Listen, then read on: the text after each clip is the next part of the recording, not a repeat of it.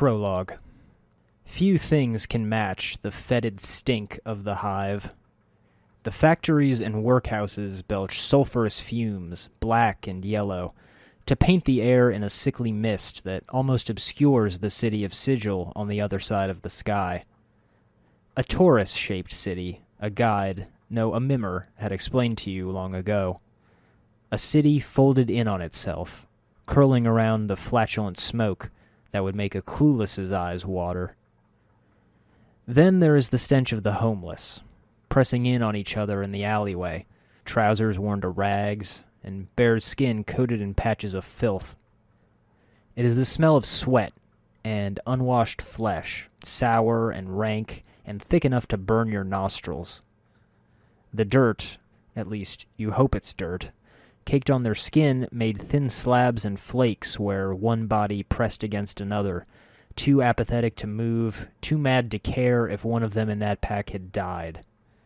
Mad, truly, if rubbing shoulders with a corpse is normal, before the bleakers could usher the vagrants aside and let the Dustmen take care of the dead.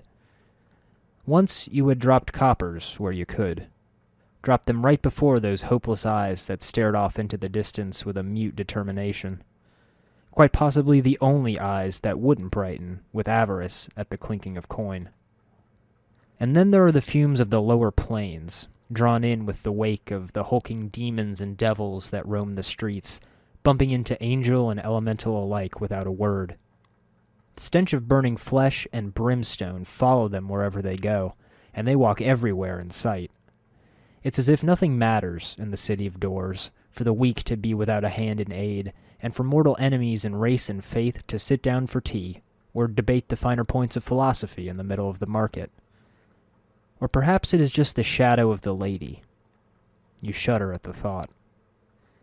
It was the stink of oil and metal, of sweat and filth, of fire and sulfur that hang over the hive, thick as if you were wading through butter. It had stung your throat and blinded you even once.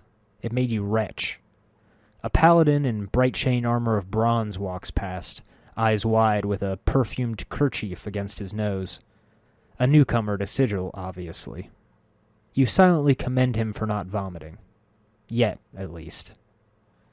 Truly, few things can match the fetid stink of the hive. You rarely walk these streets nowadays. They're too dangerous by far, and what profits you could find here wouldn't be worth the risk.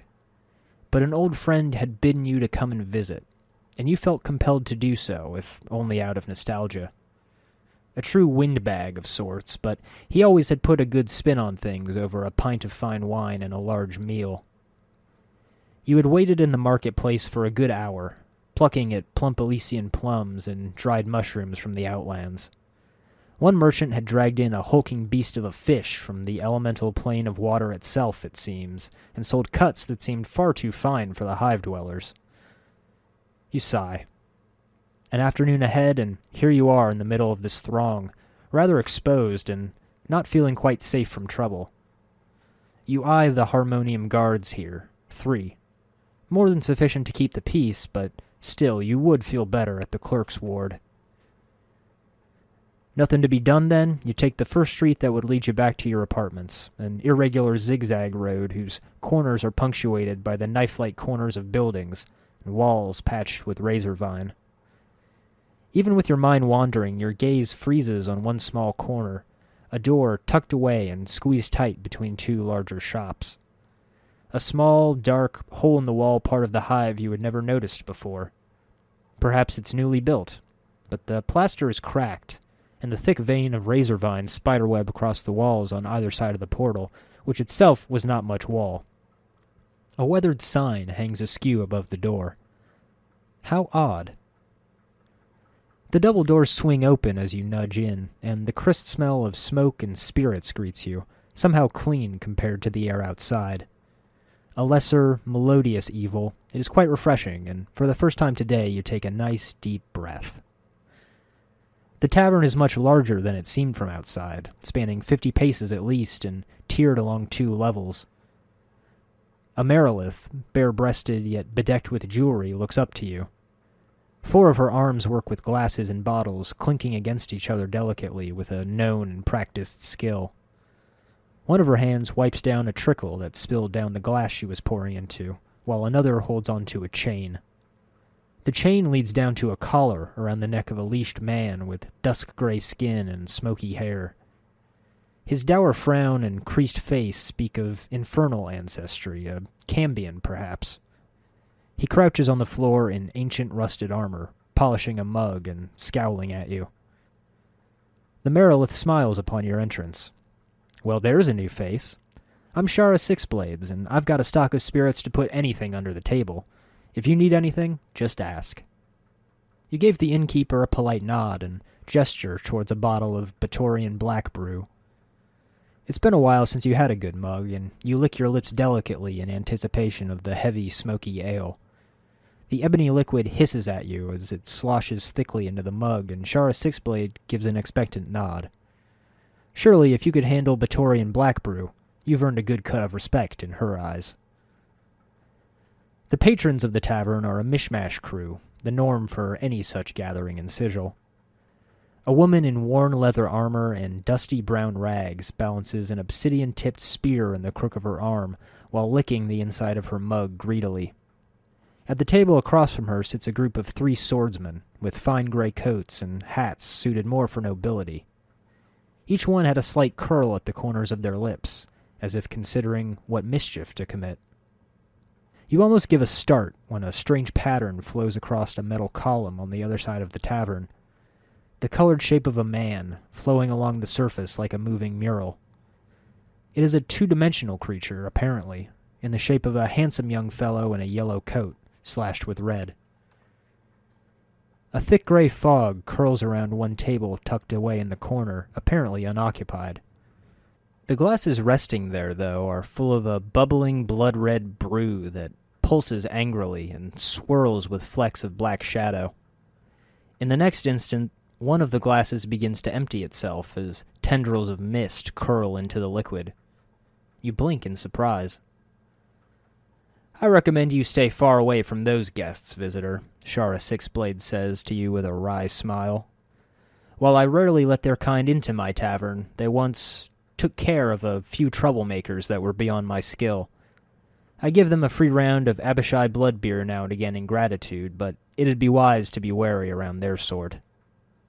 You are about to inquire further when a boisterous, silvery voice cries out. Attend, kindly ones! I sing a song of laughter and tears, of war and peace, of a man who bound himself to life so that he died by his own hand. I sing of the one who treads the plains of the damned seeking his salvation, who sought to destroy himself so that others may live. I sing a song that has made the angels weep and furies mourn. I sing a song of, he pauses, the Nameless One. You turn to face the stage, and a beautiful golden-skinned angel sits there on a crooked stool, his iridescent wings unfurled and one arm upraised. A lyre is tucked under his arm at the broad silver sash at his hips, encircling the waistline of a pair of billowing snow-white trousers. He gently pulls it up and plays a quick and mournful tune, and with that the diva lends another dramatic pause, heavy as a hundredweight. The last note resonating through the tavern and instilling a great hush over the mismatched crowd. Aye, and which nameless one is that? A gruff voice suddenly comes from the corner, though you can't quite see who said so. Is he the same one as the man without a name, perhaps, or is it he who must not be known? A great many roar of laughter fills the bar, from bubbly fey giggles to serpentine hisses and gruff roars, as well as a strange tinkling sound you can't quite identify.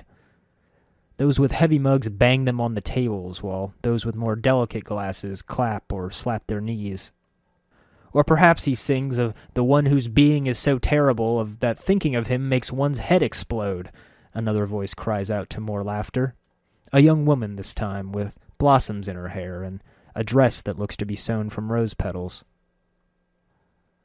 What? Who is that? A man next to you asks. A humanoid candle of sorts. His head is wreathed in flames that leave his clothes untouched.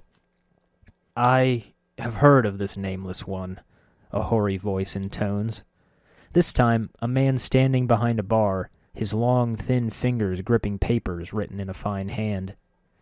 His face is long and pale, wrapped in a strange hood that makes him look as if his head and body were one like a large egg.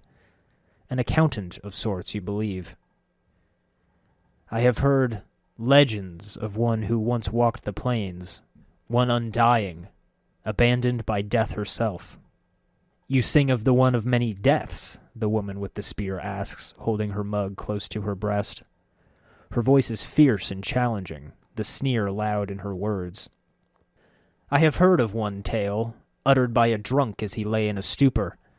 He spoke of one served by men and women both, using them as tools and cast aside when overworn or broken. An imp, cocking its head from its perch on a seat back, looks up. A small sack is slung over its small shoulder. He dies many, can one. Fossils rack and age of all good man, so I taste and burn. The diva smiles and nods. I sing of all of them and none, good friends. I am Audolin Overis, bard and collector of histories. Myth, more like, the first gruff voice shouts again, and you see a short humanoid leap up onto the table. A dwarf, you've heard, some sort of burrowing creature. Still, it seems shorter than it had been described to you.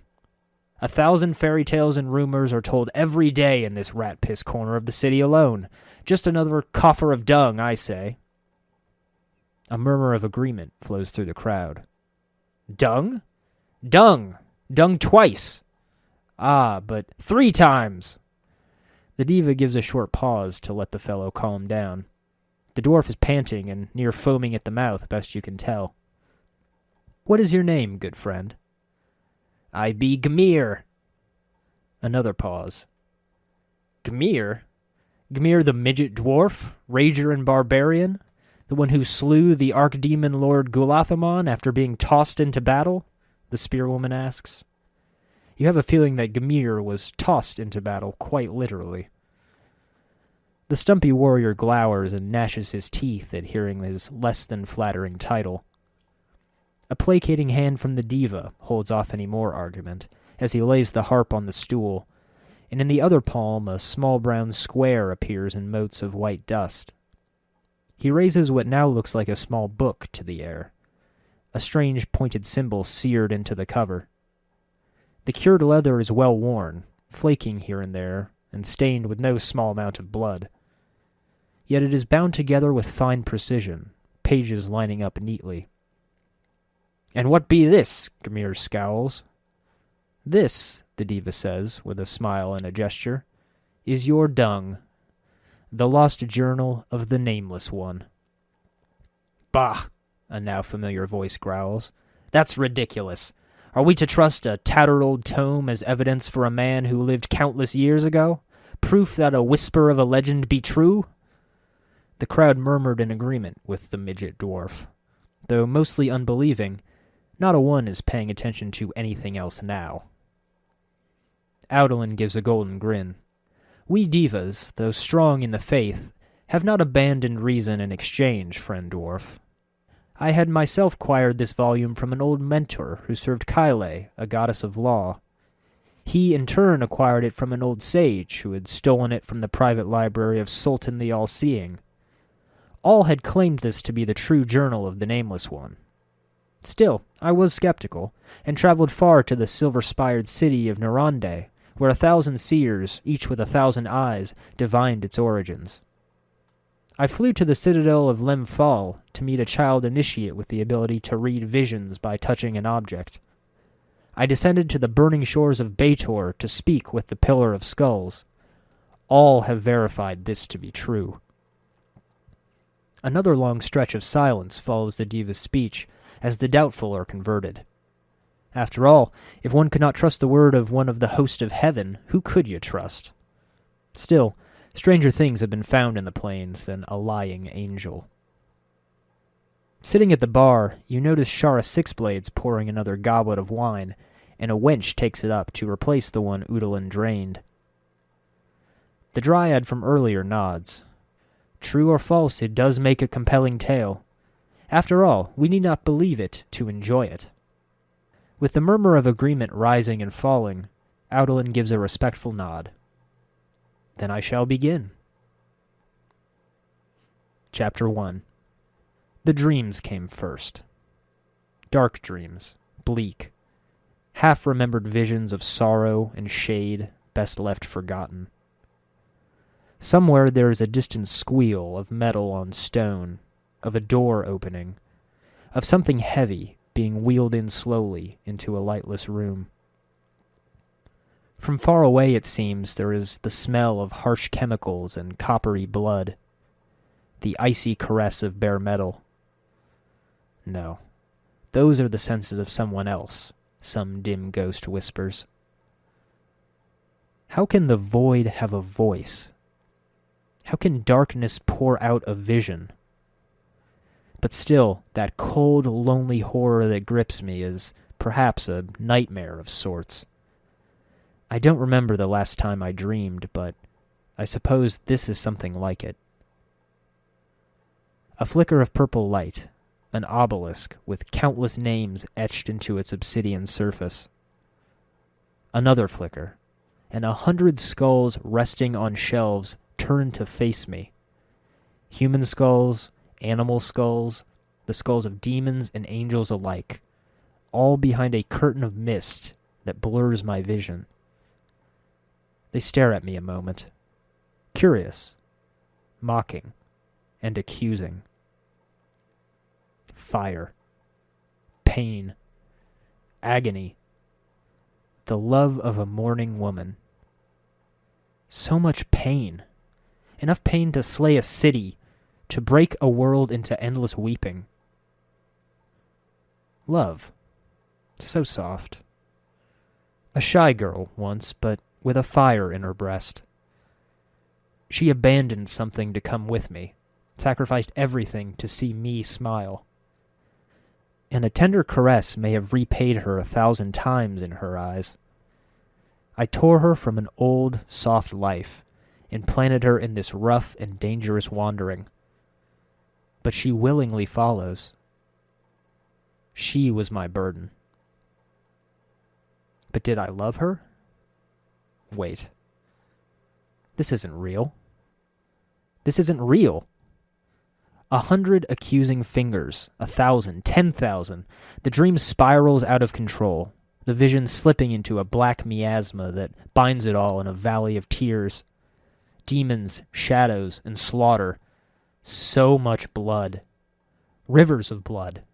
Enough to wash the sticks crimson.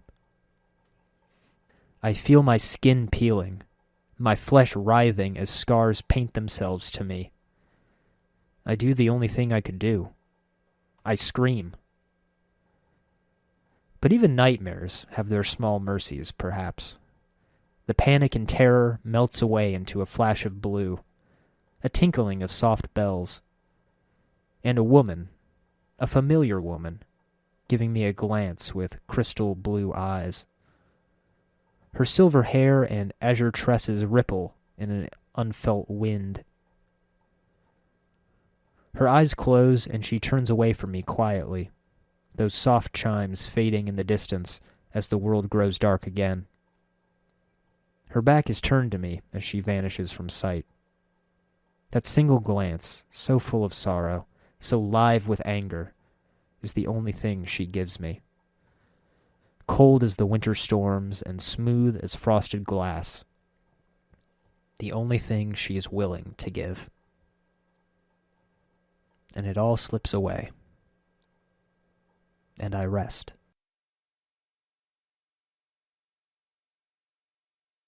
Chapter 2. That ragged wheeze that was my first breath was no way to start a day. My body was numb when I awoke, my skin cold and clammy, and my muscles were stiff like that of a corpse. It was a terrible way to wake up, wholly unnatural. A wombless birth. Those twitchings of my fingers and shifts of my legs told some addled part of my brain that I was in fact alive in a way. My eyelids flickered, and slowly a warmth spread into my limbs. I felt the first dull beating in my chest as my heart kicked into gear. I gave a soft moan and rolled over. My back ached from the cold metal slab I had been laying on, and that first breath I spoke of did its work to jumpstart my senses. The smell of metal, the stink of preserving fluid and formaldehyde, and the scent of blood and flesh were like a cheese grater against my senses. The lighting was dim and my vision blurry, but here and there I could hear the shuffling of feet and the creak of dried joints. And that's when that slow horror began to grip me. Zombies. I was surrounded by the walking dead. My breath froze in my lungs, and I could taste the rotting flesh on the air. I froze, hoping they didn't see me. "Hey, Chief, you okay? You playing corpse or you putting the blinds on the dusties? I thought you were a deader for sure." I looked up to the voice and gaped as I came face to face with a floating skull, gray-green eyes rolling in their dry sockets. I took a moment to sit up and slide off the slab. His voice was strangely comforting, and his crooked grin, which he somehow managed without lips, took away the tension. Who are you?" My throat was dry, and my voice came out in a bit of a rough croak. Who am I? How about you start? Who are you?" I rubbed my temples. "I don't know. I can't remember." The croak lessened a bit, but my words still came out rough and deep. A bit of a rumble sounded in my chest. Perhaps this was just how my voice was supposed to sound like. "You can't remember your name? Huh. Well, next time you spend a night in this burg, go easy on the bub. Name's Mort. I'm trapped here too." Great.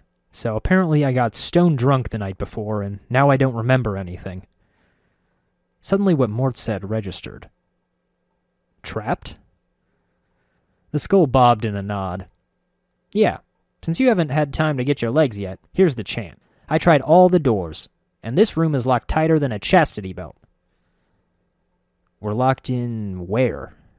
What is this place?" "It's called the mortuary. It's a big black structure with all the architectural charm of a pregnant spider." I shook my head and almost chuckled. "The mortuary? What, am I dead?" "Not from where I'm standing."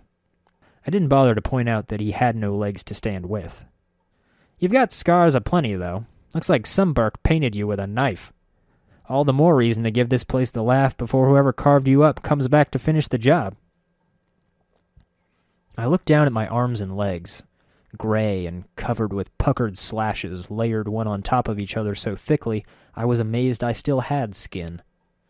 I winced. "How bad are they?" Mort floated around me, and I tried not to twist to keep him in sight. It was a bit annoying to have a head just bob about as it wished. "Well, the carvings on your chest aren't too bad, but the ones on your back?" He paused. "Say, looks like you got a whole tattoo gallery on your back, Chief. It spells out something." "Tattoos on my back? What do they say?" Mort chuckled. "Huh, looks like you come with directions." He made a sound as if clearing his throat. "Let's see. It starts with, I know you feel like you've been drinking a few kegs of stick wash, but you need to center yourself. Among your possessions is a journal that'll shed some light on the dark of the matter. Farod can fill you in on the rest of the chant if he's not in the dead book already." I mentally filed away the details. So I guess maybe I wasn't drunk after all. But why the hell did I allow whoever left me this message to carve it on my back? And the name seemed unfamiliar. Farod. Does it say anything else? "Yeah, there's a bit more," Mort continued. "Let's see. It goes on. Don't lose the journal or we'll be up the sticks again. And whatever you do, do not tell anyone who you are or what happens to you, or they'll put you on a quick pilgrimage to the crematorium. Do what I tell you. Read the journal, then find Farod." I shivered as I became suddenly and acutely aware of the scores through my flesh. No wonder my back hurts. There's a damn novel written there. As for the journal I'm supposed to have with me, was there one with me while I was lying here? Mort shook his head, or skull, or himself. No, you were stripped to the skins when you arrived here. Besides, looks like you got enough of a journal penned to your body. I was thankful someone at least left me clothes. The kilts, sash of bone, and boots were comfortable, but not enough to block out the cool chill of the mortuary. Ugh, a mortuary. I tried to ignore the fact that I was surrounded with bodies in all stages of dissection by focusing on another subject. What about Farod? Do you know him? Nobody I know, but then again, I don't know many people. Still, some Burke's gotta know where to find Farod. Once we get out of here, that is. I nodded. How do we get out of here? Well, all the doors are locked, so we'll need the key. Chances are, one of the walking corpses in this room has it. Walking corpses? I had avoided looking at the zombies until now, and out of the corner of my eye I took notice of them shuffling about, light desiccated limbs moving in an obscene dance, clumsy fingers at work preparing the bodies. Mort turned to follow my gaze. Yeah, the mortuary keepers use dead bodies as cheap labor. The corpses are dumb as stones, but they're harmless and won't attack you unless you attack first. I was hesitant to do what Mort half suggested in that. Is there some other way? I don't want to kill them just for a key. Mort cocked his skull in a sort of shrug. What, you think it's going to hurt their feelings? They're dead. But if you want a bright side to this, if you kill them, at least they'll have a rest before their keepers raise them up to work again. That certainly wasn't terrifically reassuring, but it would have to do. His nonchalant treatment of a violent corpse was oddly comforting. Well, all right. The skull grinned. Well, before you do that, arm yourself first. I think there's a scalpel on one of the shelves around here. Suddenly aware of how vulnerable I was, I nodded and sat up to search around for anything useful. Whoever I was, I certainly wasn't a man of any great moral standard if I felt at ease stealing and murdering. The shelves of stark gray granite, mottled here and there with black stains over the years, had precious little that seemed useful. Jars with old bandages, many bloody and stinking with pus, parchments, bottles of brine and preservative, and even a jar of cat knuckles sat on one of the shelves. Cat knuckles? How barbaric.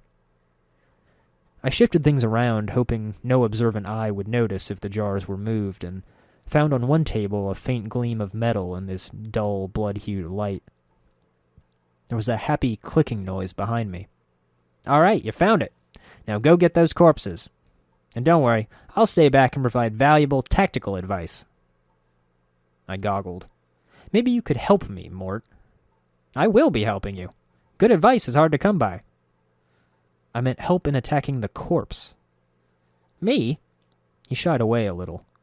I'm a romantic, not a soldier. I'd just get in the way. I pointed the scalpel at him.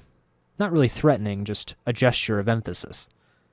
Look, I don't want to do this either, but it was your suggestion in the first place. Now give me a hand. Mort's jaw snapped shut, and he stared at me a moment. Fine, fine. I'll go for the knees or something. One after the other, I checked the zombies wandering about until I came to a blue, green-skinned corpse sagging in a corner, one hand closed tightly in a fist. I bent down for a closer look, and there it was, a small, twisted key in a grip so tightened with rigor mortis and preservative that it looked like I was going to have to kill it after all. Murmuring an apology of sorts, I stood for a moment, scalpel in hand, until I was ready to strike. In one quick slash, the thin, papery skin along the zombie's belly was sliced open, and a few lumpy organs, stiffened with the embalming process and loosened with rot, spilled out of it. Much less than I expected, thank the gods. With that, a small white globe barreled past me and cracked against the zombie's chest, and the creature toppled over with a groan before it struck. Whoa-ho! That thing was stiffer than a Randy Sater at the Bacchanal. I was already kneeling over the remains and prying the fingers open, glancing about to see if anyone was alerted. The remaining zombies continued on with their own business, while the doors remained locked and closed. With that, I used the rags the zombie was dressed in to wipe off the black ichor from my hand and the scalpel, and then headed to the door. With a twist and a click, we were free. As we continued down the rooms of the mortuary, Mort nudged close to me. Psst, some advice, Chief. I'd keep it quiet from here on. No need to put any more corpses in the dead book than necessary, especially the femmes. Plus, killing them might draw the caretakers here. I don't think you mentioned it before. I looked him in the eye, again very much aware of the danger I might be in, trapped in this charnel house. Who are the caretakers? They call themselves the Dustmen. You can't miss them. They have an obsession with black and rigor mortis of the face. They're an addled bunch of ghoulish death worshippers. They believe everybody should die, sooner better than later. I shuddered, but then a subtle hint of what he had said hit me. Wait, before you said something about making sure I didn't kill any female corpses. Why? If he had eyebrows, they would have climbed up into his forehead as he stared at me slack-jawed. What, are you serious? Look, Chief, these dead chits are the last chance for a couple of hardy bashers like us. We need to be chivalrous. No hacking them up for keys, no lopping their limbs off, things like that. Last chance? What are you talking about? The little revelation, then, was a sudden, small, squeamish jolt. Chief, they're dead, we're dead. See where I'm going? Huh? Mort's teeth clicked as if in anticipation. I paused as the jitters I had about the Dustmen quickly drained from me. You can't be serious. Mort turned sideways a bit, cocking his head. For someone without skin or body, he was certainly doing his best to express himself non-verbally. Chief, we already got an opening line with these limping ladies. We've all died at least once. We'll have something to talk about. They appreciate men with our kind of death experience. I wouldn't mind sharing a coffin with some of these fine, sinewy cadavers I see here. He grinned. I sighed and rubbed my temples. I should have stayed on my slab this morning. Chapter 3. As of this writing, I still cannot believe I gave it a try. So, the zombie stood swaying unsteadily. Doing anything later? As expected, it gave no response. Mort nudged my shoulder. Psst. See the way she was looking at me? Huh? You see that? The way she was following the curve of my occipital bone? You mean that blank-eyed beyond-the-grave stare? Mort's eyes bugged out a little. What? Are you blind? She was scouting me out. It was shameless the way she wanted me. I chuckled. Wanted you to go away, maybe. She was obviously too distracted by me to pay attention to some stupid bobbing head with a big mouth. You? Yeah, right. Mort clicked his teeth for emphasis. Trust me, chits beyond the grave don't care about all that physicality and I've got a body and I'm all scarred and tough-looking stuff. They want guys with spirit. That's me, Chief. You? Corpses like you are as common as a copper. I waved him away as we walked further down along the rooms. By now, the corpses no longer fazed me. Too much, at least. As in the first room, I searched the shelves of this one for anything useful and spied a musty old book. While Mort eyed the zombies, I flipped through it, skimming the protocols and procedures with receiving corpses and flipped through the listing of bodies. There were thousands, tens of thousands, each with a short description. I turned to the most recent entries, but curiously, the last page had been taken. The paper still had a fine edge, as if cut. Nothing to be done here, I opened the door and saw a huge book in the center of the third room. It was 8 feet tall at least, with worn yellow pages, tattered, and aged leather stretched across its length. Behind it sat an old man, his skin wrinkled with a trace of yellow like old parchment. Charcoal gray eyes lay within his angular face, and a large white beard flowed down the front of his robes. I gave a start. He didn't seem to notice me in his work, steadily scratching at the book with a large blue quill. His breathing was irregular, yet his occasional coughing did nothing to interrupt his transcribing. Greetings, I said nervously. Given the heavy grinding of the metal door, he must have noticed me by now. Whoa, Chief, what are you doing? I was just going to speak with the scribe. He might know something about how I got here. That, and I thought we might as well take a chance and hope brute honesty wouldn't get him to call the guards. Look, Rattling your bone box with Dusty should be the last thing. A violent coughing fit interrupted Mort's chittering, dying down after a moment into his normal ragged wheeze. And we especially shouldn't be swapping the chant with this sick, half-dead old Dusty. Come on, let's leave. The quicker we give this place the laugh, the better. Before Mort was able to finish, though, the scribe's gray eyes flickered to me. The weight of years hangs heavy upon me, restless one. He placed his quill in his lap. But I do not yet count deafness among my ailments. I stuttered in response to his cold, admonishing voice. Could you please tell me where we are? We seem to have gotten lost, and, I trailed off. As always, the question. And the wrong question as always. You are in the mortuary, restless one. Again you have come. But before he could finish, the old man broke out into a fit of coughing. It took a moment for his breathing to resume its ragged wheeze. This is the waiting room for those about to depart the shadow of this life, where the dead are brought to be interred or cremated. It is our responsibility as Dustmen to care for the dead, those who have left this shadow of life and walk the path to true death. His voice dropped in concern. Your wounds must have exacted a heavy toll if you do not recognize this place. It is almost your home. You... I swallowed nervously. You seem to recognize me. Do we know each other? Dahl nodded. I am Dahl, a scribe, a cataloger of all the shells that come to this mortuary. He gave a slight bow, but the movement suddenly sent him into a bout of coughing. He continued when he was able to steady himself. But know you? A bitterness touched his voice. I have never known you, restless one. No more than you have known yourself. You have forgotten, have you not? I nodded. He sighed. Then I fear you will never leave this shadow of life. You said that before. What exactly do you mean, shadow of life? This place felt real enough, and despite my scars, I walk, breathe, and I could feel my heart beat, and already I was beginning to feel a bit hungry, despite the grotesque surroundings. Yes, a shadow. You see, restless one, this life, it is not real. Your life, my life, they are shadows, flickering of what life once was. This life is where we end up after we die, and here we remain, trapped, caged, until we can reach true death. I put a hand up to my chest to feel the strong rhythmic thudding there as if to reassure myself. What makes you think this life isn't real? What makes you think this life is real? He countered bitterly.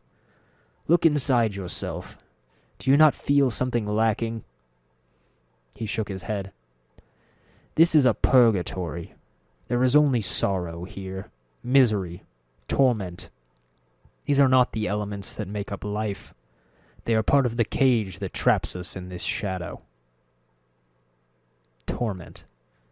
That word seemed to cling, cutting the air with its barb, and a vision of blood and fire, of a pointed metal symbol flashed in my mind for an instant. I shook my head and tried to steady my voice. I think your fatalism has gotten the better of you. Those elements are part of life, but not the whole of it. I hoped. I certainly could not remember the last time I laughed, sang, or fell in love. Passions carry weight, he said disparagingly. They anchor many to this shadow of life.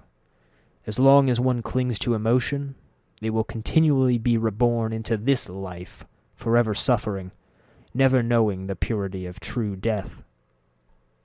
So, you have a plan for escaping this cycle, I assume. Dahl cleared his throat. Kill your passions. Strip yourself of the need for sensation. When you are truly cleansed, then the cycle of rebirth will end, and you achieve peace. He turned away to stare into the distance. Past these shells of ours, past the eternal boundary between life and death, lies the peace that all souls seek. Non-existence. A state devoid of reason, of sensation, of passion. He coughed. A state of purity. A chill ran up my spine. Sounds like oblivion. Is it worse than remaining in this shadow of what life once was? I think not.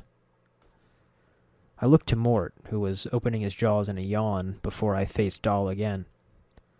I've been told the Dustmen want me dead. Dahl sighed. We Dustmen are a faction, a gathering of those of us that recognize the illusion of this life. We await the next life and help others on their journey. He gave me a sad, level look. It is said there are souls who can never attain the true death. Death has forsaken them, and their names shall never be penned in the dead book. To awake from death as you have done suggests you are one of these souls. Your existence is unacceptable to our faction. Had I really been dead? Was Dahl saying I was immortal? My new existence was quickly filling with questions and uncertainties. As annoying as he was, I wished Mort would say something, a joke to ease things. Unacceptable. I mouthed the word as if it were foreign. That doesn't sound like it leaves me in a good position. You must understand. Your existence is a blasphemy to them. Many of our faction would order you cremated if they were aware of your affliction. You're a Dustman. I bit my lip at stating the obvious, but you don't seem to be in favor of killing me. Why not? Because forcing our beliefs upon you is not just. You must give up this shadow of a life on your own, not because we force you to. He looked about to break into another fit of coughing, but managed to hold it in. As long as I remain at my post, I will protect your right to search for your own truth. I nodded gratefully. If that's the case, is there anything you might tell me about myself? He shook his head sadly. I know scant little of you, Restless One. I know little more than those that have journeyed with you, and who now lie in our keeping. My mouth dried at those words. I had journeyed here before, companions at my side who were now dead. Dahl sighed. I ask that you no longer ask others to join you, Restless One. Where you walk, so walks misery. Let your burden be your own. The warning struck hard, but I had to ask. There were others who have journeyed here with me? And they're here? His eyes widened. Do you not know the woman's corpse interred in the memorial hall below? I had thought she had traveled with you in the past. His throat seized as he approached a coughing fit, but he caught his breath. Am I mistaken? I paused, digging through the cobwebs in the back of my head, looking for an answer. None came. Where's her body? The Northwest Memorial Hall on the floor below us. Check the biers there. Her name should be on one of the memorial plaques. Mayhap that will revive your memory. Thank you for the help. I paused. You seem ill. If there's anything I can do to help... He waved off my offer with a gnarled old hand. I am close now to the true death, Restless One. It will not be long before I pass beyond the eternal boundary and find the peace I have been seeking. I tire of this mortal sphere. Dahl gave a ragged sigh. The plains hold no more wonders for one such as I. Are you certain? There might be some way I could help you. I should have known it was foolish to press. I do not wish to live forever, nor live again, Restless One. I could not bear it. I shifted awkwardly, but there was nothing left to say. Well, I wish you well, Dahl. Thank you for your help. As I turned to leave, I heard him speak. Know this. I do not envy you, Restless One. To be reborn as you would be a curse that I could not bear. You must come to terms with it. At some point your path will return you here. He coughed one last time, the sound rattling in his throat. It is the way of all things flesh and bone. I wondered if I would ever stop shuddering since being tossed into this bleak, bizarre world. I needed a shower, a bath, something to rinse the acrid smell of blood and dust from my body, wash clean the grimy tang of death. Mort and I wandered the halls, daring to search where I could, prod what I might, in the hopes that it would help me later. His chittering presence gave a boldness to my hands, like an insistent childhood friend daring you to take that extra step at the risk of getting in dire trouble. Not that I remembered my childhood. One zombie, however, caught my eye. He stood at the front of a table, facing a wall.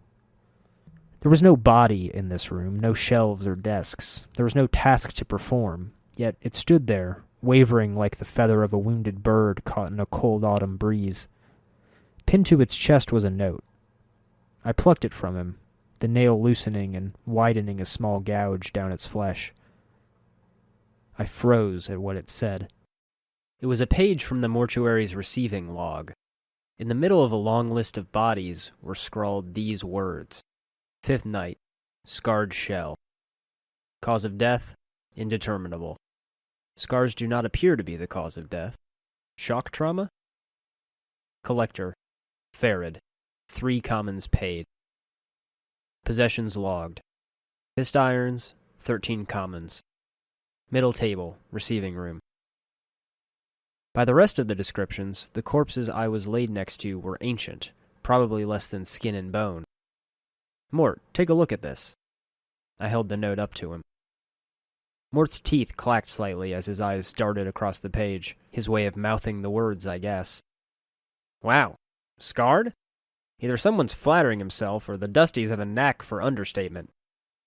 No, look, it says my collector was Farod, whatever that means.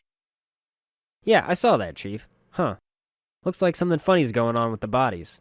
Seems like you aren't the only guy to die twice. I read over the note again. When I saw scarred and Farod, not 2 lines from each other, I had skipped over the rest. Mort was right, though. The Dustmen were receiving bodies that had already been prepared, or had died once again. Perhaps it was related to my plight, but for the moment I couldn't afford to concern myself with such matters.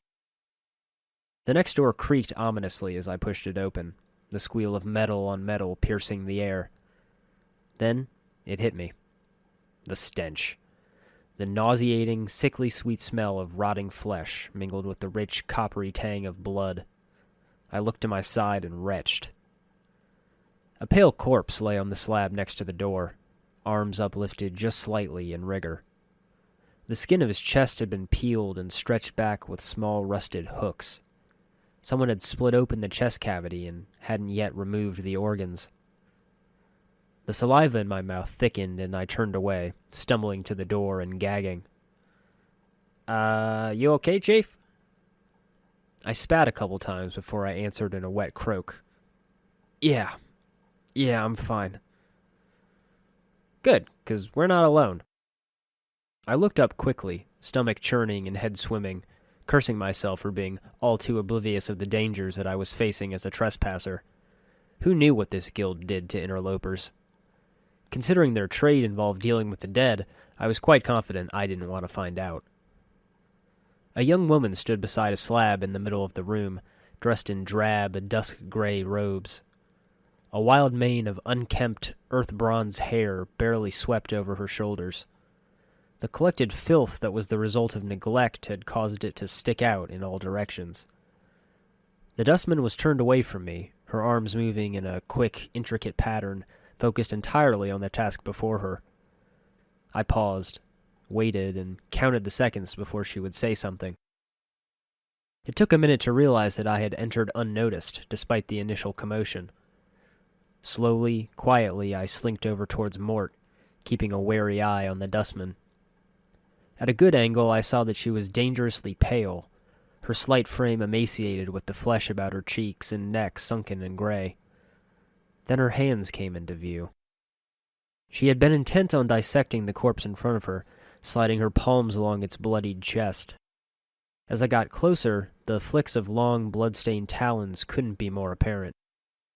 Her scissor-like fingers darted in and out of the corpse's chest cavity, slicing skin and parting sinew as surely as any knife. It's rather amazing how quickly a body can adjust to these surroundings, as a more academic side to me kicked in, and curiosity bent me over to whisper to Mort. "What's wrong with her hands?" She's a tiefling, Chief. They got fiend blood in their veins, usually 'cause some ancestor of theirs shared knickers with one demon or another. Makes some of them addled in the head, and addled looking, too. A soft ripping sound punctuated the last few words as the tiefling tore a hunk of liver from the body and placed it in the urn beside her. There was nothing to be done then, and quite content with my luck, I motioned Mort to follow me away. A clicking sound from behind me halted us in our tracks. "Psst! You!" I turned around to see her pointing a bloodied talon at me, bits of gore and bile trickling down her palms. She cocked her head as she took me in. If her talons weren't odd enough, her eyes were a rotting yellow, with small orange dots for pupils. Within a flash, the look on her face turned from surprise to irritation. She frowned. Hi?" I said lamely. She didn't seem to hear me, and instead leaned forward, squinting as if she couldn't make me out right. Mad and nearsighted. Definitely to my advantage. "You!" She clicked her talons, then made a strange motion with her hands. "Find thread and embalming juice. Bring here. To Ivene. Go! Go! Go!" Her voice was a hoarse, moist hiss. If she thought I was one of the zombie servants, I may as well play the part for now. Finding some thread and embalming fluid didn't involve much more than sifting through the cupboards for a few minutes. When I returned to Ivene, she was back at work slicing the corpse's chest open rhythmically, peeling off strips of skin and stripping muscle from bone. Slice, strip, peel, slice, strip, peel. The pattern was familiar, but I couldn't quite remember what. Prickling sensation tingled along my scalp, like a few ants crawling inside my brain. Then 10 ants, then 100, and suddenly my vision was swimming, blurring until a freshly slain corpse was spread on the dissection table, rigor mortis making a mockery of its smile. The number 42 had been stitched into its scalp. The zombie was lying on a slab, and I had just finished stitching up its chest. I had placed something inside, something that may prove useful if I come this way again. Hopefully this investment might prove more worth than the trouble I had to go through. Still, not my fault the idiot tried to mug me. Might as well make it useful. Now all I had to do was fake the paperwork, and the Dustmen would take care of the rest. I leaned over the handsome young man's face, now taking on a blue-gray hue, and whispered into its ear. "Keep these things safe and wait for my return," the voice echoed. My voice. I crossed my arms in front of my chest then, and as expected, the corpse does too. After a moment, its hands fall back to its sides. Excellent, it's working. Now to get those papers. The vision faded, and I was watching Ivene's hands making their stitching motions once more. I shook off the last bits of the vision, a memory, I was sure. I had been in the mortuary before. I tapped Ivene's shoulder gently, and she looked up with a frown. "Dumb zombies." She clacked her taloned fingers together impatiently, then made a stitching motion with her fingers. Thread and embalming fluid. I held out the items dumbly. Without missing a beat, Ivene snapped the thread from my hands and hooked it around one of her talons, then began sewing up the corpse's chest. She then took the embalming fluid, implying a layer to the body. I was about to turn away when she had just finished. A quick worker. A smear of cold blood and embalming fluid dragged along my shoulder as Ivene tugged at me, spinning me around to face her. She clicked her talons, and to my surprise she extended her hand and dragged her claws along my arms and chest. It tickled numbly through the puckered, half-healed skin. It's not that I'm not flattered, but... Mort snickered. "Looks like you got a new friend, Chief. You two need some time together, or...?" "Stow it, Mort." As she traced my body, it suddenly occurred to me that she was examining the scars. Ivene withdrew her talons, clicked them twice, then bent forward and examined some of the tattoos on my chest. "Humph. Who write on you? Hivers do that? No respect for zombies. Zombies, not paintings." She sniffed, then poked one particularly prominent gray slash along my belly. This one bad shape, mini scar, no preserve. Her talons hooked into the thread I brought, and lightning-like she jabbed another claw into the skin near that big slash. However I got it, it must have been fatal. Probably spilled my guts in the streets, too. Aside from the sudden shock of getting stabbed with a talon, it felt barely more than a pinprick. The sensation was curiously painless as Avellone began to stitch up that long, unhealed wound.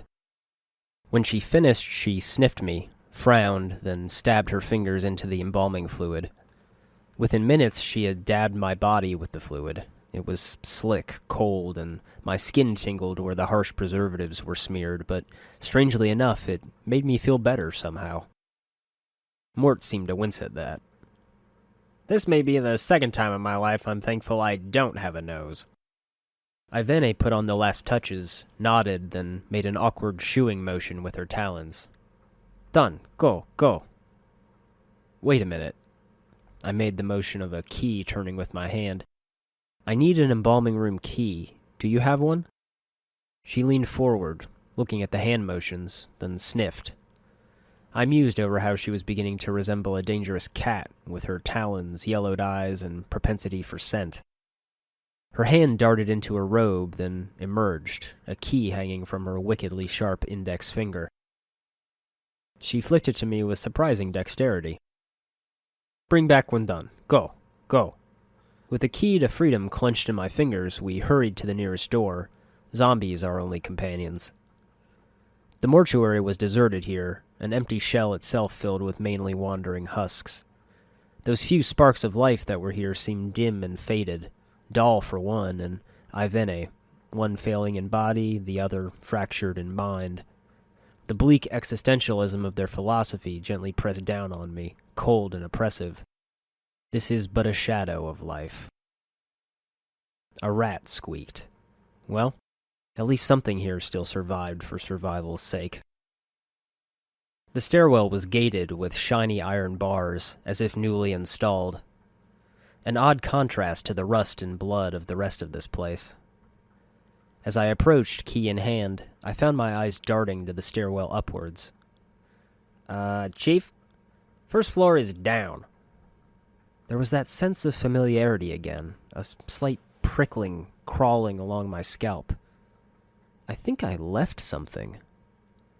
Chief, don't go crazy on me here. If you'll take a look at me, I don't have any hands. Can you at least open the door? Chief? Chief! Oh, God damn it. Mort's curses and insults faded behind me as I made my way upwards. Then it ended with a resigned sigh as Mort floated up to join me. Actual furnishings made for a refreshing sight on the third floor of the mortuary. Even a house of death still needed something more mundane, if at least for respite from the tang of blood, flesh, and formaldehyde. The floor was cobbled with green stone, and the walls still cold iron, but softer somehow, more muted. I didn't exactly expect gardens through the door, but the stark contrast still surprised me. A wave of hot air blasted in my face, and with my eyes adjusted to the dim lighting, the flames of the crematorium were blinding. The flames within that grand chamber roared with the fury of a sun, crimson as blood, and I was momentarily entranced. Terrified, but entranced. "You there, hold!" cried a voice. Damn. The dustman that walked up to me met me with a stony gaze, his unkempt blue-gray hair a short and wild mane that framed a dead-gray face. "Are you lost?" I had to keep him talking or he might alert the guards. "No, I'm not lost. I just need some help." "If you are not lost, what is your business here?" He eyed me suspiciously. I had to think quickly. "I was here for an internment, but there seems to have been a mistake." "Who was being interred?" "Perhaps the services are taking place somewhere else in the mortuary." I nodded knowingly. "That could be. Where are these other services taking place?" He gestured quickly, annoyance marking his voice. "Several internment chambers lie the perimeter of the mortuary. They follow the curve of the wall on the first and second floors. Do you know the name of the deceased?" I stumbled a little and made a mental note to get better at lying. I pulled a simple mash of syllables out of the air. A Don. That name is not familiar to me. Check with one of the guides at the front gate. They may be able to direct you better than I, the Dustman replied, shaking his head. I thanked him and turned to leave, only to face an annoyed Mort. You know, Chief, I'm just starting to like you, so do us both a favor and don't put your own head on a pike until we get out of this place, at least. I shrugged. Hey, I'm immortal, remember? As strange as it sounds, that was something I was certain of. Perhaps it was an instinct or a memory of my flesh. It had been slashed, cut, crushed, and torn, abused beyond all imagining, yet here I was. I looked back at the raging inferno of the crematorium. I might even survive that. But Mort was right. No need to get cocky.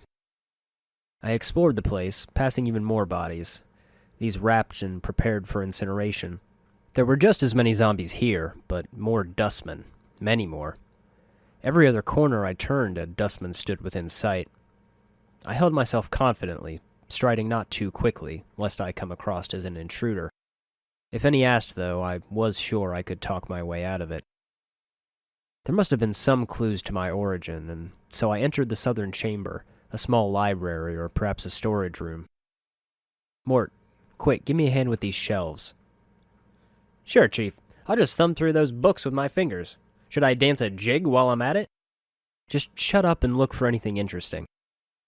A few crystallized drops of blood, a rag, and a wrinkled old report were the result. Contact the necromancer responsible for raising contractual worker 42. I know he's examined the skeleton before, but I am certain that the initial raising of the body was warped. The worker still responds to commands, but when it has completed a task, it resumes pacing in the same circular pattern as it did before. Dahl recently informed me that Worker 42 exhibited the same walking pattern when it was a zombie decades ago. There may be a soul echo in the marrow, or the skeleton's age may have caused the magic animating him to decay. One of the initiates suggested it may be following an order issued by a higher-ranking dustman in the past, but I have found no records of such an order. Worker 42. There it was again. And it was still here. I found the corpse making a circle around the center of the room as the notes stated. It was old, all the flesh had rotted away, and the bones were yellowed and brittled with age. The number 42 had been chiseled into its forehead. Its bones and joints were wrapped with leather straps to hold it together, and a black smock was draped over its body. I tilted my head. I have to ask, why the smock? I mean, it's not like you have anything to be modest about. Mort chuckled.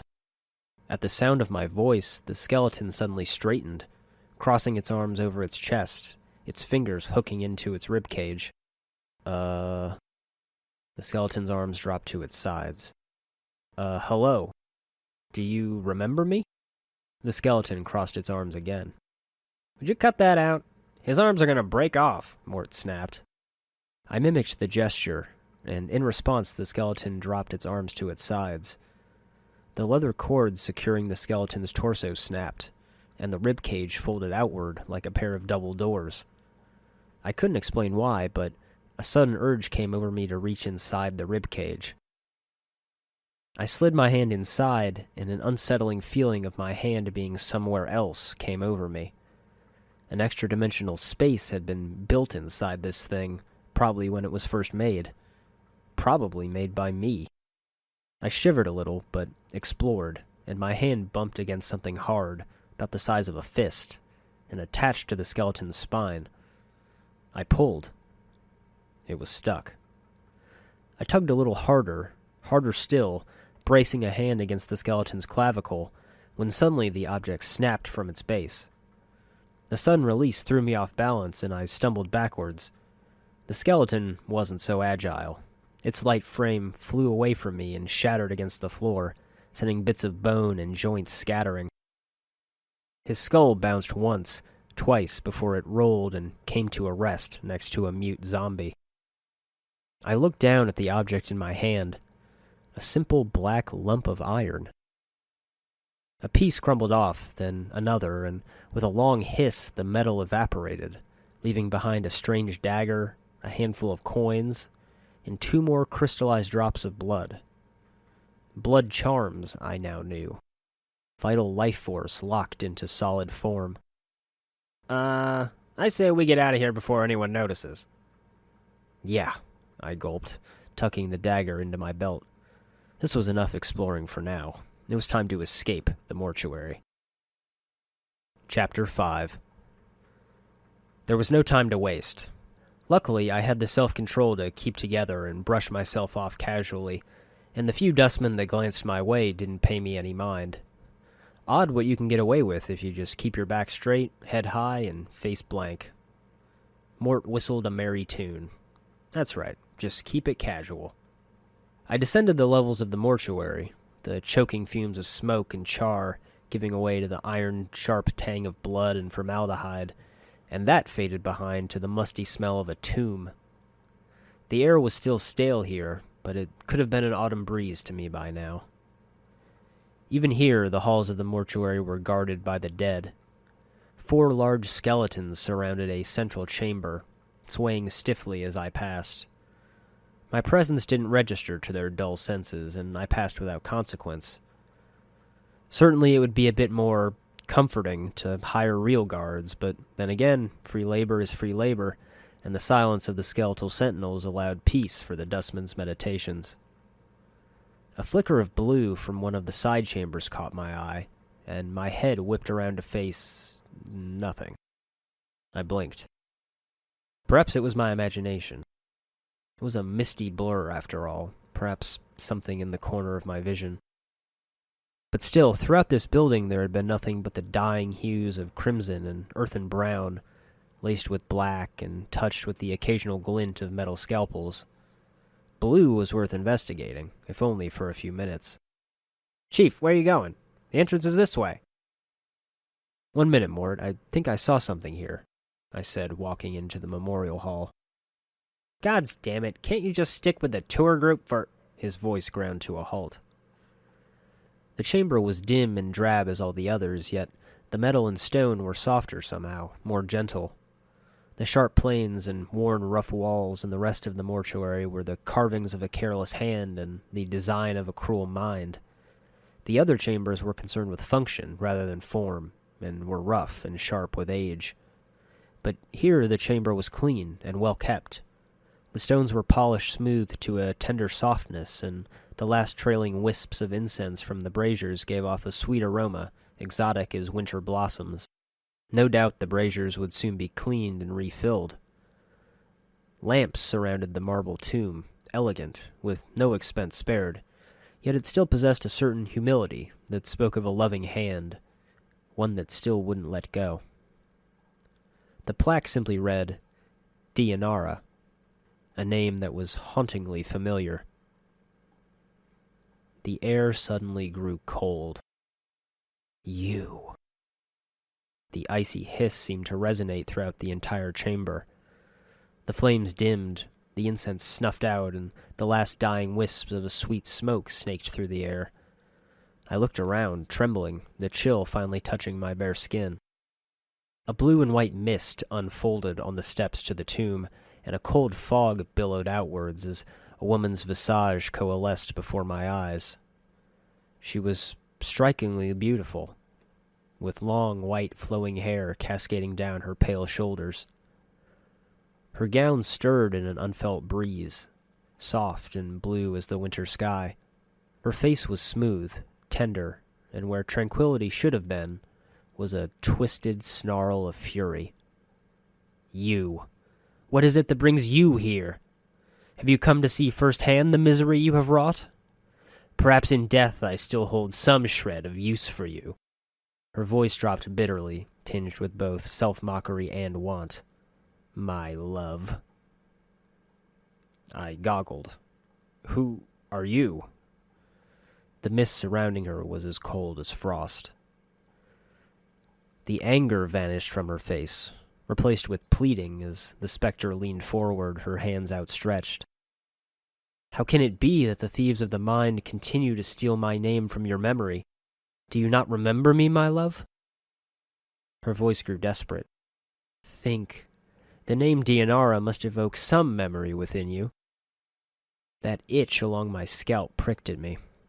I worked to embrace it, snatch it, pull it up by the roots, but to no effect. One thing became clear, though. The ghost was indeed familiar. I think I feel the stirrings of memory. Tell me more. Perhaps your words shall chase the shadows from my mind, Dianara. Dianara's voice was jubilant. Oh, at last the fates show mercy. Even death cannot chase me from your mind, my love. Do you not see? Your memory shall return. Tell me how I can help you, and I shall. Do you know who I am? You are both blessed and cursed, my love. And you are one who is never far from my thoughts and heart, she replied softly, then looked up, her eyes crystal blue. The nature of your curse should be apparent. Look at you. Death rejects you. Your memories have abandoned you. Do you not pause and wonder why? Memories aside, and assuming death has rejected me, why is that a curse? Dianara shook her head sadly. I do not doubt your ability to rise from the dead. I do believe that every incarnation weakens your thoughts and memories. You claim you have lost your memory. Perhaps it is a side effect of countless deaths. If so, what more will you lose in successive deaths? If you lose your mind, you will not even know enough to realize that you cannot die. You shall truly be doomed. I felt it then, deep within. Whereas my flesh was painted over with countless scars, layers upon layers of them, the wounds within me were less apparent. There was a hollowness there in the back of my mind, in the center of my chest. It was as if there was a rough cut in the very essence of this vessel, and when I poked through, a yawning void stretched on the other side, terrifying and endless. Somewhere, somehow, my soul was bound to my body in unbreakable shackles. The true horror of my immortality hit me then, and I looked up to the spirit. Countless deaths? How long has this been going on? I do not truly know, except that it has gone on long enough. Dianara's voice was cutting. She was saying I had to die.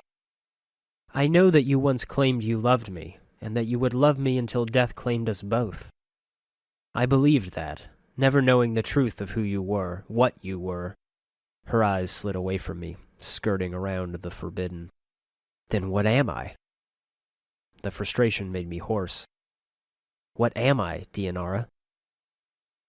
She suddenly froze, and she spoke slowly, carefully, as if her own voice frightened her. The truth is this. You are one who dies many deaths. These deaths have given the knowing of all things mortal, and in your hand lies the spark of life and death. Those that die near you carry a trace of themselves that you can bring forth. As Dianara spoke, a crawling sensation welled up in the back of my skull, and I suddenly felt compelled to look at my hand. As I lifted it up to look at it, I could see the blood coursing sluggishly through my arm, pouring into my muscles and in turn giving strength to my bones. And I knew Dianara was right. I suddenly remembered how to coax the dimmest spark of life from a body and bring it forth. The thought even now both horrifies and intrigues me. I almost reached out to touch the tomb, to try and undo what injustice was done to this poor specter, but I knew in the back of my mind it was impossible. Yes, she was linked to me, somehow. I could feel the conduit through which I could pour back her essence, share a spark of my life to revive her. But her body lay too cold, too distant from me when she died. The channel had been severed, and only a vestigial remnant remained. The eternal boundary separates us, my love, for now and forever. Her voice was saddened. Perhaps she knew what it is I just tried. It is a barrier I fear you shall never cross, my love. It is the barrier between your life and what remains of mine. Distant footsteps echoed down the hall. I tensed, then looked back to her. Dianara, I'm in danger. Can you guide me to a place of safety? I shall return as soon as I can to speak to you again. In danger? Dianara looked concerned. Of course, my love. I will aid you any way I can. She closed her eyes for a moment, and an ethereal zephyr passed through her body, stirring her hair. After a moment, the zephyr died, and her eyes slowly opened. Perhaps there is a way.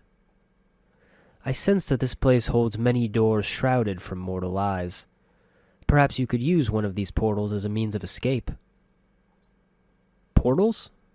I blinked. Portals are holes in existence, leading to destinations in the inner and outer planes. If you could find the proper key, you could escape through one of them. Key? I was thoroughly confused, and the footsteps were coming nearer. Dianara looked down the hall as well. Portals will reveal themselves when you have the proper key. Unfortunately, these keys can be almost anything: an emotion, a piece of wood, a dagger of silvered glass, a scrap of cloth, a tune you hum to yourself. I fear that the Dustmen are the only ones who would know the keys you could use to leave their halls, my love. The footsteps faded away. I breathed a sigh of relief. Then again, I could always claim I came here to pay my respects to Dianara if I were caught. I shook my head. Thank you, Dianara. I'll do my best to find one. I turned to leave. Hold a moment. She circled around, floating to face me. The cold air billowed about her, and I shivered. I learned much when I traveled with you, my love, and what you have lost, I have retained. I have not divulged all that I know to you. My sight is clear, while you fumble in the darkness for a spark of thought. Her eyes were bright now, eager, willing to help. I smiled in gratitude, and she seemed elated. She still loved me, then, more deeply than anything. All was right.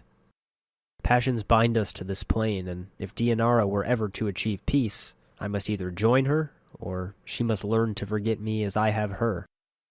What is it your sight sees that I do not?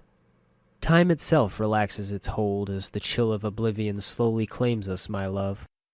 Glimpses of things yet to come swarm across my vision. I see you, my love. I see you as you are now, and Dianara grows quiet. Her face grew placid, expressionless, and her eyes shut, as if she were in a trance. What is it?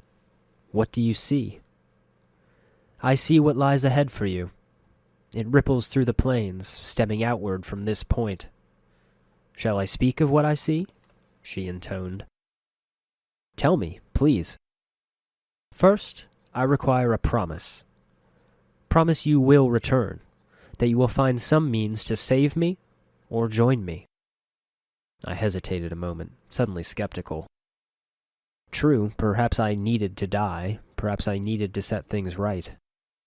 Footsteps echoed down the hall once more, but it wasn't panic that drove me. I centered myself, grew calm, and looked Dianara in the eye to make a vow. I swear, I will find some means to save you or join you, Dianara. She nodded, smiled, more than satisfied. This is what my eyes see, my love, unfettered by the shackles of time. You shall meet enemies 3, but none more dangerous than yourself in your full glory. They are shades of evil, of good, and of neutrality, given life and twisted by the laws of the plains. You shall come to a prison built of regrets and sorrow, where the shadows themselves have gone mad. There you will be asked to make a terrible sacrifice, my love. For the matter to be laid to rest, you must destroy that which keeps you alive, and be immortal no longer. Dianara's eyes snapped open, and her face grew desperate again, pleading, her torment plain. I know that you must die, while you still can. The circle must come to a close, my love. You were not meant for this life. You must find that which was taken from you and travel beyond into the lands of the dead. I nodded. Thank you. Farewell, Dianara. I shall wait for you in death's halls, my love. She smiled, but there is only sadness in it. She closed her eyes and, with an ethereal whisper, faded. The mist cleared. You back with me, Chief? You kinda drifted out on me there. Mort's sharp voice was a sudden jab that brought me back. He sounded nervous. No, I'm fine. Do you know who that spirit was? Mort's eyes widened a moment, then he cocked his head casually. Eh? Spirit? What spirit? That specter I was talking to. Mort turned away from me and looked down the hall, uninterested. Look, Chief, if you're going barmy again now. The woman in the blue dress, surrounded by cold mist? Her name was Dianara. That got Mort's attention. You were rattling your bone box with some woman? Where? Mort looked around excited. What did she look like? She was right on top of the bier. Didn't you see her? His grin was a little too wide as he spoke somehow. No. You just kinda drifted out there for a bit and stood there, statue-like. Was a little worried you'd gone addled on me again. I blinked. Somehow I couldn't believe what Mort was saying. The mist was real, as I could tell. No, I'm fine, I think. Let's move on. I shivered one more time as I walked away. Chapter 6. My stride down the empty halls of the mortuary lacked my earlier confidence and vigor. The conversation with Dianara still echoed through my head. Those crystal blue eyes were downcast in wistful remembrance, or burned into my own with an ardent fury. They gazed into mine with a soft pleading that I never leave her again. Doll was right. Torment walks wherever I go. Again I was lost in my thoughts, oblivious, and a small wiry frame bumped into mine. The Dustman was startled and backed away with a low hiss. Excuse me, I apologized lamely. Greetings. He took me in, making a slight bow. His eyes were oddly bloodshot. No, rather they seemed to have a naturally red tinge to them. A few flickers of crimson, and he had eyed me up and down suspiciously. Looks like he wasn't going to let me off without an explanation. I am Soego. How may I... He twitched as he analyzed my scars, testament to 1,000 wounds that should have killed any other man. I'm sorry, sir. Are you lost? I put a bit of confidence and charm into my voice. No, I'm just visiting one of the memorials. His eyes narrowed in suspicion and gleamed red in the fitful light of the torches. I do not recall admitting you. May I ask what you're doing here? His voice carried a bit of that odd hiss again. A tiefling, perhaps? I gave a sad smile. I was here to pay my respects to an old friend earlier. I'm ready to leave, but seem to have gotten turned around. Can you help me find the exit? Why, of course. Soego nodded hesitantly, as if only half convinced. The corner of his mouth twitched. These halls can be confusing to some visitors. No harm done, but you are not permitted in the mortuary after 9 bells. Let me open the front gate for you. We made our way to the exit. Soego walked with a strange, nervous gait. His hands quivered a little as he unlocked the door with a bronze key, then motioned me out. Mort happily floated past, but I looked to Soego, yet not wanting to call attention to his blood-red eyes. If I may ask, are you all right? You look tired. Soego managed a weak smile, and the corners of his mouth twitched slightly. I have recently taken ill. Minor fevers, nothing more. Sometimes they make sleep difficult. Anything I could do? I offered. He shook his head slightly. No, thank you for the concern. I will endure. He frowned slightly. Is there something else you wanted? Do you know someone named Farod? Farod? Of course I know him. He scowled, and his eyes gleamed red. A ghoulish man. No respect for the dead, and even less for the living. He is a scavenger. A collector. Collector? I was reminded of the note that stated Farod as my collector. Soego nodded. Collectors make their living gathering corpses and bringing them here to the mortuary. We then make sure the bodies receive a proper burial. So if a collector found a body, mine for example, they might have brought it here and sold it to you? Another nod. Then I knew this Farod after all. So this collector, Farod, do you know where I could find him? He sneered, as if disgusted by the idea of associating with a collector. I know he resides in the hive, the slums outside the mortuary, but I do not know exactly where. Some of the other collectors may know, if they'll talk to you. Hey, Chief, you gonna rattle your bone box all day, or are you coming? I gave Soego a polite smile. Thank you, Soego. I hope you feel better. He nodded and closed the gate behind me as I caught up with Mort. Chief, welcome to the center of the multiverse. Worming like blind maggots through a carcass of stone and iron, the inhabitants of the mortuary went about their tasks. Many paused, suddenly uneasy, and for a moment few dared to tread the halls of the second floor. Dahl, perhaps the oldest and most hardened of dustmen beneath Factal Skull himself, looked toward the southern preparation room. The scratching of his quill ceased as he wondered whether that bleak new void that had just appeared had come to claim him. Ivene's stitching paused, blood and ichor trailing down the thread in misty red pearls. Her dead yellow eyes squinted, curious of the new thrumming resonance of death and decay. The key was suddenly cold in Soego's hand as he twisted it in the lock. Looking upward to the floor above him, he caught an ancient musty scent.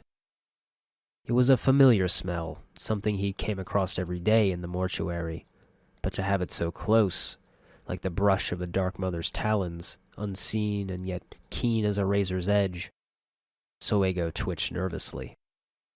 In the memorial halls, a blue and silver spectre wrapped her arms around herself and wept, shivering. It wasn't the cold that forever surrounded her. It was a familiar terror that she knew, that hunted and hounded, always seeking revenge with black claws and smoky gray tendrils. There was a cold rage behind that placid, shadowy surface, with hate as deep as the depths of the sea.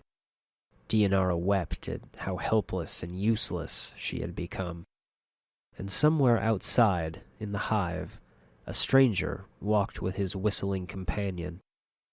He was just happy to escape one danger, oblivious to the darker one that followed him. Chapter 7. The lurid yellow light cast over the city, though bright enough for the peak of day, was muted, dull as an ancient knife. The heavy smell of smoke and burning oil assailed my senses. The stench was thick enough to wade through, but somehow my eyes barely watered. My lungs seemed somehow used to the filthy air. I shouldn't have looked up. The streets followed a steep curve upward on either side. The city curled in on itself so that the buildings were wrapped around the sky. I could make them out in the distance. Self-encased as it was, the stench and the fumes of the city had nowhere to go, and the dirty air was trapped, poisoning the sickly-looking populace that wandered the streets. I felt a little dizzy. It wasn't the fumes. Multiverse, I mouthed as we wandered the streets. Where are we? Just be glad a clueless Burke like you has a member like me. Here's the chant. Sigil, the city of doors, is the center of all planes of existence. Portals lead in, portals lead out, apparently to everywhere. Now if you wanted to... Oh, hey! Mort whistled at a passing prostitute. I sighed. Perhaps a real metaphysician could help me instead. The mortuary was definitely less repulsive on the outside. It was a dome of stone and metal, low and menacing, walls windowless. Surely the dustmen couldn't let any light in, even with a noontime glow as cheerless and sickly as it was. Black spiky buttresses radiated from the center in a thorny crown, and the cobbled stone all about its surface gave the mortuary a scaly, reptilian feel. Well, Mort, I guess this is where we part ways. He chuckled. Huh! Without me, a Burke like you would get himself stabbed and strung up in the mortuary again 10 times over before he knew to stay on the other end of the knife. And who'd help you then? He was right, as much as it annoyed me. Are you sure you want to be traveling with me? I asked hesitantly. You heard what Dahl said. What, that old laryngetic sack of wrinkles? Come on. If he isn't totally barmy or senile, he's half of both. Mort didn't face me. Much of his attention was on the streetwalkers of the city. Still, he chirped out bits of information here and there as we walked down the street. This here's the Hive. It's a den of scum and villainy, and you don't want to associate with any of them. Oh, hey, baby cakes. Care to jump my bones? The lack of lips didn't stop Mort from whistling. At the outer gate, a figure in a ragged cloak and cowl stood hunched over, eyeing the passer-by. His clothes were filthy, but somehow I knew he was neither vagrant nor pickpocket. A collector. Hey there. We really gotta talk about your standards, Chief. The cowled figure stood hunched just outside the mortuary gate. His face was obscured by the shadows of his hood. What little I could see was his chin, covered with stubble and what appeared to be a foul green and purple rash. The rash seemed heaviest around his neck, fading as it crawled up to his chin. Given the horrors I had witnessed since I woke up, I was unfazed. He didn't budge at my greeting. There was a moment of silence before he responded in a high-pitched voice that sounded more suited to a girl of 10 years than a man. Hi? Who are you? Pox I am, hi? Pox? An odd name, but fitting. Mother and father named me. Wish a pox on firstborn. A curse given, came true it did, hi. Ugh. Again my eyes were drawn to the purplish-green rash covering Pox's chin and neck. You're a collector, then? Do you know someone named Farod? Pox nodded stiffly. Hi, Farod. Collector, big. Name has weight. Cast long shadow it does, hi. Excellent. Do you know where I might find him?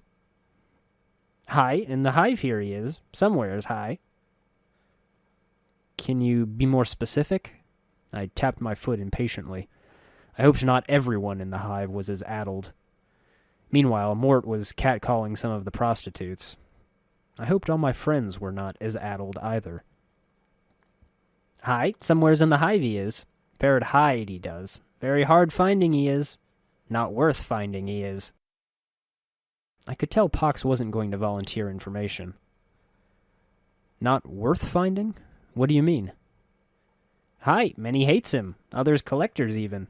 Sharegrave hates him. Not like Farod at all, hi. Sharegrave? I blinked. Hi, Sharegrave big name. Carry weight, cast long shadow he does. Tell Pox what to do he does. Would your boss, this Sharegrave, know where Farod is? Hi, Sharegrave knows dark he does. Knows Farod a hiding he does. Sharegrave in Ragpicker Square, many blocks west of here, hi. Say Sharegrave that Pox send you. Tell him. Sharegrave become Sharecopper with Pox he will, hi. All right. Thank you, Pox. Hi, good to see you again, hi. I spun around, eyes wide. Wait, you know me? Hi, Pox know many time. Help sneak into mortuary. Considering the effort to get out, I wondered why and how I got in.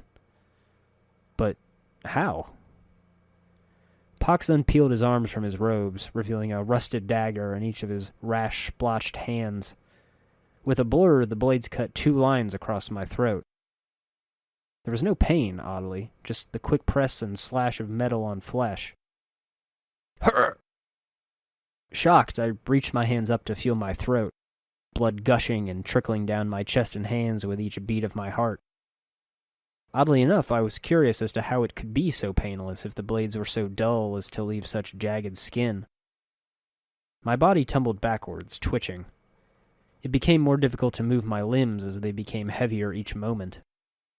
My heartbeat slowed. In the distance, I could hear Mort crying out, teeth clacking, and Pox squealing in terror. As my vision faded to black, the last thought on my mind was of awe, at how beautiful the sky was, a ceiling of streets, avenues, and buildings misted by golden gray. Chapter 8.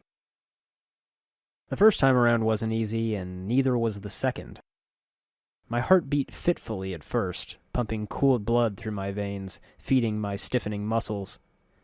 A guttural groan welled up from my throat, and my first breath clogged in my mouth like cotton.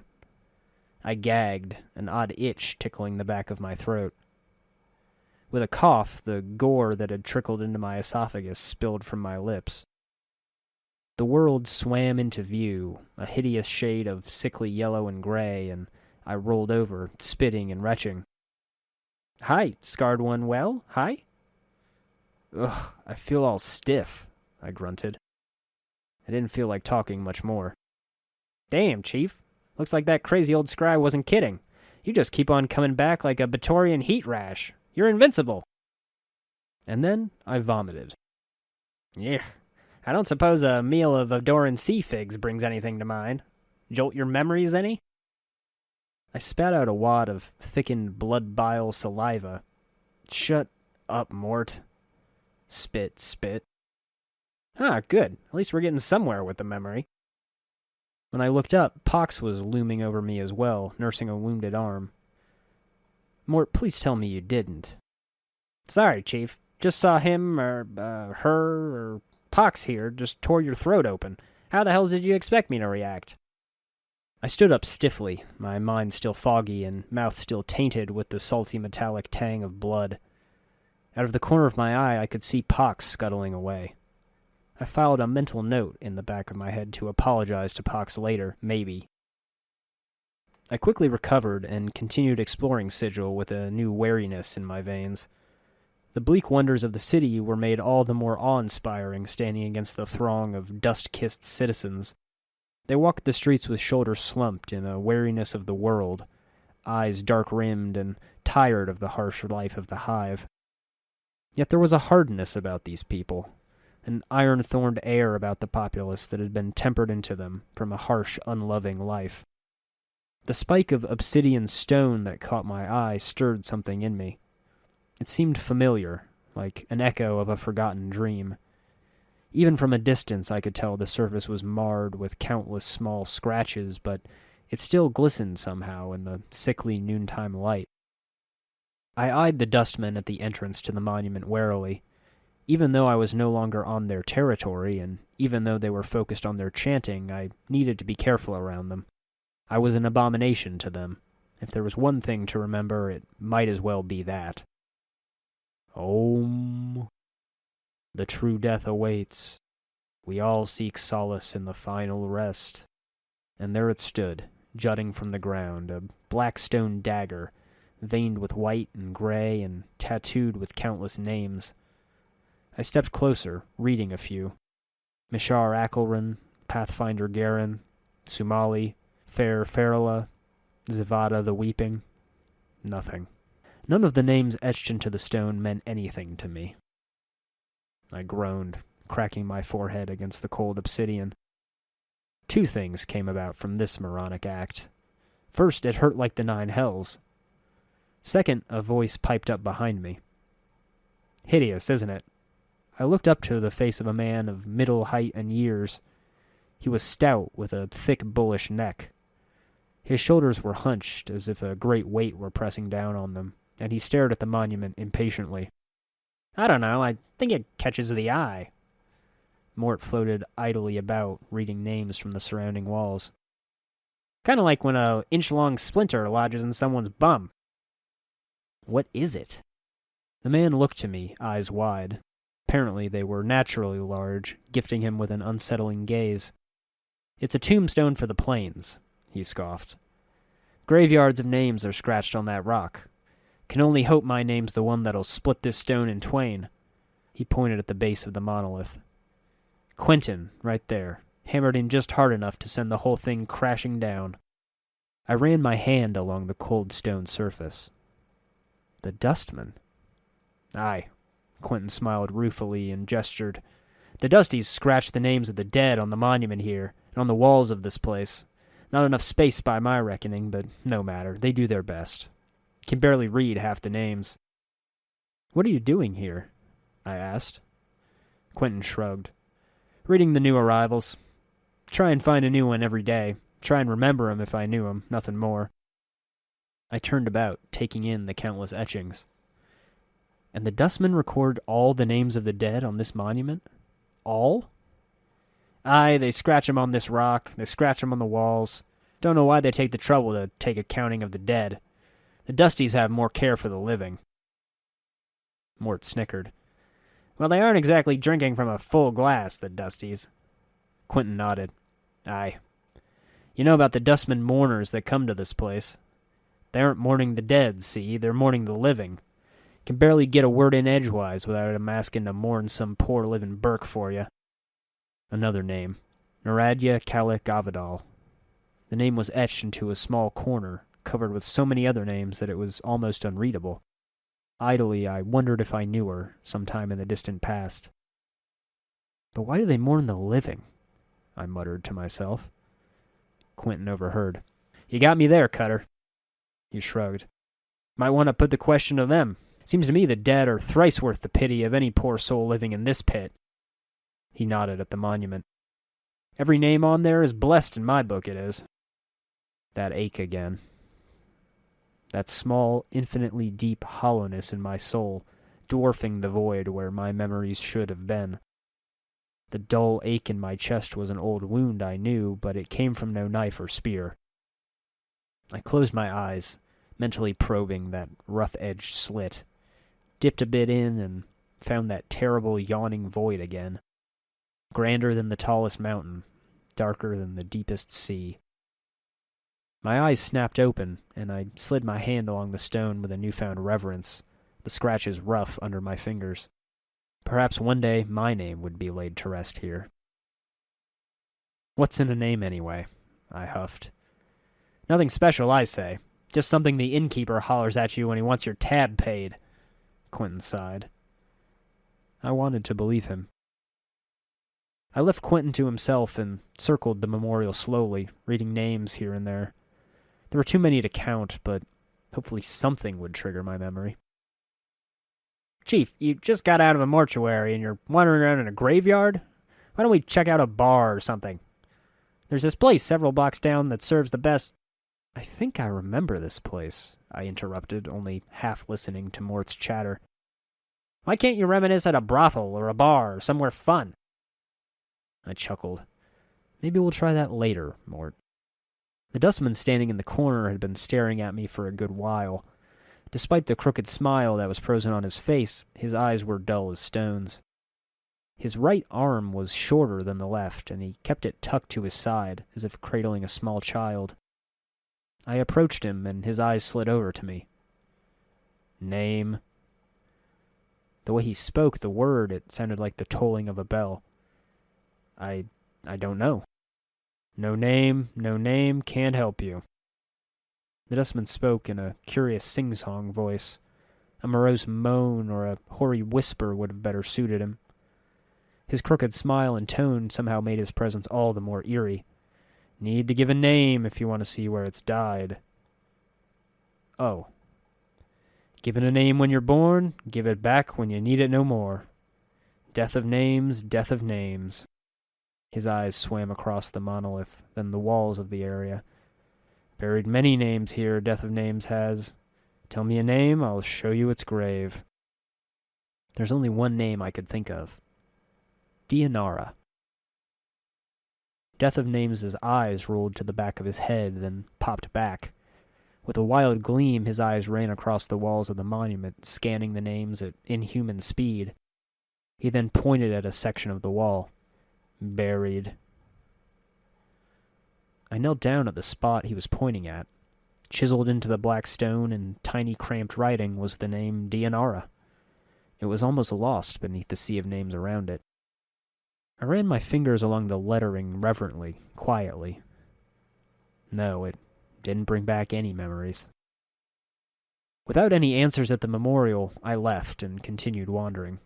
Just outside, I spotted a woman, terror plain on her face. In her eyes there was something hauntingly familiar, something I knew was linked to myself. I gave chase. She slid through the crowd with practiced ease, dodging and ducking. A passing cart nearly crushed her as she darted away, and in the end I lost her around a corner. Did she recognize me? Perhaps. I wish I knew. For the most part, the denizens of the hive brushed me aside or ignored me. There were few kind words traded in dilapidated warrens such as this. That wasn't to say the citizens were unfriendly. Most were simply plagued enough by their own troubles without having to worry about a scarred, nameless stranger and his smart-mouthed skull. A few mentioned the mad woman running about, a clueless who had gotten lost, whatever that meant. I just knew I had to find her. Those less helpful threatened to gut me. One old woman practically spat in my face as I tried to get my bearings. She screeched about her lost husband, her son, and both daughters, raving madly before she shoved me aside and stomped off in a fine old temper. There was loss about her, I could smell it. In every corner of the hive there was pain. There was the tender sorrow of lost youth and loves. There was the harsh tang of hopelessness. There was the oppressive shadow of death. Death and decay saturated the air and the dust. It was planted with each brick and whispered with each breath. What's that old saying again? Water, water everywhere, but not a drop to drink? Swamped in the rough grime of the hive, one man in colorful, clean robes of blue and violet stood out like a lantern at midnight. He wandered about in a confused daze, frustration carving runnels in his face. I approached him, seeing perhaps a kindred spirit lost in this confusing city. As I approached, he looked up hopefully and called out in a high voice, "Craddock, good sir." What? I felt like I was punched in the gut. Was this my name? His hopeful expression died as he studied my face, and my own hope wilted with it. "1,000 apologies, good sir, if I have given offense," he gave with a slight bow. "I am called Bane the Sender, third child of Daybane the Sender, and one of many runners in the employ of the House of Senders." I smiled nonetheless. It was terrifically refreshing to see someone carry himself so well and so politely here. "No apologies necessary, Bane. Are you looking for someone?" "1,000 apologies for troubling you with such a trivial matter, but I seek Craddock, an overseer in the hive." Bane looked like he was in pain. "But alas, he eludes me." He looked at me hopefully again. "Could it be you have heard of such a man?" I shook my head. "I'm afraid not. I'm a bit of a first-timer here myself." Bane gave a deep sigh, perhaps one that was a bit melodramatic. "I am bound to deliver a message to him, and as yet fortune has chosen not to favor me." "Anything I can do to help?" Bane's face lit up like a lantern. "Oh, fortunate day for Bane and the House of Senders. Any assistance you could provide would be most welcome. If you can find this Craddock and pass along the message, I shall see to it you are paid for your troubles." "All right, what's the message?" Bane recited the message almost like a mantra. "The shipment must be incursed by the 3rd day, or there will be a penalty." Bane frowned. "I am told that Craddock will know of the shipment to which this message pertains." I repeated the message twice in my head before I was sure I had it down. Memories or no, the void that was left behind meant there was plenty of space to fill. "If I see Craddock, I will pass along the message. Is there anything you can tell me about him before I go that might help me find him?" "He is said to be a giant of a man, stern of features, that he is an overseer in one of the hive marketplaces. Alas, I know little else than that, good sir." I nodded. Bane bowed. "Thank you, sir. Should fortune favor you, and you are able to bear the message to Craddock, be so kind as to return and tell me of it. I will see to it your efforts are rewarded." A flicker of movement caught my eye. That woman, the one who first fled at the sight of me. I ran after her, shouting a quick goodbye to Bane, and feeling a bit guilty that I couldn't show him the same courtesy he had to me. "Chief, wait up!" Interlude. "By Moradin's beard, what be this tripe?" Khmer growls. "Shattering with ghosts? Yammering with blood-eyed dustmen? Getting scolded by old women? Just last week I pissed at the base of that black eyesore of an obelisk, and you're telling me the most vicious killer the plains spat out was fiddling and sobbing over it like a wee girl? Pike it, Burke. Aye, shove it up your bone box." One of the 3 gray-coated noblemen sitting in the corner stands up, one hand proudly crossing his chest. A member of the Covenant of Swords, you've heard from chatter nearby, a foppish but skilled trio that cleared the streets of Sigil more out of a sense of adventure than virtue. "We, the Covenant of Swords, have heard no such thing, friend dwarf. The Nameless One was a man of skill and cunning, who skimmed the plains, saving damsels and vanquishing demons and devils alike." "Don't be ridiculous." This time, Sai Tavix, the dust-covered elf wielding the obsidian spear, he was smarter than that.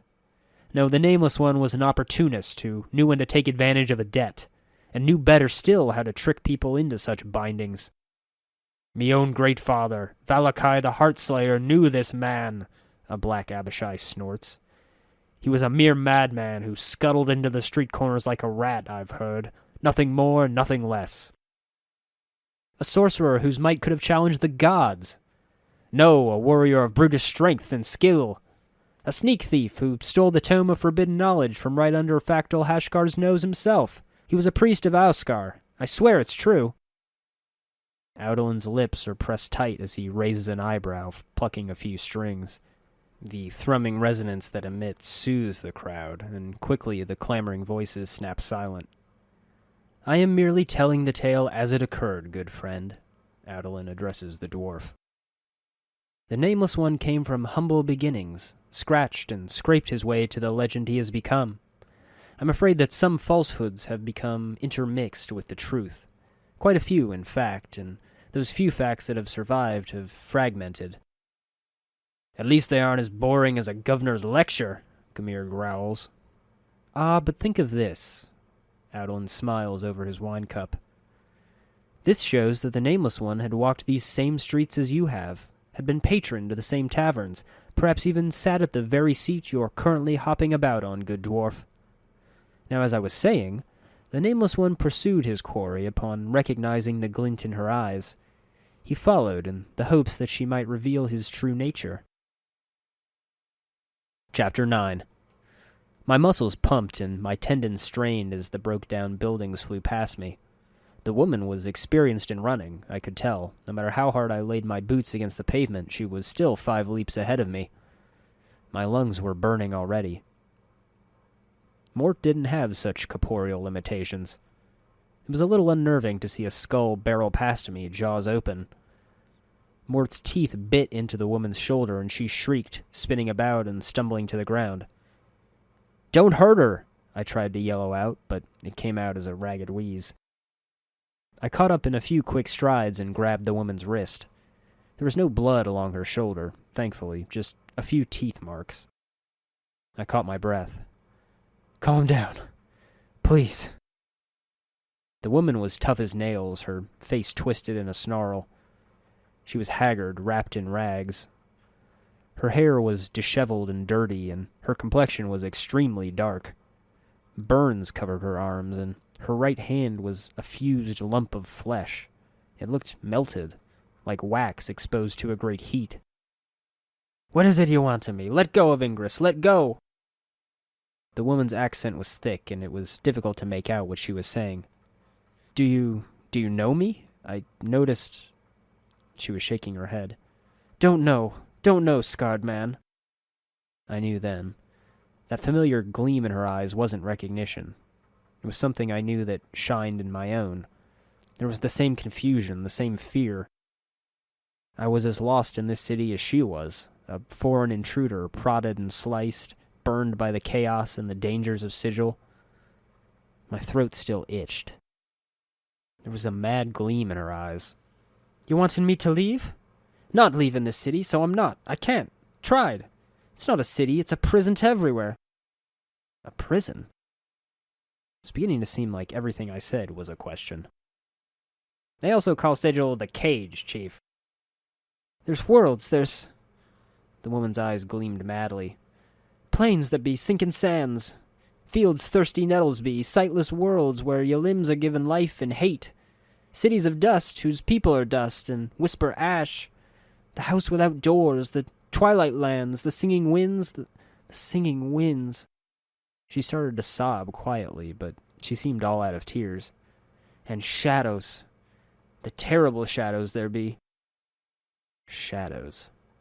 A chill ran down my spine. I let go of her arm. Now that she was talking, I knew she wasn't going to run. "Where are these places?"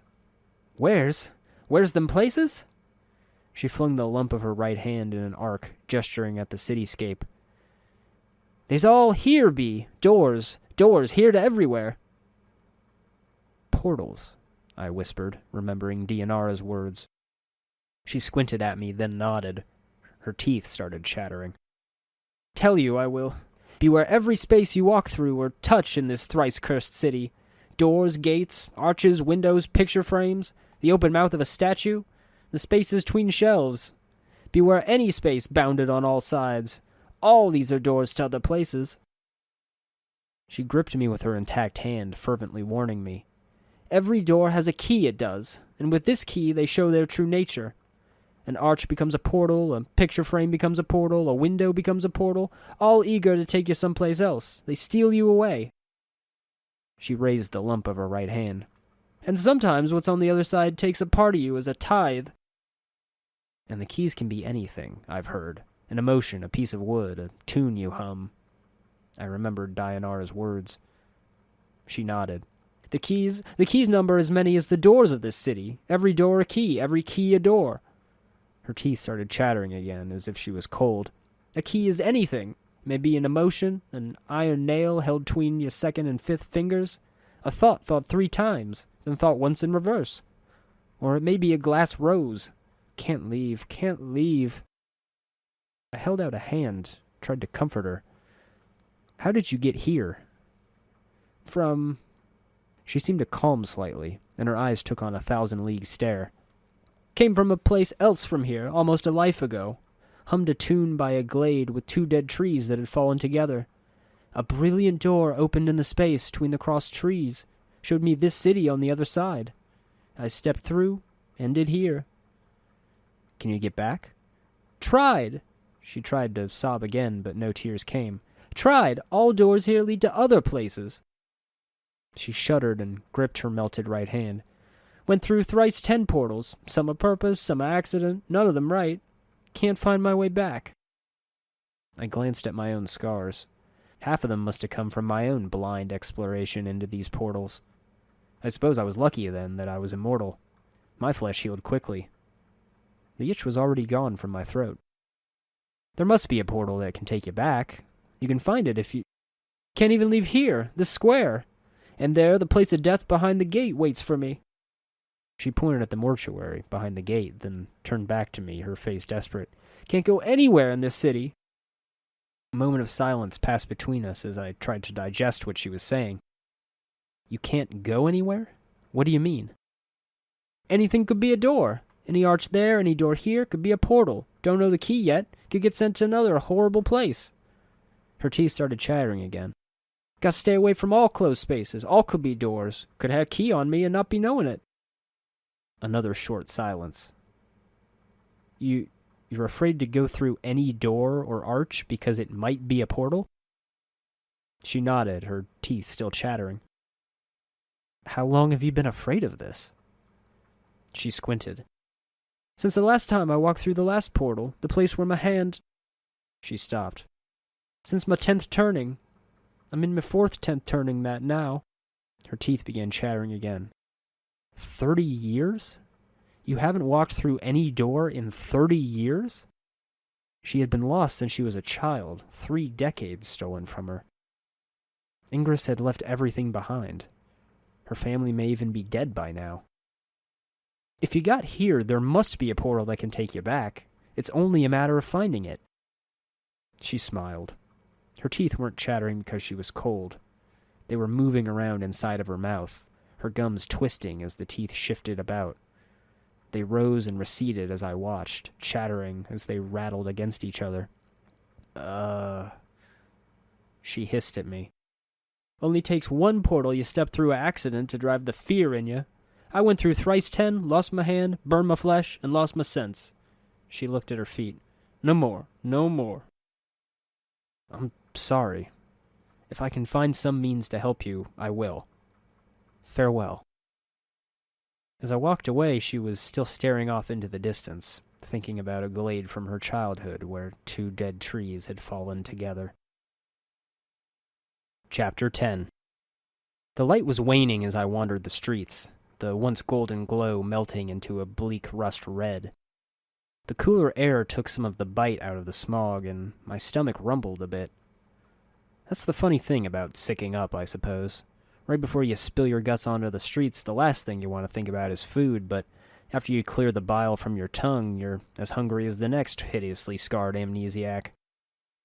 I sifted through the makeshift belt pouch I had made with a rag and some string. A couple of coins, some bandages, a few charms, and a knife I had stolen from the mortuary. Suppose I could peddle some of this off for a little money, but was it enough for a room and a meal? Well, the meal I could skip. If I fell asleep in the streets, I'd be storing shivs in my kidneys, and if I vomited after reviving like I did last time, well, that's a waste of a meal. Those few hive dwellers that were still about were heading home, and only one or two were kind enough to point me where I could stay for the night. Just follow Bedlam Run all the way and they'll care for you, Cutter. A large roofless tower stood at the end of the street, the lanes peppered with decaying houses and madmen wandering in rags. The sour smell of sweat and unwashed skin thickened the air whenever one of the vagrants walked past. The gatehouse, they called it, a semicircular roofless tower, flanked by multiple wings whose entrance was a gaping maw, toothed with pillars the thickness of a man's height. No, I corrected myself, not pillars. They were the bars of a gate, each 5 feet thick. In the back of my mind, I mused over what they were trying to keep out with this monstrosity. Some things are perhaps better left unknown, but to someone who didn't have any memories, that was probably a limited category. I walked between the bars and into the central court, where a few hundred others waited for admittance. There were the young, the old, the weak, the mad, all with the same dullness in their eyes. The flickers of hope had been drained from them, and the best they could wish for now was a bowl of soup and a night's stay here. They couldn't possibly house everyone in that courtyard, much less feed them. I shifted uneasily, looking over the desperate poor waiting for their chance at entering. Some may have been waiting here for weeks for their turn for a bowl of soup and shelter. I turned around. Come on, Mort. We'll just have to sleep in the streets for the night. He clicked his tongue. Yeah, not like we could get in anyway. You poor sod. What did they do to you? A gruff voice accompanied a taloned hand on my shoulder. I turned to face the speaker. His skin was a moldy green, eyes slitted and yellow. The man's features were sharp and distorted, almost monstrous, and the fierce-horned helmet was adorned with an array of tribal charms and a small helmeted symbol on the front. Despite this, however, there was a kindness in his eyes, and a hint of the same madness that I had seen in 100 other faces here. He eyed my scars. Come in, fellow. We'll give you a place to sleep and a hot meal. The blee cabal will treat you better than any of the other denizens of the city have. I smiled. Thank you kindly, sir, but I can take care of myself. The man gave a muted chuckle, but there was no real humor in it. I know a clueless when I see one, Cutter, and I recognize good men, too. You and your companion can be my guest, even if just for tonight. My name's Lahar, Factol of the Bleak Cabal. Factol. The word was a title of some sort, probably important, but Lar tossed it to me as if it were a scrap of a word no different than any other. You're a kitten in a den of lions, Clueless, Lar continued as we walked through the double doors to one of the wings. Most of the people in that courtyard can fend off the dangers of the city at night far better than you can. No offense meant, of course. You look to be someone who's survived his fair share of dangers. Not as often as I'd like, I suspect, I added dryly. Let me guess. We sit through a 1-hour presentation and get a brochure before we get to the grub. The corners of my lips twitched in a half-smile. Do you even need to eat, Mort? I mean, well, you sure know how to rub it in, Chief. Lar chuckled again. It was an empty sound. This is a nice change. Most of the other charges combined aren't nearly as lively as you two. And no, our faction doesn't usually preach, unless you're willing to listen. The dining hall was set up with rickety wooden tables and benches, and the few people milling about wore aprons and set up piles of bowls and plates, ceramic and metal clinking against each other. The smell of the cooking was greasy and rich, which was appetizing enough for me as hungry as I was.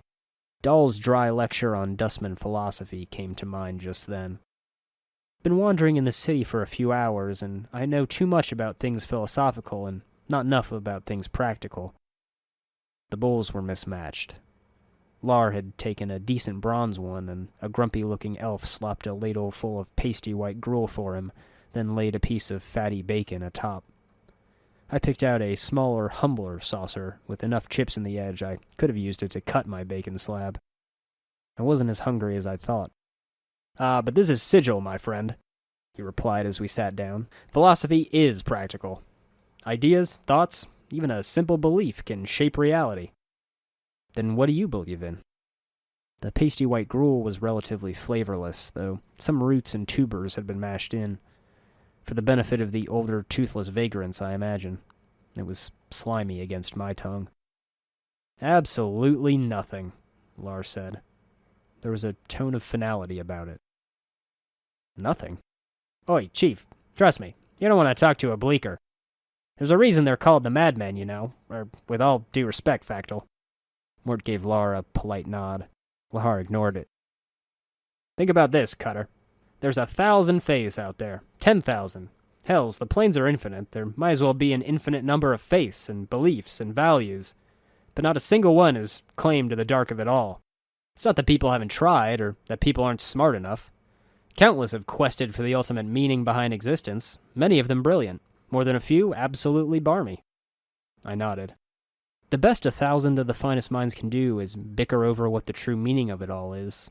What makes us think there is a true meaning? Lahar pressed the bacon slab into his bowl with a spoon. Exactly. See, we of the bleak cabal know the multiverse makes no sense. We accept it. You don't see us running around trying to convert reality into some sort of order like the governors, or break it down into chaos like the sinkers. We don't try to force reality to obey our arbitrary whims like the sign of one. He snarled as he mentioned that last faction. Plenty of people try these so-called philosophies, and many see past the words and realize how empty they are, how hollow and self-deluding. The bleak cabal is the refuge of the outcast, the sanctum of those the other factions have failed. I looked down and was surprised to see the bowl was half empty already. Idly, I picked up the slab of fatty bacon up with my fingers and began chewing. The salt and grease were therapeutic somehow, nourishing. So, you reject all the other factions because you respect the truth behind it all, that there is no meaning to reality. And therein lies the risk of madness, Lars said. He dabbed a piece of bread into the bowl. They served bread? Where did I miss that? Then, why should I live then? Why should I die? The words were still odd on my lips, that I needed to die. Why do anything if there's no meaning? That's up to you, Cutter. It's the burden that we all must carry, that we're all responsible for our own fates, that we must struggle with our own madness. He leaned forward then, a half-smile on his face, one that looked almost genuine. But you didn't need to chase after some grandiose ideal to turn around and try to walk out of here to give room to someone else, did you? A fancy philosopher didn't compel you to pick the smallest bowl so you could leave more for others, either. God's damn it, he made me sound like a sap. Pat on the head and a sweet for being a good boy? I toyed with the idea of socking him in the face. I licked the last of the gruel from my fingers. It tasted awful, but I was oddly hungry for another bowl. I suppose not. Then again, a merciless world is what breeds the need for mercy in the first place, and a hopeless city is the perfect font for hope. Ugh, maybe I should have gotten a crack in the jaw myself. Swallowing a few teeth would be the perfect remedy for the martyr complex these guys seem to spread. Lahar picked up his own empty bowl and stood. Look inward for meaning, Cutter. It's your only salvation. But until you find it, would you like seconds? It wasn't the hard palate that was set out for me, or the ice-cold sheets against my skin. Hell, I doubt it was even the fact that this was the first time I slept, as far as I could recall. Running around in the center of the multiverse without any memories drives a bone-deep wariness in you. It's the kind of wariness full of screams and aches of tired muscles, where a full belly and a creaky bed are divine respite from the day's madness. There was enough madness for a lifetime. Mort snores, by the way. He tries to deny it.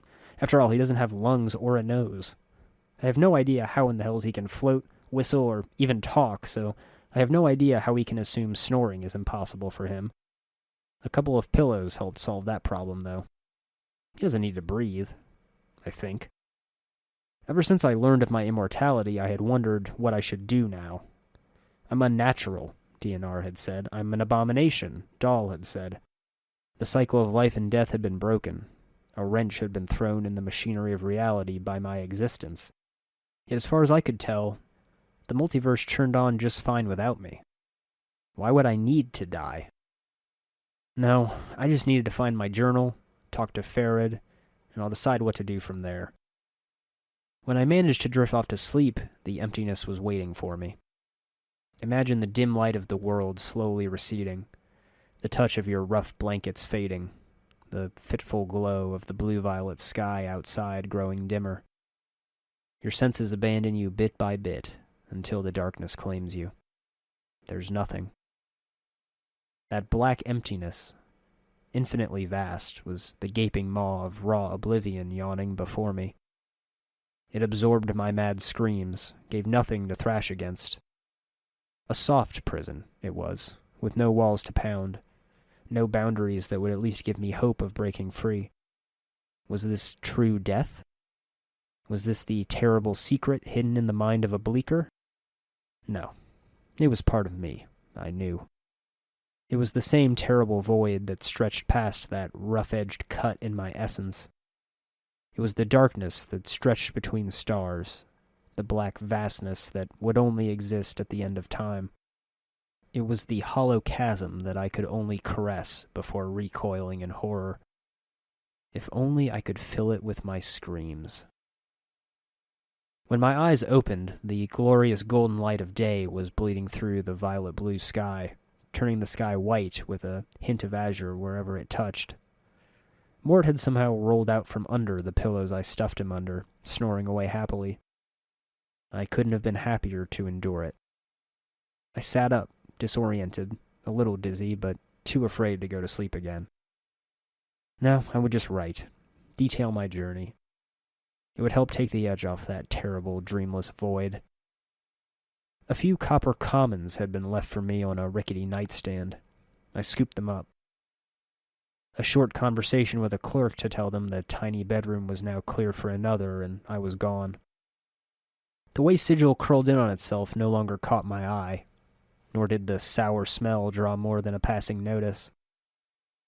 Odd how quickly one could adapt to even the strangest, most noxious of things. I had avoided the stranger, less savory characters in the city as of yet. Well, aside from Pox. The hive dwellers that meandered between tasks had little to say and offer. Perhaps the more eclectic figures could offer more. They'd be more likely to deal in the secrets of the city, the dark of it, as they say here. The clang of metal on metal, a rhythmic hammering, drew me to one corner of the hive. It emitted from a tall, twisted metal structure with no real function that I could perceive. It was scaled with small bronze plates, and twisted black vines curled about it from top to bottom. At the base, however, was a tall creature with a shock of white hair. Its skin had a greenish cast, and a pair of goat horns protruded from its forehead. It was dressed in a long flowing robe and appeared to be floating slightly above the ground. Greetings. The creature turned to face me, and a series of symbols appeared above its head. The symbols had a slight glow to them, and they just hovered there. Oh, for the power's sake. Piking Dabus! Mort clicked his tongue with annoyance. What's wrong? He's a Dabus. They speak in rebuses, these annoying word puzzles. If you don't know what he's saying, then we better find a native or some other way to communicate with him, if we want to. An annoying bunch. My bet, they can speak. They would rather just piss everyone else off by trying to puzzle out what they're saying. What's a Dabus? I had gotten used to asking questions, and Mort seemed perfectly happy to answer. Funny how he was perfectly patient with me, but would lose it at a few word puzzles. Janies, they're the janitors for the Lady of Pain. They float around breaking, fixing, and patching up Sigil according to her whims. They're worse than corpse flies. Mort sighed. You can't swat 'em, though, or the lady'll get upset. And who's the Lady of Pain? Mort suddenly looked nervous. She runs this city. You'll know if you see her. She's got these blades around her face, and she's about the size of a giant, and she floats off the ground just like these guys. Mort nodded at the Dabus, who was looking at us both. Nobody knows much about her, and she doesn't speak much. All you need to know is that you don't want to make her angry. If you see her, my advice, run. The Dabus waited patiently, its hands tucked into its sleeves. A series of symbols materialized above its head, and they vanished, and a question mark appeared. I asked the Dabus several questions, trying to get a feel for the rebuses that appeared above its head. It was extremely patient throughout our discussion, giving easy sentences to translate. After a few minutes, I started to get the hang of it. It felt like I had done this before. I tested myself with the basics. Who are you? The Dabbus inclined his head slightly, and a stream of symbols haloed that white shock of hair.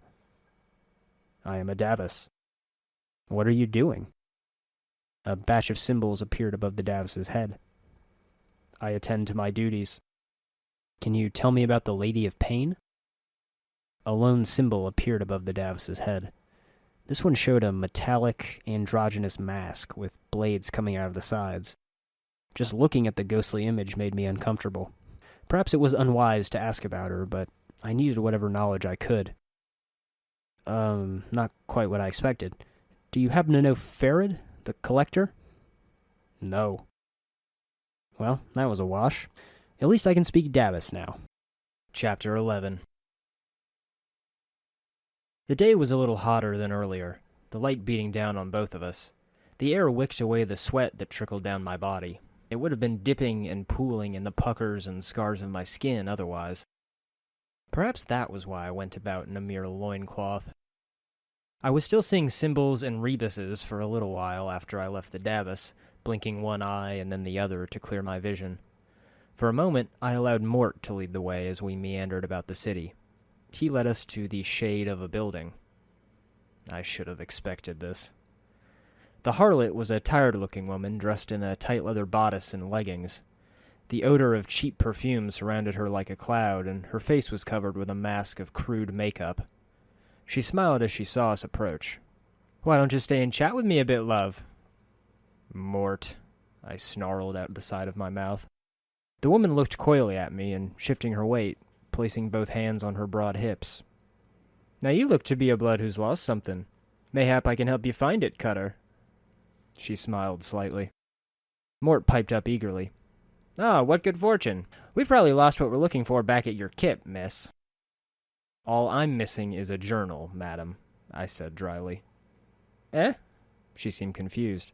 "What are you about?" I was going to talk to one of the odd and outcast of the city. I might as well start here. I changed the tone of my voice, gave a smile light enough that it couldn't have been mistaken for that of a lecher. "Actually, I'm not missing anything, though I do need some information." Mort scoffed. "I'm not a tout." She frowned with a pout and then rubbed two fingers together. "Unless you've got something to pay for my time." I leaned in close, spreading my arms a bit, giving a confident, friendly grin.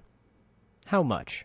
She eyed me up and down, smiling, then gave a pleased giggle. "Oh, for a handsome basher like yourself, 3 coppers will be enough to loosen me tongue.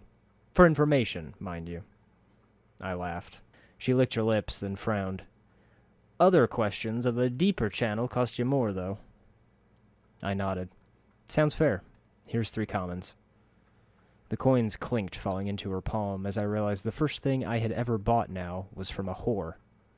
I almost laughed out loud. "Aye, then." She slipped the coins into a pouch. "Now..." Might as well start with the general questions, I thought. "What's of interest around here?" She put her hands on her hips and pouted. "Depends on your interest, Cutter."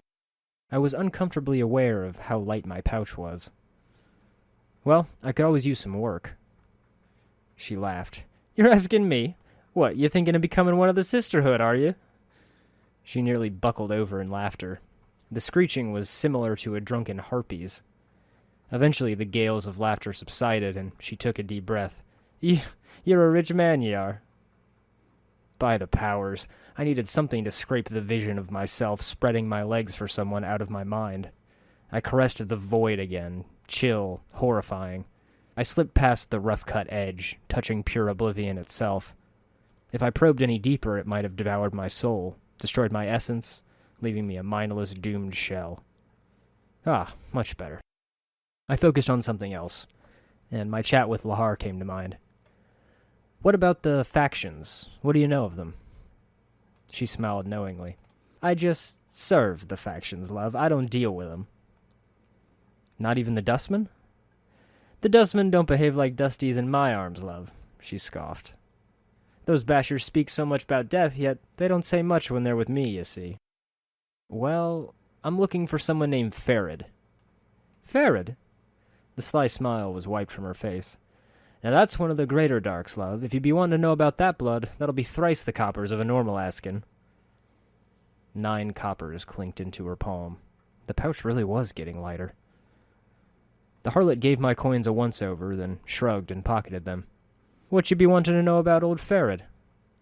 At that price, anything you can tell me about him. She shrugged. Chant is he's a collector boss. Has a whole bunch of bloods in his shadow. And where can I find him? She looked off into the distance.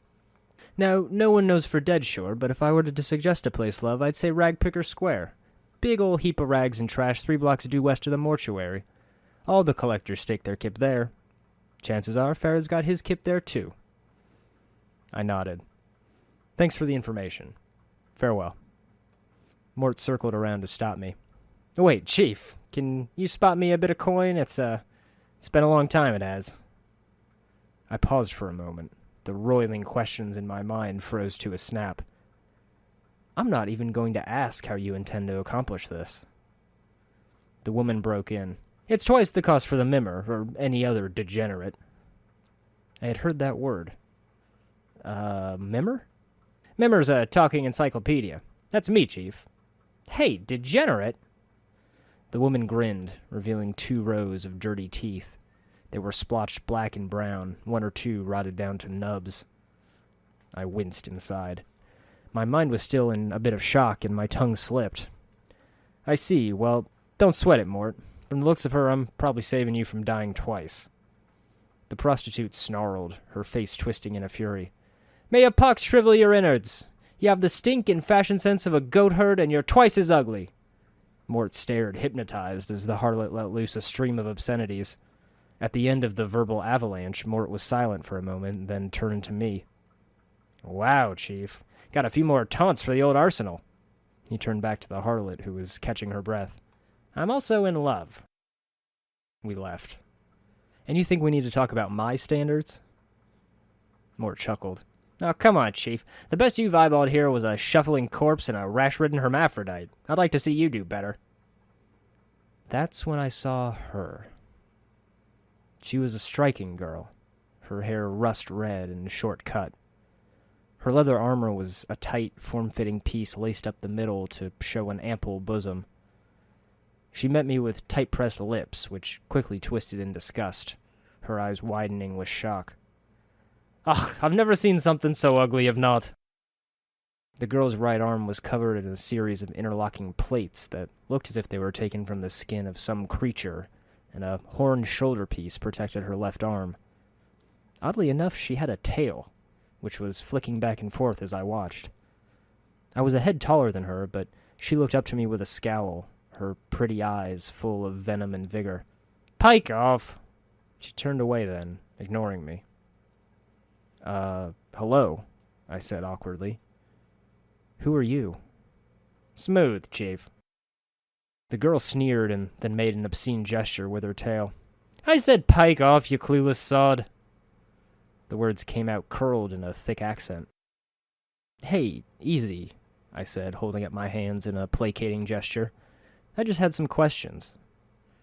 She eyed me warily, a glint of something in her eyes. Aye, and what is it you want? I paused. I can't help but notice that you have a tail. Do I now? The girl's eyes widened in mock surprise as she looked at her tail. So I do, and here I was thinking it was a trick of me eye. My, aren't ye a sharp cutter? She bared her teeth. Why don't you piss off to whatever hole you crawled out of and leave me be? Me nor me tail is for trade, Jig. A tiefling, then. She certainly had the temper of a fiend. All right, I was just Mort piped up happily then, shooting his tongue even as it salivated at the curve of her breast. For someone who's made mostly of mouth and stem, I was quickly learning that Mort had more mouth than anything. It's just as well that neither you nor your tail are for sale. You couldn't squeak out a living with them anyway. She turned pink with fury, hands shooting to the knives strapped to her milk-white thighs. What are you about, you blighter? Say it again! He didn't say anything. I shot a hand out to try and grab Mort, but he floated just out of reach. Yeah, that's right, Cutter. Rein in that mimmer of yours. She calmed down visibly, though, still wearing that scowl. I sighed. Might as well get down to business, then. I'm looking for someone named Farod. Do you know where I can find him? Aye, I might. I might say more if you sweeten the question, aye. She clicked her tongue and rubbed 2 fingers together. Chink chink, aye. Jink jink? She means money. Oh. Aye. She glanced at Mort and then shrugged. The girl's temper was quite fickle. What the skull said. Hard coin. All right. How much? How much is it to you to know, aye? She studied me, then folded her arms. Come on, I haven't got all day, I haven't. The harlot had needed 9 gold for her answers about Farod, and that took a little charm on my part. I smiled again, standing up straight, confident. My words were like honey. How about 10? If your information's good enough, it could be more. Aye, all right then. Some of the tension in her melted, and she pocketed the money. It was gone so quickly I had no idea where it vanished to.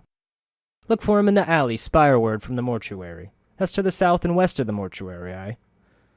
I nodded. South and west of the mortuary. Thanks, and farewell. So, where to now? To find Farod, that is, I asked Mort as we walked down the street. He sighed, resigned to the fact that we'd be getting straight to business. The alley south and west of the mortuary, right? Just like the tiefling said. I shook my head. I know, but the harlot said we could find Farod at Ragpicker Square, due west. So did Pox, now that I think about it. Come on, are you going to trust a common streetwalker and a plague bearer? Are you going to trust a gams and melons squeezed in tight leather there? I thought about it. There was something about the tiefling. The way she stood, the way her eyes widened just slightly at the name Farod. The girl did seem somewhat interesting. Mort's grin seemed to split wider. See? Gams and melons it is. I thought you said she was ugly. I say a lot of things. Age-old smoke and char. The slightest whiff of it was on the air. An old burned-out building stood square on one side, rusted old walls on the other, squeezing the street into a narrow alley. A few unkempt thugs stood to one side of the street, leaning nonchalantly. One flicked a knife in the air. The other was idly cleaning his nails with the tip of a dagger. A particularly ugly one, hair swept up in a crest like a rooster's, approached me with a cocky stride. Puckers and slashes lined his face. A good long cut under his eye had been a hair away from blinding him. Greetings, stranger. Looks like you're in dark alley shiv territory now. Looks like you've got a purse that could use some lightening. You'd better pray it's got enough. His unfriendly grin was full of yellowed, grimy teeth. Likely these people knew Farod. I need to talk to your leader, I said. He cocked his head. Rotten William? I'll let you talk to him, as soon as you let me look inside that purse. No, Farod. The man just smiled. I think we'll just be going now. I gestured to Mort to back up. Nay, I don't think you'll be doing that, Cutter. The thug lunged at me, and with the soft, thick sound of metal sliding into meat, he slid a dagger into my belly. I stared dumbly at him. He blinked, then whistled, and with that piercing call, his friends leapt in, sliding out from the shadows and corners. A solid punch in the face staggered him as he chipped a couple more teeth. I whipped out the green steel knife I had slid into my belt and lunged. The thug was quick on his feet, spinning about to crack me in the side of the head with a fist. I felt a sharp pain in my kidney and snarled as I spun around and slashed blindly. The rogue gaped, not expecting me to still be standing. It hurt like the 9 hells, but my body was used to pain. Hell, I'd be surprised if half my nerves were still intact. The tip of my blade punched through his temple by sheer dumb luck, sliding 6 inches into his head.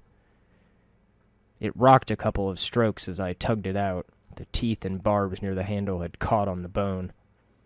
It stirred his brain to mush, and I tore it out with a cracking sound and a spurt of blood and goo. My skill with the knife was decent, but the thugs poured in one by one, surrounding me, surrounding Mort. Mort, get the hell away from here! Just run! Another thug fell, crimson spurting from his throat, fountaining in multiple small wounds. Mort spat the blood from his tongue. "What, Chief? You think I'd just leave you?" "Just go!" And then a blade found my heart. That iron tang was becoming all too familiar as it spilled from my lips. I fell, back arched uncomfortably over the mugger I had just killed. The spines of his armor dug into my back uncomfortably, and the wounds in my chest and belly ached as the warm lifeblood poured out of me. In the distance I heard Mort's fading shouts, the yell of the gang as they chased him. Slowly the pain faded, and the world grew dim. I coughed, the words spilling from my lips in a whispered croak. "Damn it!" Chapter 12. That familiar sensation of warmth, thickly pumping into my cold veins, was the first thing I felt as consciousness slowly flooded into me. My joints creaked and cracked, my limbs ached, and countless spots along my flesh itched as the wounds knit shut. The final stages of my unnatural healing would no doubt leave more scars. Then there was the chill of metal against my back, the rank stench of blood, flesh, and preserving fluid. There was the cold air of the room that kissed my now warming skin. God damn it. Back in the mortuary. "Hey, Chief," a familiar voice piped up. Relief washed through me that Mort was still here. Relief, then memory, then anger. "Mort, I told you to run. You could have been killed," I croaked. I spat out the last vestiges of congealed blood. Mort chuckled.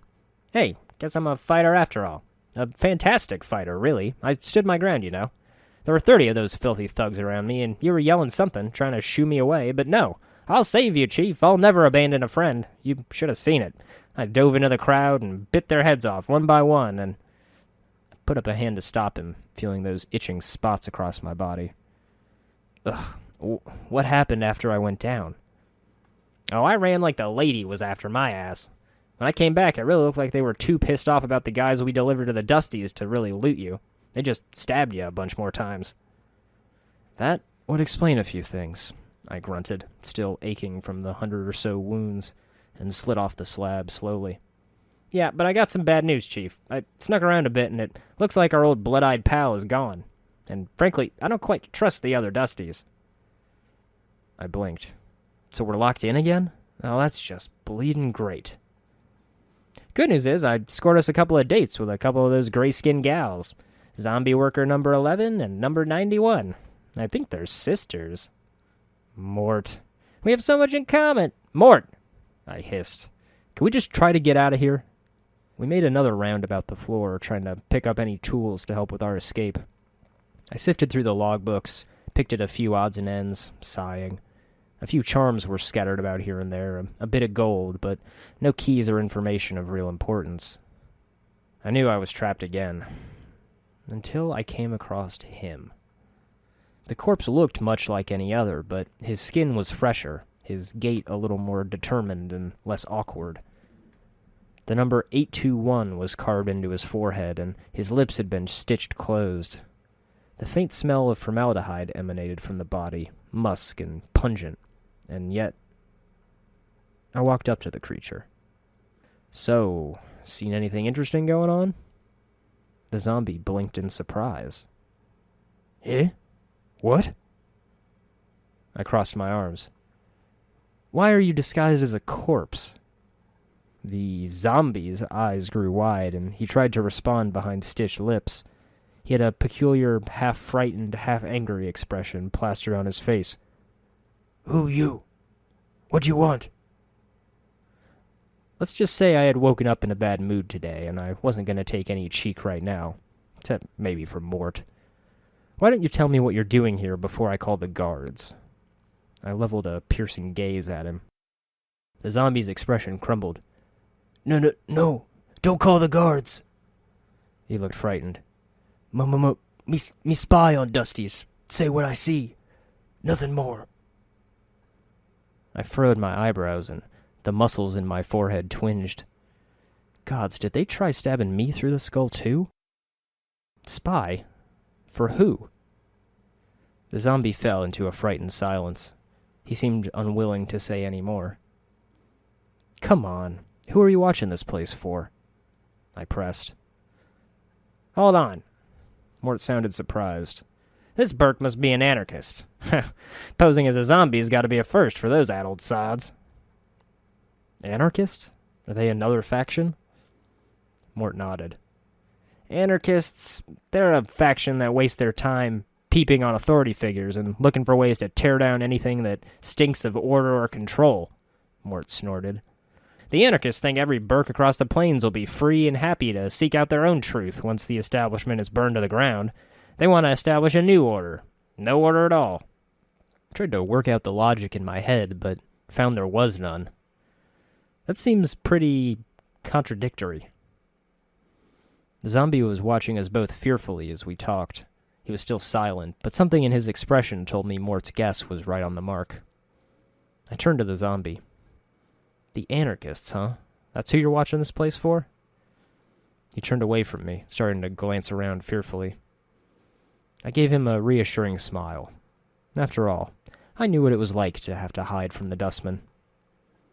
Don't worry, your secret's safe with me. What have you seen the Dustmen do, anyway? The fellow visibly relaxed. Nothing. They do nothing. Can't find nothing. Dead, just dead people. Dusties do nothing. Even bored to tears, his eyes narrowed in conviction. Still I watch.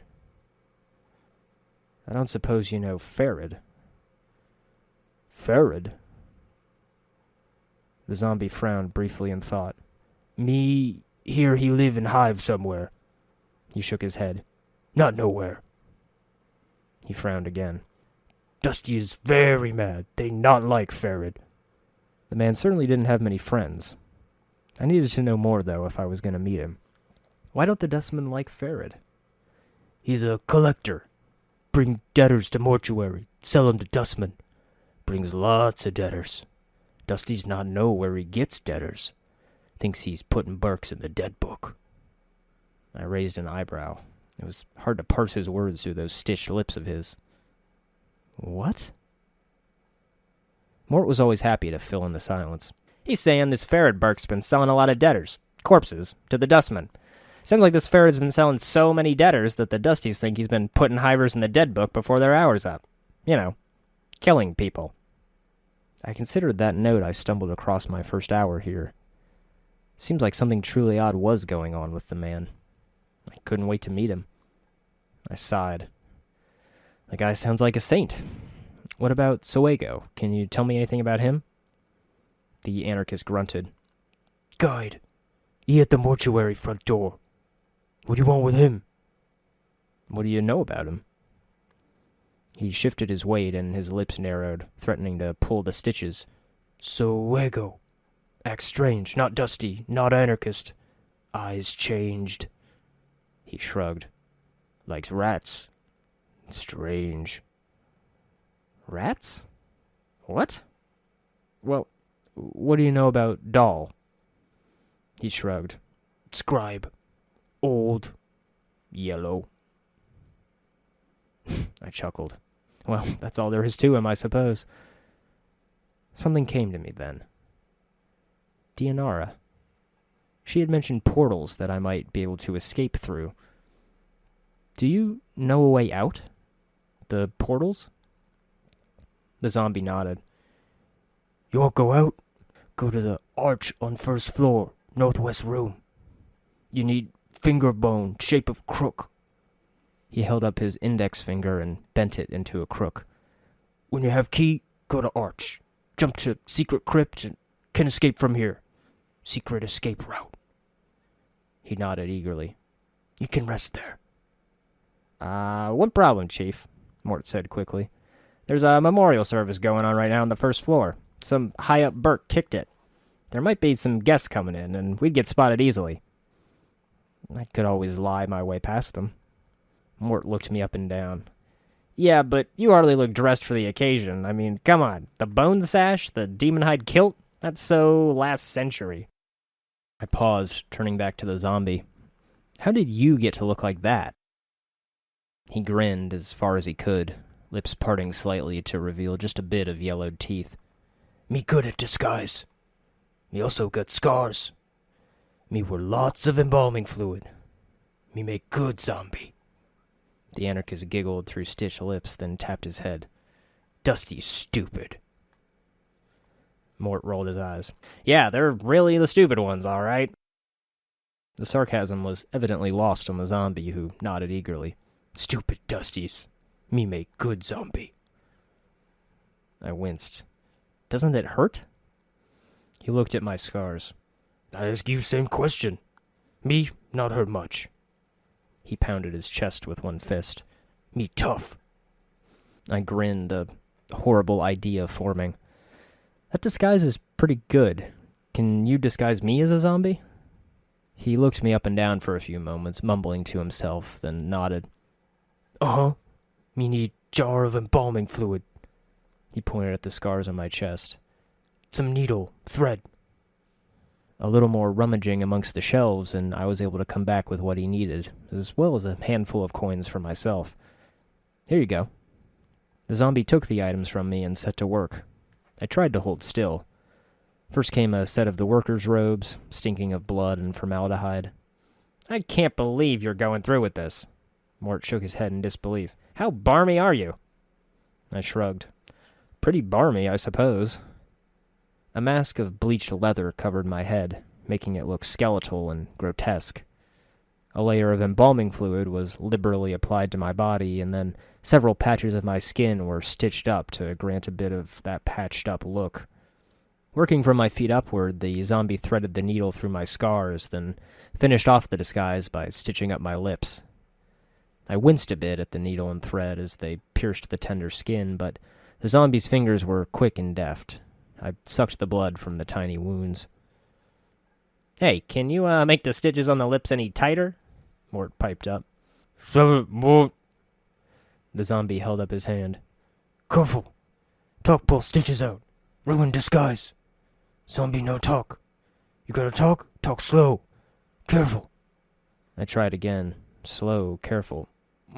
I understand. The zombie frowned.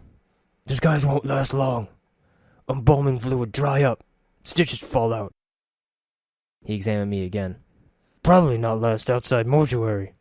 And no running. You run, you ruin whole disguise. I nodded. Thanks. I feel so pretty. Chapter 13. Odd how simply dressing up and acting like something else can give you such a unique perspective on things. I shuffled, let my limbs flop about, and wavered back and forth like one of the Walking Dead. There was a certain monotony to it, dull yet peaceful, even as Mort whizzed past and clicked his tongue in annoyance. Come on, Chief, you're slower than molasses at a frost fair. At the pace I was going, the stitches were already tugging at my skin and threatening to break. Shuffle, walk, shuffle, walk. Fingerbone in the shape of a crook, the anarchist had said. Got it. An idle hand on one of the stiffening corpse's digits, a little tug, a snap, and there was my key. Mort was right. Of all the guests that milled about, all of them were in the finest of clothes. Blue and red silks lit up the mortuary as far as the eye can see, with splashes of green here and there. The Dustmen's eyes must have ached terribly after being so used to the dull grays and browns. I ambled past, circling about them, and headed to the northern chambers. Shuffle, step, shuffle, step. Mort floated next to the arches. His jaw widened in an exaggerated yawn, showing me how annoyed and how bored he was. I really have got to meet some other people. I pondered silently for a few moments, wondering how this was supposed to work. Ingress had implied that all I needed to do was carry the key with me, but I took the fingerbone in hand anyway, holding it up to the arch. The embalming fluid was drying. The stitches began to tug at my flesh a little harder. I shuffled a little more quickly to the next arch, and a soft emanation came from the hollow space in the wall. The space there twisted with a low roar of wind, warping into a spiral of blue and violet to reveal a dark hollow room on the other side. I gingerly put one arm forward, my finger passing through that hole in space. I expected it to tingle as my finger passed through the thin plane that separated this part of the multiverse from the next, or perhaps a gentle tug. There was, however, nothing that I could feel other than the slightly warmer air of the room beyond, and a soft rush of air. I braced myself. A moment after I stepped through, the portal winked out of existence behind me. I moaned, and immediately pulled out the green steel knife from my belt and slit the stitches in my lips. I panted with relief, licking my lips as a string of pent-up curses caught in my throat. I looked around as I plucked the last bits of thread from my lips and similarly undid the stitches all over my body. The alcove I found myself in was dimly lit by an unseen light, but a single sarcophagus lay in the center of the room. The thing looked like a solid block of stone, and I wondered whether it truly housed a corpse. Was this a small tomb? A memorial? A set of footprints in the thick layer of dust was a sign that one person, at least, had visited within the past century or so. The glint of coin caught my eye immediately. A small pile of coppers weighed down upon a small note. Upon inspection, I saw that the note has been written with remarkable penmanship upon the finest parchment. Vaxis, if you are reading this, then you have undoubtedly failed in your task and have been forced to use the escape route I arranged. I told you that your little disguise idea was ridiculous. In any case, you'll need to lay low for a while. The Dustmen may be deluded, but they are not fools, and they will certainly seek retribution for our intrusion. I've left you some coin. Use them to secure a hiding place in the hive, preferably in Ragpicker Square. The Dustmen will be unwilling to look for you there. Once you've secured a new hiding place, I have a new mission for you. Find out where Farod is getting those bodies he's delivering to the mortuary. It's apparently causing the Dustmen a great deal of upset, and I wouldn't mind knowing myself. Reports are that stone-faced Dustman at the Gathering Dust Bar, Initiate Emmerich, I think the fool's name is, has been sending out finders to try and mark Farod's movements. See if you can find out how far along he is and hinder his efforts until we know more about Farod's activities. I don't want Emmerich finding out something before we do. Signed, Pen. The mystery of Farod's wealth of corpses, once a minor footnote on a sheet torn from a logbook, had grown to become a real problem, it seemed. I felt a little guilty about pocketing the coin, but this Vaxis seemed like he could take care of himself. Frankly, I needed the cash more. And yet another name. Emmerich. Perhaps I should meet this man. I sighed in relief as the hot air of the hive kissed my skin.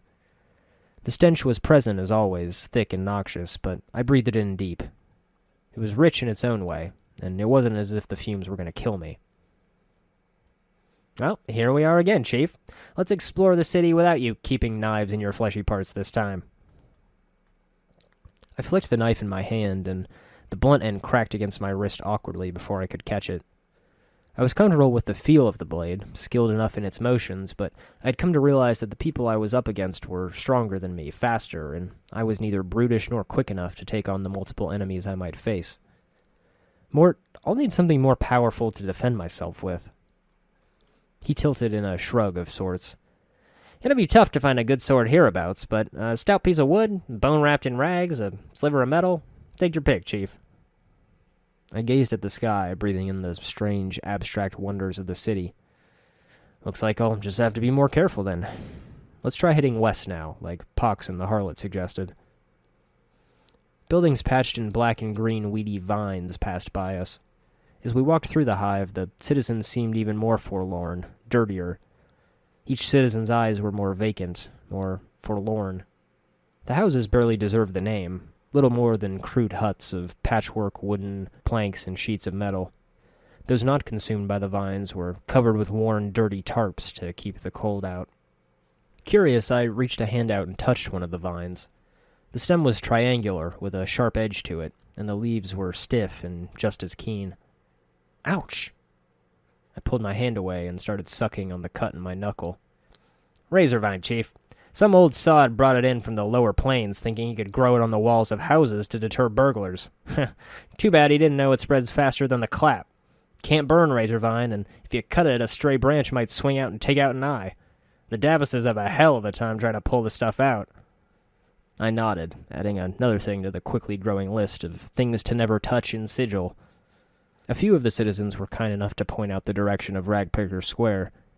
As we got closer, though, each person I talked to wore clothes that were a little more ragged, the stink of sweat and unwashed flesh a little stronger. Further in, the eyes of each citizen glinted a bit more with the spark of madness. It was like the gatehouse again, but this time without the hope of a warm bed and a bowl of hot soup. And then, we arrived at Ragpicker Square. Chapter 14. My nose wrinkled at the sour stench of sweat, thick and clinging as if it had been wiped up with a damp rag and then left to molder in a box under the hot sun for a week. A rodent, its head throbbing with exposed pink brain matter, scuttled over my boot. I took short, shallow breaths, filtering the air with my teeth. It helped a little, but I could taste the grime still. Here and there a collector wandered, one with a wheelbarrow near filled, fresh limbs hanging from the planks. Others squatted in the garbage in their ragged rust-brown robes. Slowly dawned on me how easy that umber hue could mask the filth and blood that stained the cloth. One such collector wandered past, muttering to himself. His eyes were sunken and dark-rimmed, but they glinted with a touch more sanity than the others here. Not wanting to touch the man, I stepped in his path instead. "Greetings." "Someone comes to speak to Nod, speaks to Nod, aye?" He suddenly broke into a fit of hacking coughs, then nodded to himself. "I have some questions," I said politely. He nodded. "What?" He sniffed, then squinted at me, and then Mort. "Jink. He wants to know something, Jink. Aye, Jink Jink." I already had a couple of coppers in hand for this, and I dropped them in an outstretched palm, still moist with the juices of whatever he had handled recently. "Jink for Nod, Jink Jink." He mumbled for a moment, hiding the copper coins away in the folds of his robe. "Ask. Nod tries to answer, aye." He coughed for a bit, spitting something off to the side. "Do you know of a man named Farod?" Nod looked frightened and started to shake his head. Farod. What about him?" He frowned, then shook his head as if he was not sure he should have been seen speaking to me. I spat. The air here was filthy. I was no dainty lass, but I sorely wished I'd bought a perfumed kerchief. Mort made a face. "Do you know where I can find him?" The collector shook his head, then mumbled. He glanced quickly at me, then began to murmur again to himself. He sounded like he was uttering a prayer against evil. No, not here. In square." He frowned, as if unsure how to explain it. "But not in the square." He shook his head again, then coughed. "Well, that was remarkably useful. I do wonder how we could ever get anywhere without yammering to these alcoves, Chief." "Be patient, Mort. Tell me about this area, Nod." He pointed to the ground, nodding. "The square, Ragpicker Square. Trash everywhere, eh? Sharegrave's Square." Mort clicked his teeth. "I think I've made my point already." Pox mentioned him too. What can you tell me about Sharegrave?" "Sharegrave shadows long, falls over Nod it does. Aye, Nod gives some of his jink to Sharegrave. Sharegrave tells others in his shadow, watch out for Nod. Aye." He shook his head, coughed, then resumed his nodding. "You'd ask Nod, aye? Nod'd ask ye a question for ye." "Fair enough, I suppose." I kept an eye on his hands in case he was going to stick me like every other shady creature I met, and I didn't relish dying and having my corpse dragged through this disgusting square. "Nod has a sister, aye? Amaris. Ah, Maurice. Lives in the hive, away from here, away from the square. So long ago Nod was separated from his sister, taken away." I began to wonder how long I could hold my breath. Pretty long, I suppose. "You've been separated from her, and you'd like me to find her?" "Oh, come on, Chief. Are we going to run errands for every sap we come across in this city? We're going to spend half our lives fetching and chasing after limb-limbs at this rate." I'd shifted my weight, and didn't quite look Nod in the eye. Mort was right, much as I'd hate to admit it. "You don't know her?" He shook his head sadly for a moment, chewing his lower lip. "If you see her, if you does, tell her Nod, her brother, worries about her, he does. He worries." "Why don't you go find her?" Mort could barely keep the annoyance out of his voice. "No!" Nod covered his head with his arms, mumbling to himself. Nod can't speak right no more, he can't. Nay, he smells of corpses, of dirt, the square, Ragpicker Square. No!" The outburst sent him into a fit of hacking coughs. I looked up at him. "What happened to you, Nod?" Nod sniffed, looking at the ground quietly. Finally he began nodding to himself, speaking softly. Nod was young, he was, and started hearing voices, telling Nod do this, do that, bad things, bad like chewing on Nod's fingers. He held his hand to his face, revealing old bite scars beneath the caked-on filth. I winced and hoped he had quit that habit by now. Ugh. So Nod's parents take him away as they does, put him in a dark place, a winged tower, where they post needles and hooks in Nod's head. Voices stop, they do, but Nod can't think right, can't talk right. Nod escapes the place, he does. Wakes up in the hive, Where is this winged tower? Dunno. Bad place, bad. He shook his head violently, clutching at his temples before resuming his usual nodding. Nod wakes up. There's collectors, collectors poking at Nod, saying, "Look, not a deader he's not. Takes him back, takes him." And they take Nod's back, they does, back to the square. So long, long years ago. Mort, we have to help him. He growled behind his teeth, but in the end Mort relented, mumbling, "As much as I like you, Chief, don't expect me to mop up after your bleeding heart too much." The collector smiled crookedly. The corners of his lips twitched. "Nod thanks you, he does. Nod thanks you. Amaris was pretty, so pretty. Lives in the hive now. Fair-skinned she was, hair like jet, and always in blue. Blue. She was always in blue." I left Nod to his head bobbing and shuffled, wandering past the broken-down huts here that barely deserved that name. Sharegrave. If he was in charge here, he might know where we could find this Farod, the squirrely bastard. Sure enough, I came upon the front porch of a marginally well-kept kip. It was snarled with razorvine to deter intruders. The collectors at the door glanced at me, their hands at their knives, but they held back, if only by a whisker. Their gazes darted back and forth between me and one bone-thin thug pacing back and forth. Tall and lanky, the pale, grim-looking man exuded authority despite his gangly and somewhat awkward frame. A good portion of his left ear was missing. What little that was left was a ragged mess of scar tissue, as if the ear was bitten off rather than cut. His narrow, shifting eyes, almost mere slits, looked clever and dangerous. "Greetings." He spat out a reply and glared at me. "I don't know you, Burke. What do you want? Answer quick before I call in some men to make some quick work of you." "Are you Sharegrave?" He scoffed, then looked at me incredulously. "Burke, who I am is the second thing you should have known before you stomped your shivved-up corpse-looking self in here." I blinked owlishly. "What's the first thing?" "That I hate visitors and I loathe strangers. You're both." He sneered and tapped his finger to his temple. "Figure the rest out on your own." "Calm down. I don't mean any harm." My voice was smooth as spun sugar, but still he snarled in my face. "Oh, you don't say. Well, that makes it all the piking better then, don't it? Now I'm going to ask you one more time before your arse hits the street, possibly in several pieces. What do you want?" "I'm looking for a man named Farod." My jaw snapped shut the moment the name slipped.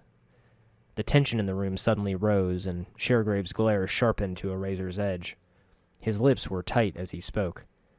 "Now, what a funny thing to be asking about.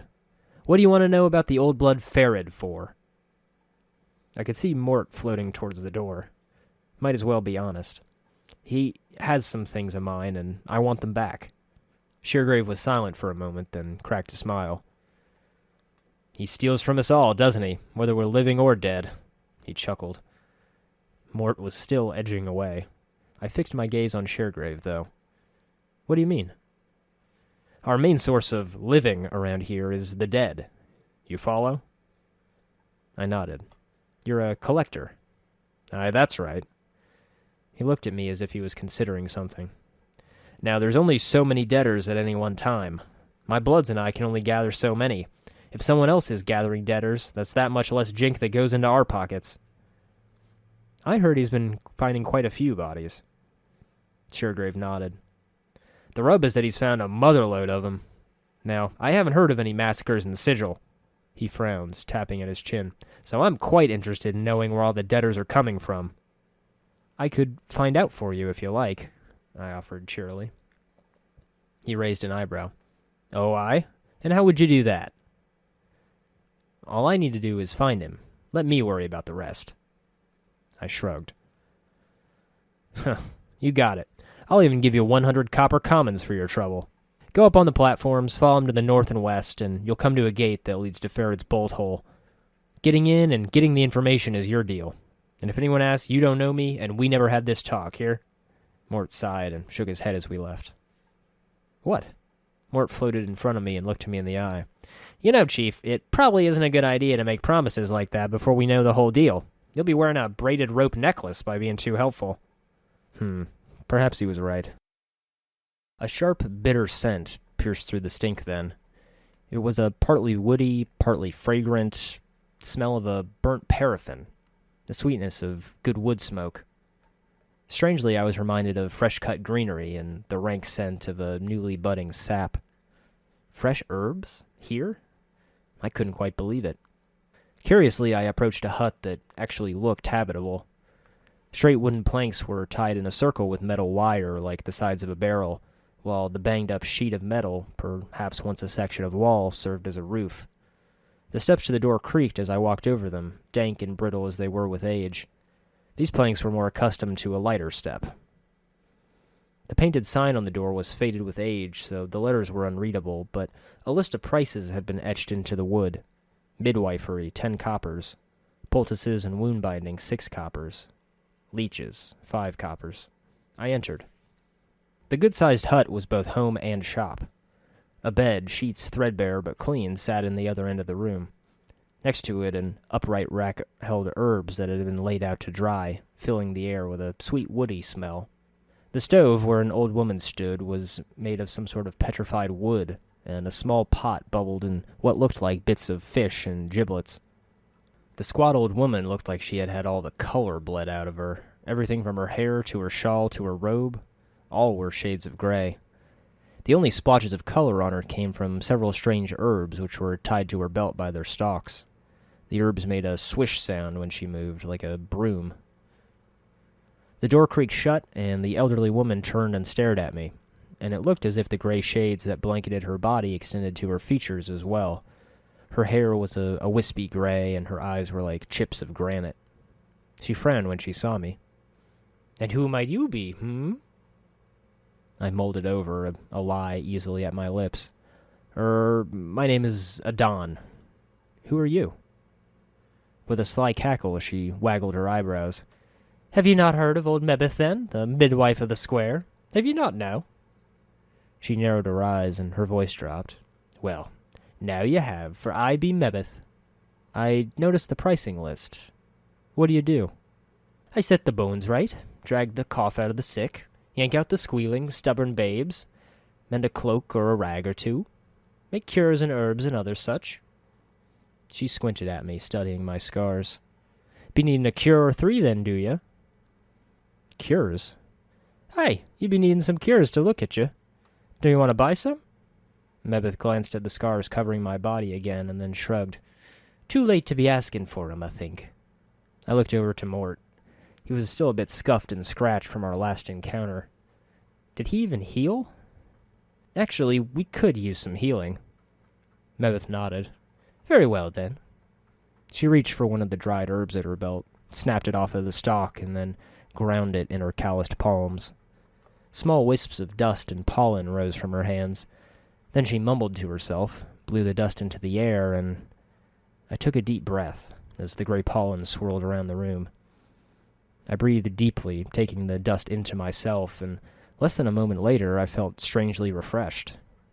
Looking to Mort, he looked like he was freshly skinned from a corpse. Strange how that would be a compliment to someone. "Thanks, Mebeth. Before I go, I had some other questions for you." The midwife turned to stir her pot of stew. "Go on and ask, then." I was blunt. "Are you a witch, Mebeth?" Mebeth turned to scrutinize me. Her eyes narrowed slightly, a flicker of fire in those pools of gray. "I say not to what I am and what isn't, but What you be wanting to know so fool bad for that you hound an old woman, barkin' and stiffin' for a juicy bit of gossip? I mused bitterly on how easily I was taken down by a band of thugs earlier, and by a rash-covered collector before that. I want to learn about magic. Could you teach me? What, tooth and claw not good enough for you? Mort snapped. Need to just wiggle your fingers and breathe fire in the face of the hive thugs to keep them from stealing your purse? He scoffed at the mention of the somatic components needed for wizardry. Mostly things like that just glanced off of Mort, but I was beginning to find on rare occasions he had a glass jaw when it came to hints of his own limitations. Mebeth laughed at us both. Pah, I'm no teacher, no schoolmistress I'll set up to teach him like in that big fest hall. There's others somewhere, I'm sure, that'd spill the dark of it to you. You'd be wasting your time with old Mebeth, so you would. I smiled politely. I don't agree. I think you'd have a lot to teach. Mebeth looked at me intently. Oh, aye? Why'd you be wanting to learn such things? 'Cause I don't want my ass handed to me again by a gang of smelly thugs, and because I may need it to solve the mystery of who I am. After a moment, Mebeth nodded. The art may help, it may not, and you must not rely on it to solve all your problems. She sighs. Child, it's most like only going to add another to the chip of your pile of questions. I bowed politely, a humble disciple before an aged midwife. I understand. Will you teach me? Pah! Mebeth shook her head. One should make songs rather than make magic. Songs have more beauty. Magic's been made dull, commonplace, soiled by the mob of people that have trumped through it. She squinted at me as if she couldn't quite believe the situation. Few came to midwives and hedge wizards for real knowledge. I'll teach you. But first you'll be needing to do some things for me, you hear? Like what? My legs aren't good for walking about Sigil, and there's errands I need to run. I need you to fetch me some herbs from the market. It's spireward, easterly and southerly from here, in the hive market. Here's a sample. She took a black seed from her coat and flicked it to me. I twisted the black seed in my hand, and as I did, I felt a small bite, and then a small drop of blood oozed from my thumb. There were tiny barbs on the seed, like teeth. Mebeth snorted. Careful with it. Show it to one of the fruit merchants at the market. They will know what herbs you seek. Very well, then. I'll return when I have the herbs. Somehow, I had a feeling this would be a long, annoyingly drawn-out apprenticeship. Chapter 15. There was no real need to ask around for an herbalist. In the southwest portion of the hive, there was a marketplace, a throng of traders and merchants who carried all sorts of odd wares from other planes. There I knew I would find my answer. I was wary of the sharp-fanged seed even as it lay in my pouch. It had stung me once, and the prospect of carrying back a good sample of the needed herb would likely be a great deal more painful. Hey, Mort, I don't suppose this seed is razorvine, is it? Meh, doubtful, Chief. He glanced at the buildings patched in the stuff. Most people grow them from cuttings, not seeds, and it's everywhere. The old coot wouldn't be asking you to hunt for something that's worth less than a hemorrhoid. Well, it was just a thought. A multitude of voices rose from the marketplace, a cacophony of hisses and growls, of gap-toothed men haggling bitterly over prices, or merchants yelling at the street urchins for snicking a tart or sweet. The few guards here were a mishmash group, with ill-fitting armor, more piecemeal than not. They were a loutish bunch, poorly paid and grim, but they were what the local traders could afford. I turned to enter the bazaar, and caught the eye of an old, plump merchant. He had a worldly look to him, and his deep voice was gentle, but confident. Ah, hello there. Are you ready to sample some of the most delectable treats from across the plains, my good man? Spend a copper for the sake of your senses. His cart was arrayed with a fine collection of fruits and treats, small barrels brimming with bright red pearls and dull brown cubes, of flowers and breads, sweetmeats, and a few casks of wine. My stomach growled, and it came to me that it had been a while since I'd last eaten. Well, what do you have? I asked, browsing his wares. Much of what he sold was unfamiliar to me. The plump little man smiled. All manner of delicacies to delight your palate, my good man. Arborean fire seeds, garbar root, Elysian pears, crimson lotus petals, Pytopian shepherd's bread, shift spice from the chaos of limbo, and sea plums are what I have at the moment. Merely 5 coppers for a taste of anything you like. Mort was salivating a bit too. I was always partial to the fire seeds myself, Chief. It certainly sounded exotic. I fished for a few coppers. We'll try some fire seeds. The merchant pocketed my coin and smiled, offering a small paper pouch of small red seeds. Don't swallow them. Simply spit them out when they've finished tingling. For each seed I popped into my mouth, I flicked one in the air to Mort, who caught it with his tongue. The seeds, sweet and tasting faintly of cinnamon, became warm and tingled in my mouth. It took me a moment to realize that they would actually burst into flame. Soon, however, the sensation died out, and I spat them into the gutter. We leaned back against a barrel as we idly finished off the seeds, and I mused to myself that it wasn't exactly polite for an apprentice to keep Mebeth waiting. Then again, she probably expected this to take a while. I crumpled the paper bag in my hands and tossed it aside, still hungry. I think I'll have a garbar root, too. Here, he said, giving me a couple of small brown cubes of what looked to be rubbery vegetable matter. It is quite chewy. Do not swallow it, but spit it out when it no longer has taste. I popped one in my mouth and gave the other to Mort. The root, initially quite hard and difficult to chew, had a sweet, syrupy taste. Soon it became soft and gummy, and I found myself merrily smacking away. I plucked the seed out from my pouch as I chewed and turned to the merchant. Perhaps he knew something. Sir, Mebeth the midwife of the square needs some herbs sprung from this seed here. Can you help me? The man took the seed, looked at it critically. As he pressed it between his thumb and forefinger, he winced, and a small drop of blood appeared on his thumb. Ah, this seed's got a bite on it. I noticed that. Do you have the herbs she's talking about? I looked over his card again. He couldn't seem to take his eyes off the seed. Lad, I don't know if there's anyone who has what your friend seeks. To be square, I've never seen such a seed before. You would need someone who cultivates seeds such as this, for I have none. The flavor of the root died off at this point, and I spat the gooey brown wad into the gutter. Very well, then. Where would I find such a person? Don't know the dark of that, friend. He handed the seed over to me. You'd be hard-pressed to find a gardener in the hive. Mebeth sure put me on a wild chase. Looks like I'll have to. Thanks for the help. In the meantime, can I have a bag of that garbar root? We made our way through the market, finishing off the garbar root piece by piece, too busy chewing to talk to the other merchants. Sweets were never as tasty as the first piece, but still, it staved off the hunger wondrously. Couldn't have been healthy, though. In the distance, though, I'd noticed a man who fit a description I was given perfectly.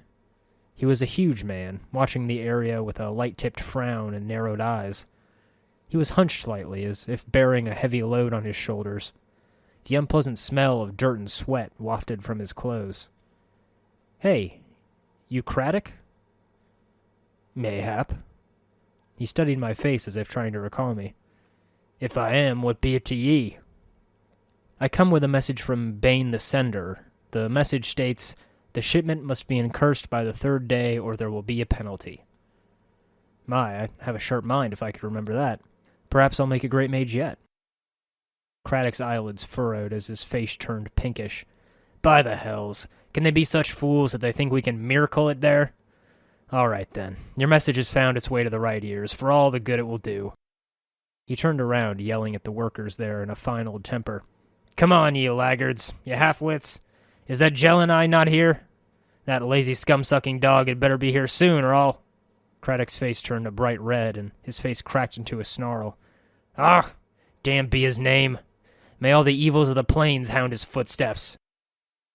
A blistering stream of insults, threats, and speculation about July's family issued from Craddock's mouth. Ooh! Mort clicked his teeth together as Craddock built up steam. I could almost hear him taking notes inside of his skull. I left Craddock to his woes and wandered around the market. Peddlers waved their wares, shoved them under my nose, and a couple of the more bitter ones made rude gestures when I walked away chewing on garbar. Those that seemed kind enough to talk a bit were still unwilling to help with my errand, or were a bit touched in the head. 1 or 2 were stone deaf to my questions, and I had to leave. More than one merchant seemed desperate for a sale, but my pouch was a bit too light to spend any more. More than once I had to sheepishly walk away after glancing politely at their wares. Still, it was heartening to see life go on. Here the misery of the hive was attenuated by the bright wares and the lively trades, muted by the boasts of the merchants and wry smiles of the customers. I cast my gaze around the city then. Hundreds of buildings, dozens of alleys, and the only thing that thrived were razorvine and rats. Where in the hells was I going to find a gardener? Chapter 16. These things couldn't be good for my teeth. My jaw was aching from chewing, and the sweetness of the garbar was beginning to get ever so slightly nauseating.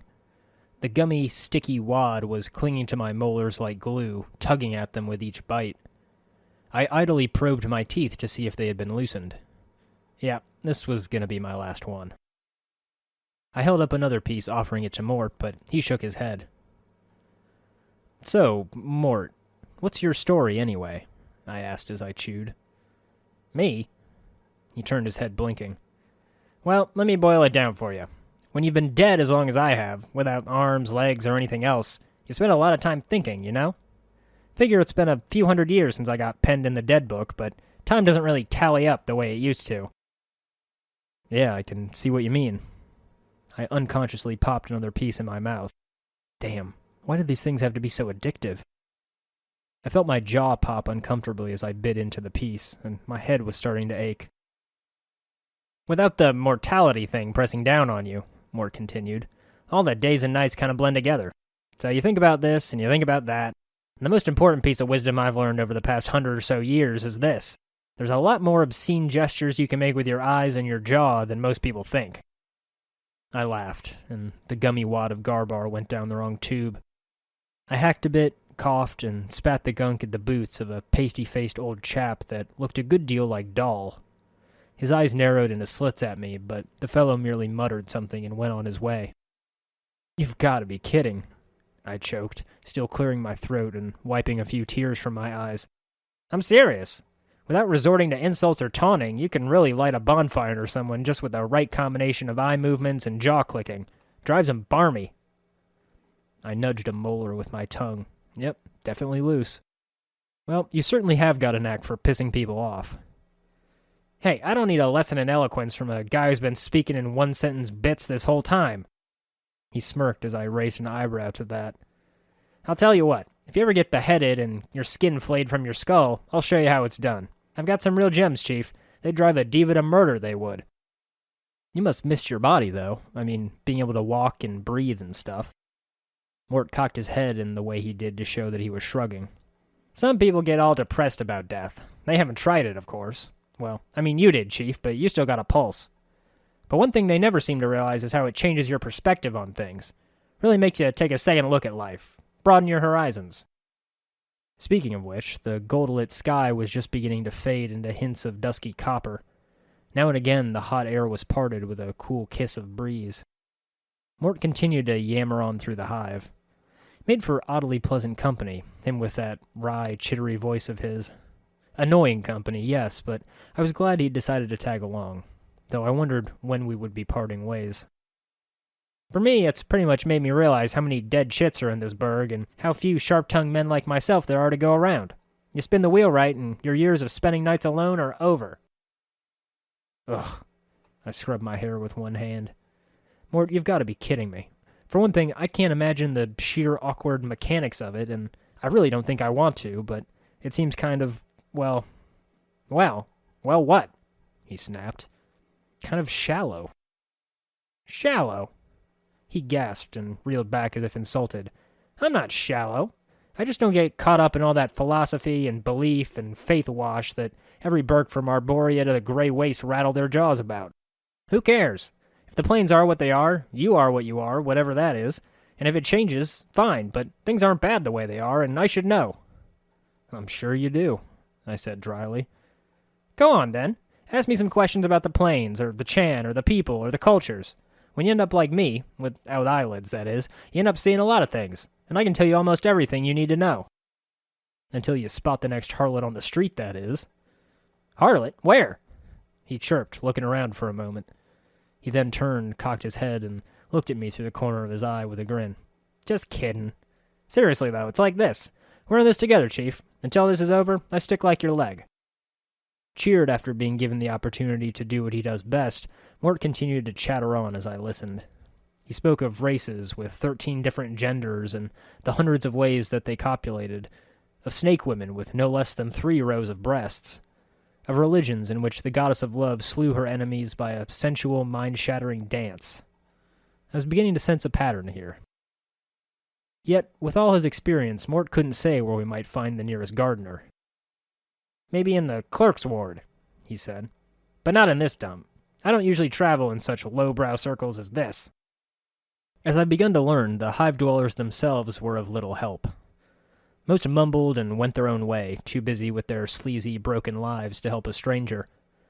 Most laughed in my face at the mention of a gardener, but Adabus seemed to consider that there might be one such person in the southeast portion of the hive. Hoping to get some better directions, I tried talking to an elderly woman as I meandered toward where the Dabus showed me. "Excuse me, but I have some questions that She interrupted me with a curt, Excuse me? I bet you got all sorts of barmy questions. Greetings, I have some questions. Can you tell me about this place? Who's the Lady of Pain? I'm looking for the magic girdle of Swank Iron. Have you seen it? Do you know where a portal to the 2817th plane of the abyss might be? Do you know where the holy flamin' frostbrand gronk slayin' vorpal hammer a woundin' and returnin' and shootin' lightin' out in your bum is? Sick of it, I am." I figured this conversation wasn't going anywhere, so I politely said goodbye and walked on to find someone more friendly. I had struck up a quick conversation with a Barriar, a creature that was half ram, half humanoid, when I noticed the glint of metal out of the corner of my eye. "Oi, lads. Look at what we have here." The Barriar slipped out of sight as I coughed awkwardly. I turned to face the thugs that had approached me. "I don't suppose you'd take a half-eaten sack of Garbar root to leave us alone." The thug at the front of the line pulled up his lips into a snaggletooth yellow grin. Another behind him licked the blade of his dagger. I put my hand on my knife. "I guess not." I stepped aside as the first thug attempted to stick me, and as he stumbled, I brought my blade into the middle of his back. With a gurgle and a spurt of blood, he fell over as Mort tore out a second one's throat with his teeth. He spat the skin and blood from his mouth. "Did you see that?" he cackled. Witnessing the quick carnage, one of the gang fled on foot as I grabbed the last thief's gawking head with both hands. A tug and a twist, and he stopped struggling with an oddly satisfying crack. The rogue slumped bonelessly to the ground. "Well, that was easy," Mort whistled. "Who needs that fancy magic?" I cleaned my knife on the clothing of one of the corpses. They weren't pouring out of the alleys this time. Come on, let's leave these to the collectors. I checked their pockets for whatever I could get. In a world where people survived by scavenging, I couldn't be faulted for taking my share. Without the element of surprise, these guys were pushovers. In the back of my mind, though, there was little comfort. I had seen hints of things far more bizarre, more terrible than I could know. There were footprints of a power that made the hive dwellers look like ants. Even though I was a proficient fighter, my mind was keener by far, and I needed to hone that edge of mine to its sharpest. That sharp mind of mine, for example, recalled quite readily the description of a beautiful jet-haired girl in blue. Amaris was a lovely young woman, dressed in a tight leather bodice and leggings of faded azure, the gray blue of a dying sky. She smelled faintly of cheap perfume, and her face, though pretty, was painted with garish makeup. She smiled coyly as she saw me. "Seeking some company, love?" Mort waggled his tongue. "Whoa! Good taste, Chief." "Are you, by any chance, Amaris?" She stared at me silently for a time and then spoke. "I was called that, once, long ago. Who are you?" "I was sent to find you by Nod, your brother. He's worried about you and hoped I could tell him how you were." Her eyes widened. Nod? He's alive? Where? Why didn't he come to seek me out himself?" I scrubbed the back of my hand uncomfortably. I suppose the truth couldn't hurt so much. "I think he's ashamed. He's a collector now, living in poverty in Ragpicker Square. He doesn't seem quite right. In the head, I mean." She nodded. "Aye, he was a bit touched even as a child when his name was Thodas. Oh, I've missed him so. Ashamed, though, huh? Her smile made her makeup-smeared face clearer, lovelier. Me own work's no more proud. Ah, well, at least I'm doing well for myself. For a hiver at any rate, huh? I must visit him soon. She looked at me closely for the first time since I had spoken. Are you a friend of Nod's, or... I thought about it for a moment. Of a sort, yeah. Why? Could you... She frowned, biting her lip as if considering something. Could you give this to him? She stepped close to me and offered a pouch of what looked to be about 100 copper commons. Out of the corner of my eye, I saw Mort's jaw drop. I bowed my head. Yes, I swear I'll get it to him. She handed me the pouch. I thank ye. Go speak to Nod for me and tell him how I worry about him so. Mort's stare was burning into the middle of my back as we continued down the street. Please tell me we're buying some company with that. Not our money, Mort. Besides, a good deed is its own reward. He clicked his tongue, disappointed.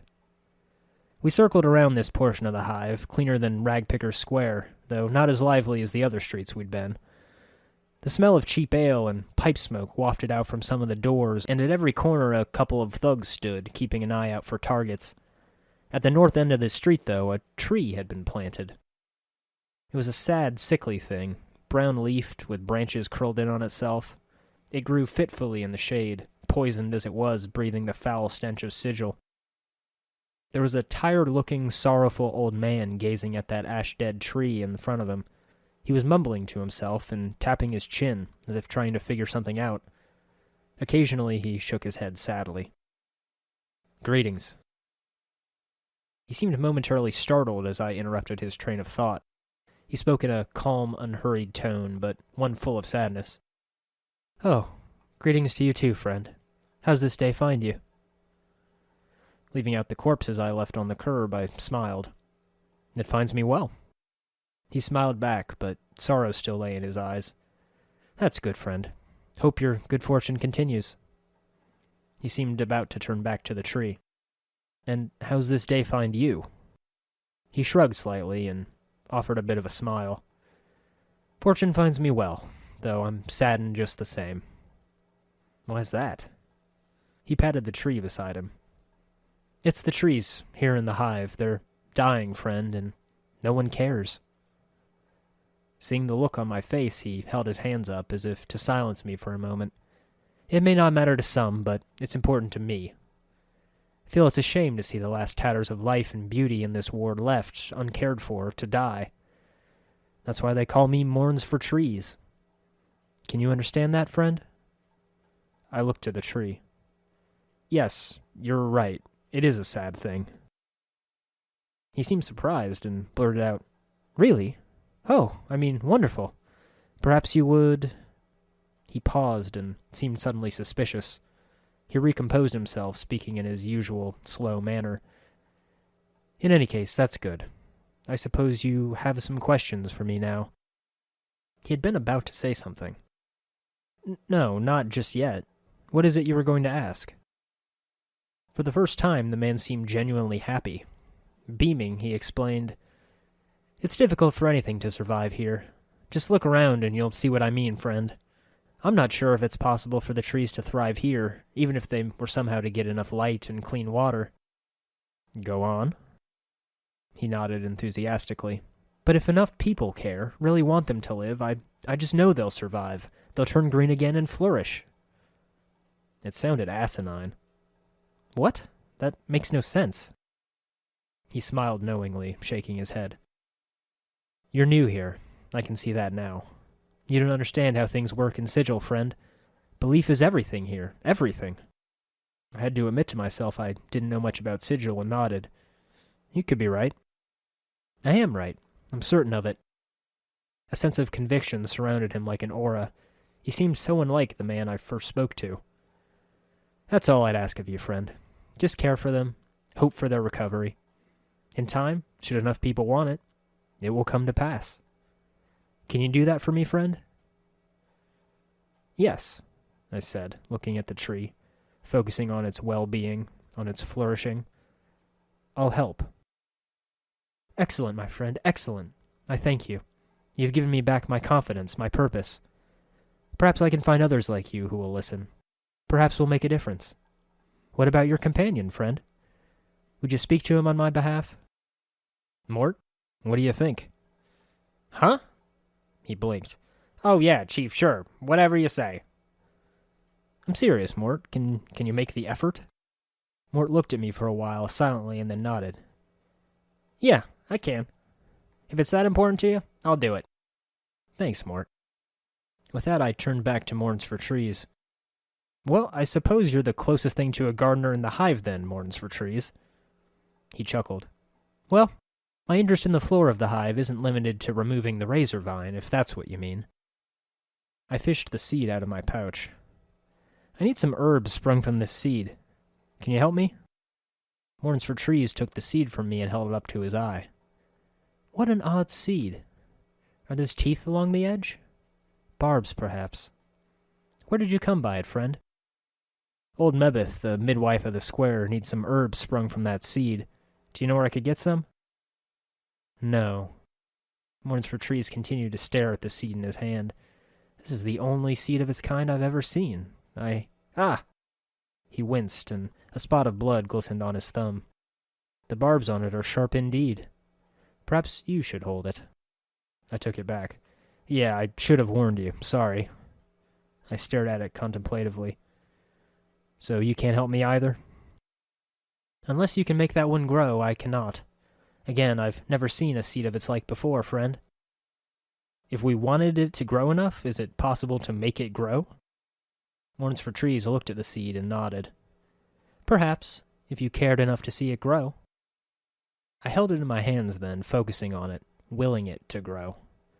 I silenced that nagging voice of skepticism in the back of my head, planting all my attention on the black barbed seed I held gingerly in my fingers. I prodded it gently with my mind, neither forcing nor urging. To my surprise, there was a crack, and the seed split, twigs splitting from its surface like fingers. Instinctively, I dropped the seed, but the talon-like twigs wrapped around my wrist and wouldn't let go. What the hells? Morns for Trees and Mort both stared at the barbed branches wrapped around my wrists, stunned. I think the barbs on those new branches would be more than enough for what your friend needs. I shook my arm, trying not to move my fingers since I was wary of the thorns. I hope she can get this damn thing off me. Until we meet again, Morns. Do you happen to like garbar root? Chapter 17.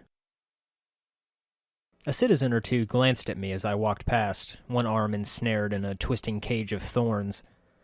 Most of the hive dwellers, however, passed me by with a jaded nonchalance from years of seeing every oddity the plains spat into the city. I held my arm gingerly as I entered the hut. Upon hearing me approach, Mebeth turned as I entered and gave me a skeptical eye. The corners of her lips quirked in a whisper of a smile. Your path brings you back here, does it, child? I lifted my arm. I returned with those herbs you wanted. Now, maybe you can get this damned bramble patch off my wrist. Is that so? Mebeth glanced at the barbs that surrounded my wrist. If so, think it off then. I did so, willing the mass to unravel. Again, I did so thinking gently, urging with will, but soft on force. Creaking and snapping, the black barb branches unraveled themselves and formed into the tangled ball of brush and twigs. It looked like a nest of dead black snakes. Mebeth snorted. Think it into a picture frame or some such, something with more structure and less angles. I nodded and focused again. The branch ball creaked, the twigs bending and twisting until the branches had bent themselves into a small picture frame, 2 handspans on a side. Almost unconsciously, I imagined shaped the barbs to the back of the frame so that it could be hung from the wall easily, and as an afterthought, I moved the remaining barbs to the inside of the frame so it could be picked up by the edges. I looked up and grinned, surprised and pleased with myself. How's that? Mebeth stared at the frame for a moment, then cackled. Ha! Square enough it is. Good work, child, good work. She picked up the frame and scrutinized it. This'll do nicely. Is that all you wanted it for? I had thought she'd be making a potion or witch's brew or some such. While it was an interesting exercise, it was somewhat less dramatic than I'd hoped. "Aye, this is well enough." She sniffed. "Aye, but there was one thing I forgot to tell you to fetch when you left last time, and it'll take you back to the merchant square, it will. Look for the cloth seller, Giscorl. He has some rags of mine that he was supposed to wash, and long has it been since I first asked him to do it." My eyebrow twitched. "You could have mentioned that before I left." Mebeth snorted. "Aye, blame an old woman's failing memory, why don't you?" A sliver of golden amber light filtered through a small crevice in the roof, and Mebeth looked up with those pale eyes of hers. "Mayhap you should leave it for tomorrow. These streets aren't safe for the likes of ye at a sundown, and I'd hate to have me first apprentice gutted and laid out in the streets for the collectors just after his first task." I agreed reluctantly. "Could I rest here?" She nodded.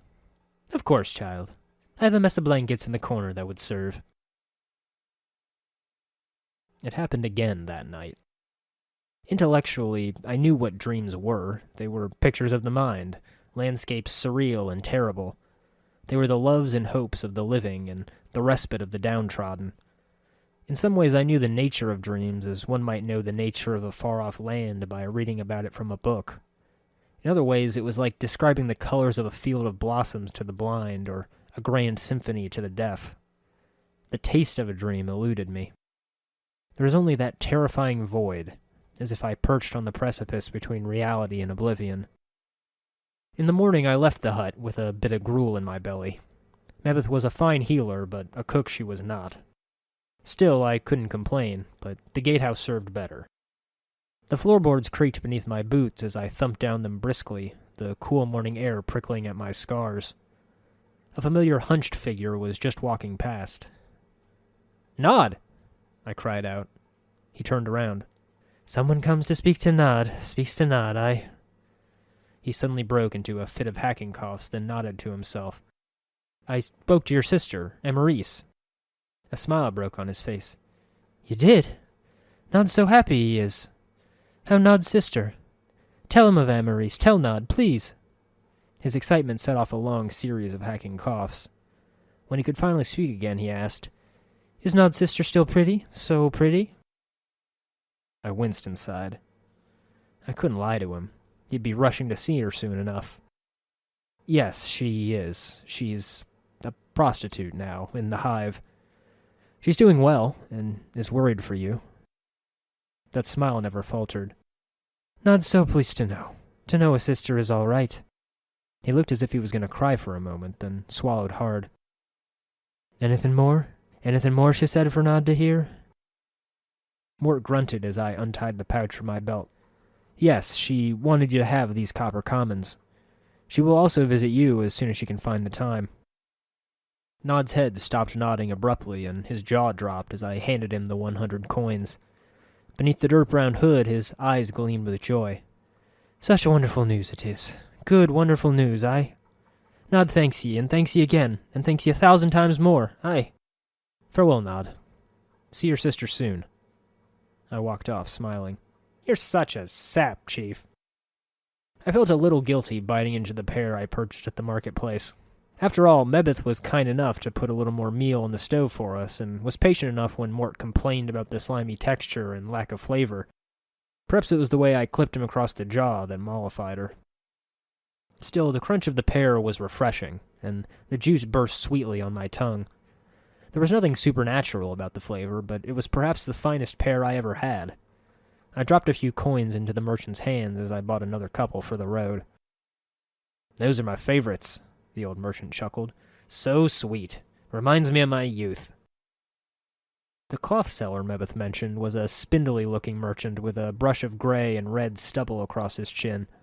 He wore several layers of brightly colored robes, so much so that he looked like a flag with arms and legs. He was shaking slightly as I watched. "Greetings. Are you Giscorl?" "Aye, Giscorl." He bowed and spread his trembling hands. As he did, I noticed his hands and arms were a twisted mass of black scar tissue, as if they were once badly burned. What are you selling?" "Giscorl buy cloth." Giscorl's voice ticked like a clock, flat and measured. "Giscorl sell cloth. washcloth, mencloth, and he gestured at his layers of clothing with his shaking hands. Wearcloth. I shouldn't have winced. My own arms were far worse off, after all. How did you hurt your hands? Gizcoral didn't seem to hear me. He answered only with his spiel, delivered in the same flat monotone.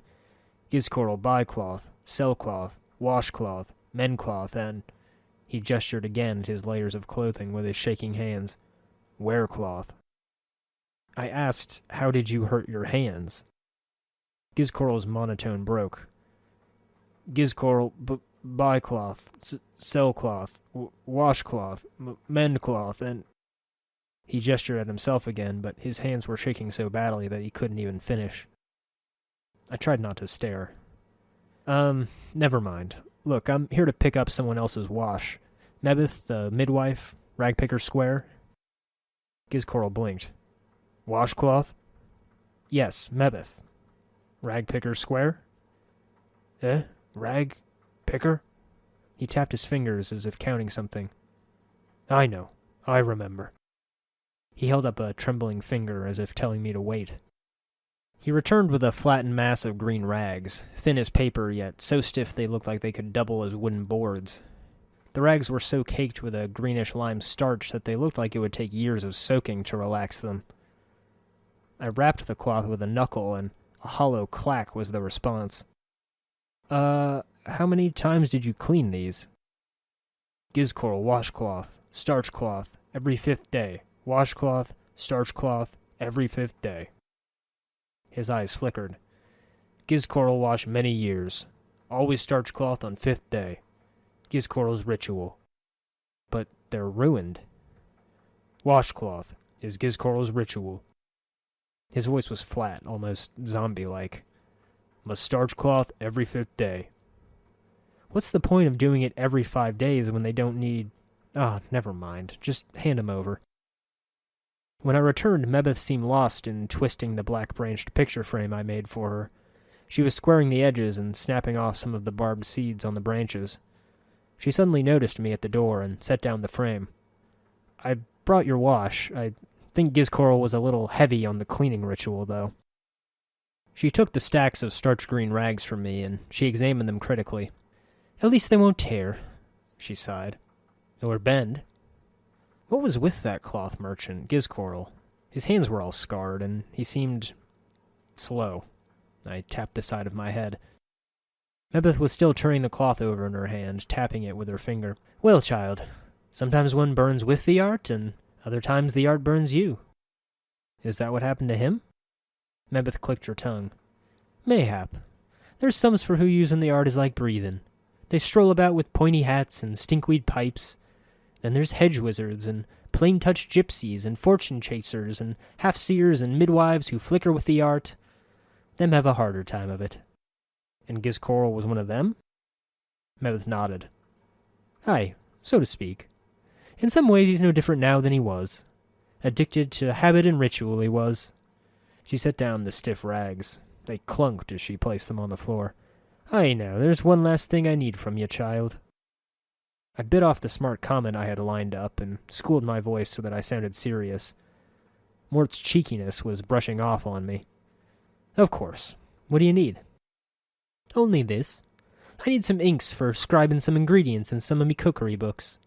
I needed to fetch some from one of the merchants. Casa Jai be her name.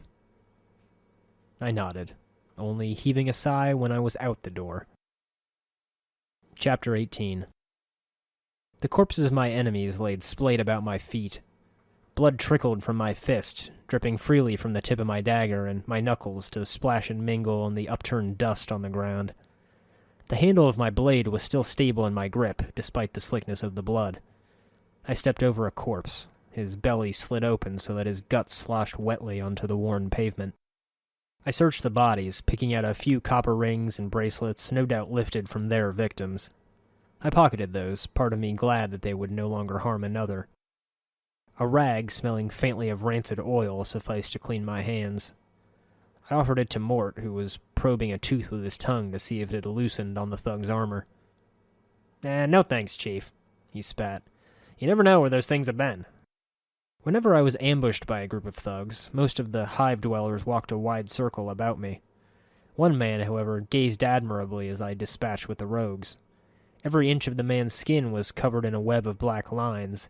It was as if some artist chose to accentuate every crease in his flesh with a quill pen. The overall effect was such that even when his face showed no expression, he appeared to be frowning. I looked up to him. "Greetings." "This one has a name. This one is called Porphyron." The man's voice was like a gong. As he spoke, the lines on his face bent and settled into a series of spherical patterns. "This one would know. Why do you address this one?" "Well, you were watching me. I guess I'm a bit curious." "This one would have you know. This one cannot answer your questions." The lines on his face twisted into angles, then split into a mess of scribbles. "This one has only recently stepped foot in this place of walls." "All right then. But I have to ask you this. Why do those lines upon your face move?" "The lines show anger. Do you take offense?" The lines slowly straightened, forming into gentle curves. "No offense was meant. Will you accept the many apologies of this one?" I smiled softly. Part of me wished I could adjust my scars like that. "No offense taken. Why are you angry?" "This one tells of event recent. Did you know this one was beset by 3? He looked at the corpses in disgust. "The 3 demanded an item of this one. This one feared an attack. What does this one do? This one surrendered the item." I nodded, aware of the burning wounds patching my body that had yet to heal. "Well, you were right to be afraid. If there were 3, they might have killed you had you not given up the item." "This one has been misunderstood." The lines on his face became angled, then smoothed into curves again. "This one did not fear being killed. This one feared killing the 3. I raised an eyebrow. "Well, if you could have killed them, why did you let them rob you?" "This one walks the path of a warrior. Many weapons have walked with this one, the fist, the blade, the stave, the hatchet, the smiter. These tools are all known to this one." "That's not much of an explanation. Again, if you're a warrior with that much training, why let them rob you?" "This one is forbidden to attack." The lines rippled across his face as he spoke. "If this one had struck the 3 in anger, the vow of non-violence would be unmade." "Vow of non-violence? You're a warrior and a pacifist?" Porphyron blinked. "This one is unfamiliar with your speech. What is this passivist?" "Never mind. Why did you train so much if you're not permitted to attack another?" "This one is of the order of Eretaga. We await the final days where all will be called to battle. The training and skills of this one, they are to be kept silent until then. In the meantime, you will let yourself be robbed in the street without defending yourself?" Porphyron bowed his head. "This one will clarify. The item is of value. The discipline of the Eretaga is of greater value." "Well, since you won't fight, any chance you could talk these thieves into returning your item?" He scowled. "This one addresses the 3 thieves. What happens? The requests of this one are met with scorn. The 3 will not return the item." Despite Mort's grievances, I was feeling helpful. "I could go see if I could get the item back for you." "This one must ask. Would you bring violence to the 3 that have robbed this one?" I shrugged, sheathing my blade. "Well, if they aren't smart enough to hand it over when I ask, things could get ugly." The lines on the man's face formed into a series of overlapping ellipses. "If that is the message they understand, then that is how the message may be conveyed." "All right then. What is the item you lost?" "The item is this, a rope of black and red prayer beads worn around the neck. The worth of these beads is not measured in copper. The worth of these beads is measured in faith." "All right then. I'll see if I can find this necklace. Do you know where these 3 thugs might be?" "This one knows where the angry words were traded and the item lost. By the bar that burns inside. The 3 were outside the place, dressed in black and red." 3 robbers, dressed in black and red, outside a bar that burns on the inside. That can't be too hard to find. Farewell. That particular errand would have to wait. while sticking a blade through the soft, tender parts of a thug had its simple, brutish effectiveness, I could tell I was getting quite close to learning how to shoot fire from my fingertips instead. Less messy and more efficient. That is, if Mebeth could start teaching me instead of using me as an errand boy. Kasajai was a toothless old crone who reeked of fish and brine. Spying my approach, she gave me a wide pink smile. "Fish, my child. Fish heads, mayhap." Child? Hardly. "Oh, yes, yes. But a child ye are to my years. Youngsters." Her giggle was pitched and squeaky. I leaned forward with a calm smile. "I believe you're mistaken. Take a closer look." She shuffled up to me. The fish stink was nearly overpowering. The old woman squinted at my face first, frowning, then into my eyes. Only then did she recoil in surprise. "Oh my! How many years have those eyes seen?" I shrugged. "I do not know. How many do you think?" Don't know. Too many, I'd say, but no matter." She leaned close to whisper in my ear. "It won't do to rattle the passers-by. Let's keep it our little secret." She resumed her normal tone of voice. "So, fish, my child, hee." She poked me in the belly. The old woman jabbed firmly and had a bony finger. I rubbed my stomach. "What are you offering exactly?" I looked over her cart. "Why, fish, my silly child. Fish of all sorts, and fish heads, for those too short of jink for the whole ones. Teeny tiny fish heads." I decided to humor her. The woman sure loved her job. "Where do the fish come from?" "They're brought to Sigil from all over the plains, my boy. Would you like some? I sell only the heads, should be short on jink." Mebeth said you sell ink. She sent me to purchase some." "Ink?" She chuckled. "Nay, sir, I sells no ink. I just sells fish." "Are you sure? Mebeth, the midwife in Ragpicker Square, mentioned you specifically." "Heh. Well, Kasajai was me dam's name, and me granddam's name, so could be any of us. Yet they're both in the dead book, so only this Kasajai matters. No idea what she's on about. A midwife in the Picker Square, you say?" She thought for a moment. "Don't know her, I don't." I threw my hands in the air. "So, you don't have any ink.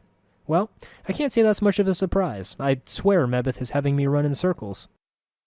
"Now hold on. Your midwife's friend's not all wrong. I know how you can get ink, but it may not be the ink you're looking for. The ink I'm thinking of bleeds from the gills of a Bragoda fin, it does." "This Bragoda fin, it bleeds ink?" She frowned. "Aye. Thing is, that fish not's for eating. It's got a horrible taste, scalds the tongue. You can ask Miriam. She pitches her fish cell down the street a southerly way." She cackled. "She might have one of them fish she needs on her pole." Delightful. A broad-shouldered woman was shuffling amongst the huge beams lying on the street as I walked past. She kicked at the beams with iron-shod boots. Every once in a while she bent down and wrenched a nail from one of the boards with her bare hands. She held each one up, appraising it, then dropped it into a leather sling bag. Damn, this old woman was tough as a boot. I whistled, impressed. Mort quirked an eye, then waggled his tongue as if anticipating what those toughed, calloused fingers could do. Upon noticing me, the woman straightened up. She was smiling politely, but from her stance and the way her hand rested close to the hilt of her weapon, I could tell she was ready for trouble. She was built densely, and one of her eyes has a milky film over it. "That's close enough there, Cutter. What do you need from me?" I'm sorry, I just noticed you ripping out those nails. That's pretty impressive."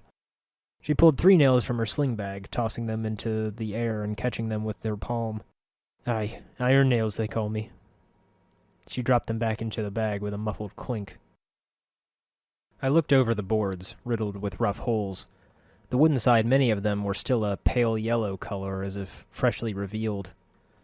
"Why are you collecting the nails?" "I sell 'em to a man named Hamris in the lower ward. Maker of coffins, he is." "Tell me more of this Hamris."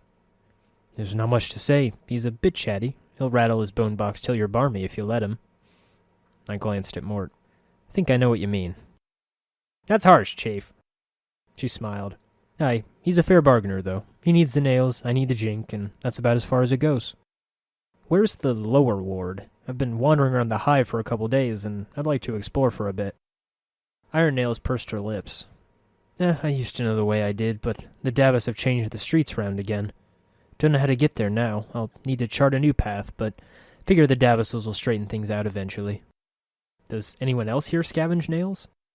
She grinned and shook her head. No one was ever clever enough or had the will to do it before me, and I've shoved off anyone who's tried to jump me claims since." She patted the long-bladed dagger hanging at her side lovingly. "Your claim?"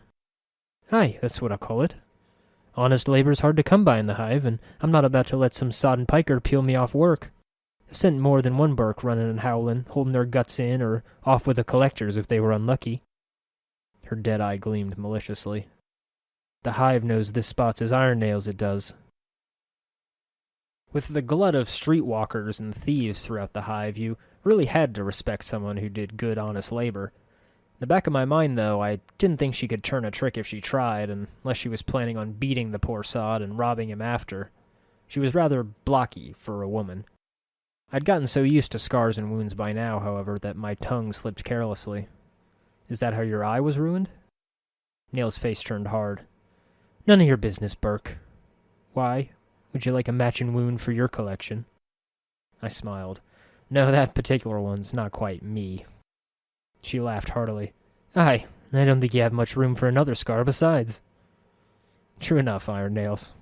Well, I'm on an errand, so it's been fine meeting you." When I rounded the corner, the faint oceany smell of fish greeted me. The cloying scent stung sharply against the dry, dusty air of the marketplace.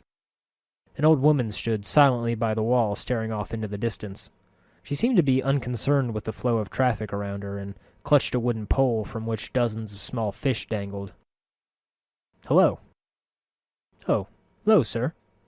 She squinted at me for a moment, trying to discern my identity. For a merchant, she seemed unusually concerned about buyers. "Oh my, here I was thinking you're one of my regular customers." She offered her fishing pole. "Tuna, sir? Mackerel? Sea cucumber?" "Sea cucumber? Ah, now you're just making that up." Mort eyed the pole. I waved away a little brown squiggly thing, moist and sharpened like a large lumpy black pickle. "No fish, thanks, but I had some questions." Her mouth pressed down into a light-lipped frown, and she stared off over my shoulder.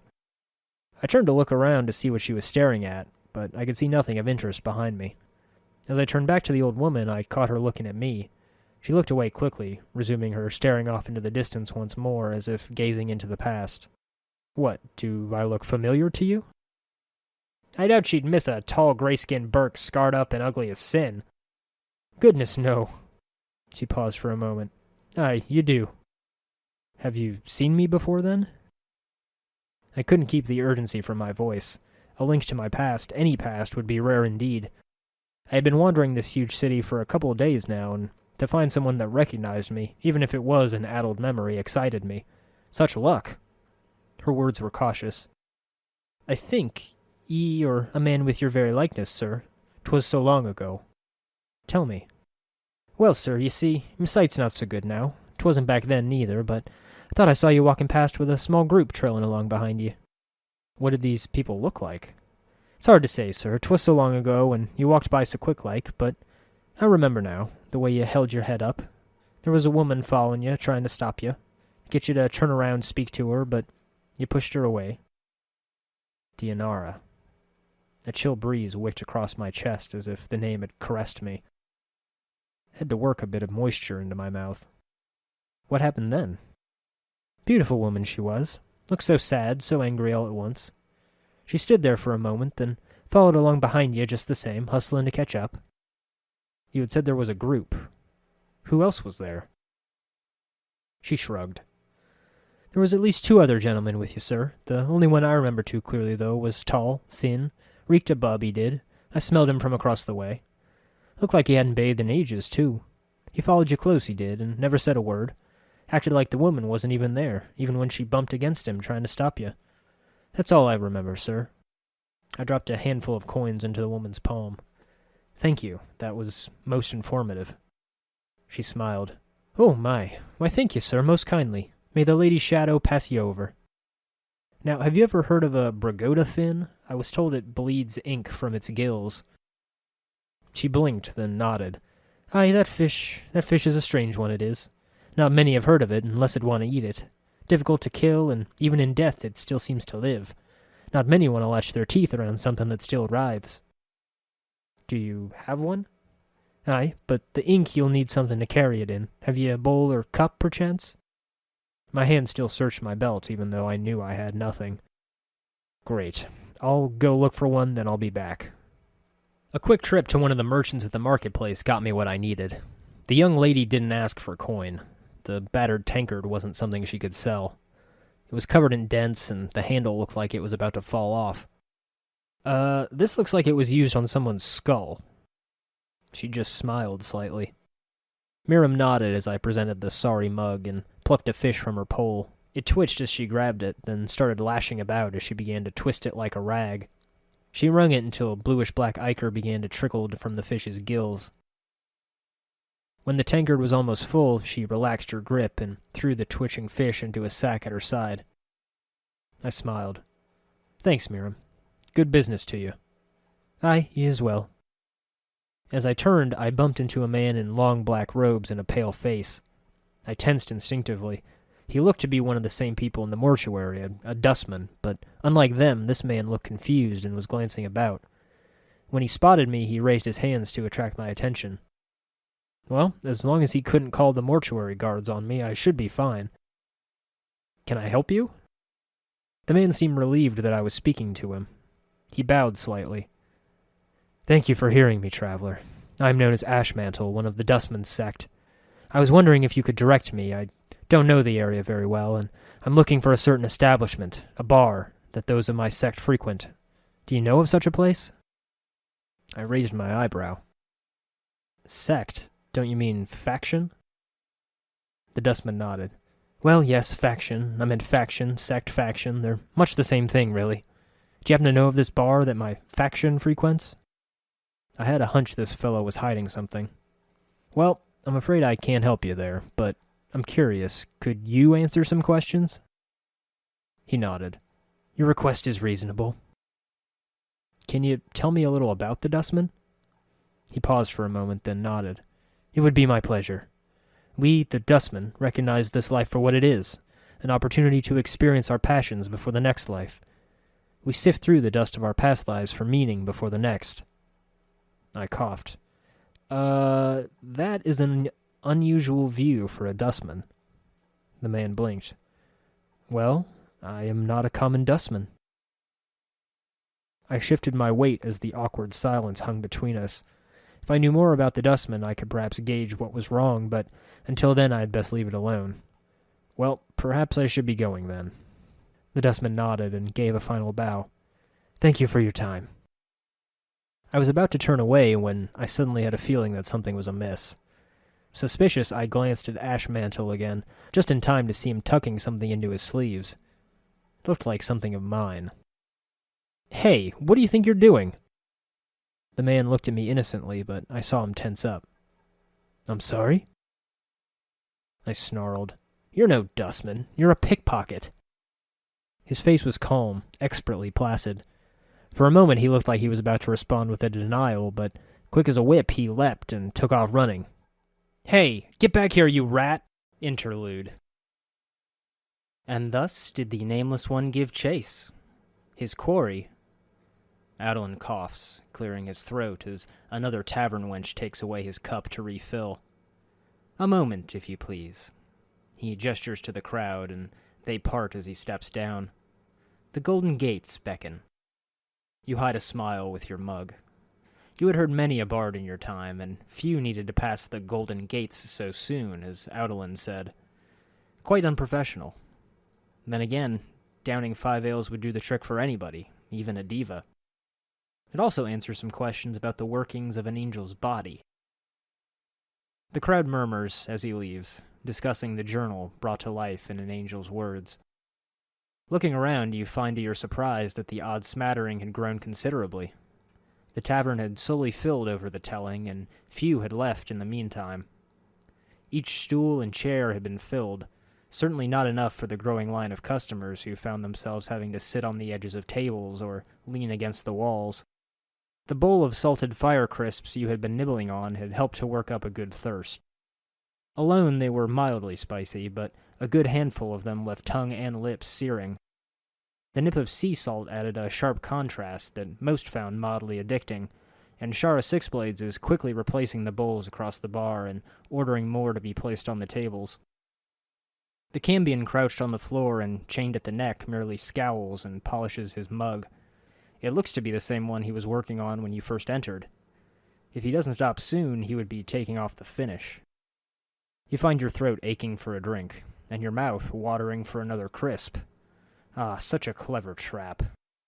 Shara Sixblades is quick to pour you a glass of the Helvata nectar you gesture to. Well watered, of course. The stuff was toothacheingly sweet and thick otherwise, fit only for children who had a never-ending hunger for sugar. The stuff is soothing on your tongue, sweet with a flavor reminiscent of summer peaches and blueberries, freshly plucked and still damp with the morning dew. You pop a crisp in your mouth.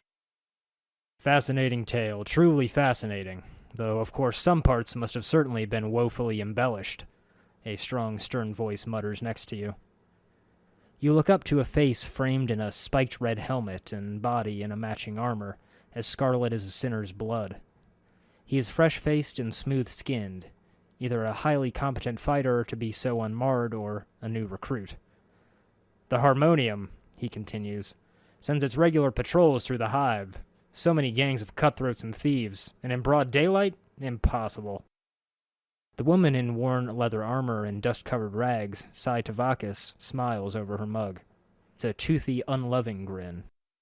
Oh, and I suppose you're here to keep the peace, aye? The Harmonium guard stands up proudly. Aye. My officer had heard an unusual gathering here in the hive, and I was diverted from my patrol to keep an eye on things. The woman chuckles dryly, holding her body like steel even as she leans back. The spear in the crook of her arm seems as if it had seen plenty of use. The wood just past the obsidian spear point is stained in a deep red, blackened with age. She is a coiled snake, ready to strike. I've been in this unusual city for a while, Hardhead. The usual patrols in, say, the clerk's ward consist of 3 to 5. Where are your companions, Hardhead? The young officer scowls and shifts uncomfortably, looking the warrior up and down as if considering whether he could arrest her. I believe they should be here any moment now. The pale-faced Scales of 3 stops counting the coins behind the bar and looks up, staring at the small crowd as if he may need to step in and mediate. As the young Harmonium guard relaxes, however, the Romani sets his wooden gaze back on his task. No need for that, Mycon, Shara Sixblade says to the Harmonium guard. You know I have little tolerance for violence, unless it suits me. I can put down any fight near enough. Be wary, Scales of 3 intoned in his hoary voice. In a throng such as this, balance is in order. With that, he spoons up a pile of coin into a small pouch and scribbles in a ledger. Now we stand at the tip of a precipice, steep and high. Our foothold is slippery, and the fall would be fatal indeed. Balance, he mutters. Shara clicks her tongue. The only balance I'm worried about is the precarious situation with the Black Knot Ale. She dangles a set of keys before Scales of 3. Go to the warehouse and roll in 4 fresh barrels. I've been saving that stash for next month's Festival of the Serpents, but with this sort of business... The Romani blinks in his egg-shaped robe. But the ledgers... The coin's still flowing, she snaps. And at this rate we'll be down to the last dregs in half an hour. Now get going and bring another 12 tins of those crisps as well. As Scales of 3 scurries off, Shara Sixblades looks to you with a smile. A good worker and steady accountant, but such a preachy fellow. I don't suppose you'd be thinking about lunch now. Cook is going to have a hard night ahead of her, but we may as well keep bellies filled while throats are wet.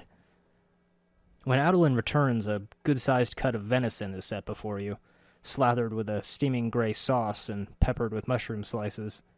A bit more rich than you're used to, but you had skipped breakfast in your haste to meet your old friend. The smell of spice and grease was alluring. Now... Adellin's piercing voice cuts the chatter quickly, the sudden silence ringing like a brass gong. As I was saying, the Nameless One's quarry, though a poor dustman... Chapter 19. Ashmantle may have been a sorry excuse for a dustman, but he ran on his skinny little legs with the skill of an experienced thief. He dodged past hive dwellers who didn't spare a second glance for the fleeing rogue, and bumped into a man carrying a basket of soft purple fruit. Flinging the fellow behind him, Ashmantle spun nimbly onto his feet and fled. The basket flew from the man's hands, scattering the soft pear-shaped bulbs across the ground. They squelched underfoot, slippery as lard, and I nearly fell as I skidded forward. "Mort!" I yelled. "Quick!" "Chief!" he cried back. With one flailing hand, I grabbed onto him by the jaw. "Curve!" I swung. "Ah!" Mort spun through the air as he flew, whirling like a pale white top as he spiraled toward the false Dustman, and whizzed past his ear. For a split second my breath caught, until I heard a pitched, girlish scream. Ashmantle's hands flapped as he slapped at Mort, who now clung by his teeth to the man's rust-brown mane of hair. When he spun and tugged, Mort came free with a mouthful of stringy brown, flecked with bits of blood and flesh that had torn from the man's scalp. "Give back what you stole!" I snarled, grabbing a fistful of his robes. He looked at me calmly, as if about to comply. "With pleasure." And with that, he slid his own dagger deep into my belly. I looked down to the torn flesh and blood trickling around the wound. It hurt like the nine hells, but a gut wound like this was a slow death if fatal, and with the right doctor it rarely was. I looked him in the eye as pure horror made his pupils shrink back. I grunted as my hands wrapped around his skull. "That tickles." With a quick twist and a satisfying snap, Ashmantle's scream cut off in his throat, the dying moan a mere whistle that echoed in his windpipe. Mort cracked his jaw. "You're a real class act, Chief." "I'm really sorry, Mort." I looked over to the corpse. "It's just, after all those thugs, no one should have to deal with this stuff. I'm sorry. The guy certainly didn't deserve to die, necessarily. I mean, all he did was steal from me and stab me with my own dagger. Something I had to remember if I was to find my way in this world. Sometimes it's true, one has to kill in order to survive. Death is a faculty just as true to life as breathing or eating. But when someone appeals to convenience rather than necessity..." I stared at the corpse. "I'm sorry." "Yeah, well, it's not like I was using my noggin for anything else," Mort muttered. My stomach growled. "Come on, I'll buy you lunch." A foul-looking man nearby was quick to notice he'd caught my attention. In moments he was upon me, hawking his wares. He carried a long wooden pole. Dozens of skinned and cooked rats dangled from it, swinging like plump, fleshy fruit. As he spoke, he gestured to them with a broad, filth-encrusted hand, smiling a yellow, snaggle-toothed grin all the while. "Oi, Cutter, how you doing there? What sort of delicious ratsies is you interested in this fine day?" "Oh, by the powers, Chief, why can't we ever go somewhere nice, huh? Like the Topless Dryad, or Mammy Marm's House of Many Mams." His voice was jokingly cheerful, but there was still a bit of bitterness at our current poverty.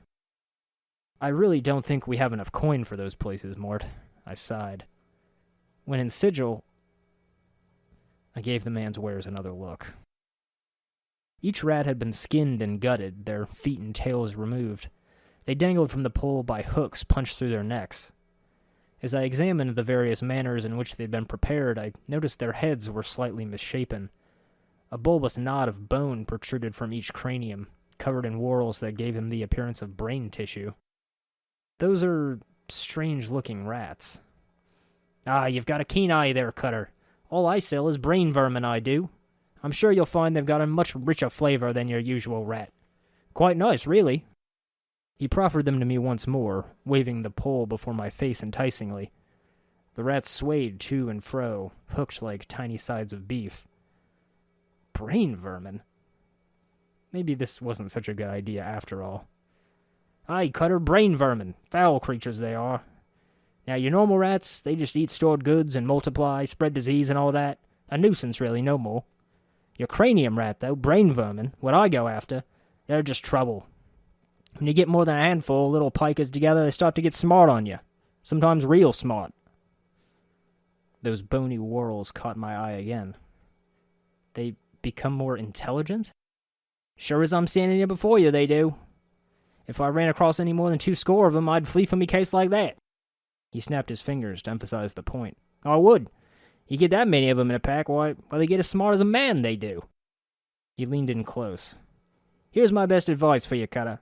If you're bent on catching brain vermin, stick to small packs. A dozen or so at most. But I'll tell you." He stepped close, his breath fetid in my face, and spoken in a hushed tone. You run into more than that, more than a couple dozen, you run like you're in the shadow of the lady. He backed away from me again. I stepped away as well. Why? What is there to fear? Sorcery, Cutter, sorcery! You get enough of those little fiends in a space, they gain all sorts of odd power. Make a bash's brain pour out his ears, they will. Downright frightening, it's all wrong, I tell you. That's why Sigil's so eager to be rid of him, the bounty and all. The word was music to my ears. Bounty? Someone pays for rats' tails? That's right, Cutter.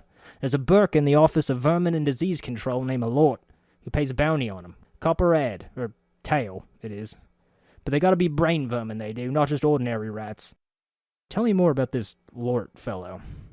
Name's Phineas Lort. Think he was some sort of eye-up he was, put down by his rivals and stuck here in arse end of Sigil.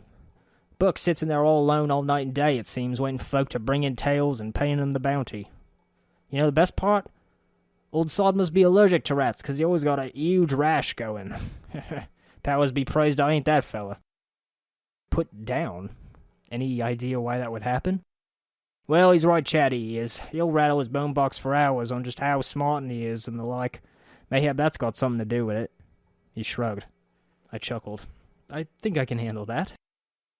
So, think you'd be willing to try a good old ratsy? They's fine eating, they is. I think I'd rather eat offal, Mort retched. I winced. Perhaps Mort was right. Another time. Cretan shrugged and went happily on his way. Don't think that a hot meal is going to make us square, Chief. I expect some prime attention from a gal later. I dipped a hand into my pouch, gauging how much we had. Well, I'm afraid it won't be Mammy Marms, but I'll see what we can get. 2 steaming bowls of stewed offal later, we were headed to Mebus to hopefully complete my training. When I returned to the hut, Mebus was tugging at the mass of greenish lime starch rags I had brought from Gizcoral. She seemed to be purposefully fraying the edges, as if to peel them apart somehow. When she heard me approach, she turned. Aye, child? Here's that ink you wanted. Mebus took the tankard of ink from me, then sniffed it. Prime ink, fresh it is, aye? She nodded at me. You've done well, child, all have asked. Now I ask ye again. After all you've seen, do you still want to learn the art? I smiled knowingly. Yes, after all, the guiding goal of your errands was to test my persistence, was it not? Mebus smiled, then nodded. Yes, mayhap, child, mayhap. And that's not all. You knew who I had to see to accomplish each errand, didn't you? Mebus nodded again, slower this time. Mayhap, child, mayhap. If and so, what did your senses tell you about him? I ticked off the points on my fingers. Mourns for trees showed me that my beliefs affect the world around me. Gizcoral taught me that ritual is a wasted effort if the purpose of the ritual is ignored. And Miriam taught me that no matter how much I think I know, there is still much I can learn from another's eyes. Mebus was silent for a moment, then she walked slowly over to me and touched me tenderly on the cheek. Oh, child, she sighed. You will be a master sorcerer one day, you will. You have the knowing of it. Yet, you've come to old Mebus for help, you have. What could a midwife teach such a one? My hand was warm and gentle against her shoulder. Much, Mebus. I want to learn all you have to teach.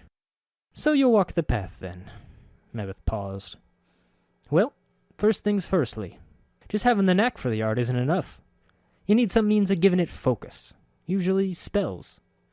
Spells are usually in a book. So the art demands you have a spell book, or it's like for you can cast spells. Can you read? I shifted. I think so. Then let's test it. Can you read this? Mebus drew forth a small tattered card. It looked like a recipe. As I gazed on it, the writing on the recipe swam before my eyes, each symbol twisting out of focus whenever I tried to read it. Almost instinctively, I relaxed my eyes, allowing them to take in the page all at once, and the symbols suddenly bled together.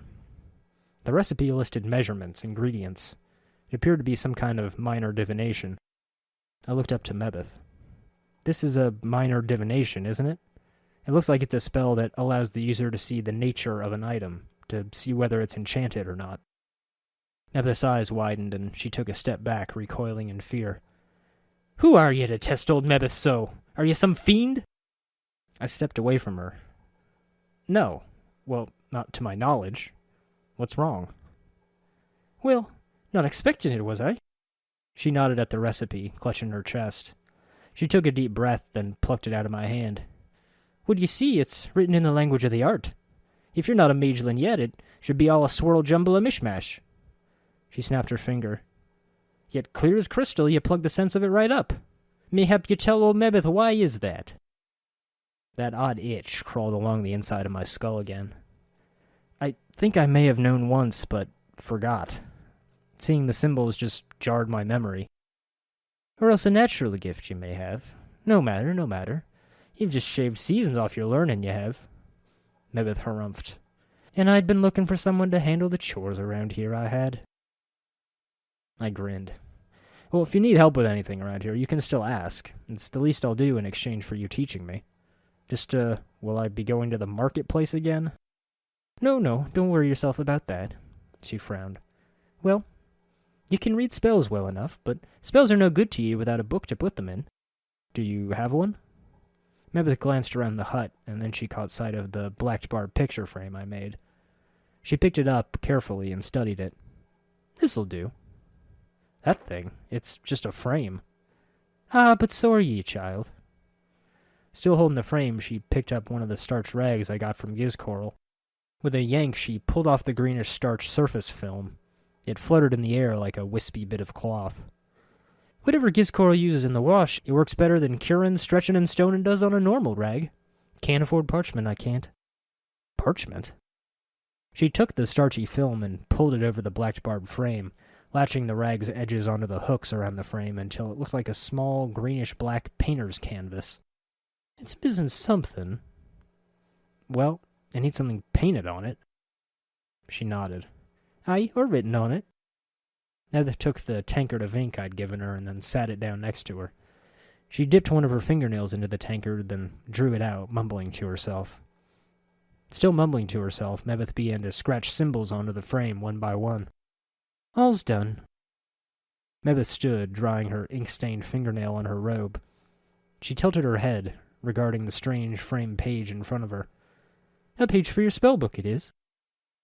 She gestured toward me, and I picked it up. Inside your spellbook are your recipes, your spells, if you will. As long as they sit in the book, though, they're just words. She tapped her head. The art demands you pluck the magic out of the book and put 'em in your attic, your head, before you can tap their power. Go on. You put 'em in your attic by studying 'em, memorizing 'em. You usually need to rest first before you can do this, though. Any questions? No, Mebeth. Oh, no questions, eh? Well, you should have all the questions. You know alls about how to memorize spells, do you? You're a sharp one. You sure you don't need any more of Mebeth's words all gobbling up your precious time? You're a master sorcerer already. I put my hands up defensively. Forgive me, Mebeth. I meant no questions on what you said. Please explain how to memorize spells. All right then. Here's the dark of how you memorize the spells. Pick the spells you want to stick in your head from your spellbook before you go to sleep. When you wake in the morn, they'll be buzzing in your head like flies, ready to be let out. I ran my hand along the picture frame. How many spells can I cast? You can cast only one, mayhap but 2 spells before needing to rest again. As a tiny flitting mageling, there ain't much room in your attic. So you use your spells wisely until you get wiser in the art. As your power increases, you'll get more room in your attic for spells. All right. Go on. You can only cast spells you've memorized. So if you want to use the art to, say, mend something twice, you need to memorize the spell how many times? Twice. Mebeth nodded. Aye, twice, right enough.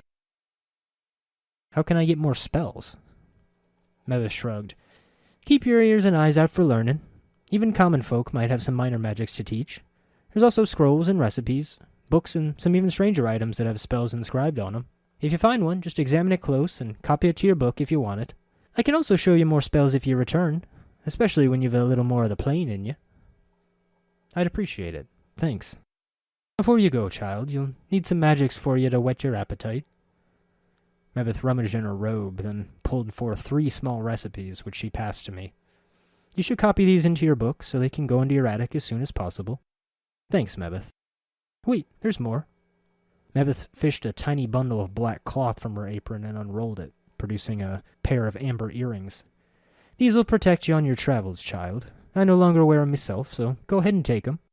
Thanks again. All right, child, don't tarry around here any longer. One such as ye has other ways to spend one's time rather than hang around old Mebeth. I gave her a warm smile. Now come on, Mebeth. You're not old. The corner of her lips twitched into a smile, and she blushed pale, bringing her fingers to her lips. Pah, ye flatterer. Your tongue so lined with silver it'd shame a Batezu. Get ye hence. I bowed to her. Thanks for everything, Mebeth. Pah, ye can thank me by not playing the addled cove with what you've learned. The art's damned many a fool who sought to bend it in ways the art weren't meant to bend. Now get along with you. Farewell, Mebeth. Well, finally a fancy-pants mage, eh? Well, good for you, Chief. Though, honestly, I think we still need a bit more manpower. Think I feel a tooth coming loose. I grunted in agreement, looking over the recipe cards. Chromatic orb? Blood bridge? Identify? Sounded interesting. We need to make a friend or two, Mort. It's time to go bar hopping. Chapter 20. I had been wary of this corner of the hive ever since I fled from the mortuary. I had remembered seeing a tavern here, right outside the mortuary, but the stylized skull that was the symbol of the Dustmen faction had driven me away. But now that I needed a few more traveling companions, either for a blade or for a hand to help drag my corpse off so that I could revive in safety, I was left with little choice. After all, what were the Dustmen going to do? Kill me? A zombie stood swaying not 15 feet from the entrance. The filthy-looking corpse was in sad shape. Its shoulders were slumped, and one of its legs were broken, causing it to lean to one side. Stains covered it from head to toe. Judging from the smell and the texture, the stains ran from rotten fruit to mud and bird droppings. To add to the indignity, graffiti had been carved into its body, and several notices had been nailed into its chest, back, and head. An undead bulletin board. I winced. I thought I was in bad shape. Don't all those nails hurt? The corpse stood silent. Despite the many stitches, the corpse's rotting skin was peeling in several places, revealing long stretches of muscle and bone. My guess was that the zombie was frequently used as target practice. The mud and fruit stains aside, some of the tears in the skin still had rocks and bits of glass lodged in them. One wicked-looking cobblestone was still embedded in the side of its head. Might as well do a favor. I grabbed hold of the cobblestone and pulled it out of the corpse's head. Traces of brain matter and rotting flesh slowly dripped from it. Looked like whatever was in its head turned to ooze long ago. I looked the corpse over. A number of leaflets had been ruined by rain, but some of them were still legible. To those hive citizens wishing gainful employ with the most honorable and generous Sigil government, inquire forthwith at the Office of Vermin and Disease Control to help stem plague of brain rats. Bounties paid, coppers given for each rat tail brought. Tails must be genuine and from rat only. No cat, dog, or fiend tail accepted. Office several streets south and west of Mortuary Gate in Lower Hive. Ask for official inspector in charge, the respected Phineas T. Lort, the 39th. It was just as Cretan had mentioned. Someone had posted a bill of fare for the Gathering Dust Bar, but the bill of fare couldn't be read, as the word Smoldering Corpse Bar had been scrawled in charcoal over the bill. Smoldering Corpse Bar, I muttered. Could it have been the bar where Porphyron had been mugged? The zombie immediately jerked its left arm upward and pointed far to the southeast. A moment later, the arm fell back to its side with a thump. It even gives directions. Reminds me of a job I once had. Mort seemed embarrassed. Well, without the arms. I chuckled and continued reading the notices. Public notice. By the order of the Judiciary Council and in accordance with the citizenry of Sigil, let it be known those defacing a registered servant of the Dustmen, either by graffiti, malicious attack, or by posting notices, will constitute a felonious assault, and the perpetrator will be answerable for the vandalism of said servant, by the order of the Hall of Speakers. Wanted, able-bodied person willing to investigate a matter of the utmost importance to the Dustman cause, will offer suitable compensation upon successful completion of said task. Interested parties inquire with Initiate Narochi, Gathering Dust Bar. Looks to be good jobs, Mort. Yeah, ones that actually pay. More than a nice stroking of your conscience. He tilted in the air, intrigued. We can make a few hundred commons from that dusty one, if you're barmy enough to deal with them, that is. As an afterthought, I glanced over the graffiti. It ranged from obscenities about the Dustmen to slogans glorifying what appeared to be local gangs. One piece of graffiti caught my eye. Someone had carved the name Farod on the corpse's left arm, then slashed an X across it. Farod, I whispered. As before, the zombie jerked its left arm upward and pointed far to the west, and downward. I waited, stunned, until the arm fell back to its side. He's under Ragpicker's Square? I didn't expect an answer, though a nod would have helped. The guy must have burrowed deep in there. No wonder he's so damn hard to find. The walls of the mortuary were rust red. It was the shade of metal aching with the weight of centuries. A body ever dying but never dead. Ever rotting but never renewed. The sharp fumes of formaldehyde had been rich in the air, the floor speckled with blood and bodily fluids lazily wiped away, leaving a grotesque blush to the stone. The shelves and tools had been as dust-covered as the faction's namesake. Here, though, the Dustman architecture of shattered bricks stitched together with mortar showed a new side to death. The floor was laid in a pattern of razor-sharp stones of mourner's blue-gray veil. The tables and counters were dull in the pale light of the bar, polished as they were. Where the mortuary was the wet crimson slosh of gore on cold-rusted slabs, the gathering dust bar was the icy touch of the grave. The air was chill and dry, more so than the mortuary itself, if that were possible. Again, that shiver crawled up my spine. Perhaps I simply needed one of those thick gray robes. The dustmen here sat quietly at their tables. Those few that were talking hunched over their plain clay cups and muttered in hushed tones. For some reason, the air seemed thicker, muting noises to a dull whisper. An enchantment, perhaps, to protect the peace and solitude of the bar patrons. Much like in the mortuary, zombies served the dustmen here. With shuffling, awkward steps, they meandered back and forth, laying down cups with fingers worn down to the bone and dusting tables until they were spotless. A spindle-thin man in dirty black robes sat at one table. His stiff black hair sprang forth from his skull like a crown of spikes, and his leper-white skin was drawn sharply across his skull. He was frowning into his drink and mumbling to himself. Might as well start with him. Greetings. The dustman looked up, blinked once, and looked me up and down, studying me. As he gave me the once-over, he took one of his spiked locks and pointed at himself with it. Naroki. Initiate. Dustman. Guard. I jerked a thumb toward the entrance. I'm here about the posting outside. The dustman looked me up and down again. Many troubles have I. Help can you. A mausoleum awakes. The dead walk, the dead disturbed, the dustman disturbed. Finds out what disturbs the undead, and copper coins will I pay. Anything that pays the bills. Very well. Where is this mausoleum? Naroki nodded. Mausoleum by Dustman Memorial. Go north and west from Black Monument. Go to Arch, and a semicircle over your heart with this finger make. He wiggled the index finger on his right hand. To the mausoleum, go you will. There was no rush. Curious as to what the dustman had on tap, I strode toward the bar. The zombie stood behind the counter lazily. I'll have what's most popular here, I said. Anything alcoholic for me, thanks. If Mort had eyelids, he would have winked at the corpse. So, where you buried, beautiful? I rolled my eyes and sipped from the cup the zombie handed to me. It was tea. Cold tea, weak and bitter as if drawn from the dregs of leaves that had been reboiled every day for a week.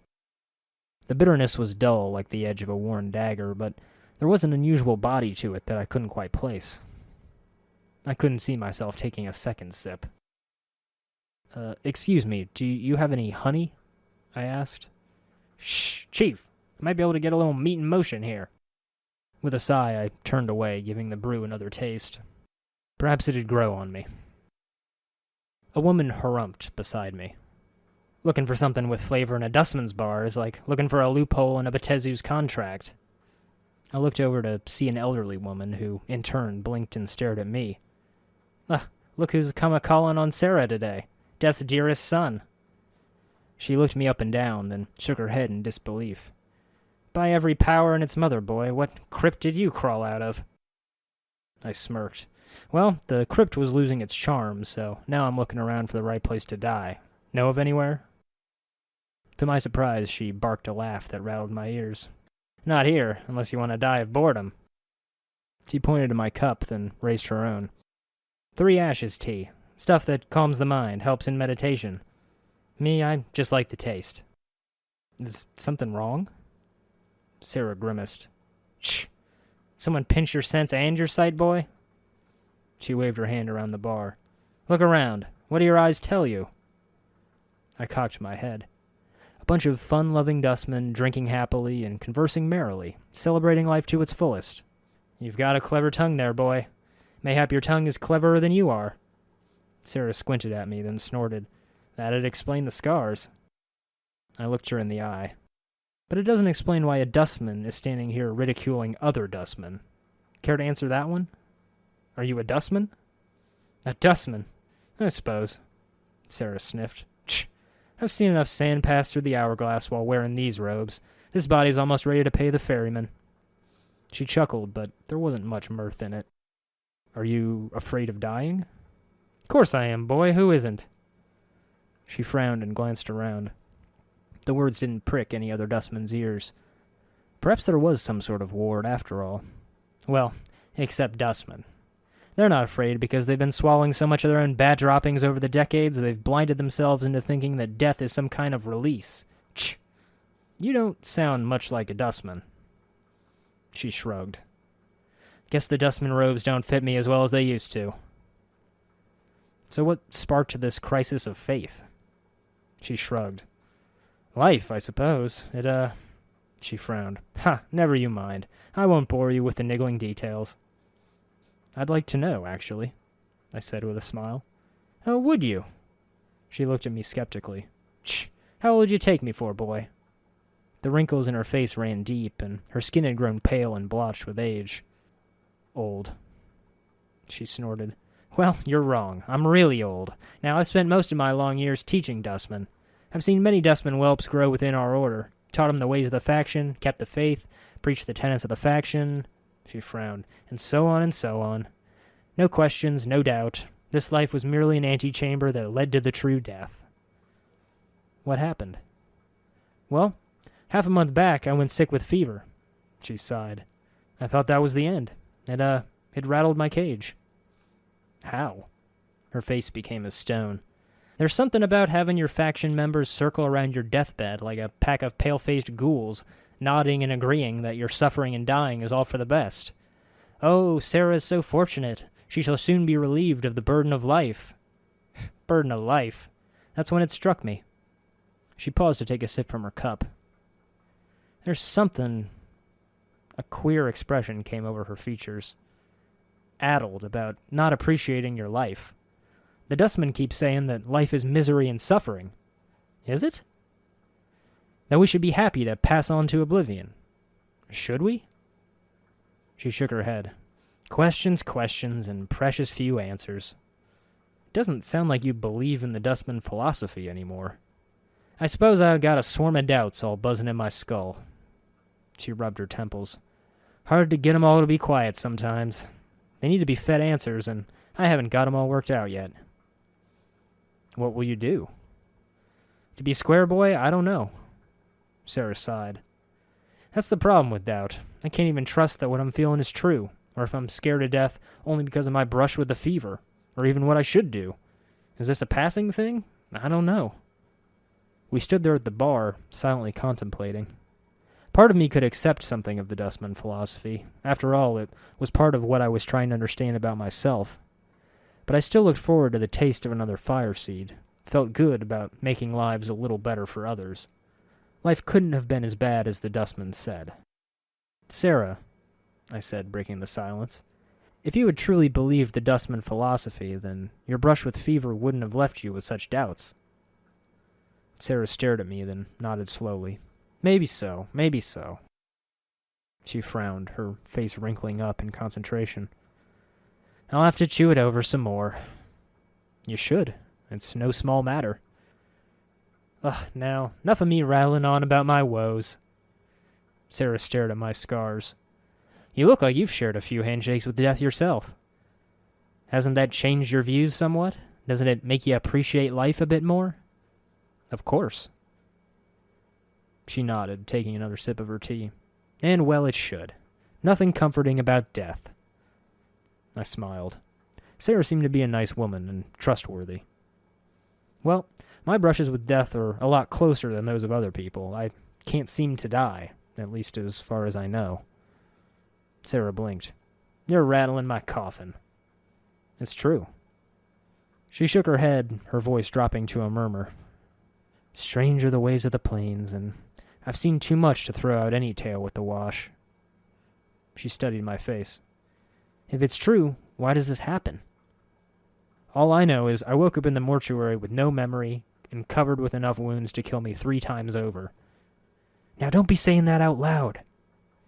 She glanced around. Most peculiar. Never heard of anything like that. Shame about the memories. Do you have any idea why this happens? Nay, not a one. Never knew anyone who death wouldn't take. Until now. I sighed. If a wizened Dustman couldn't help, I really wondered how a dirty old collector like Farod could. I took a sip of my tea and winced. It really was quite horrible. Chapter 21. I'm telling you, Chief, Mammy Marms is the way to go. The streets changed last time I went there, but I'm sure we can dig away if we work at it. Marm's got more mams than all the brothels in the city combined. I really don't see how that's numerically possible, Mort, I said, keeping an eye out for thugs. While my purse felt terribly empty, that job that Naroki had handed me seemed too dangerous for just a mangled amnesiac and a yammering skull. I miss the old Chief, who only needed a flick of blade to get things done. Now it's all numbers and formula and you poring over that damn picture frame. I got my guts spilled onto the street because all I could do was flick a knife. Those are just details. You'll crawl back after a couple hours anyway. I stepped carefully in this corner of the hive. At every corner there was an unwashed goon with a knife, dressed in patchwork leather and dented armor. Harlots walked the streets freely, a few chatting with thugs to proffer their services. A smaller, more cautious part, though, was glad if the whores could help work off some of the extra energy from those footpads. The more sweat drenched the sheets was less spilled gearing up to fight me. And then I bumped into the gang I had been looking for. It was led by one heavy-set thing, swathed in rags dyed in red and black. He looked like he was made almost purely of muscle, with broad shoulders and a thick, bullish neck. His scalp was speckled and dark by the beating rays of daylight, so that his head looked like a large brown egg. Flanked by 2 similarly dressed members of his gang, he glowered as I approached. I looked him up and down, a little worried. Dying again wasn't the worst part, but it would have made things quite inconvenient. Greetings. And how can I help you then, Governor? The man's face broke into a sneer. Looks to me you needs a healer. My fingers twitched, instinctively itching for my dagger. You one of the men who robbed a monk in the hive? Took his prayer bead necklace? His lips twisted and his nose wrinkled in a sneer. Some sod with lines scrawled all over his face. Claimed he could have put us all in the dead book, yet let us rob him blind. His thick lips loosened and spread into a slow, toothless smile. Never even heard of such a sod, I haven't. The thug's companion snickered and stroked the knives at their belts. He casually hefted the huge axe at his side. My mind raced, and quick as a flash I began to lie my way out of this with all the milk-toothed smoothness I had. That's interesting. The rest of his order is looking for you. The brothers of the Aradaga seem to know you quite well. Eh? The man's sneer faded. What are you on about? What brothers? The sod was alone, he was. I shook my head mournfully. He's a member of a religious order, you fool. That necklace you stole from him is their most holy relic. If it isn't returned, the rest of his order will come looking for you, and they don't have any reservations about killing thieves. The man's eyes widened. Eh? Now, we was just keeping the relic for him. He reached into the fold of his robe and pulled forth the necklace, which he carefully laid in my open palm. Here it is, no harm done, eh? It was the sting of bitterness of having to deal with rogues like him that made me press on. After all, things were rolling quite smoothly. I hope this is enough to call off the rest of his order. Perhaps a donation to their cause is in order as well. It might help smooth things over and ward off any curses that might come your way. Curses? The man's eyes bulged as he made a semicircle over his heart. Yeah, well, now wouldn't want any of that. He reached into a purse at his belt and handed over several copper coins. Take it with me blessing, governor. Tell him no harm was meant. I bowed my head politely, clasping my hands around the necklace as if in prayer. Your donation is appreciated. Farewell. Mort cackled once we were out of earshot. Oh, that was grand, Chief, grand. I can't believe you milked those idiots out of their... Shh! I hushed him. I looked around. While the gang wasn't close enough to hear, a few thugs looked up. It was probably my imagination when I thought that Bones seemed to flush the slightest shade of pink in mortification. Oh, sorry, Chief. That was pretty stupid, huh? I furrowed my eyebrows. Yeah, it was. I laid my hand on my belt casually, the metal hilt of my blade cold against my fingertips. This alley was seething with thieves. A cluster of 3 stood casually around each bend, with gazes that weighed your strength as well as your coin. I gulped. Maybe bilking the guy out of his coin wasn't such a great idea after all.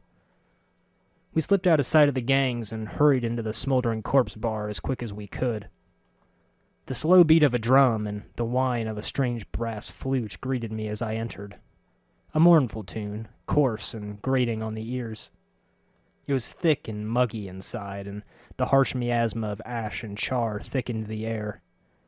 The scent was heavy and hot, but my lungs quickly adjusted with each breath. In the center of the bar, a series of grills gave off heat and light, flooding the room with an ember-bright orange glow. The steady pulse of light made the shadows twitch and dance and fickle against the few bar patrons here that slowly milled around, absorbed in their own business. In one corner I spied a pair of fiends hissed over thick metal tankards and crunched down on raw reddish meat. Bones snapped under their jaws, and the stench of sulfur wafted not so subtly from them. Best not to think about what creature yielded that stringy gristle. Writhing in the maw of 1,000 lapping tongues of flame, a billowing creature twisted slowly above an iron grill upon the floor of the bar. It may have once been human, but now its skin was charred beyond recognition. Streams of fire formed a wreath around the creature's body, and the flames licked at the few remaining pockets of flesh, causing them to bubble and run like wax down the creature's skeletal frame. The heat surrounding this creature was incredible. To my surprise, the iron grill the creature floated above had sagged and bent from the heat. At first I thought the heat came from the grill, but now I realized it emanated from the creature. As I watched, flecks of ash drifted from the writhing corpse and floated slowly toward the ceiling. Greetings? The thing made no response. It writhed slowly within the flames. It lived, but it didn't seem aware of anything other than the fire that surrounded it. Its skin was flame, its heart was flame, and I knew within some shadowed corner of my memory that this thing was dangerous. Just past the entrance there was a woman with fading bruises on her face and arms, and a look of desperate longing in her sunken eyes. She might have been pretty once, but those days were long ago. She turned slowly to face me. Life pours into her features, and the spark of sardonic light that danced in her eyes now made me wonder if my eyes were deceiving me. Welcome to the smoldering corpse, scarred man. I'm Drusilla, and you must be clueless. Don't ask me how I know that, it just shines off you. I bit back a clever remark. Best to neither confirm nor deny my ignorance. Who is that burning by the entryway? That despair I saw on her face before flitted across it again like a black-winged shadow before she mastered herself. That's Ignis, one of the greatest wizards ever to come out of this slummy excuse for a cesspool. They caught him, and they opened a channel to the plane of fire through him, and now he's just a doorway for it, keeping himself alive by force of will alone. If someone could douse him for a few moments, it'd give him his life back again, but they don't make enough water to do that. She sighed. Fellas eventually built a bar around him. Sods who like to see people in pain come here. Fiends like it. Folks who don't care much for being bothered come here too. The name keeps out most of the Burks. I don't suppose you could answer some Do I look like a tout? She snapped, waiting around just in case some scarred man walks into my favorite bar and starts asking me his barmy questions. Do you annoy everyone you meet? What a fascinating life. Far so more than yours, I'd wager, I said dryly. Oh, is that so, eh? Her face twisted into a mask of anger, and heat filled her voice. Have you ever been in love with a living flame? Have you ever wanted to vanish utterly in the arms of another, to lose yourself in the heat of passion? Your eyes tell me that you wish you had, but you've had no luck. Don't talk to me about fascinating. Scars aren't fascinating. Fights ain't fascinating. Tough ain't fascinating. You ain't fascinating. I paused a moment after letting her finish. The silence sank in so that my next words, quiet and smooth, scraped through the air like a dull dagger against old skin. Where should I start? I'm immortal. I lose my memories every time I die. I have a floating skull for a sidekick. I'm having experiences that would make most mortals scream their souls out through their eyes, and you're telling me that being in love with a fire is fascinating? That's not fascinating. It's just crazy. I love you too, Chief, Mort quipped. Drusilla recoiled suddenly, then looked at me more closely. Excitement crept into her voice. You're him, aren't you? You're him. I blinked owlishly. What do you mean? He said you'd come. He said you're the one that'll set him free. He spoke to me in a dream and told me that you'd come with an ocean of water to balance him so he could burn across the plains. Free him, please, save him. Her voice became frantic and pleading. I looked toward the burning corpse as he writhed in the flames, reveled in them. What's your connection to him? Her voice practically throbbed with a deep ache. I was Ignis's lover, and he my beloved. We both loved the flame, though he loved it more than me. And now he's become the flame. And because I love him, I love the flame. But that's all done with now. Now I wait for him to douse himself. I sell what little I have just so I can be near him, so I can watch his beauty as he writhes in the heart of the fire. I backed away. The thought of helping that thing unlocked a terror within me I didn't know I had. You're totally over the edge. He said you would save him, she pleaded. You cannot escape that. I left her where she stood and meandered to the other side of the bar. 2 patrons stood in the shade of a metal pillar, its surface coarse and scratched. Black streaks seared into the dull bronze metal were themselves slashed with deep gouges, the wounds of many bar fights. That doesn't make sense, the woman protested. I mean, the portals, the fact that the gods themselves fight over it, its placement and... The man waved his hand dismissively. You don't need to be a bleaker to see how meaningless it all is. There are patterns, but no real designs. Live here for a few years and you'd see the same. The woman scoffed in response and looked up to me. She had a far-off cast to her face. She was not exactly young, nor was she exactly old. Perhaps it was the expression of slight disbelief sketched across her features, one that said she didn't believe her senses. When she focused on me, she spoke sharply, but not angrily. Do you need something? I apologize. I bowed my head slightly. I couldn't help but overhear what you and your friend were discussing. It sounded interesting. She pursed her lips. He's not my friend. He's my cousin. He was just telling me that this isn't the center of the multiverse, despite it being located smack in the middle of the Outlands. Despite it being the focal point of portals from all over the cosmos, there isn't a known place with more. Despite all of the quarreling gods do over it, despite the sheer variety and concentration of power that accumulates here. There's no place like this in the cosmos, and he's telling me it's nothing special. Huh. That's an interesting perspective. Perhaps you both have elements of truth. She brushed the idea off with a wave of her hand.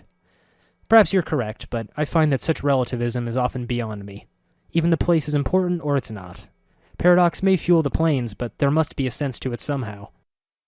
The man shook his head, his hair beginning to surrender to age at the edges of his scalp. He spoke in a staccato voice, rapping out each word distinctly and clearly. Forgive her, Cutter. My cousin, he stressed the word as if to emphasize that he had no choice in his acquaintance, has recently come here from her backwater prime world. My uncle, a renowned wizard, brought her here to expand her horizons. She labors under the delusion that this is the center of the multiverse, and she thinks it's somehow important. I've lived here my whole life. I know otherwise. It's a place the powers and planeborn overlook, just as humans overlook the squirrels in their city parks. It's not important, and the sooner the humans come to realize they're not important, the better off they'll be. He ran a hand through his thinning hair. Killian Irontoes. Before you ask, I got the name because my idiot brother dropped a 50-pound stone on my feet and crushed my toes.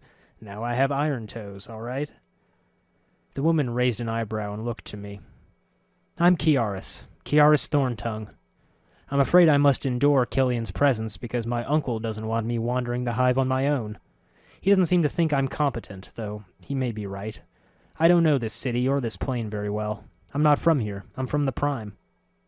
I blinked. The Prime? What's that? She cocked her head and looked at me oddly. The Prime material plane?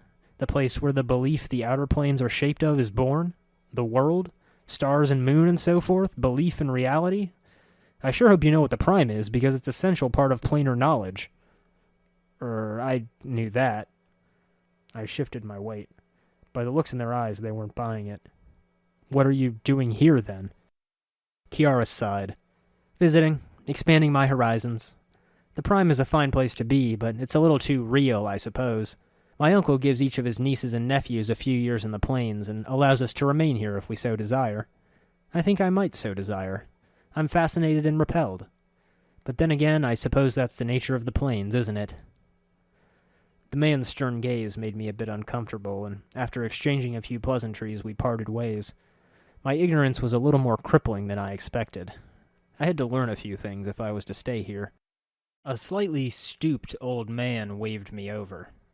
A full gray beard and a lion's mane of gray hair framed his face, creased with the touch of time. He wore a couple of shoulder guards as armor, and he kept a helmet nearby. Wrinkled, pale fingers reached into a pouch of tobacco around his waist, pulling out a pinch of dried leaf that he added to his pipe. He looked pretty strong, but he was a little plump and also appeared to have some sort of breathing trouble. The old man puffed away as he spoke, his voice gruff. Well, now aren't you a sight, lad? Never have I seen so many scars blanketed a fella. Like a scar cloak you're wearing. Where you been, hanging out in a grain thresher? He laughed.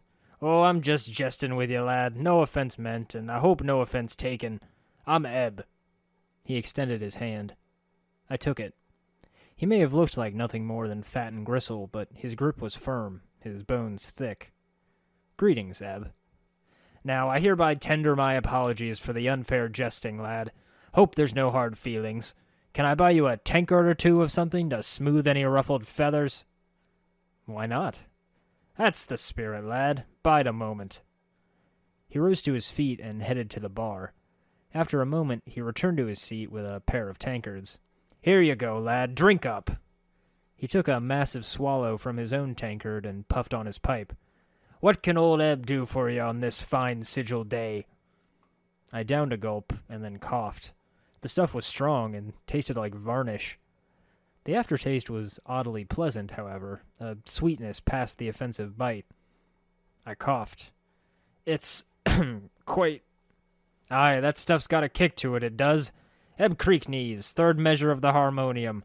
Third measure of the harmonium, now retired and being a tout with one's voice, since I don't step as lightly as I might these past 2 or 3 decades. He chuckled. Third measure of the harmonium? Ebb puffed up slightly in pride, and a semi-stern look crossed his face. Aye, third measure of the harmonium. He relaxed a little. Though I haven't served a tour of duty in many a decade. Pushing a quill wasn't quite up my alley after all the fights and skirmishes I've been in, so I just bide my time, keeping tabs on things down here in the hive, and helping out a little where I can. And you look like someone who might need a hand. Are you in some kind of trouble, lad? I nodded. A few troubles. I woke up in the mortuary and seemed to have forgotten who I am. Huh? Ebb blinked, then frowned. What was that you said, lad? That you woke up in the mortuary? Ebb studied me closely. Oh, now, did they mistake you for dead under all them scars, mayhap? Ebb chuckled. Can't say I would have been any smarter. He puffed his pipe. Especially not after a couple round of these. Them dusties. He caught himself. I mean, them dustmen. Dusties being a rude term to refer to them pale-faced fellas, and I don't mean them too much disrespect. They have all the perceptions and friendliness of a gravestone sometimes, huh? Can't say I couldn't see them screwing that up, no, lad. I looked around the bar. Odd place, this. He nodded. You're in the Smolderin' Corpse Bar, lad. Not a pretty place as some, but it's got its own homespun kind of charm. I gagged down another mouthful. The stuff was beginning to grow on me. I gestured over to Ignis. So what's his story? Him? Oh, don't be fooled. He's no corpse, lad. No deader him. Near as we can tell, old Ignis is still alive inside that little roast spit. Near as we can figure, anyway. Ebb wrinkled his nose. He can smell damnably awful sometimes, too. Keeps me on the pipe to make sure it don't worm its way into my nose, it does. He chuckled. After browsing the crematorium at the mortuary, it wasn't that tough getting used to Ignis. How did he get here? Ebb took a smoke from his pipe for a moment, as if deciding how to phrase his comment. Well, now, lad, Ignis had a smattering of problems, and some not slight wizardly magics to boot, and seldom do the two mix well, if you understand me. He liked to... Ebb puffed on his pipes, and smoke trailed up. Well, he liked to burn things, and he started torching places and people, and generally making a bunch of trouble. And? Well, now most of this was going on in the hive, and I'll be the first to admit that the hive is not the first place the Harmonium goes to keep Sigil's law. Ebb looked a little shamefaced. A failing on our part, since it may be the place where our presence is most needed. So by the ladies' reckoning, there was a little street-side justice in the wizardly community. A bunch of tea-leaf readers, hedge wizards, and midwife witches got together and managed to weave a spell that was a kind of poetic justice. Ebb gestured with his pipe at the figure. So now he sits there and burns. He's still alive, which I don't think they counted on. We spoke of many things then, the workings of the city, the Lady of Pain, of merchants and thieves, though sometimes the two were interchangeable. Ebb lectured gruffly about the anomalies of the plains and the structure of the city. Whew, let me wet my tongue. He took a pull from his tankard. The city floats above an infinitely tall spire, the spire. It lies on its side like a discarded wagon wheel, but there's no spokes that connect it to the spire. It's divided into 6 wards, each of them with their own function. Right now, you're in the hive. I think the purpose of the hive is to be squalor to the rest of the city's grandeur. He laughed. Factions, philosophical clubs, or gangs if you prefer, divide up the running of the city between them. I was nursing my 3rd mug by then. And you were in a faction? Ebb raised his hand as if to stop me and laughed slightly. Oh, now hold on, lad. I'm no has-been faction member. They say, and they're right, that once you're one of the Harmonium, you're a Harmonium for life. We're the Bloods that try to make sure Sigil stays out of trouble. No rocking the spire, no folks getting too over-enthusiastic about hurting each other, keeping the city down to a low roar. We try and keep the peace, lad, and most times, we do a decent job. He continued. The city's called the Crossroads of the Plains, and the City of Doors and the Cage. It's got portals to all of creation, they say, and all manner of beasties come through here to trade, call kip, or hop from one place to another. Now that's just the quick version, lad. You'll have to experience the place for yourself. It was just a matter of time until his throat was dry, and he slumped down, tired. Ugh, some tout I am. Can't fight, can barely fill the new bloods with a chant. Well, it has been a while. Perhaps another time. He shook his head. Nay, ye have questions yet, I gather. Go talk to Candrian there, he's a good sod.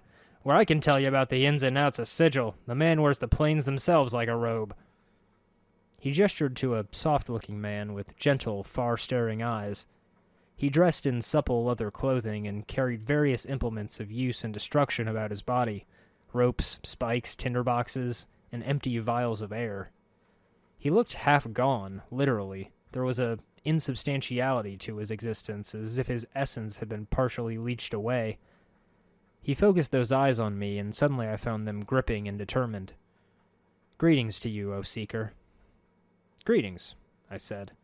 I looked back at Ebb, who had slumped in his chair and was snoring softly. Kandrian carefully set down the mug he had been holding and gave me all his attention. I have seen the far reaches of the multiverse and returned to tell the tale. I have walked upon the bodies of dead gods and spun moonbeams in the astral ahead of 1,000 shrieking Githyanki nights. I have passed the edges of existence and watched my essence shiver away before me. What is it I can do for you? I scrubbed a hand through my hair. I'm afraid I've only been in the city and I know little of its workings. I looked back at the woman across the room, still arguing with her cousin, at Drusilla. Clueless. Not for much longer, I hoped. It is not merely Sigil, but all the planes that one must know of. Perhaps I have answers for you. Speak, and I shall tell you. I am Kandrian Illborn, traveler, dreamer, tale-spinner, and so forth, at your service. I've heard you were a traveler. Tell me of the planes. He shook his head and sighed wearily. I am tired, Seeker, so tired. I am fresh back from negation. I will answer what I can for you, but I cannot promise that you will find satisfaction in the answers I give. What would you know? Would you hear of the outer planes, the prime material, or the inner planes? What's the difference? The difference is true essence, Seeker. The inner planes are matter, substance, true physicality. They are the building blocks of the multiverse, for it is from them that all belief in the elements spring. The inner planes filter through the ethereal plane, the plane of potential, some say, which forms the elements into the worlds of mortals. Once past the ethereal plane, one reaches the prime material, where exist all manner of mortals and monsters and myths and machines. It is there that belief is born, and there that the spirits that create the outer planes are born. When mortals die, they pass through the astral plane, a no-place that is thought and mental energy itself. It is in all things, and it is none. It is paradox, among other things, and it filters spirits into the great ring. Do you comprehend so far? I nodded, drinking in his words as quick as I could. Faster than I did this ale, at least. Tell me of the inner planes. He sighed as if it reminded him of his bone-deep weariness. Think of the inner planes as a globe. On the top pole you have the positive material plane. On the bottom you have the negative material. He paused. Remind me to tell you of the negative. His eyes turned inward to some private horror. From the interaction between the two springs all of the urge for existence and non-existence, death and life, actuality and nothing. From them spring the basic elemental planes like fire, water, air, and earth.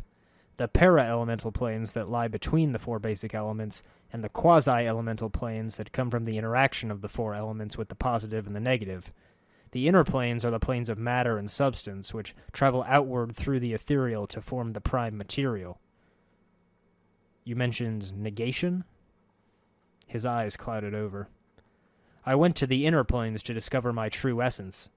I made the mistake of visiting the negative material plane in order to understand my body's urge to decay and the cycle of death in life. I thought I protected myself against the ill effects of the plane with my magic, but I was wrong. The blackness of infinite nothing pressed upon me, and I was beset by shadows that sought to snuff out my very soul. I lost my way for a time, for an eternity, and nearly lost my existence. I could feel my essence falling away from me, and even now I am half gone. Never will I return. I shuddered. His voice had touched on that same void in me, that same jagged cut where something had been torn from my essence. How did you survive? How did I survive? He smiled tightly. With a piece of nothing that held back the nothing. Nothing can stop nothing, you know, and so I carried nothing in my hand to protect me. Do you plan to journey to the ultimate negation yourself?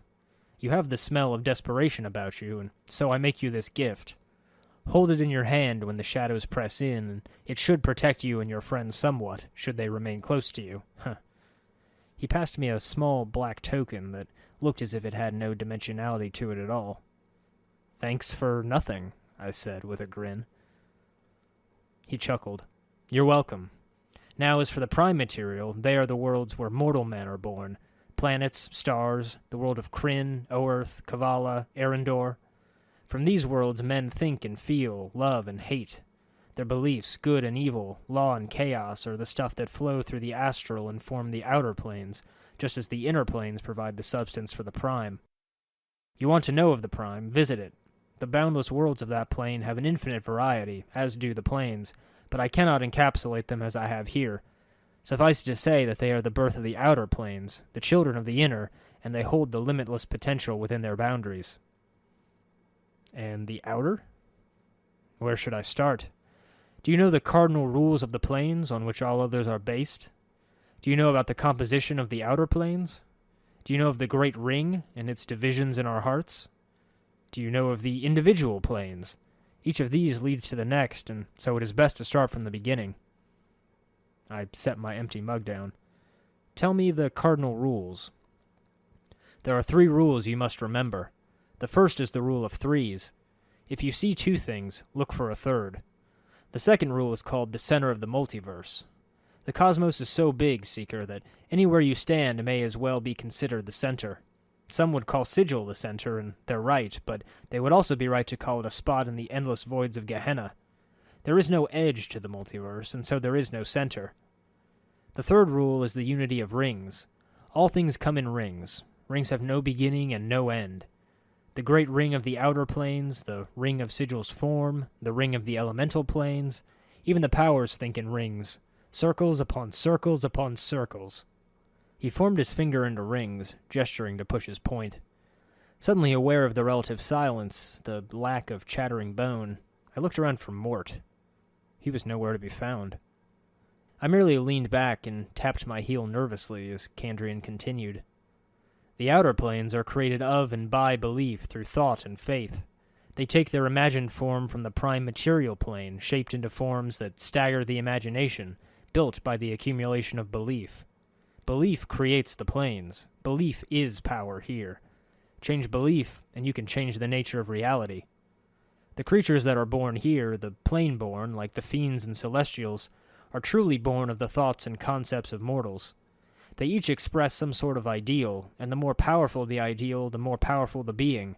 Thus, the being that symbolizes love is the strongest of all. That's why the powers, gods some call them, live out here. This is where all the faith in them comes. This is where they are at their most pure and most strong. Their realms are extensions of their very beings, manifestations of their godly essence, all of it informed by belief. It is a place where moral alignment is arranged and interacts rather than matter. At the heart of the outer planes is the Outlands, the realm of absolute neutrality, probably the best place for a body to visit in the outer planes outside of Sigil if you don't want to have a plane's morality forced into your heart. Everything balances out in the Outlands, as it should be, for the plane that sits at the center of the outer planes. Power's realms are scattered about here, and there are handfuls of gate towns that open into the rest of the outer planes. The gate towns usually mirror the philosophy of the plane their gates open onto, and if the balance of belief isn't kept in the town, then the town slips into the nearby plane. It's a bad situation for everyone, because few of the folks in the towns really want that change. Encircling the Outlands is the Great Ring, where good and evil, law and chaos stand in opposition, instead of fire, earth, air, and water. Kandrian's fingers formed a steeple. And at the center of the Outlands is an infinitely tall spire, and atop that great spike floats Sigil, where we are now. I chuckled. You seem very well traveled, then. He smiled. I have mapped many of the portals here, and have traveled through most. If you ever need a guide, you know where to look. I blinked. I don't, but somebody else does. Kandrian raised an eyebrow. Oh? I met a woman named Ingress with very bad teeth. She said she had come through a portal from some world that was opened by a tune hummed near 2 crossed trees. Can you get her home? He paused briefly, thinking. I know of the portal of which you speak, though I have not traveled it these 30 years gone. I will take her home, Seeker.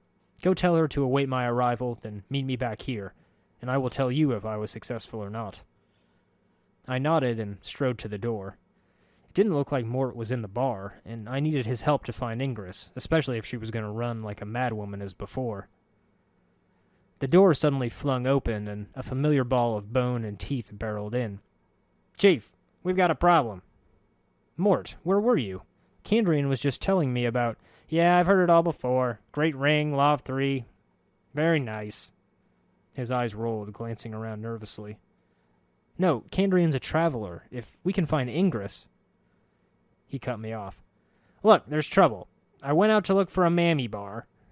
I buried my face in my hands and groaned as he talked, and was scoping out some of the nicer harlots about, and, well, looks like that big ugly guy you tricked figured it out somehow and wants revenge. He's gathered together a load of the local gangs, the Satch Uglies, the Four-Fingered Hand, the Red Ebon Fangs. I think they're gonna rip you apart, Chief. Crap. Chapter 22. This is your fault, you know that. Mort scowled, clicking his jaw.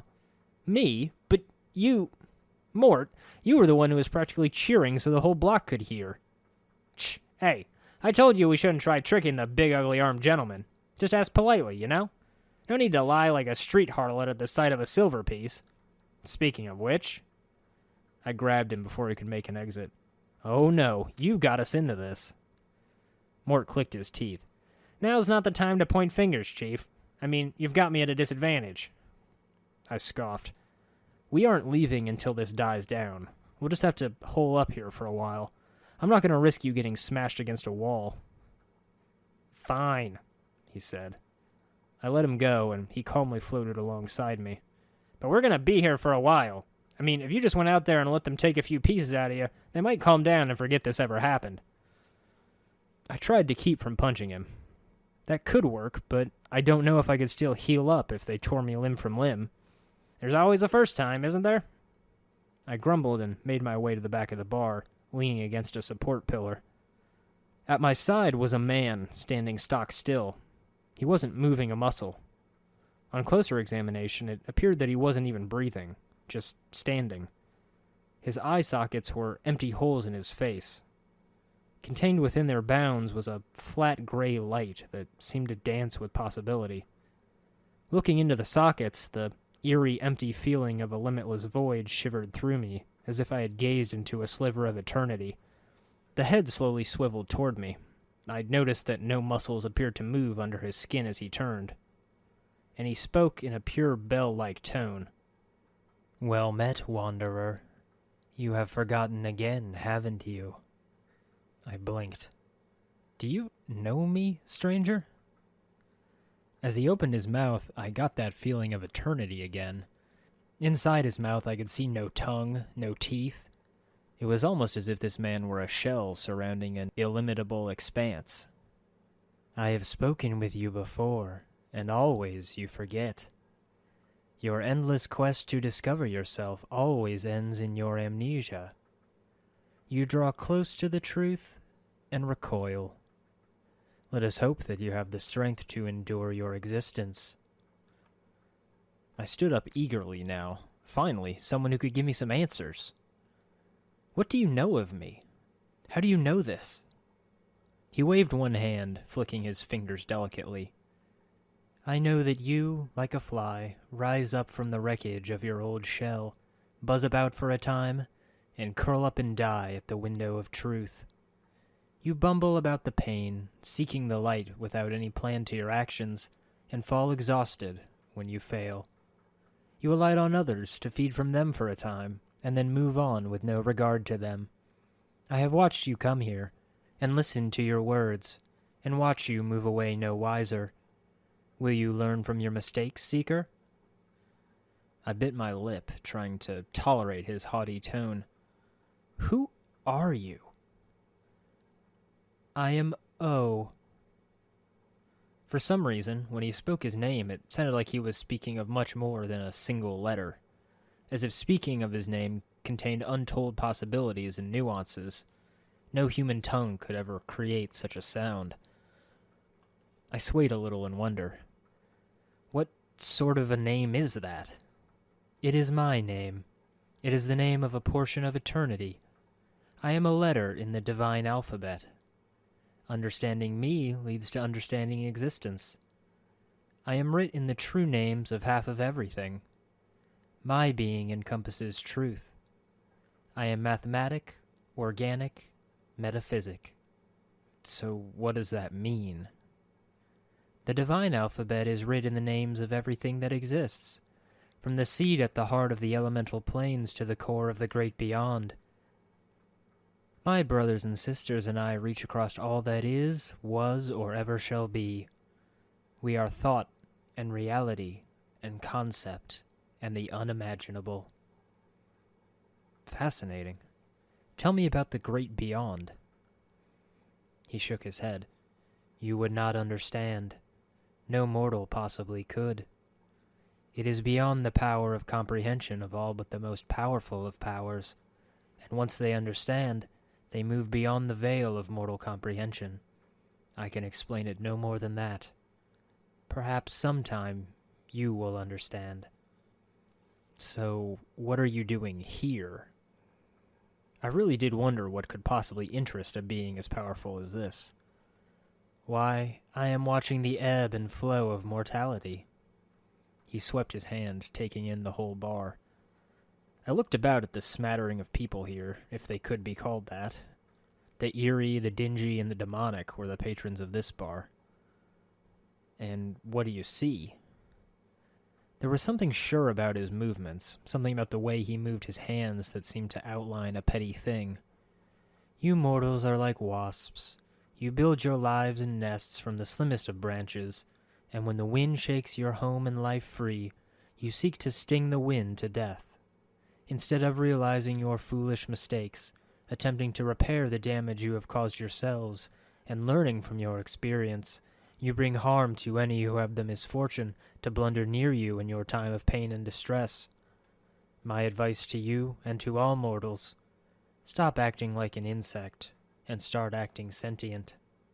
He seemed amused as a boy looking down at a bug. The patrons of this place are varied, yet all mortal.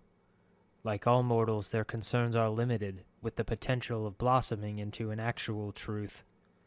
I can tell you this, though. You may find a companion dear to your heart here, at least as dear as your heart will allow. You need him on your journey. I blinked. What do you know of that? He smiled thinly. I know that your journey takes you far beyond your journal quest, to the very edges of existence. You will struggle for your life and your very spirit, and I do not tell you any more regarding this. I shook my head. You seem to know much. As much as a piece of the very essence of the multiverse can know. I looked him in the eye, that eerie dancing glow flicking in his boundless sockets. Then that means you know all the secrets of existence, doesn't it? He shook his head. I know parts of many of them. Without a connection to my brothers and sisters, I am but a letter. Alone, I am a symbol.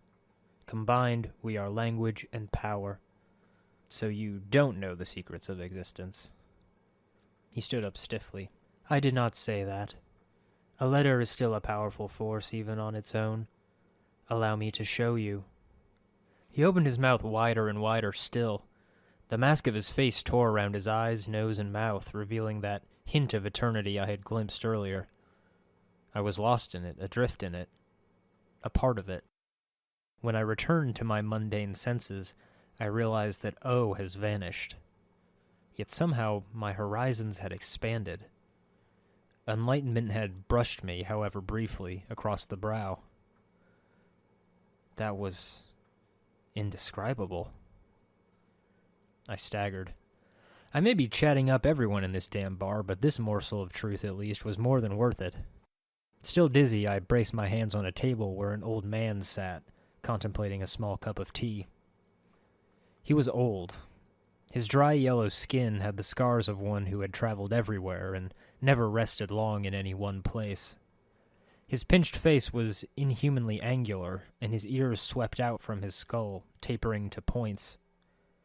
He wore a loose-fitting orange tunic, and a strange shimmering blade was strapped across his back. The blade looked to be a two-pronged glaive, made of some metal whose surface swirled like the film of oil on a pond. Pardon me. The man turned to me, his eyes like polished coal. He stared through me, and for a moment I wondered if he might have been blind. The weapon suddenly turned a dead, flat black, mirroring the man's eyes. I blinked. Are you all right? He said nothing for a moment, merely searching my face with his eyes. Hail, traveler." His voice was quiet and somber, like a wind whispering through the branches of a great tree. I returned the odd greeting. "Hail." The man met my gaze, his eyes burrowing into mine.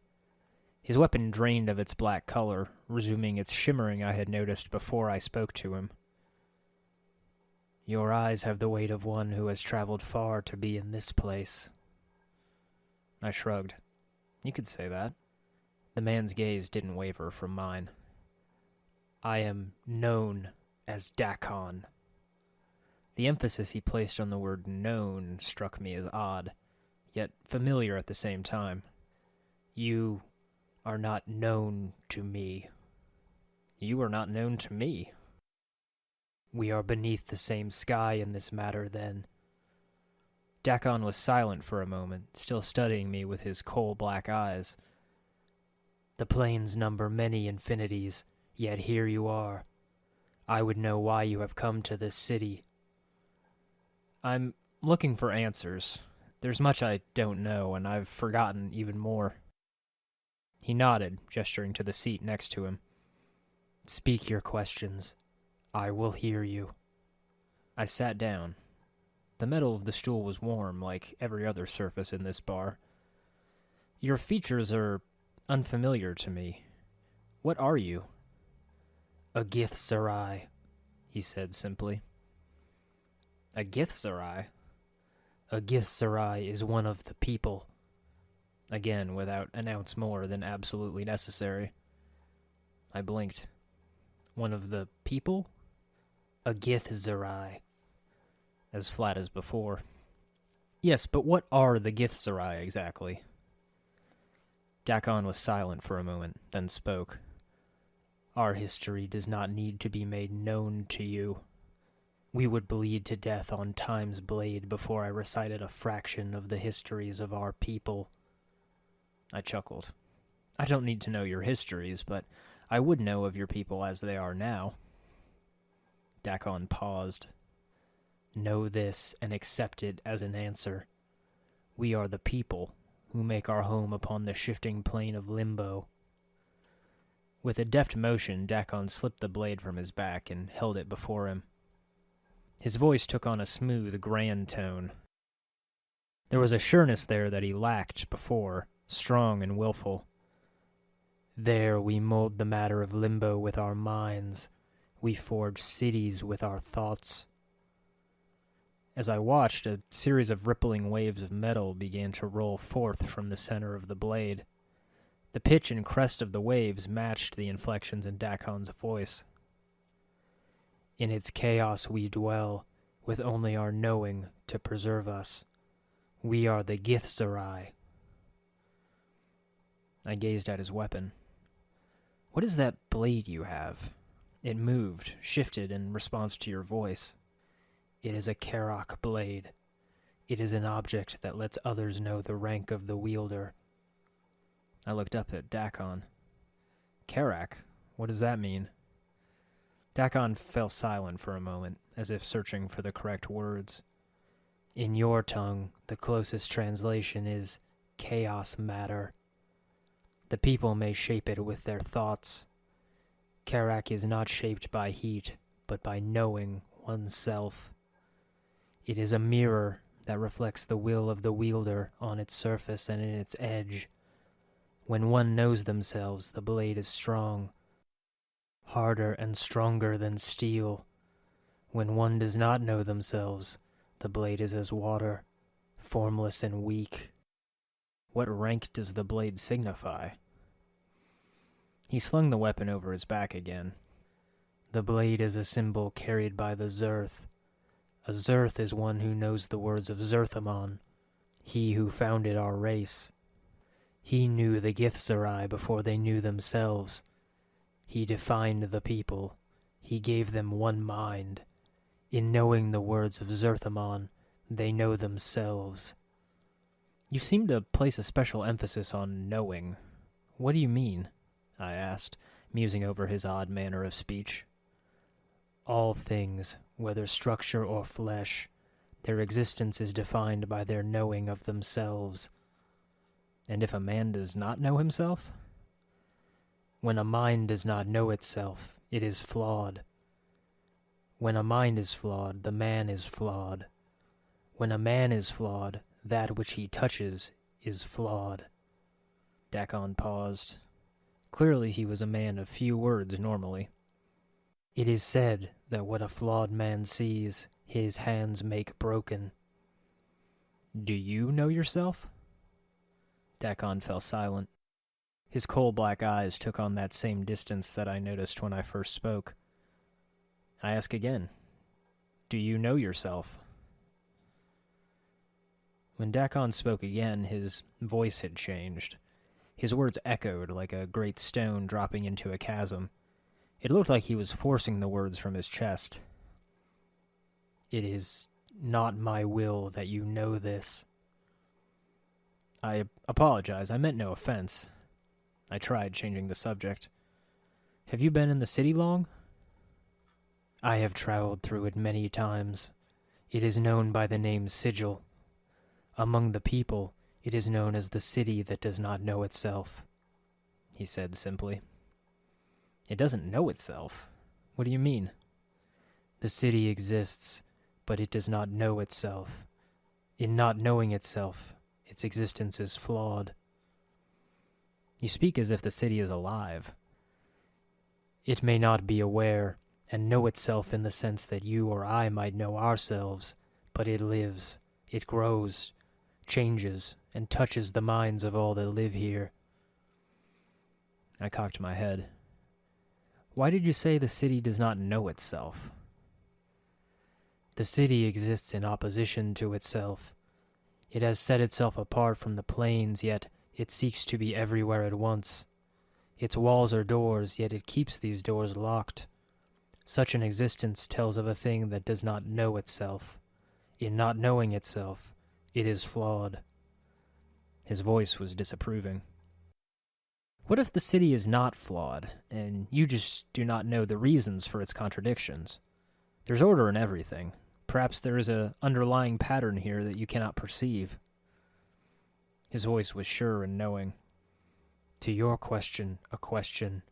What if the city is flawed, and you see its contradictions all around you? To your question, a question, I countered. You claim the city's existence is flawed. You have accepted this rather than explore the possibility that something greater may exist. That suggests you are flawed, and that you do not search for knowledge, but only a convenient answer. Dakon fell silent. There is no knowing the answer to the questions we have asked. Yet the city exists. That is all. Yet I would maintain that we know ourselves by the questions we ask and the ones we do not. If we cease asking questions and accept only what we can perceive, then we will cease to know ourselves. Dakon's voice had changed slightly, becoming heavier. Such words have been spoken before.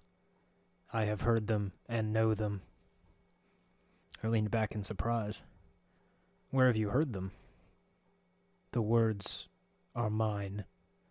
Once I knew them and knew their meaning. I had forgotten them until you spoke. Dakon's gaze traveled through me, and his blade stopped shimmering, bleeding of all color until it was translucent. There was a moment of silence, then Dakon looked up at me. I would travel your path with you. I grunted. I don't think that's a good idea right now. I'm afraid I'm in a bit of trouble currently. Would the thugs storm the bar? I hope I wouldn't be responsible for a slaughter. Then again, by the look of it, the patrons were hard as nails. They may be able to take care of themselves. Dakon's gaze changed. It looked as if he was looking past me once again. I am old, yet I have traveled far. The arts of war are known to me. The tides of this city are known to me. Where you stab in the dark, my blade strikes true. Doors locked to your hand are corridors to mine. In knowing these things through me, you will become strong. I would walk your path with you. No, I said, shaking my head. I can't allow someone to get hurt by my own mistakes. Or Mort's. I would have you hear me. Before I could turn to leave, Dakon spoke again. I was finding it difficult to turn away as long as I held his attention. You are a stranger to this city. In not knowing it, the city is a danger to you. 2 blades carry more weight than 1, even when left in their scabbards. As he spoke, his blade shifted to its original dead black once again. Reluctantly, I nodded. If you insist, then I accept. An extra blade would be welcome. Your path is mine. Strangely enough, his voice seemed distant, and it echoed as if he were speaking from across a great distance. It was time to spill some blood. Chapter 23. When we're done with you, you're gonna wish you were as pretty as you are now. We were outnumbered 3-1. Thugs in their gang colors, red, black, gray and blue, misty scarlet, rust brown, the representatives of no less than 4 bands stood toe-to-toe against us in that cramped alley. Part of me hoped that the worst that could happen was that I would wake up on the slab again. The other wasn't so sure I'd have such a happy ending. One way or another, men would fall like chaff today. If only I had time to meditate over my spellbook, gain an edge with sorcery. I really didn't want you in on this, Dakon. He eyed the leader. He does not know his companions. An acolyte who does not know his blade and handles it clumsily. They will fall. He unshouldered his Carrick blade. In Zerthamon's name. His whisper creaked with the stiffness of decades, cool and sure as a windblown forest. They came at us with daggers drawn, howling with lips scarred by the pox and teeth filed to shark-tooth grins. Daggers glinted dully in the sickly yellow daylight, piecemeal armor clattered, and boots kicked up clouds of dust as they charged. I was silent. Dakon was still. Mort cackled in a rattle of teeth and chittering bone, and raced off with jeers and taunts, drawing away 3 or 4 men who all went red with anger. I felt a dagger bury itself into the middle of my back and grunted in pain. Something gushed inside, that nicked blade puncturing deep enough that I could feel the warm blood trickling into my lung. The large gang coming at us from our right was a feint. A handful of rogues had snuck behind while we were distracted. I growled, spinning around as the blade withdrew, its barbed edges tearing away flesh and sinew in a horrible squelch. My dagger slid through the soft spot on one thug's armor on the first strike. The tip cracked against dented steel on the second. "Mort needs your help," I shouted. "He'll be killed!" Without hesitation, Dakon raced toward the fray with his weapon in hand, sidestepping one thug and slicing the man through with the casual grace of an ebon-eyed hawk. He was a warrior of wind and steel, focused, precise, swift. 4 thugs surrounded Mort and Dakon, but the Githzerai danced among the slashing blades and spiked knuckles, knowing the crude simplicity of their motions, knowing the frailties of their patchwork armor. A thrust of his black-edged blade parted flesh and bone like a hot knife through butter. An upward slash slit the rogue from navel to nose. The man's guts sloshed to the dusty earth, and a merciful stroke of that Carrick blade ceased the agonized twitching. Dakon moved with unparalleled purpose. He'd turned just enough for a dagger to glance off his armor. He'd sliced with such precision that not an ounce of strength he used was more than necessary. Each drop of sweat he shed, every splash of blood he scattered across the paved streets, was done with the same divine focus that brought order to chaos, that forged a razor-edged blade from the proto-matter of limbo. His swirling forms, one hand firmly twisting the blade, one palm smoothly guiding the shaft, brought a spiral of death into the cramped confines where his walls were the armor of his enemies, his barriers their flesh. It was the art of war in its purest form. My humble dagger twisted clumsily in my grip. The tip chipped and the edge long dulled by the armor and bone of my foes. The first rogue lay dead at my feet. The second leapt at me, hoping to score a lucky hit across the neck or through my unprotected chest to force a victory as quick as death. The dagger handle had already grown slick with blood in my grip, and with a clumsy parry he twisted it from my fingers. The thief looked up at me with a smug smile of victory on his face. Taking down an unarmored opponent would be simple. That is, if your opponent feared a death wound. The man let out an undulating shriek, leaping forward with a quick slash and a thrust. I embraced the blood-wet steel like I would a harsh lover. As he pulled it from my belly with a squelch and a spurt of blood, I grabbed his skull. With a twist and a snap, it was over. I coughed, the iron tang of gore filling my mouth. I really shouldn't use this strategy too much. I turned to join Dakon in the fray, and in the confused melee a meaty hand grasped my neck. Iron and steel clashed in the distance as the thug's fleshy fingers dug into my throat, shoving me against the ground while his other hand gripped the axe close to the blade. The man's neck was too bullishly thick to break. No dagger, no fancy magic. None of them yeller Air Aga brothers to back you up. Outnumbered to boot. Things are looking grim, aye? My voice came out in a croak, more pitched and soft than my normal gruff rumble. You can't kill me. Nay, that's why I'm gonna mess you up nice and slow. Say your prayers, you hideous freak. The blade edged towards my face. I groaned. I'm not particularly religious. With that, I plunged my thumb into the man's eye socket. He screamed, his fingers losing their grip on the heavy axe, which tumbled down and bit into my other shoulder. I winced as the thug reeled back, my thumb still gripping him from the inside of his skull.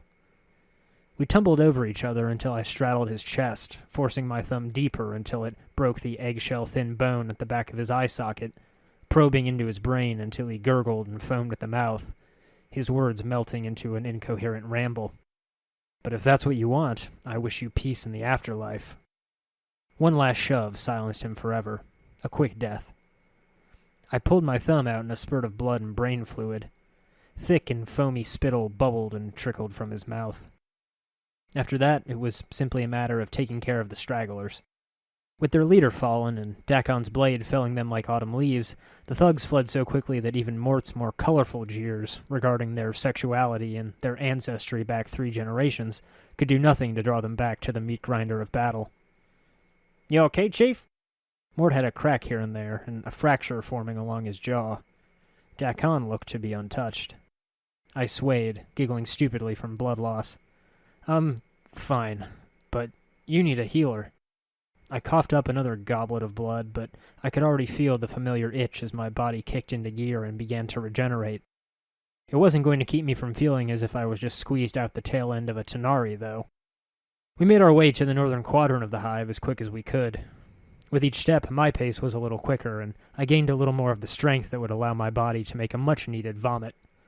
We found Ingress huddled inside her cloak of dirty rags, her teeth chattering. She was glancing furtively about her as if expecting to be attacked at any moment. I coughed and spat, clearing my throat before speaking. Greetings, Ingress. Eh? You? She squinted at me. What is it you want me now?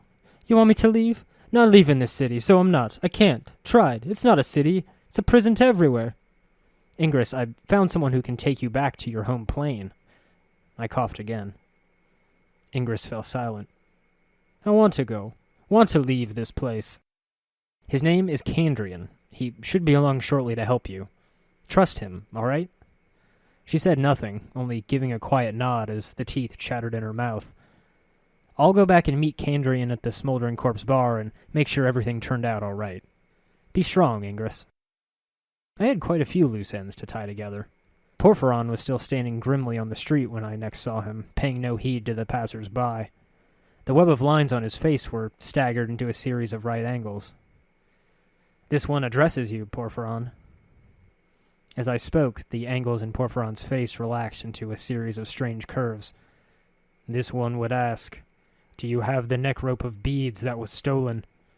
I think so. Is this it? I held the rosary out. This one sees what you hold. Those are the beads once missing. As he took them, I noticed his hands had the same tracery of lines upon them as his face. This one has a question. How did you get the beads from the 3? I shrugged. I convinced them it was in their best interest to return the necklace. Porphyron scowled. This one would know. One who fights with words carries a name in the Order of Eritaga. Porphyron's face breaks into angles again. Those ones are called diplomats. It is a path without discipline and without honor. I smiled grimly. Oh, I still killed the thieves. His scowl melted as he nodded then. This one is content. The message of violence has been conveyed. This one bestows several welcome thanks, yes? The pleasure was mine. I have a question for you, though. If you cannot enter combat, how did you get your warrior training? Porphyron stood up proudly. This one clarifies. The Aradaga may train with one when there is no anger between them. I scratched my chin. I see. Could you teach me how to use those weapons? This one could instruct you, yes, but this one warns you. With knowledge of violence comes temptation to use it. We practiced stances and forms in the middle of the street for a few good hours as he taught me the art of the dagger. Slash and stab, thrust and gouge. My clumsy movements became more refined, and slowly I adjusted to the weapon as if it were a part of my own hand. When we finished, Porphyron nodded as one who had done his duty proudly, and we parted ways with smiles and thanks. A quick word with Bane the Sender was all that was needed to assure that the message was relayed, earning me another handful of coin as well as the urge to spend it. Mebeth furrowed her eyebrows as I shuffled into her hut in that sorry state, flesh torn and only beginning to knit together, blood-stained and brutish. "Ch! What happened to you, child?" I'd coughed up the last bit of blood right outside Ragpicker Square, but my voice still creaked. "A fight with the local thugs. A lot of them." She shook her head. "Very well, then," and reached for one of the dried herbs at her belt. Mebeth snapped it off at the stalk, then ground it in her calloused palms. Small wisps of dust and pollen rose from her hands. She filled the air with her chanting and blew the dust in the air. I sighed as her soothing magic settled through me, easing away my wounds and bleeding the nausea from me. Words could never convey how refreshing it felt. Mort sneezed. "Thanks, Mebeth." She scowled. "I ought to slap you, running around so irresponsibly. I warned you to be careful, I straightened up defensively. "I didn't abuse my training, Mebeth. Didn't even get the chance, though it's not like I would." She scoffed. "The art conveys wisdom and power more than just a wiggle of fingers and a burst of flame, boy. Best remember that." I nodded humbly. "Do you have any spells and charms I might buy?" When I was done poking about her wares, Mebeth practically forced us to sleep the night. I took this as an opportunity to study, memorizing the spells she had given me. In the morning, we left to buy whatever else we could to finish the task ahead of us, selling the copper jewelry I had lifted from the corpse of the thugs I had killed. There was no honor or pride in living like a vulture, but necessity drove me to it. I wasn't very proud of the new bulging weight of my pouch that day. I made my way back to the smoldering corpse. The bodies of the massacre just yesterday had been dragged away by collectors, but scarlet smears and dried-up puddles were still smeared along the cobblestones. Those thugs milling about eyed me warily, but none tried to attack. It would be a while before they worked up the gall to try again. Kandrian stood as I approached him. "The Tooth Woman wanted you to have these," he said, holding out his hand.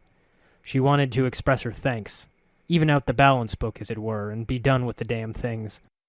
In the palm of his hand was a small green bag, which he smoothly deposited into my palm. "Enjoy them, Seeker." I smiled softly, happy for Ingress. "How did she take it?" Kandrian smiled. "I've never seen one so elated. She kept crying and weeping, 'Home, home!'" I sighed. "I hope she finds her family again, or her friends." "We gave her that chance, Seeker." I poured the contents of the cloth bag out into my hand as we left. Ugh, her teeth. They rattled amongst themselves in my palm like a bunch of creepy ivory-hopping bugs. "Hey, Mort, check these out." He floated over. "What's the chant, Chief?" "You see these teeth?" He glanced at my palm, morbidly fascinated. "Eh." The teeth chattered as I rolled them in my hand. Ugly little Burks, aren't they? "Bar that," Mort shuddered. "Would you want those things in you?" "Come on, Mort. They seem to like you. Look at the way they're staring at you," I teased, waving my hand toward him. "Those little pikers better not come anywhere near me, or I'll—" Mort paused. "You know, I have no idea how to threaten teeth." Then something twitched in my hand. "What's wrong?"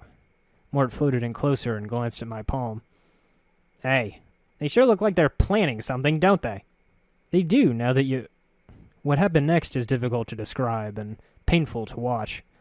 Faster than I could close my palm, the teeth hopped out of my hand and swarmed onto Mort's jaw. Mort howled as Ingress's teeth promptly ripped out his old ones and then jumped into the exposed cavities. "Mort!" I cried, utterly horrified. Dakon stepped back, his eyes widening. Mort continued howling. The teeth settled in, adjusting themselves and planting their roots with a horrid drilling noise. I grabbed him by the sides of his skull to steady him, wondering if I should try ripping the things out with my fingers. "Mort? You okay?" Mort didn't seem to hear me. He kept howling, and then suddenly started smashing his teeth together. He got in 3 powerful bites before the upper and lower teeth locked together and prevented him from opening his mouth. I blinked. Wow. Mort made muffled shouting noises at me, his eyes wide. "Mort, are you okay?" The teeth suddenly unlocked, and Mort took a deep breath. "I will kill you for this! You planned that! I know it!" I looked him over, wincing. "Look, I didn't mean that to happen. I even warned you." How do they feel?" Mort moved his jaw around experimentally. "Odd, but not bad." Suddenly, the teeth extended into fangs. "Ooh, they change!" Then they shrunk down to normal, then to fangs again, then back to normal. "I think I'm gonna like these." "I'm sorry, Mort. I didn't mean you any harm." "Oh, I'll still get you for this," Mort replied. He grinned, his teeth turning into fangs again. "Just you wait." I didn't like the sound of that. Revenge never helped anyone, Mort. Let's go." For the next few days, I took odd jobs here and there, delivering letters, escorting visitors, fending off thugs and gangs, and selling the goods collected. It wasn't a proud life by any means, but it was something to help us scrape by. The rundown flophouse we stayed in was poor shelter, and part of me was worried that the owner would try murdering us in our sleep for our paltry coin. Yet with Dakon at my side and the scars mounting on my flesh, those weaker-willed backed away. I soon reasoned out that despite the blanket of numerous wounds on my flesh, thugs could tell I was inexperienced in the ways of the city, perhaps even a little naive. "They know your inexperience by your poise," Dakon had said. At night, I stayed awake most of the night as Mort snored away and Dakon dozed quietly, his blade propped against his shoulder as he leaned against the wall, as if in meditation. I always dreaded that terrifying dreamless void when my eyes closed, that wound deep inside me with its ragged edges where something was missing, something vital. When the fatigue finally took me into its cold embrace, it was all I could do to keep from screaming until I saw the feeble light of morning seep through the crack window. I sat up groggily, shivering and trying to clear my head of that terrible black fog. Today was the day I would enter the tomb, and I needed some supplies. I decided to investigate a shop that we had passed earlier, but didn't have time to go inside. The sign outside had said, Fell's Tattoo Parlor.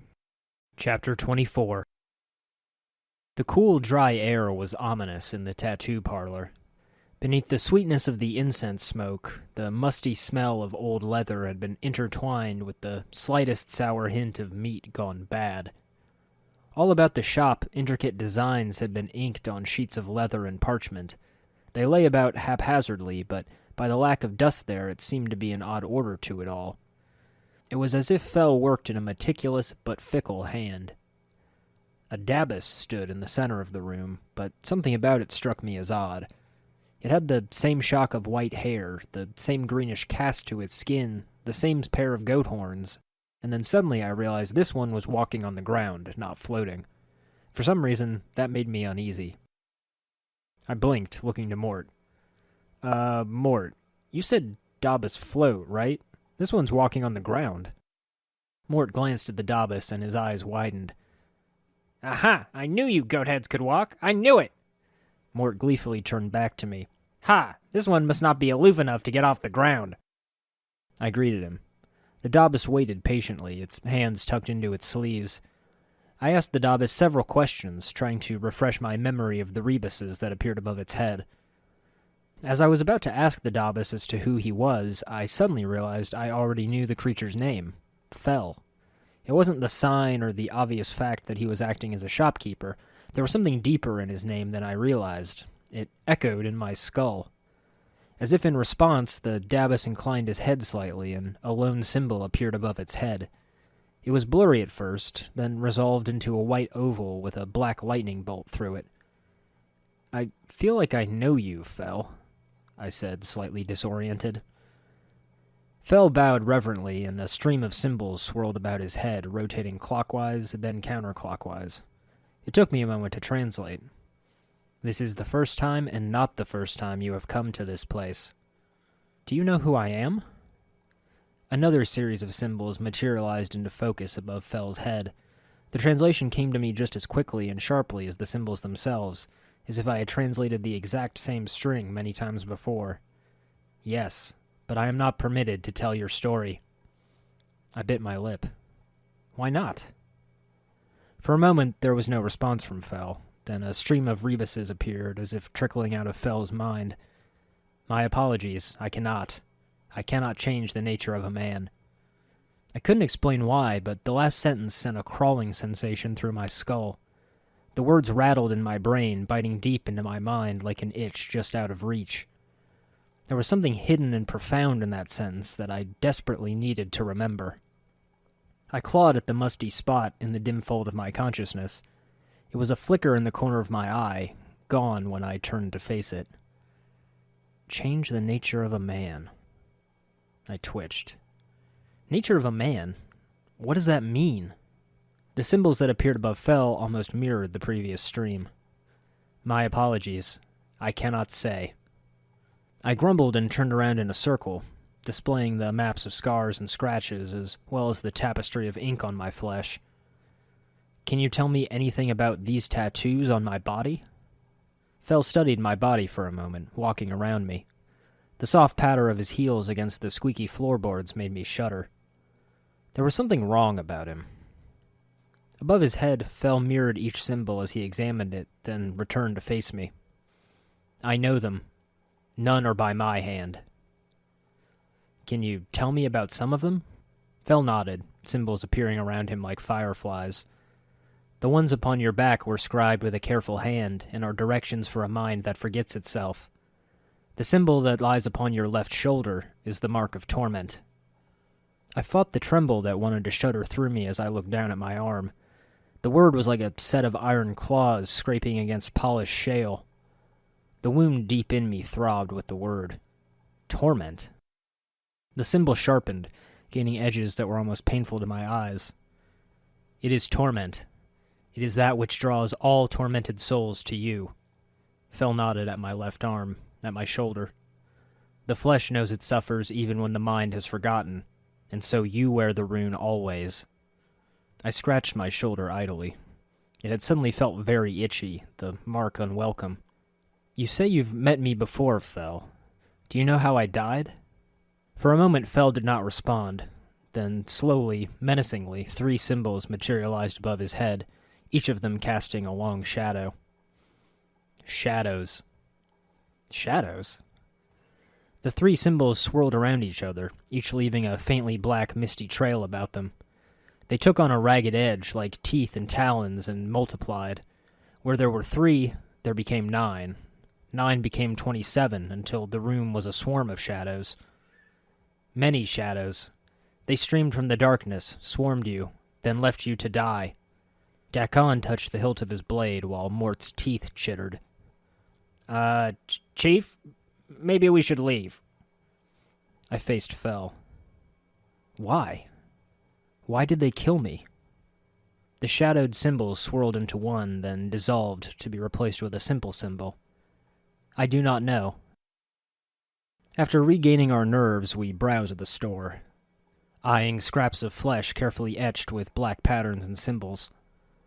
Looking at them with the eye of a mage, I noticed they thrummed with power. A resonance to them that distinguished the symbols from your everyday tattoo. One was the mark of a warrior, granting greater strength. Another was a symbol that granted insight. Yet others told tales as bards would, gathered about a fire. As I explored the store, Fel patiently sorted his parchments, setting them here and there knowingly, even if there was no apparent pattern to his actions. Curious with the enigmatic creature, I took the opportunity to brush past the curtain into the back room. I wish I hadn't. Long frames, stretched out and laid against the walls, adorned the room, with human skin stretched across like leather being tanned. Scrawled across the torn and distended flesh were tattoos, artful designs that seemed to tell a dozen stories of triumph and tragedy, pain and delight. I wasn't quite sure I wanted to know how Fel had collected these. He stood calmly, watching me as I stumbled back into the main room. I coughed, embarrassed. What are those frames in the back room, Fel? A caravan of symbols slowly materialized around Fel, one by one. It is my gallery. Your discarded skins are my canvas. I admire you. I am saddened for you. I shuddered at the thought of all those pelts. Were they mine, or was Fel exaggerating? I didn't want to know. Saddened for me? Why? Another train of symbols formed around Fel, this time forming a circle. The mark of torment lies upon your flesh. Tragedies and loss have built themselves upon it, like stones upon a foundation. You have endured great pain. What do you mean? A long stream of rebuses appeared around Fel's head, then surrounded his arms like manacles. I admire you because you have never surrendered to the weight of these losses, despite the fact their chains hang on to you still. A string of rebuses coalesced yet again, then drifted down, covering the Dabus like a cloak. These losses blanket this life and all of your past ones. You shed lives like a molting serpent. You are exploring the infinite paths of life. More rebuses appeared, then fell suddenly to the floor, streaming out behind him like a shadow. Take with you this warning. Each of your lives cast a shadow on existence. You must travel to a place where these shadows have gone mad and regrets have scarred the earth. A sudden rush of memory came over me. You shall come to a prison built of regrets and sorrow, where the shadows themselves have gone mad. There you will be asked to make a terrible sacrifice, my love. For the matter to be laid to rest, you must destroy that which keeps you alive, and be immortal no longer. DNR's words echoed as if they were freshly spoken from her ethereal lips. I swayed, suddenly unnerved. Is there anything else you can tell me? A brief series of paper-thin rebuses appeared in an orderly row next to Fel, then vanished into glowing motes.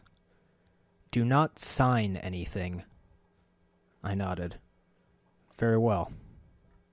Another series of rebuses appeared, forming a spiral. They had the texture of a question about them. Do you feel complete?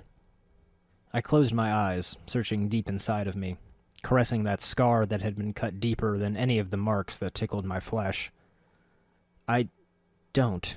In fact, ever since I woke up in the mortuary, I feel like something's missing. Something inside. Fel nodded, and a series of symbols materialized in a halo around him. You are strong. Keep faith, and you shall become whole again. We poked about his wares a little longer, purchased a few that looked useful, and eagerly left. Chief, I'd say this with all the sincerity I can muster, but we really should leave the goat-faced Burke alone. He looked over the fresh tattoos on our arms. I've never been happier over the fact that I don't have skin. Dakon shook his head as we walked. This Fel knows you in ways you do not. He would be a most useful ally. His knowing will complete yours. I looked back over my shoulder. I have to agree with Dakon on this one, Mort. Fel knows something about my past. It's something I need. Maybe if I talk to him I might remember something. Mort shook his head, muttering. There was almost no humor in his voice. There's a reason the guy has to open up shop in this dingy corner of the hive, Chief. There's a reason he doesn't float like those other piking hornheads do.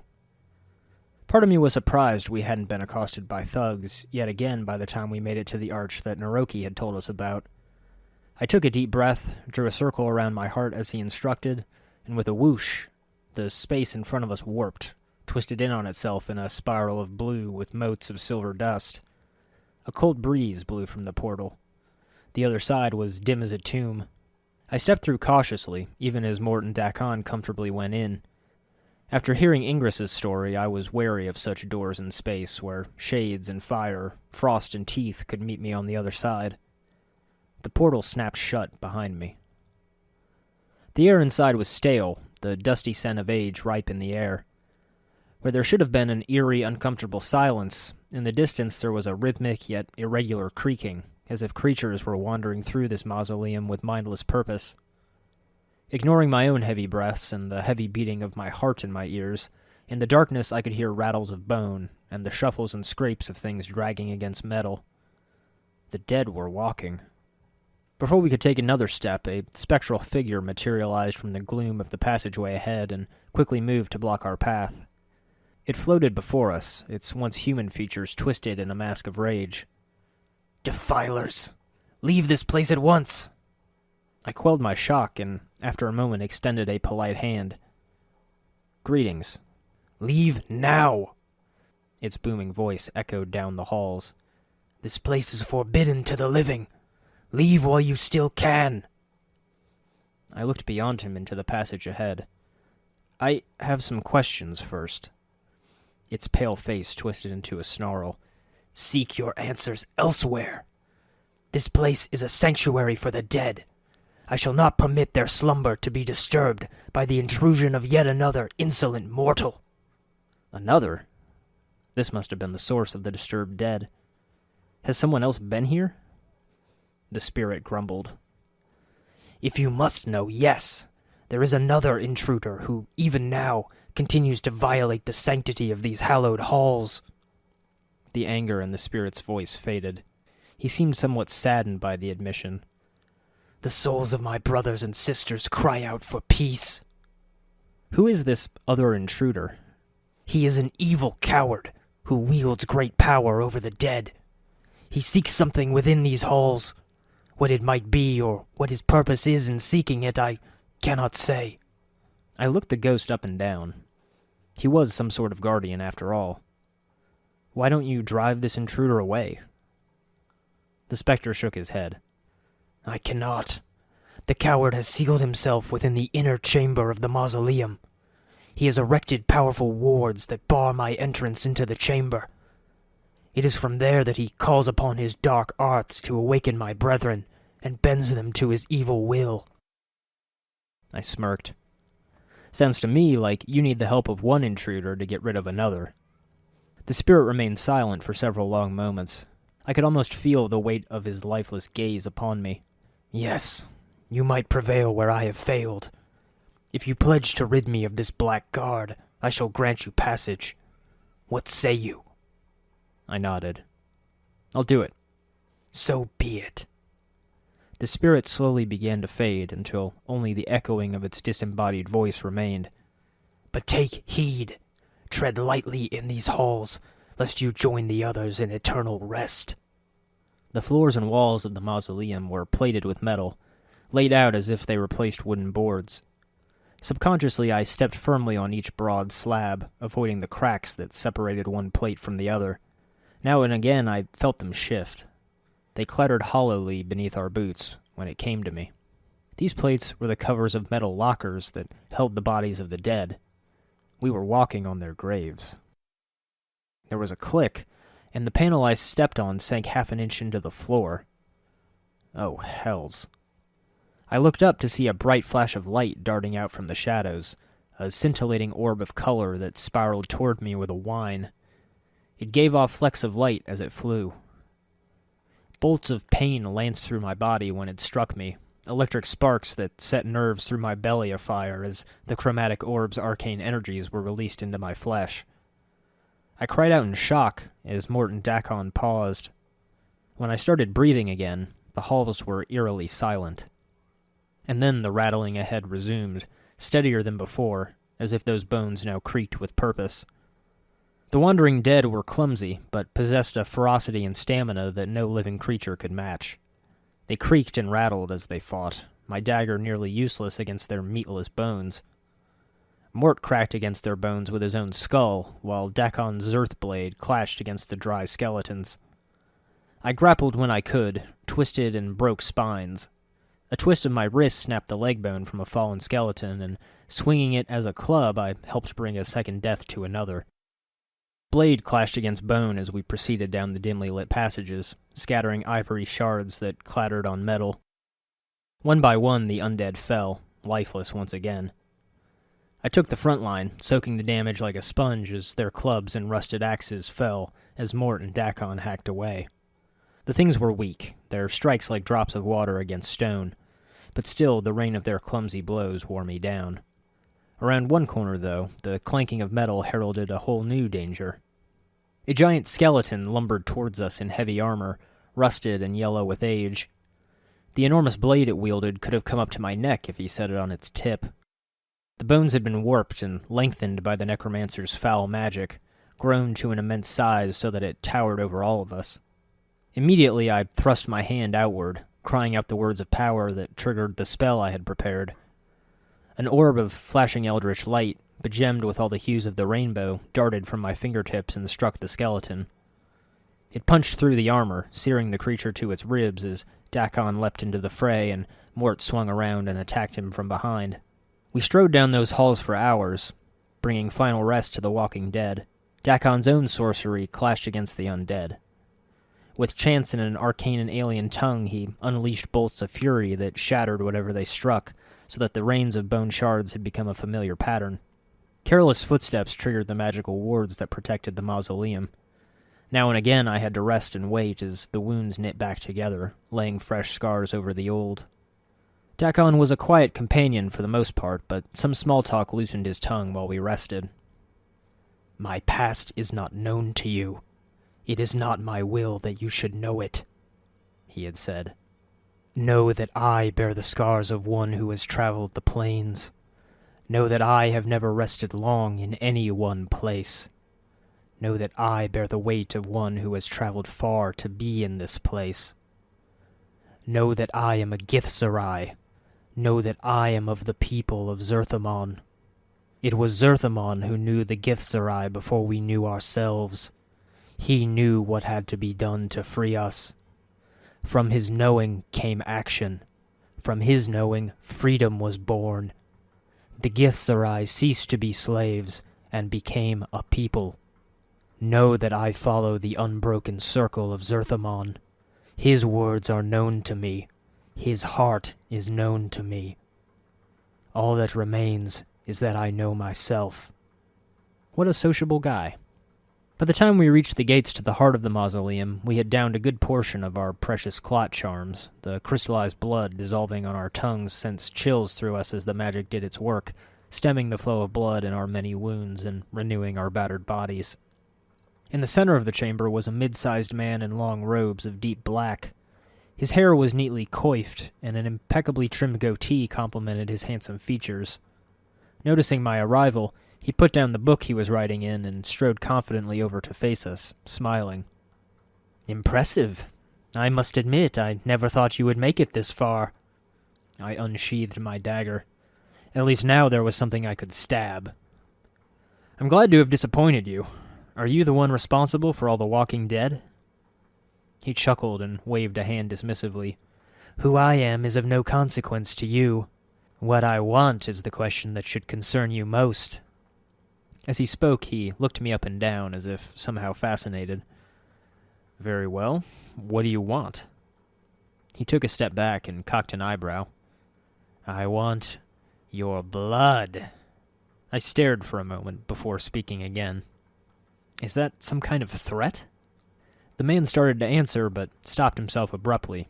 An evil smile spread across his face, and he began to laugh. "Yes, I suppose it is." He continued to laugh even harder at his own private joke. His hands had begun to move at his sides. Slowly they flitted back and forth, tracing intricate patterns in the air. Another time I would have been mesmerized by the complexities of the spell he wove, wondering if I could have learned them myself. But instinct spurred me on, and with a flick of my fingers and a cry, a chromatic orb bloomed from my fingertips and struck the necromancer in the chest. He stumbled backwards in shock as the skeletons surrounding the room closed in. "A mageling?" he said, awed, and his hands began to move in greater desperation, not expecting this twist. "Sorry, Mort," I cried, and with that I grabbed him and tossed him past the chattering skeletons. He cursed as he flew, cracking against the necromancer's nose as Dakon and I took care of the skeletons with brutish force. While my body took the blows from the skeletons, Dakon sliced apart one skeleton after another. I threw one bolt of energy after another at the wizard as Mort buzzed about, nipping and tearing at his black robe, drawing blood with Ingress's fierce, chittering teeth. One final chromatic orb blew through the wizard's chest just as my magic was running thin, and he collapsed with a croak. The magics that held the skeletons together surrounding us faded. Bones clattered and rags fluttered as they fell, sending up clouds of ancient dust. Easier than I expected. I rifled through the man's body, trying to find some evidence of who he was and what he was doing here. A few trinkets he carried looked useful, brimming with magic, but the musty tome he was writing in chilled my blood. It appeared to be a diary of some sort, cracked and worn with age. Some sort of crest had been burned into the cover. I could make out a series of interlocking triangles centered around the initials SR. The writing upon its pages had faded considerably, but the last few entries seemed to have been penned recently. Day 2 of the 127th year of Factol Hashkar's reign. At last I have found it! The missing page of the Aptari grimoire is now in my possession. As I had guessed, the page detailed the necessary components for the casting of the final transformation spell. I have all but one of the components. A drop of an immortal's blood is all that stands between me and the eternal power of lichdom. But where can I find such a rarity? Perhaps I should seek the answer through divination. Day 14 of the 127th year of Factol Hashkar's reign. After days of taxing divination spells, I finally have my answers. The divination revealed the location of an immortal to be somewhere within an ancient mausoleum, located in the hive section of Sigil. I must make haste. I must find this creature and draw its blood before it moves on. Day 15 of the 127th year of Factol Hashkar's reign. I have arrived at the mausoleum. Immediately I was set upon by a shade that guards the remains of those interred within this place. I managed to elude the spirit and found my way into what appears to have been some sort of inner sanctum. Protected by some minor wards to prevent any further interruptions by that supernatural twit, I have set about raising some of the locals to conduct a search for the immortal. If the divination was accurate and the immortal is here, then likely it is interred within one of the many crypts that line these halls. It is only a matter of time now. Day 17 of the 127th year of Factol Hashkar's reign. I am not alone. Someone has entered the mausoleum and is interfering with my servants. Could this be the one I seek? The divination revealed only that I would find the immortal here. Could it be that my presence in this place has prompted that which I seek to seek me out? What a delightful twist. I shall have to... The ink of this last entry is still wet. I would have to be more careful. As we stepped into the corridor, the guardian spirit materialized before us. Its ghostly countenance regarded us benevolently. I thank you. You have done me a great service. The spirits of my charges sleep quietly once again. Go in peace, friend. The apparition faded away, leaving us alone in the deserted halls of the mausoleum. All in a day's work, I said, smiling. Chapter 25. When I next saw Naroki, he was pulling at one of his spikes of hair and using it to scratch a spot on his face. I couldn't help but think he'd look a lot better with dreadlocks. I tossed the necromancer's journal down on the table. I found out what was going on in the mausoleum. The dead sleep again. He flipped through it, scanning the more recent pages momentarily. Naroki's lines of worry smoothed out. Thanks, give I. He reached into his robes and drew forth a small bag, which he handed to me. Copper coin, twice 100. I nodded and turned to leave when I spied a young dustman hidden in the corner of the bar. There was a bleak expression on his face, something deeper than the grim, mournful gaze that dustmen wore constantly. The boy seemed on the brink of breaking under the weight of his despair, with a stubble on his chin and dark circles beneath his eyes. He was staring at the wall with a somber expression. I walked up to him. Greetings. The dustman didn't look up. He stared straight ahead as if he was seeing something several leagues beyond the walls of the bar. Are you all right? The dustman didn't respond. He kept staring into the distance. Alrighty then, Mort hissed. Let's go, Chief. This Dusty might as well be fertilizer. I sighed. Fair enough. Let's get out of here. As I turned to leave, the Dustman suddenly spoke, his voice barely a murmur. I had to strain to hear the words.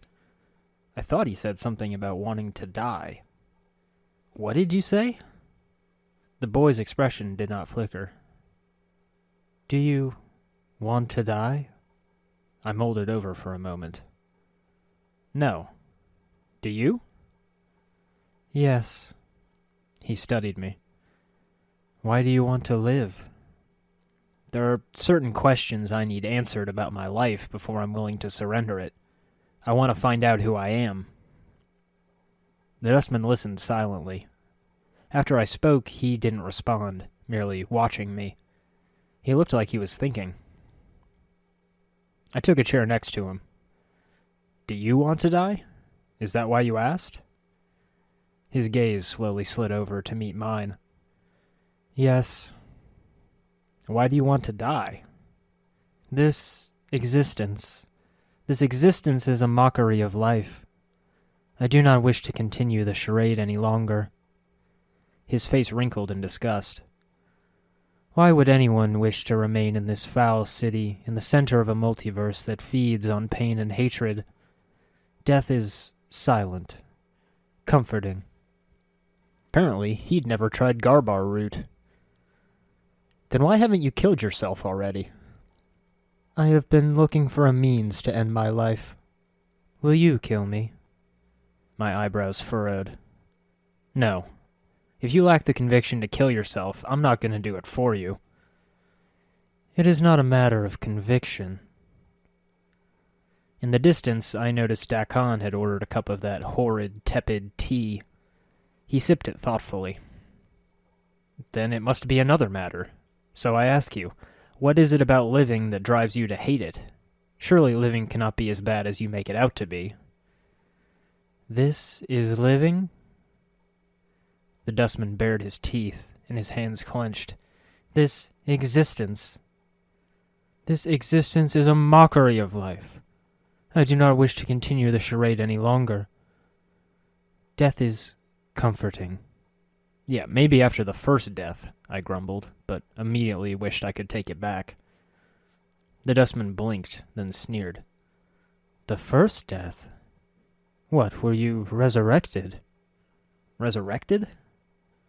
Brought back to life. The magic required is indeed powerful. My hand twitched. I knew I had the weight of countless deaths pressed upon me, so many that I knew the border between life and death well. I knew how I could cull the slightest spark back into a cold body. I gulped. Who would be capable of such a power? A powerful sorcerer or priest, or one of the powers, but not anyone I know. He frowned and waved a hand dismissively. And I don't believe you know anyone of that sort either. I scowled. If this whelp was going to waste his life like this... You don't believe I can die? Try and kill me then. See what happens. He looked at me skeptically. Nay, I think not. Even if I felt the urge to do so. I stood up stiffly. Then I shall force you to watch me. I'll show you what death holds. I placed my hands around my head. What do you mean? He looks like he wants to turn away, but he cannot. You can't seriously. I barely felt the snap as I broke my own neck. Quick. Painless. I was glad so many I sent to the Black Embrace had so easy a trip. My vision slowly returned. My death felt different this time. As the dull colors of the bar swam in my eyes, I noticed the boy standing above me. He looked horrified and fascinated. He had propped me into the chair and was looking apprehensively at the other bar patrons. They didn't appear to have noticed or had mistaken me for a drunk. Ugh. Convinced now? I groaned. Man, that left a real crick in my neck. He swallowed hard. Are you one of the walking dead? No, I rumbled, still dizzy. Then what are you? I shook my head. I don't know, but I die and am reborn. Yet, you still think, you still feel? My breath rattled in my throat as I pressed a hand against my chest. Yes, but there is a hollowness. Something is missing, and it eats at you, never leaves you at peace. Speaking of it sent chills down my spine. To be dead, and still think and feel. Will misery never leave a body be? The thought seemed to horrify him. Even death is no release. I nodded, then twisted my head back and forth. With a satisfying pop, that annoying pressure in my vertebrae was gone. Indeed, perhaps you should not be so quick to abandon this life before knowing what the next life holds for you. The boy stared at me. You were speaking truthfully. He looked at me in amazement. What is there? What did you see on the other side? I shivered to think about it. I will not speak of that place to anyone. I have said too much already. He grew more insistent. You must tell me. I must know. I stood up, pushing the chair aside. I will tell you nothing. You must tell me. He clenched his fist. What would you ask of me? I would ask you to live. You mock me, sir. Make a fool of my questions.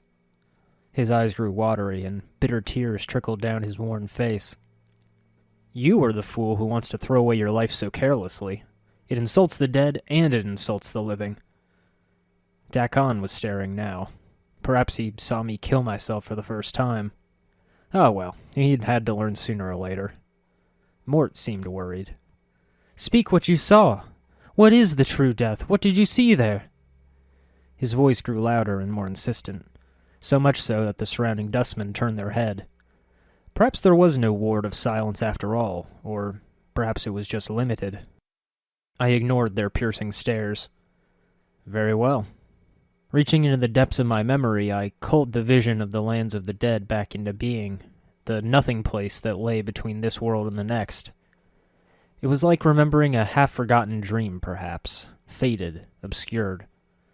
But once I gripped the smallest detail, the rest burst forth in its full horror like the rolling tides. I lay on an island, adrift upon an ocean of great darkness. The island was formed of shadowed stones, but the stones were not stones, for they murmured and whispered to me in a speech I could not understand. There was no silence there, no comfort, and the chill burrows beneath the flesh and sinks into the bone. There is no difference. He looked down at the floor and chewed his lips with a strange expression. Beyond the shadow of this existence, more misery awaits. There is no oblivion, no cleansing. Nothing changes. The planes rotate, and nothing ever changes. Except you. You can still change. He scoffed. Nay, I have tried, repeatedly. If you believe that, then it will be true. It is more than belief, it is reality. His gaze turned dark. Have you seen this city? It rots, and everything within it rots. There is no hope, nothing to strive for. Everything is stained with darkness and shadow. I looked around the bar, watching as everyone else sipped their tea or meditated peacefully. What about your beliefs as a dustman? Isn't that a worthy enough goal? He nodded. The dustman philosophy is a worthy goal. Else I would not have become a dustman. Then why not make the beliefs of the dustman your focus? Perhaps this is a life of pain and misery, but if you focus on your beliefs, and that which is of value to you, they shall help you work past it. Perhaps. He considered what I had said. Perhaps you are right, but sometimes it is hard to ignore the pain of this life. How should I deal with it? Simply try to live as best you can. Use this life, no matter how painful, as an opportunity. You're young. Perhaps seeing more of this life will kill your eagerness for death. The boy fell silent, thinking. Eventually he turned back up to me. Your words carry weight, sir, and a fresh perspective. I will do as you have said. I nodded. That is all I ask. Live, grow old, and learn. Farewell. With money, spells, and a little more wisdom in the world, I was ready to continue seeking out Farod. First, though, I had to visit a friend. Mourns for Trees smiled widely upon seeing me. Ah, my friend, you've returned. Something you wished of me? No, I wanted to ask Dakon here to help you. I replied. One finds your request most intriguing, Dakon mused. Trees in the hive? Like cities in limbo, they would stand as a testament to the will of the people not to bow to that which would surround and devour them, to take what has been thrust upon them or left behind and make good of it. I too will care for these trees. Gleefully, Mourns for Trees put his fingers to his lips to hide his smile. Look, oh look! He pointed to the branches. It's so slight you can scarcely see it, but look, fresh sap from the trunk and a handful of new buds. It's only a matter of time now. Oh, friend, I thank you again for giving me hope once more. I had grown to know these streets fairly well after a few days of running errands. Every once in a while, I searched Ragpicker Square for some hint of Farod's whereabouts, spending one day picking garbage from dawn to dusk. There was nothing there as far as I could tell, but perhaps with 3 pairs of hands, well, 2 pairs of hands and 1 annoying skull, the search would be over much quicker. I was mulling this over as we walked through the hive when an agonized wail caught my attention. Streams of tears had carved channels down the man's dust-covered face. He looked to be a monk or holy man of some sort, but the dirt covering his body made it nearly impossible to see the man beneath. He was chanting and rolling his head back and forth. It looked like some sort of ritual. I approached him. Are you all right? The man stopped his frenzied chanting and glared at me with his tear-rimmed eyes. He opened his parched mouth to speak, but all he could manage was a withered croak. I searched my pouch. I knew I had a rag in here that could be used for a handkerchief. What's wrong? Why are you crying? His voice was so hoarse that it sounded like he had been without water for days. As I watched, a tear trickled down his face. I am a crier of Essanon. I tugged out a scrap of cloth, but it was rough and oil-stained. No good. I sighed and looked up at the man. Essanon? Who is that? Who is Essanon? The man threw back his head and gave a rasping laugh. It sounded brutal and defeated. Essanon is not a man, but a city. Why do you cry for a city? His voice was hoarse. We cry its name because Essanon must not be forgotten.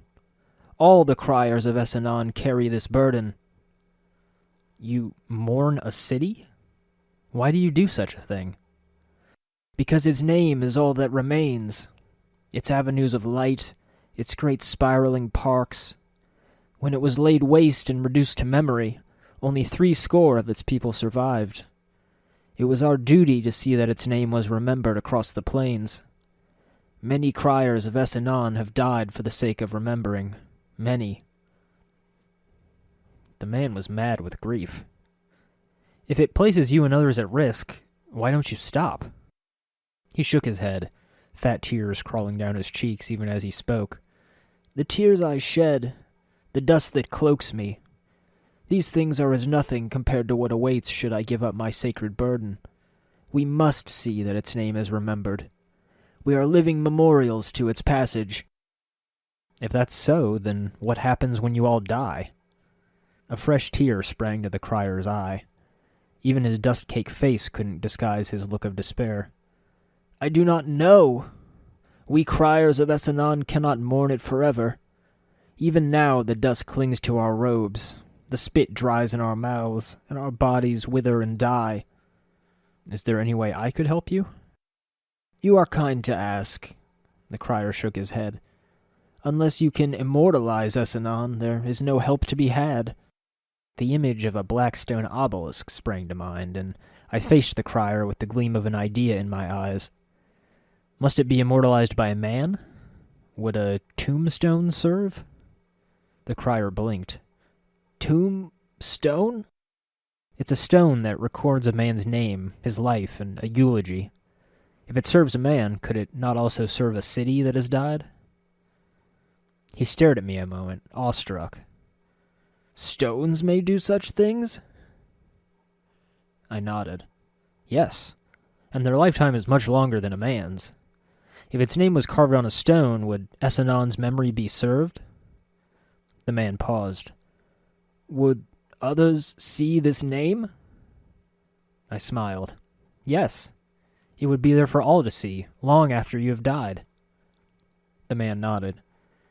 If such a thing were possible, he turned to me, where would one find such a stone? I know of one. I could see to it that Essenon's name is carved upon it. You would do this? The man's eyes watered up again. You would be setting all of the criers of Essenon free. But a score of us remain. The burden of remembering would be over after so many years. I would do so. I will return when the name is carved. I'd like to bury a name, I said to Death of Names. He nodded, then unfolded his small hand from where it is cradled on his side. I winced at the sight of the atrophied limb. Cost chink to bury a name, 3 coppers, 3. Essenon. I fished into my pouch for the coin. The coppers fell into Death of Name's hand, and he tucked his arm back to his side. His eyes, now suddenly alive, rolled to the back of his head, then snapped forward to begin scanning the monolith and walls of the memorial area with that same inhuman speed as before. He caught sight of a spot on the wall and quickly scuttled over to it. Hunching down, he began to chip at the wall. He stopped a few moments later and hopped up, then returned to me. Buried. The word had a finality to it that was unsettling. I ran a hand over the tight little corner of the wall. There, the name white and freshly carved against the stone was Essenon. A humble mark, but one that would hopefully suffice. When I returned to the crier of Essenon, he was still emitting choked sobs as he chanted the dead city's name. Tears were rolling down his cheeks. I have seen to it that Essenon's name has been remembered. It lies carved upon the black stone monument outside of the mortuary. Suddenly, there was a brief whisper in the air, and the man's eyes dried. One of the tears that ran on his cheek simply vanished. Then Essenon is served. I will tell my fellow criers of the stone you have described. You have my gratitude. It was nothing. Farewell. I hope you and your brother spend the rest of your days peacefully. You know, Chief, as much as this gives me a nice tingly feeling in places I've missed for longer than I can remember. I know. I cut him off, watching the monk plod away, standing straight. It was as if a world had been lifted from his shoulders. It's time to find Farod. Chapter 26. The next day in Ragpicker Square brought with it a malodorous encounter, the likes of which I'd never experienced. Now, the hive was far from being all blossoms and daisies. The air had a sulphurous char to it, thickened with the grating smell of burned oil and sour, unwashed flesh. The hive was the festering wound of Sigil, decaying so that it was collapsing in on itself despite the efforts of the Dabbas to stitch it together. The smell was of rankled pus of the city, moldering beneath a dirty bandage. But this... Dakon, in his quiet, cool manner, had recommended that we ask the slummier characters in Sigil about Farod. One must know the ways of a rat to find another. Dakon was smooth yet iron-hard, a sword sheathed in silk. A man had squirreled himself into a corner, glancing furtively at the passer-by. The man was looking at us with a strange, bug-eyed stare. His eyes were huge, so huge that they looked ready to pop out of its sockets and roll across the cobblestones. He nodded eagerly as we approached, bobbing his head like a bird. As we neared him, we were suddenly greeted with the smell of urine and feces. I could have cut it with a knife and buttered my toast with it. I tried not to breathe through my nose. Greetings. Pah! Mort spat. Sometimes I think you relish in wallowing about this tripe, Chief. This guy smells worse than a burst boil on a fiend's arse. I breathed in short puffs. It helped a bit. You don't have a nose, Mort. How can you smell anything? Mort spat again, gagging. Chief, I can taste it. The man sniffled, wiping his nose on his sleeve, and then opened his mouth to reveal blackened, rotted gums. Stories for coin, sirrah? His breath reeked. It It smelled like this man had been keeping rotten meat stored inside his mouth. Stories for coin? I took a step back. Who are you? The man snorted, thick with phlegm. Names, names. Who you are, who you are. His head twitched slightly every time he repeated himself. Names. Dangerous, dangerous. He glanced at the ground and stirred the dirt with his foot. Dangerous? Knowing a name or being stuck with one, both's a mess of trouble. He looked back up at me. My name's a given name, not one asked for. Reekwind. Once again, I become conscious of his reeking breath and the smell of urine and feces that surrounded him. A given name, a given name. I glanced at Dakon, who stared ahead placidly. The smell seemed to bother him little. Reekwind, huh? Is that your real name? Not my true name, Reekwind mumbled on, his head twitching every time he said the word name. A true name's a dangerous thing. Gives others power. He stared at me with his huge eyes and wagged his finger. Keep your name secret. Keep it close. Never let it out. What do you mean? Names are like smells. Things can track you with them. Reekwind coughed, his eyes almost popping out of his skull as he did so. His cough seemed to loosen his bowels, and he broke wind loudly as if to accentuate his point. If someone knows a true name, it gives them power. He licked his lips. Power to hurt. A chill ran up my spine. Was this, I wondered, why I remained nameless? I should have taken Reekwind's words with a grain of salt. The words of an addled vagrant meant little, but in a city of addled vagrants, Reekwind's words cut deep. I don't know my true name. Reekwind's eyes widened. Seeing his eyeballs bulge even larger made me even more uneasy. Then you are blessed, blessed. Remain nameless, and you shall be as a spirit on the plains, untraceable, untrackable, unseen, undiscovered. He smacked his gums wetly. A name chosen, a name given, allows others to find you and hurt you. A shudder ran through me. A vestigial fear, perhaps, of a long-forgotten terror that might have hunted me. Something I might have escaped from by casting my name into the lots of oblivion. Have you been hurt? Reekwind gave a twitching nod, then scratched himself. Let my name slip once. Only once. His eyes filmed over as if the memory was painful, before glancing at me uneasily. Tell you the story I can, I will, but 3 coppers must I see. His face split into a smile at the word coppers, and his reeking breath hit like a hammer. My coin pouch was full enough. Very well. Here's 3 coppers. Reekwind got into a stance, looked left, looked right, then faced me. His face clenched, then, with a grunt, he broke wind again. The smell nearly leveled me, but he took no notice. Cursed I. Walking the wards in splendor. He stood up stiffly, nose high in the air. Reekwind sauntered back and forth, nodding to invisible passer-by. Then Reekwind froze, his arms akimbo. Crossed paths with a crossed one. Had the looking of a pumpkin. His seeds, curses. Reekwind then thrust his belly out so as to appear fat, and slicked his hair back with his filthy palm so he looked almost bald, and began drumming his fingers on his fat belly.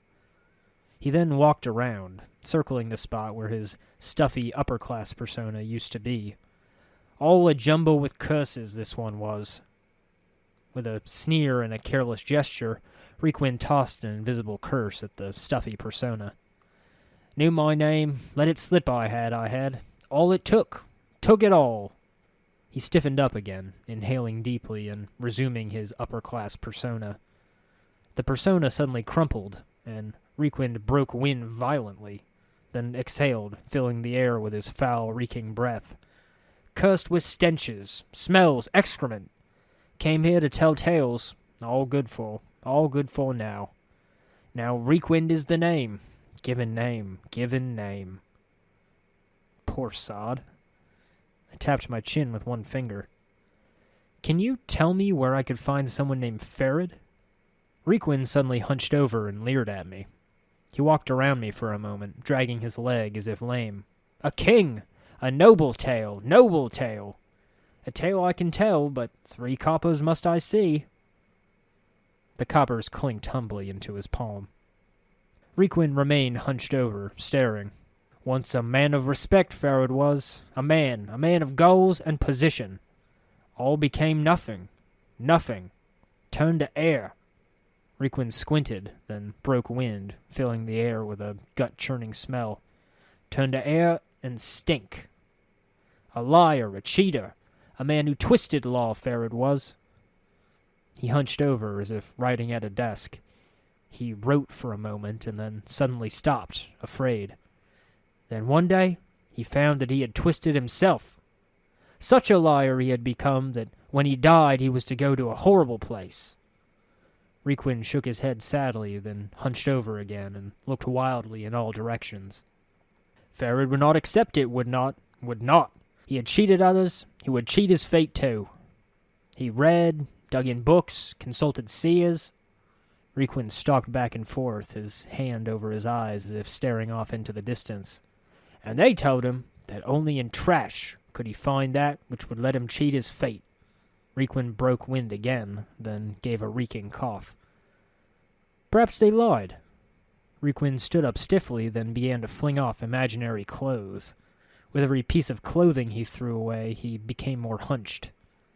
Farod threw away his position, his goals, and took up a new title. Requin stopped, then leered at me. He clawed at his rags, shaking them. And he became a king of rags. He would rule the trash, have his subjects search it all, and find that which he needed. He shook his head. He looks even now. Even now. Wow. Sigil ground the high and mighty into the dust like a millstone. Do you know where I could find him? Requin shook his head. He live amongst the rags and trash. There you will find him. Find him. The drone of flies replaced the cacophony of the hive masses. One squelched under my hand as I slapped it from my neck, leaving a biting pain and an itch where it had landed. With all the strange things in Sigil I'd seen the past few weeks, I wouldn't be surprised if these things were demon spawn from the 7th layer of the abyss or the like. Meandering cautiously through the piles of trash, one thing looked promising. A wooden walkway, hidden in a nook behind the huts and the filth. I had only noticed it out of the corner of my eye as we dug through a mundane little region previously unexplored. It was a place you wouldn't have given a second thought to. The perfect site for the entrance of a hermit like Farod. With the boards creaking under our boots, though, things became less revealing and more mundane. Garbage was piled high on either side. Some of it was fresh, bones with scraps of moist flesh, half-filled jars whose contents still held some color and were yet to be touched by the mold and mildew. Now and again I saw the corpse of a cranium rat, the flies just beginning to gather. This must have been a walkway for wheelbarrows, so more trash could be dumped aside. I looked around cautiously. This was a city where its citizens fought over corpses, and thugs lurked at every corner. I wouldn't have been surprised if the scavengers of this square hid amongst the filth and refuse so they could pounce on any unsuspecting, naive explorer. Funneled down this narrow walkway, it would have been a simple matter to outflank the 3 of us. But nothing came of it. At the end of the path, an archway led only inches into a small building before becoming blocked by a solid wall of refuse. The rubbish was packed so tightly it may as well have been stones and mortar. Mort piped up. "Hold up, Chief. Look at this." Peering down, I noticed a number of dirty footprints that led into the archway, and didn't turn around. "There must be a portal through here or something." "A portal? How do we open it?" "Haven't the slightest, Chief. It's got to be a common key, though. Look at all the traffic that's gone through. Maybe one of the lowlives around here will know." Leaving was quicker than entering, and much more pleasant. How Farod, once a nobleman or official of Sigil, could bear living in these environs was beyond my imagination. A weaselly-looking fellow was skulking about the garbage like a tattered shadow. Seeing me and Mort, he beckoned to me. Hey, the skull. Where you get the skull, eh? Me skull it is. Give it back to me. Mort turned to the hiver. Pike off. I, however, was more curious about this fellow. Who are you? He ignored me, still staring at Mort. Skull's mine, eh? Give it to me. I'll forget you stole it. He mumbled, his narrowed eyes darting. I was getting rather annoyed with this fellow, and decided to let him find it out for himself. Go on, take the skull. As if there was any chance he would be able to. He chuckled dryly and smiled. As he reached for Mort, there was a snap, and the man's hand whipped back. The man began screaming. Ah! I'll kill you! Kill you! Mort was holding one of the man's fingers between his teeth like some sort of macabre cigar. He spoke around the finger. Touch me again, and your hand's gonna join your finger, Burke. Mort, give the man back his finger. Mort spat the finger at the man. It bounced off his chest and fell to the ground. No need to waste any more time here. That's a hard lesson learned. Farewell. The man, biting his lip from the pain, glared at me. Suddenly, he attacked. He was no match for Mort and myself, and folded almost immediately with a wound from my knife in his belly.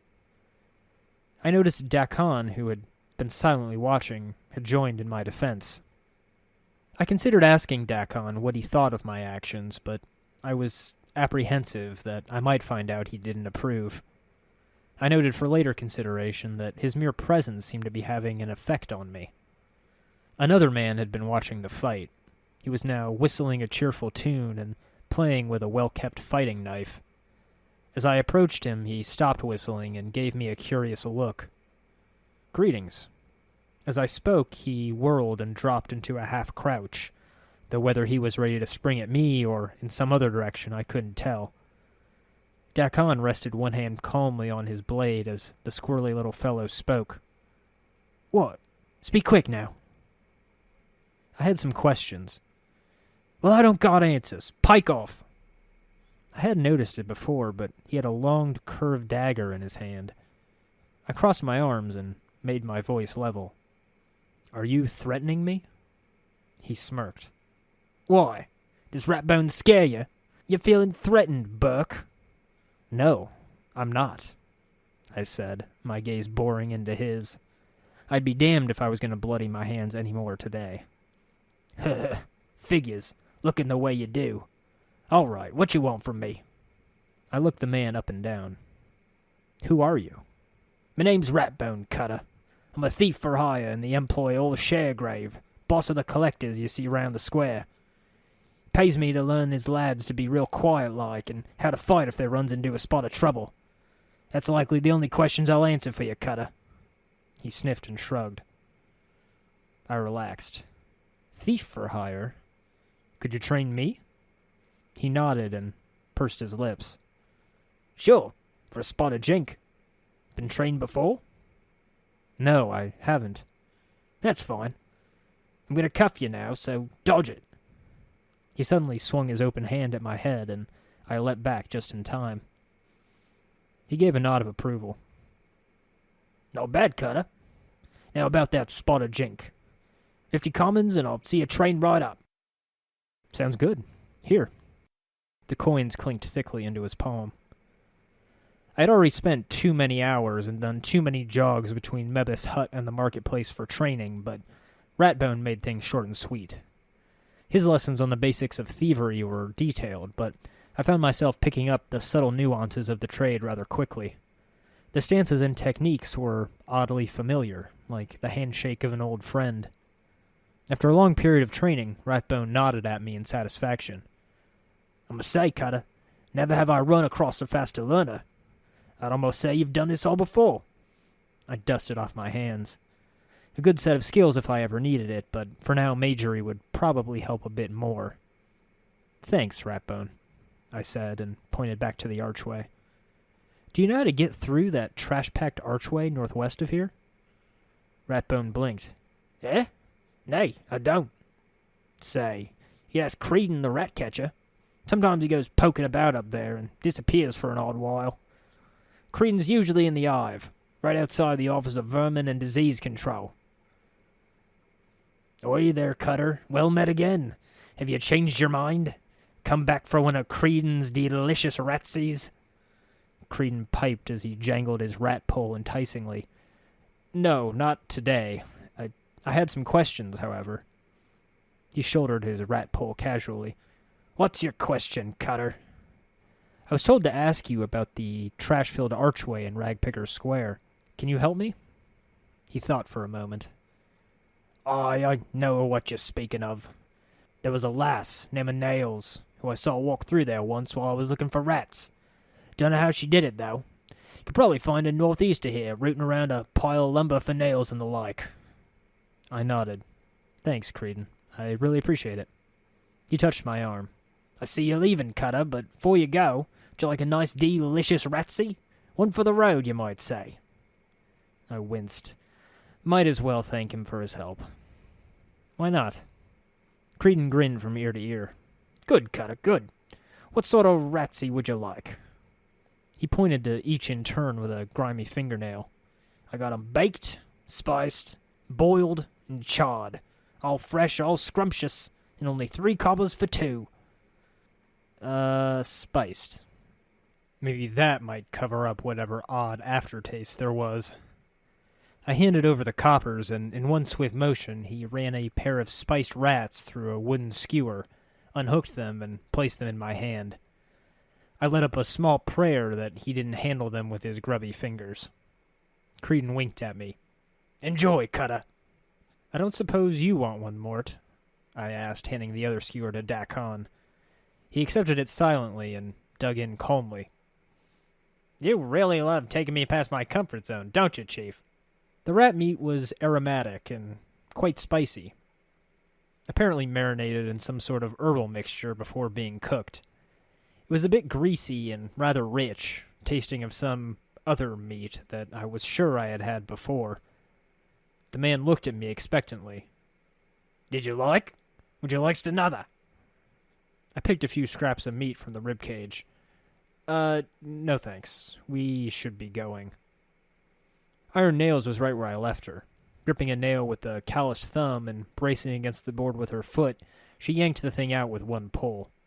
By the look of her burly shoulders, she could have knocked out a few teeth on the backswing if I had been standing behind her. Hello, Nails. Iron Nails straightened up and put her hands on her hips. Back again, eh? What do you need this time? I was told to ask for you about the trash-filled archway in Ragpicker Square. Can you help me? Nails nodded slowly. It's a portal, you know. Stumbled on it quite by chance, I did. All you need to do is to have a handful of junk on you when you walked up to it, and you'll be able to pass right through. There's a small open space past the portal and a gate leading underground, but I figured no sense in asking for trouble, so I just turned around and went right back. Here. She handed me a handful of junk. Use this if you like. I was going to toss it away anyhow. It was a few hours after peak when we returned, and the heat of the day made the garbage molder, belching up a vile stench. I covered my nose and tried to filter the air through my teeth, but it left a greasy feeling in my mouth. Now and again I spat, and a few times the wad would sizzle as it hit metal cooked by the afternoon heat. With the decay quickening around me, I glanced back and forth. Not even Reekwind would have buried himself and hidden in this rot, though it might have improved his own stench. No, I was listening for the groans and the creaks of a pile that might collapse and bury me in its foul grime and juices. As I approached the archway, its outline began to shimmer. The junk in my hand pulsed, shimmering as well. The two auras pulsed against one another like a slow heartbeat in blue-white throbs and flickers of pale sparks. I thrust the junk into the archway. The wall of refuse flickered, wavered, and seemed to fold in on itself. With a familiar whoosh, the portal opened, revealing a space beyond it. That rat Farod better have my journal. I stepped through. Interlude. Idly, Audalin Averis plucks the strings of his lyre. A languid tune, sweet with regret and bitter with his unfulfilled joy, keeps the crowds shifting in their stools in an uneasy silence. You sop up the last few smudges of gravy with the last bite of a roll and pluck the last tender mushroom from your plate. The fare was a bit saltier than you had expected, but still, it's hard to find a meal this fine in the hive. Better than stewed cranium rats, certainly. Well? Gamir's gruff voice breaks the silence. The little firebrand had hopped on his stool once again. Get on with it! Audolin clears his throat and flushes gold with embarrassment. I must confess, good gents, that this was the final chapter of the journal. Only a few blank pages remain, and though I have consulted many a seer and scryer, nothing remains of the rest of his tale in this humble tome. The snarls of the crowd could only be expected, but still you reel back and take up a defensive stance when the mismatched throngs set off pounding tables and throwing mugs. Feral beastmen reveal their claws and demons snarl, huffing fire and smoke as eyes redden with fury. You only hope that no one is foolish enough to pull a dagger. Once steel is drawn in a crowded bar, the only thing left is a mass slaughter and some new bodies to warm the beds of the prisons for the mercy killers. Indeed, steel is drawn, but not by one of the unwashed rabble. Shara Sixblades draws a gleamed curved sword from under the counter and, with a hefty swing, spears it 6 inches deep into the surface. With the ear-splitting crunch of wood against steel, 100 pairs of eyes turn to face a stone-faced Merilith, drawing out another 2 sickle-curved blades. Even the uppity Gamir seems to be thinking twice before starting anything. Shara purses her lips and nods in satisfaction at the ensuing silence, like a stern den mother quieting her unruly children. With one taloned hand, she points to the diva. Master Averis, you've performed well in this tavern for as long as I've known you, but this is the first that I've seen you act so crass as to leave a tale unfinished. Do you care to explain yourself? With a smile of supernatural calm, the bard fingers his lyre and steps gingerly among the shards of shattered mugs at his feet. With a silver smile and a polite bow, he addresses the crowd. Apologies, Mr. Shara, good sirs and ladies, but the power is not within me to continue this tale. However, again he pauses for emphasis, and 100 craning necks lean towards him. Just get on with it, a voice snarls from the back of the bar. Audolin coughs. Ahem. Tales of the Nameless One have been scattered throughout the plains in the years since his legend was flesh. Some are dying echoes, 100 times removed from the original source. Some, he gestures to the journal perched next to his seat, are left as his true legacy, scribed memories fresh with his experiences and heavy with the corporeality of truth. He leans over to take his chalice of tawny golden wine, still standing after the crowd's fury. The room simmers as he takes a delicate sip, enigmatic eyes glancing over the rim of the glass. It was said that the Nameless One drew suffering to him as a lodestone draws shavings of iron. The same can be said about that which bears his mark. The crowd whispers as Audolin sets the glass on his stool and scans the crowd. By beginning this telling, I believe events have already been set in motion to draw the story to us. It is my hope that perhaps another might be able to pick up the tale. The crowd shifts uncomfortably. Winged demons glance suspiciously at fire elementals. Githyanki snarl at their calmer, meditative brethren. A shaman decked in 100 rattling bones and strips of fur breathes, and the air ripples in front of him in patterns that might have been of running stags. Just when Audolin begins to scratch his hair, suddenly nervous, Sai Tavakis dusts off her leather breeches, balances her obsidian-tipped spear over one shoulder, and stands.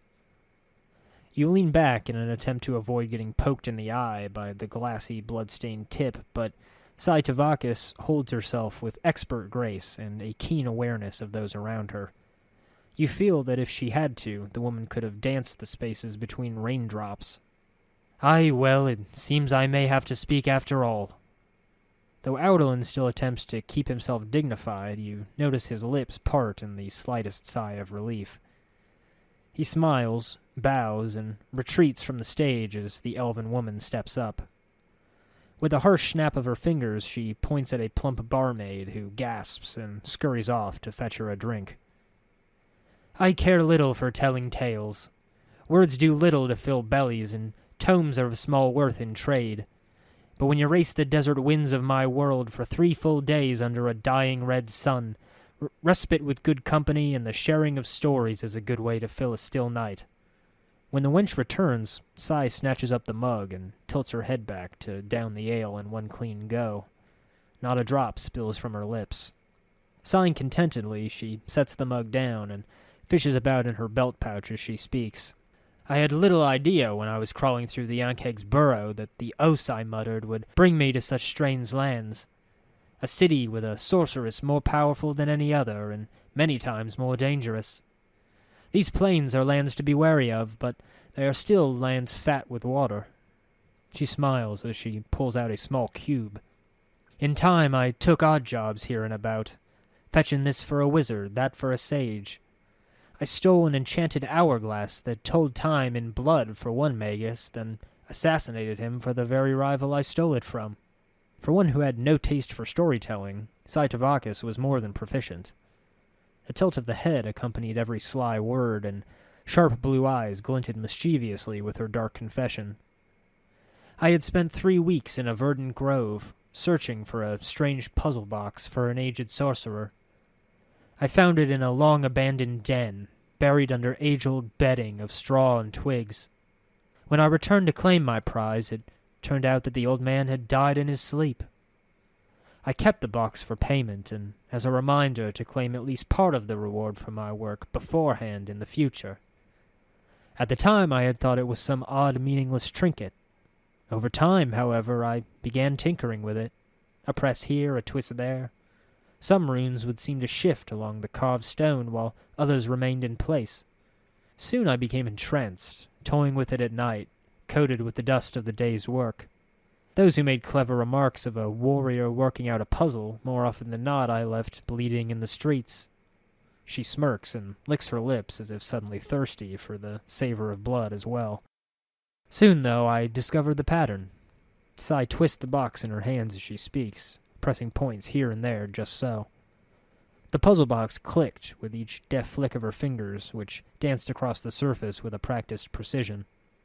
And with each new face I unlocked, the puzzle box told of a new chapter of a story, beginning with a journey into a land where walls were piled high with refuse.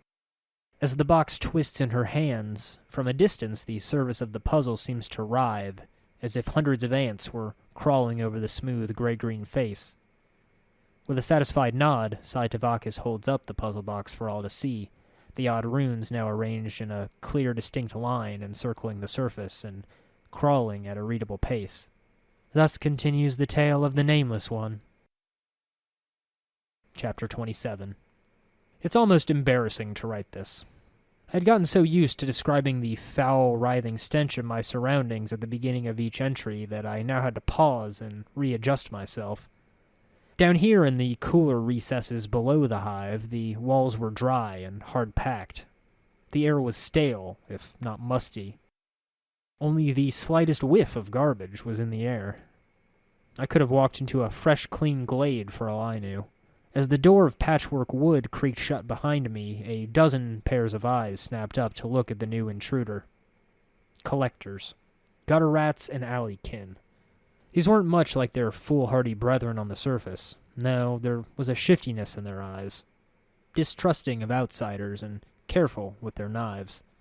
These Burks wouldn't think twice about sliding a dagger between my ribs, but they'd take care to do it out of sight. A ragged, middle-aged collector approached as I walked in. He quickly looked us over and then sneered. Don't know you. I narrowed my eyes at him. I don't believe I've made your acquaintance either. The collector continued to glare at me, standing directly in my path. Trying to walk around him might not have been the best solution. I'm looking for a man named Farod. What you're looking for is no concern of mine, Burke. He spat. What is concerning me is that you're still breathing in my presence. Part of me considered threatening to crack his skull, but I thought better of it. If I were really going to show my strengths, I'd shower him in flaming sparks, but then again, that would probably be a little too loud. I stared him down. Collecting bodies before they're dead sounds like a quick way to meet the lady. It seemed to knock some sense into the collector, as he turned away from me. Watch your back, Cutter. Most here will talk to you with their blade before their bone box, and if you stay much longer, I'll be doing the same. I snorted. Whatever. The path through the trash warrens ran down a slight incline, and I was wary of where I stepped. Guided by curiosity, I prodded through abandoned shelves and nooks here and there, scavenging for what I thought might be of use. The path was long and winding, and several times we met a dead end and were forced to turn back. After what seemed like hours of exploring, we decided to take a rest in one of the rag-piled alcoves. I took this opportunity and turned to Dakon. There was little I knew of our new companion, and I was hoping to change that if we were to journey together. Dakon? The pale Githzerai turned to me, his eyes like polished coal. His blade mirrored his eyes for a moment as I addressed him, then he nodded. What is your will? There are things I would know, Dakon. His voice creaked like an ancient tree on a windy night. I will hear you. I had seen the man in action, casting bolts of furious light that devastated all that they struck. Can I talk to you about your teachings? Can you teach me anything of the art, Dakon? I asked of my fellow mage. He paused, considering. Know that the way of the people is not the same as the art as you have come to know. It is not the energy that gives strength. It is knowing the self that gives strength. The teachings of Zerthamon speak of such things. I nodded, digesting his words. Would you teach me the way of Zerthamon, Dakon? Do you know what you have asked? The texture of Dakon's blade flowed until it became a stone. He raised his eyebrows warily, as if skeptical of whether he should teach me. To walk the path of Zerthamon, you must know of the people. The knowing of such things by one not of the people is a difficult matter. There are those not of the people who have heard the way of Zerthamon, but they do not know the way. I molded over. If this journey was as abstract as Dakon implied, I must prepare to seek the deeper truths in what he has to offer. Dakon, I want to know of the people and know Zerthamon's teachings. I believe there is wisdom to be learned in such things. He inclined his head. Know that I have heard your words, and I shall test them. To learn you must know the people. To know the people, you must know the unbroken circle of Zerthamon. Dakon held up the stone disc in his possession, and his spider-like fingers hooked into its sides. Often I had seen him meditating over it, mulling over the words with a steely gaze. He had read through them thoroughly before. The man had never needed to mouth the words as he read. There was a click from the object, and the plates of the circle slid into a new configuration. He reversed the motion, sealing the stone. Know the first circle of Zerthamon is open to you. Study it, then I will hear your words. The small round stone was cool in my hands. The unbroken circle of Zerthamon. I marveled at it, holding the strange mechanical tome carefully, lest I break it. Wouldn't that be a nice thing, cracking the sacred scripture of my new companion and teacher?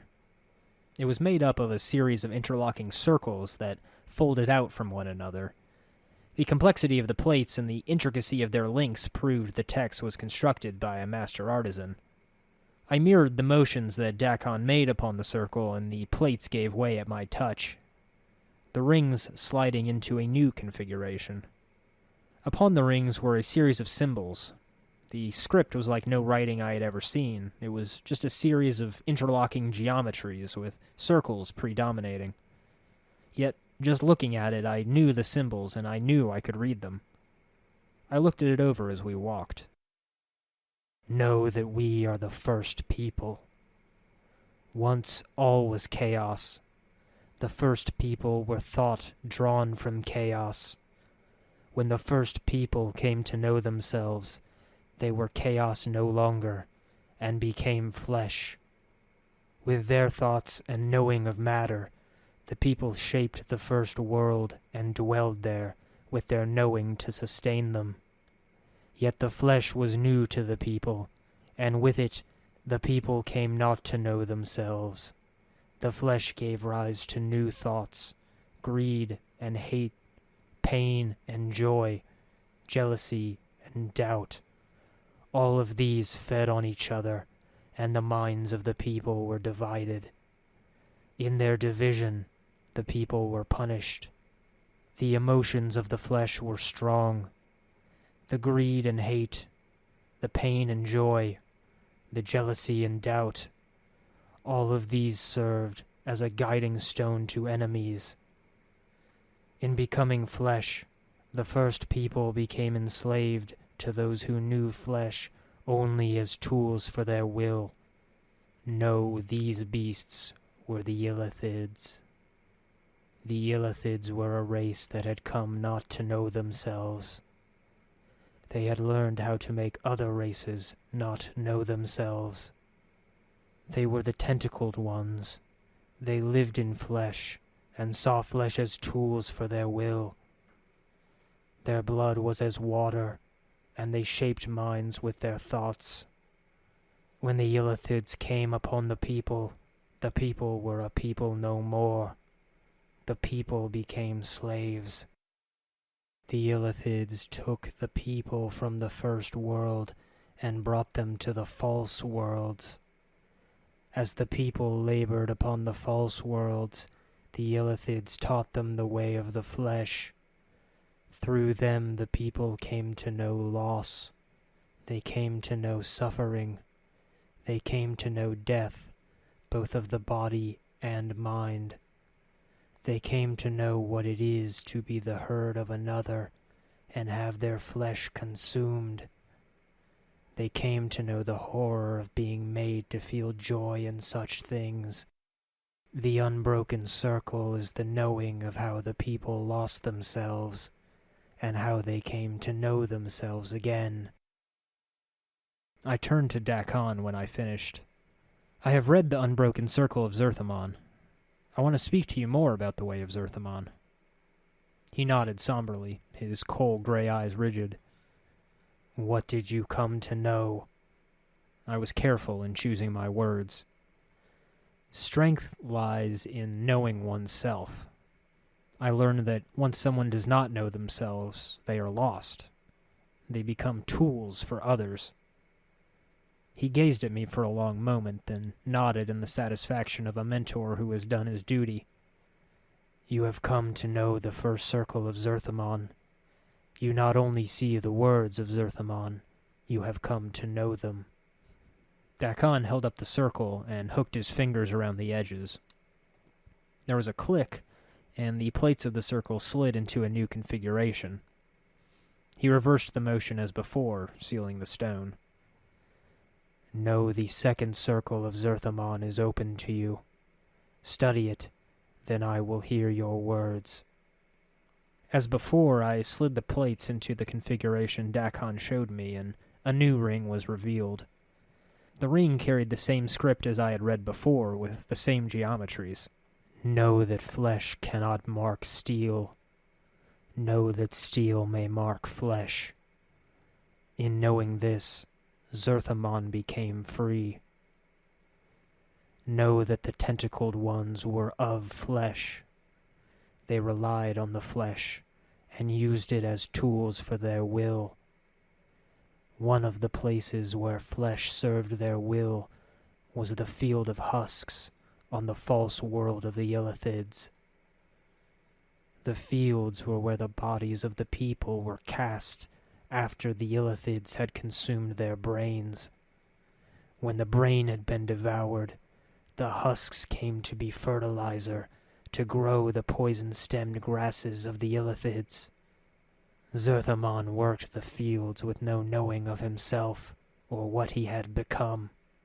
He was a tool of flesh, and the flesh was content.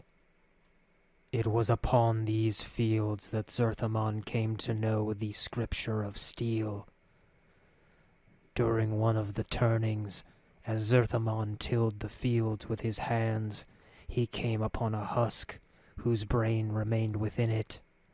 It had not been used as food, yet it was dead. The thought that one of the husks had died a death without serving as food for the illithids was a thought Zerthamon had difficulty understanding. From that thought came a desire to know what had happened to the husk. Embedded in the skull of the husk was a steel blade. It had pierced the bone. Zerthamon realized that that was what had killed the husk. The steel had marked the flesh, but the flesh had not marked the steel. Zerthamon took the blade and studied its surface. In it he saw his reflection. It was in the reflection of the steel that Zerthamon first knew himself. Its edge was sharp, its will the wearer's. It was the blade that would become to raise against Gith when Zerthamon made the pronouncement of two skies. Zerthamon kept the blade for many turnings, and many were the thoughts he had about it. He used it in the fields to aid his work. In using it, he thought about how it was not used. The illithids were powerful. Zerthamon had believed that there was nothing that they did not know. Yet the illithids never carried tools of steel. They only used flesh as tools. Everything was done through flesh, for the tentacled ones were made of flesh, and they knew flesh. Yet steel was superior to flesh. When the blade had killed the husk, it was the flesh that had been weaker than the steel. It was then that Zerthamon came to know that flesh yielded to steel. In knowing that, he came to know that steel was stronger than the illithids. Steel became the scripture of the people. Know that steel is the scripture by which the people came to know freedom. I slid the plate closed, breathing a sigh and meditating over the lesson, seeking out the deeper meaning behind the tale. With the Githzerai, history and parable flowed as one, just as Dakon was one with his Karak blade. Dakon's gaze was serene. What did you come to know?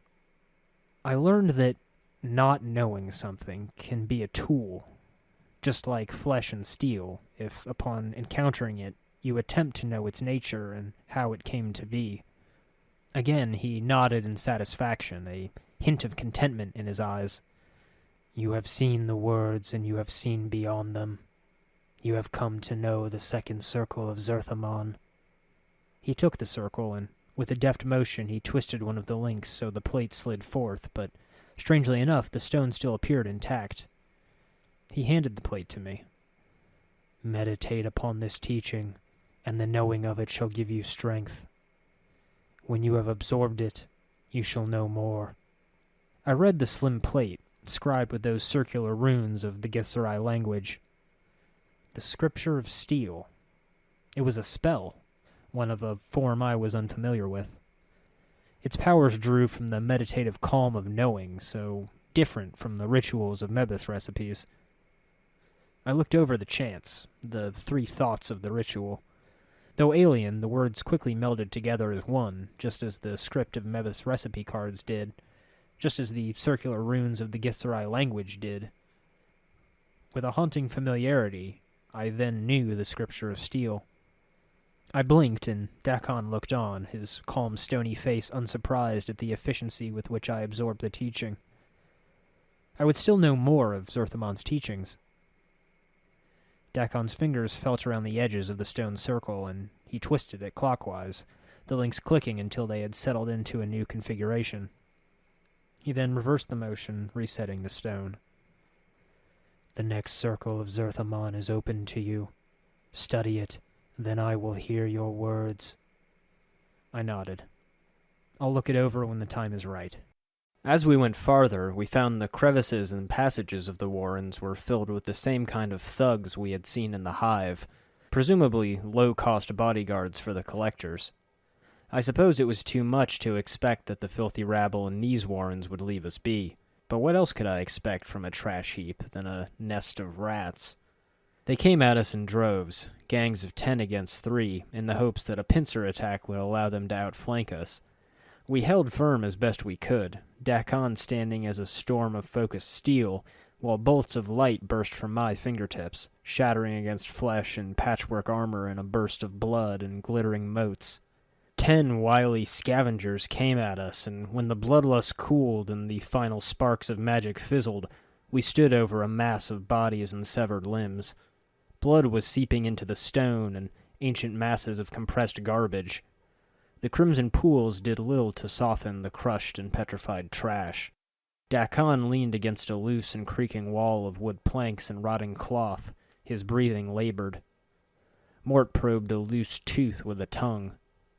Compared to us, he had come out unscathed. "You could have drawn some of their blows," I scowled at Mort. Dakon looked to only be a few stepping stones from death.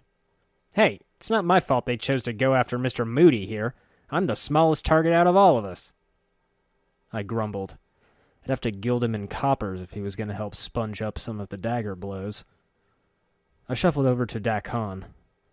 The warrior mage's eyes were coal gray, his skin a pale dusky yellow, thin and dry as parchment. I was bleeding from multiple gashes myself. One long dagger had punched a kidney, and no less than 3 slashes marred my chest and back. Yet the wounds were knitting at a remarkable pace. I would recover over time. Dakon would not. "Here." I leaned toward my companion and mentor. "It's not exactly curative magic, but it might give you a bit more blood and breath." He gazed at me with half-dead eyes, looking as if he was about to wave me off. Dakon gave a resigned sigh and bowed his head as I traced a few glowing red symbols in the air. "The years have not been so kind to me," he said hoarsely. "My blade has become slower. My joints ache with time's weight. I know this." "Nonsense," I said as I completed the incantation. "Baseless recriminations aren't going to help us." "It was no recrimination," he muttered, "but an apology." The thrum of sorcery shook us both as I touched Dakon's shoulder. I felt myself drain, my body empty itself of life like an old wineskin. My head spun, and the world grew pale as my own life force flowed through the conduit I wove into Dakon. The old Gith shuddered, gasped, and his cheeks became fuller, his breathing easier. A moment of stillness passed between us as I swayed, groaning. Dakon caught my hand before I could stumble. "See? You're faster than me still," I chuckled dizzily. He said nothing. Dakon had to support me as my wounds knit together slowly. I was hobbling along at his side, trying to keep my groans of pain to a minimum. It wouldn't do to attract more attention. One path led us toward yet another dead end, but with a caution and curiosity in mind, I eyed the archway standing there. A portal, it must have been. At a touch, the opening flared to life, a blue spiral wavering like a pool of water that parted 2 realms. Glowing wisps framed the gate, and a dark recessed room was on the other side. We stepped through, and nearly stumbled backwards in shock. Rats. Dozens of rats, pouring from the corners to nip at our heels. Those bony spirals that grew from their skulls like plump tumors gave them away immediately. I remembered what Creedon had told me about them. "Your cranium rat, though, brain vermin, what I go after, they're just trouble. When you get more than a handful of these little pikers together, they start to get smart on you, sometimes real smart. You run into more than that, more than a couple dozen, you run like you're in the shadow of the lady. Sorcery, Cutter, sorcery!" The way the rats held themselves, staring at us all as one entity with a dozen pairs of beady eyes, was a testament to a sinister intelligence. Thoughts of communication were promptly cut off as a shrill, piercing scream filled my brain, rattling one thought against the next like dice in a cup. Already weakened, I stumbled, blood flooding from my nose, and by the warm trickle along my shoulder, my ears as well. Frantically, I snatched at the remaining spells I had prepared, tossing spheres of death at the heaving mass of fur and flicking naked pink tails. As they fell, the hive mind collapsed, and the shrill piercing muted to a dull buzz. Gathering focus and finding myself empty of any useful magic, I threw myself at the mass with a dagger, piercing one squealing ball of fur and stomping on another. The crunch of bone and flesh flattening under my boot was unnerving, yet oddly satisfying, as the pain of their psychic assault fell another step. The small biting teeth were nothing before Mort's crunching jaws and Dakon's blade. When enough were slain, the rest fled, and I heaved a sigh of relief. Standing our ground seemed to be working. "Filthy creatures," Dakon murmured, cleaning his blade. "Taste fine, though." Mort spat, trying to clear the fur and skin from his teeth. "Speak for yourself. Ugh! Their little feet are colder than a witch's teat or a succubus's—" "You know, Mort, I really wonder how you know these things well enough that you can pepper them in as details." I tugged off the still-twitching carcass from my dagger and tossed it aside. I wondered if the creatures ate their own.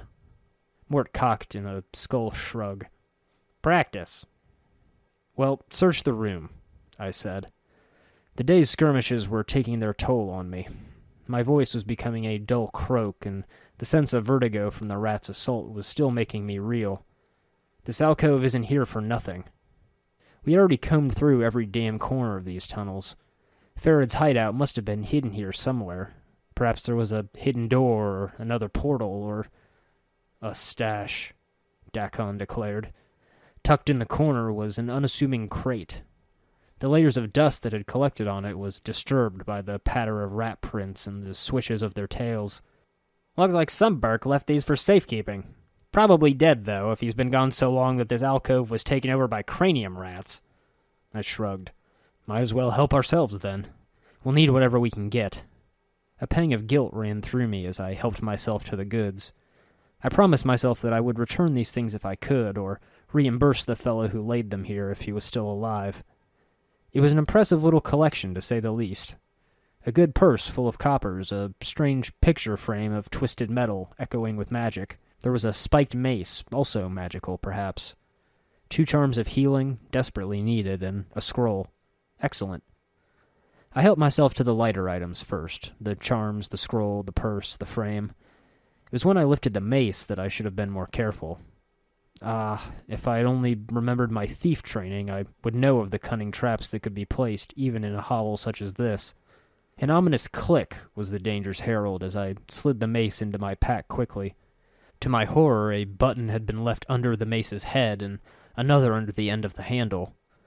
I froze in shock, only to be brought back around by the clicking and light rumbles emanating from the box. "Trap!"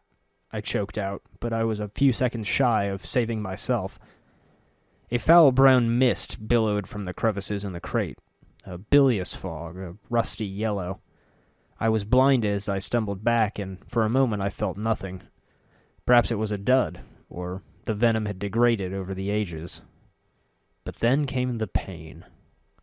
The first whiff of the gas gave me the smell of my own blood, at first dismissed as from the nosebleed I suffered earlier, but then there was the burning sensation, a quickening fire that spread through my nostrils.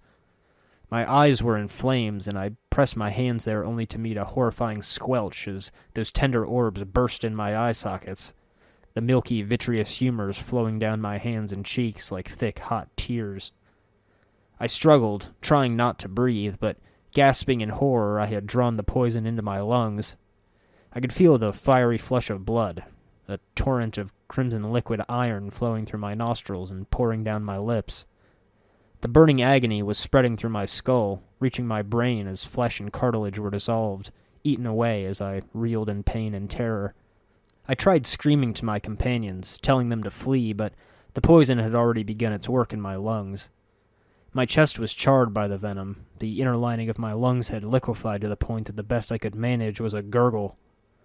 The molten remains of my esophagus and lungs spilled from my lips, flesh slewing off like fat melting from a bone in a cook fire. I was glad when death took me and the wet noises I was making were silenced. The flush of acid in my lungs had grown cold even as the gas caressed my skin. All I could feel then were the dribbles of liquid trickling from my nose and lips, and the thud of boots in the distance. The world was still. Chapter 28. I'm beginning to notice something. When a body wakes, the first thing that comes to mind is light, vision, the radiant glow of the dawn. There are the sounds of birds outside chirping, or the creaks of the bed as your companion or lover rolls over. Then comes tactile sensation, the cool air, still slightly damp even after surrendering the morning dew. After that, the crisp, clean smell of dawn. Finally, as you stand up, a sour tang fills the mouth, one that you rinse out with a swish and a gurgle of water. This is the serene dance of waking. I've heard some say that sleep is the way the body prepares for death. A rehearsal, really, where the body slips into a torpor as the soul slides to dip a finger into the world beyond, whether it's the scintillating chaos of dreaming, a concept I only know snatches of secondhand, or the strange burbling lands of the dead, dark, dry, and rattling with silent madness. Maybe there's some comparison. Maybe not. I've seen no light at the end of a tunnel or heard the voices of my loved ones, if I ever had any. There were no angels or devils or winding roads to lead me to whatever metaphysical journey's end where my soul might rest. Still, I can see the appeal of the analogy. Because when my body twitches back to life, everything is very much the reverse. The visceral senses come out first. There's the iron tang of blood in my throat and the dry, foul must of decay on my tongue as the saliva begins to trickle back into my mouth. There's the smell of week-old flesh, sour and rank like a butcher shop where the poor sod had lain dead for weeks and his goods lie spoiled and crusted with fat white maggots and sour with mold in that time. After that, splintered wood presses against my flesh as the vertigo clears and I can feel up from down. Warm blood fills my cold limbs. My muscles ache, stiffen with rigor mortis. Then there's the buzzing of the flies that accompany the 100 itches crawling over my flesh and the lurid orange-yellow glow of fickle light. I groaned, and with a clink of armor, a slight breeze stirred against my flesh. The feel of 600 tiny feet tickling my skin floated away with a chorus of buzzing. "Dakon?" I croaked. The light, pitched rattle of his armor was distinctive. "You live," he intoned flatly, neither pleased nor disappointed. "In a manner of speaking." I coughed and slid off the table, twisting this way and that, trying to flex my fingers. It would still be a few minutes before I could form a proper fist. "The gas. What?" A familiar, annoying chirp answered me. "Stiff as nails tried to go in and save you. Guy got a whiff of the stuff, so he went down. I had to drag him the hell out of there. Got to a nice secluded corner far away, too. Could have died if I hadn't stuffed him full of clot charms." My vision was still blurry, but Dakon didn't even twitch at Mort's telling. "How many clot charms?"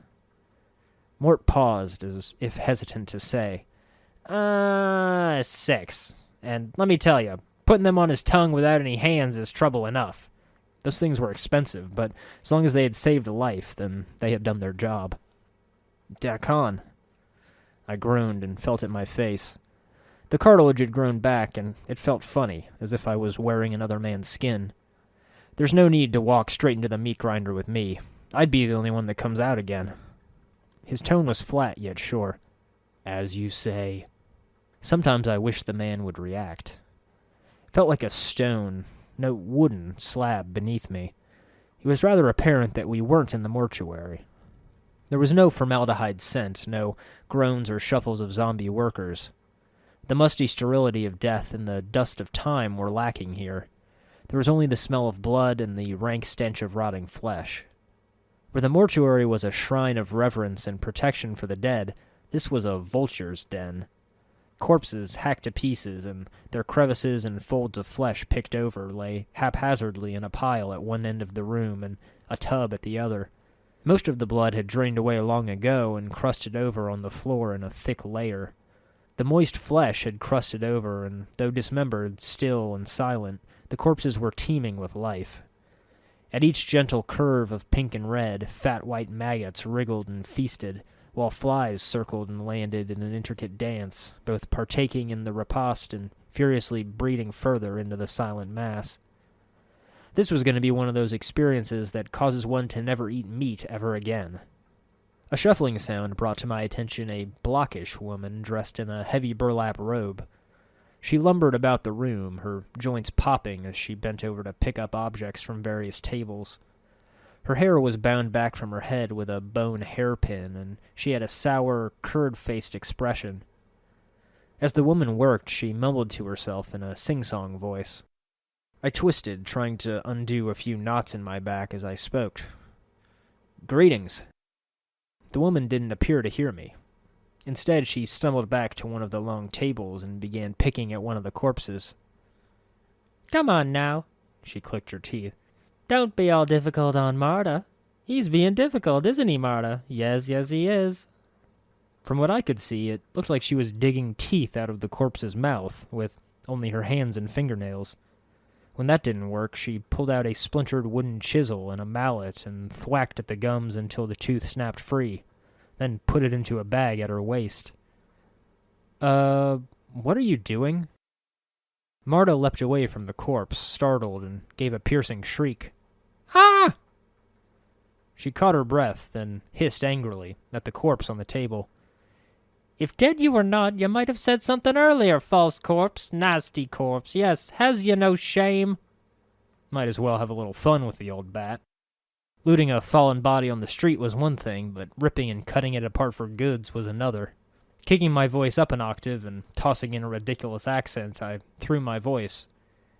"You are the one who should be shamed, knocking out my teeth like that. Have you no respect for the dead?" "Ha!" Marta put her hands on her hips and puffed up indignantly.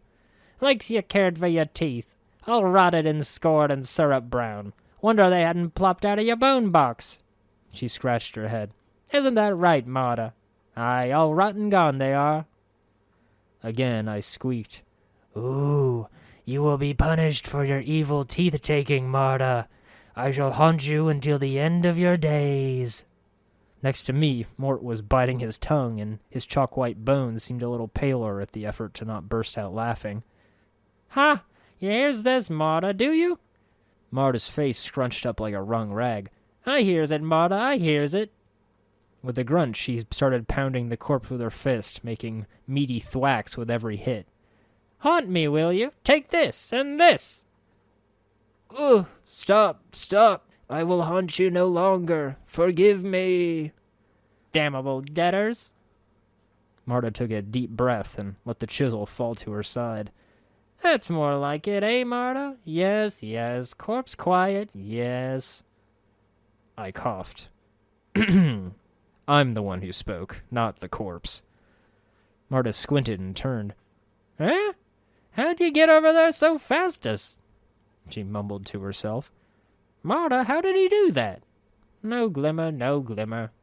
Mort rolled his eyes. "This gravebait's blind and near deaf." Marta was still mumbling to herself, something about corpses and gratitude that I didn't quite catch.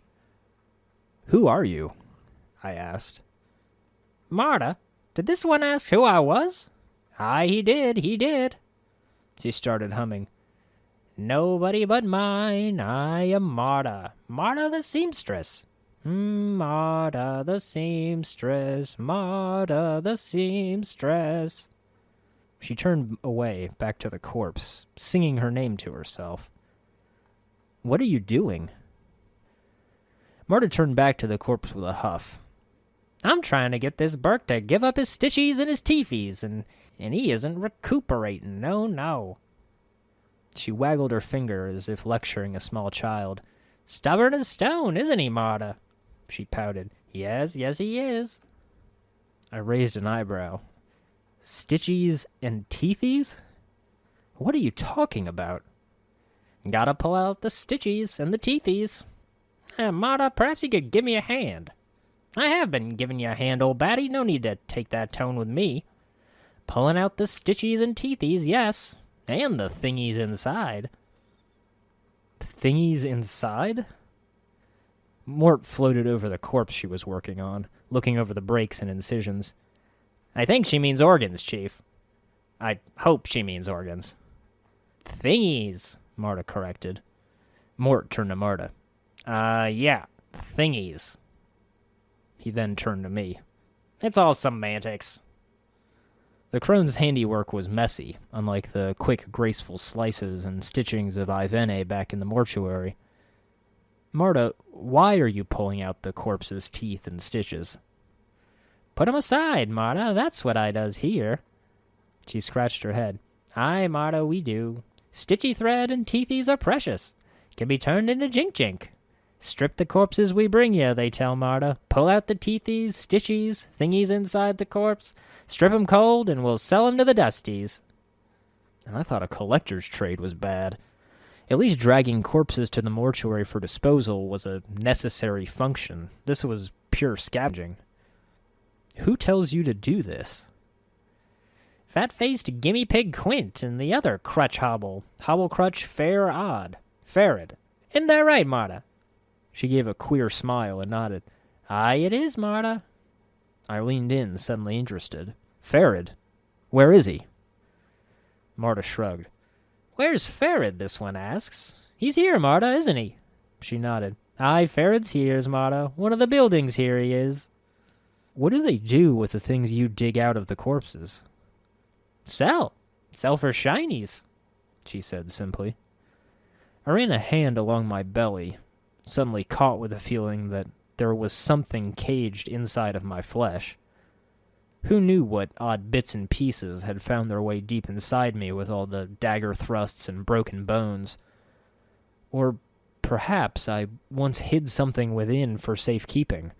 The feeling was like an itch in the small of my back, just beyond my reach, persistent, irritating, until I knew I needed some help if I was able to satisfy that odd urge that had just come upon me. Marta, can you dig around in my body for anything? Marta squinted at me. Then nodded.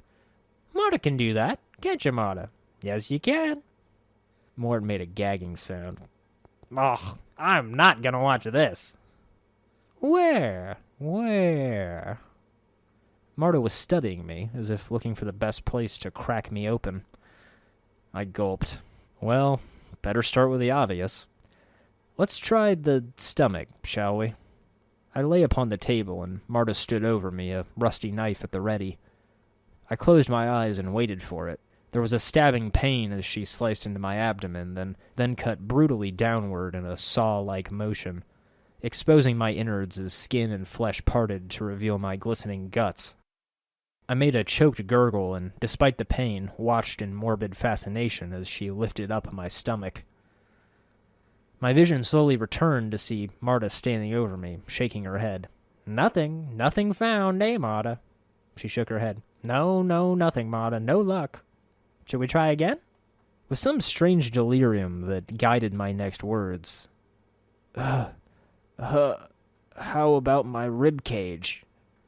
Instantly, I regretted opening my damn mouth. Marta swiftly took up a chisel and mallet. There was a sharp crack as she split my rib cage open. I choked back my screams as she began to fish in my lungs, those sacs of air fluttering uselessly as I tried to gasp for breath. It was almost too much. Cycles of agony turning over like the seasons. Flesh parted and bones cracked and tendons tore as quickly as they regenerated. It was a mercy when I went numb, then blacked out from the pain. When I awoke again, Marta was still standing over me. Her pursed lips matched the disappointing look in her eyes. Nothing. Find nothing. Third time's the charm. Check the intestines. Anything could be lodged in there.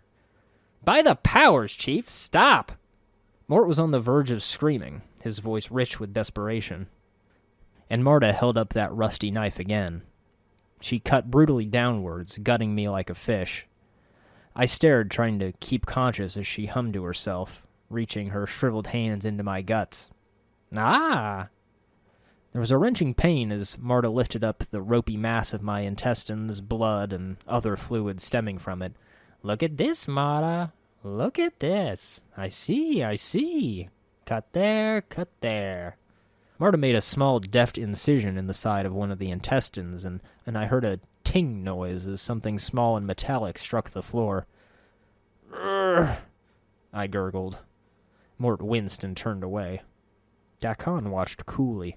Marta then dumped the soupy mass back into my torso, then reached down and picked up the object. A ring, it appeared, and she flicked it to me. "Pretty, eh, Marta?" She nodded. "Yes, Marta, one shouldn't swallow such a thing. No. I tried making sense of the slippery tangles to no avail. Apparently Marta wasn't gonna give me a hand in stuffing them back inside of me. Thanks. Was there anything else?" Marta shook her head. Nothing more, eh, Marta? Should we try someplace else, Marta?" I laid back, breathing heavily and gazing up at the hard mud-brown ceiling. No more. Chapter 29. Once the initial disgust and horror washed over me, the ordeal of trying to make sense of the tangled, soupy mass of my entrails was more troublesome than grotesque. There was no pain, aside from the initial incision in my belly. Well, that and the medley of other wounds and tortures I suffered. And the deed had already been half done. There was no way to stuff the fleshy ropes back inside my abdominal cavity in the manner they were originally packed. The cleanest thing to do, ironically, would be to just call it a loss and cut the rest out and stuff my own entrails into my pack. But as strange as it was to carry around my own guts with me, it felt stranger to leave a piece of me behind like that. Who knew what a necromancer might do with the entrails of an immortal? Actually, I didn't want to think about it. This damn ring had better be worth it. Outside, I took a moment to gaze at my surroundings. Floor to ceiling, what was once a warren of ancient garbage, carved like the tunnels of a termite, became a cavernous village. Not a single brick of the place looked fit cleanly on top of another. Rather, the buildings had been cobbled together with anything that could be scavenged. Rotting, mismatched planks, patchwork and stained tarps.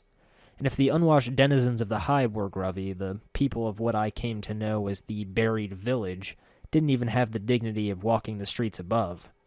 This was a village of vultures. A ragged man walked past, clad in patchwork clothes. He reeked of smoke and trash and had a yellowish cast to his skin. I waved to him. "Pardon." He looked askew at me as I approached. "What do you want from me, cutter?" "Just the answers to some questions. Who are you?" The villager shook his head.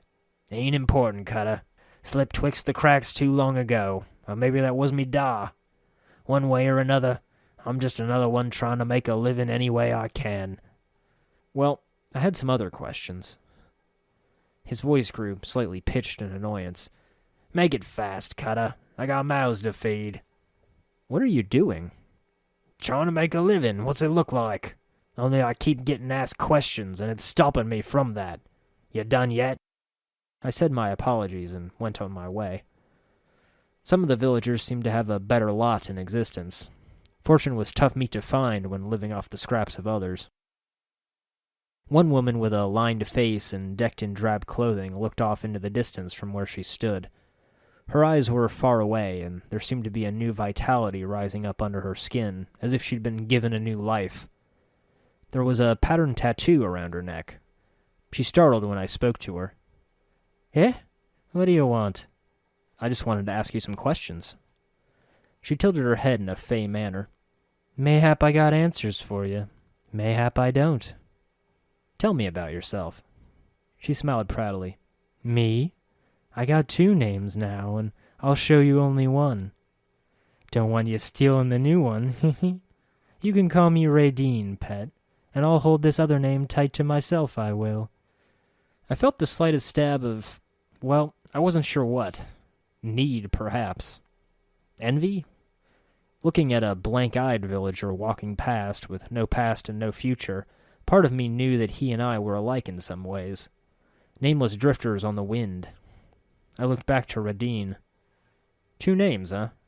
Must be nice to have 'em. "Aye, Poppet, it is," she said with a proud nod. "Tell me about this place." "The buried village?" She looked at the ramshackled buildings.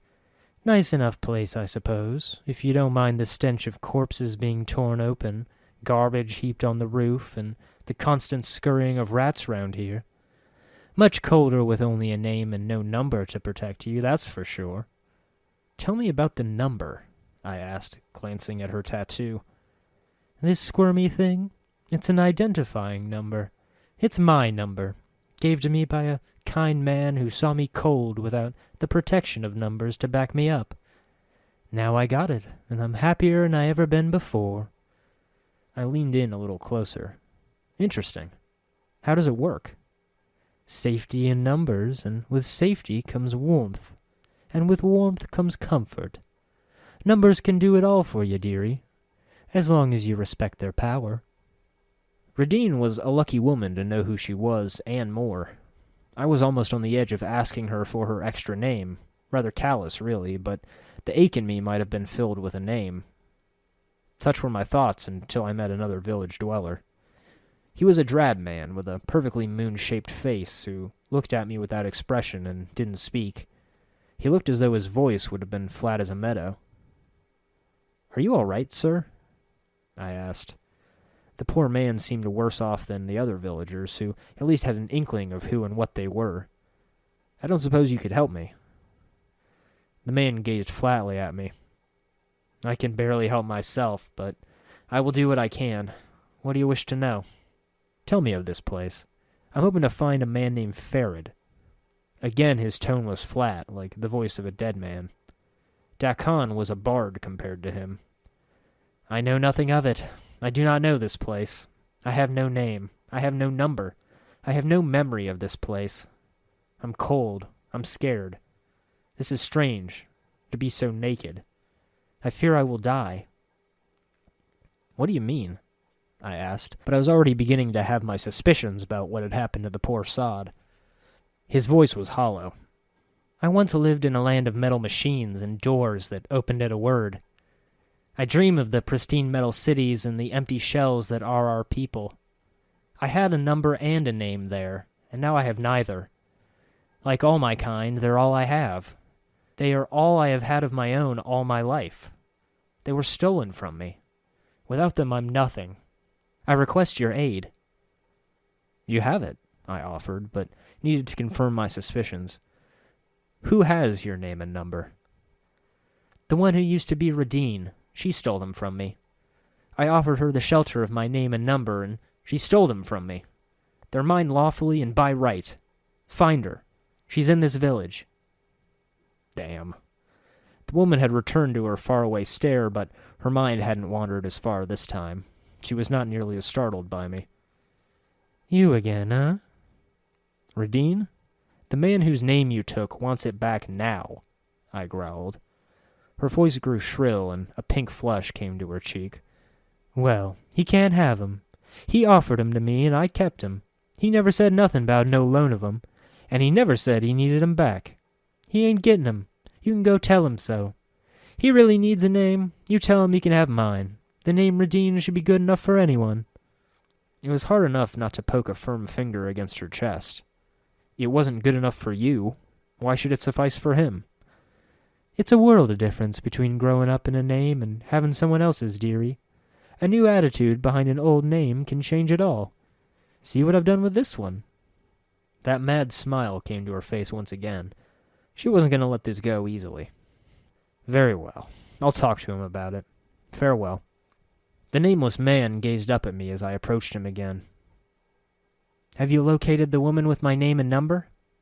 She will tell you she won the name from me, but she did not. She stole it. I require my name and number. She's in the village." I nodded. "I have. She doesn't want to give it up." He paled for a moment. "She must. They're mine. She stole them from me. Any assistance you give me will be remembered with gratitude. Please help," he pleaded. Radine looked blankly as I returned, then shook herself out of her daze. As she did, the tattoo around her neck squirmed. "You again, Cutter. I tell you I won't give you the name and number back. Tell you what, using this name and number's increased me fortunes. I'll pay good money for it, and he can buy himself a nice new one. How's that?" I shook my head. "I don't think that'll cut it. Give me the name and number." "How about a nice 20 coins? That should tide the wee dear over until he can get a new set, huh? Be a dear and go ask him if that's what he wants for it." How about I buy it from you, if you're so willing to put a price to the name? She looked at me as if I were mad. Are you totally barmy? Of course I won't sell me name. Why not? Because it's me name, Burke. You don't sell your name. You contrary woman, I snapped. Her crooked smile faltered, but she still managed to make one. There are worse things I've been called, dearie. The despondent man looked up to me, a glimmer of hope in his eyes, yet he spoke as emotionless as ever. Has she given you my name and number? She's offered money, has she not? I cannot live. Money means nothing without a name. Get me my name. His eyes crawled across my face, watching intently. She's offered money for them. No money can buy a name. No amount can buy a number. Coin is scant consolation for identity. Surely you can understand. I sighed, rubbing my temples. Yes, I can. I'll do what I can. Farewell. Radine's face crumpled as she saw me again. He's refused again, hasn't he? And sure you've come back to take what's rightfully mine. Rightfully yours? It was hard to keep the fire from my voice. You have no right to that name and number. You stole it. You don't need a number to live. He does. Even if it hurts you, you have to give it up. It'll be better for the both of you in the long run. Radine pressed a few fingers to her forehead as she knuckled down and thought about it. Her voice cracked when she spoke again. I suppose you're right. I've been a bad person, sure I have, and I can't keep this. Here. She peeled the rippling tattoo from around her neck and handed it to me. She shivered as she did so. And you can tell him his name is his now. He was and will be Ku Yin. Now let me go. I nodded. I pitied her, I really did. When you live in a world like this, who wouldn't steal to make a living? Here's some jink for your trouble. Buy something to keep you warm.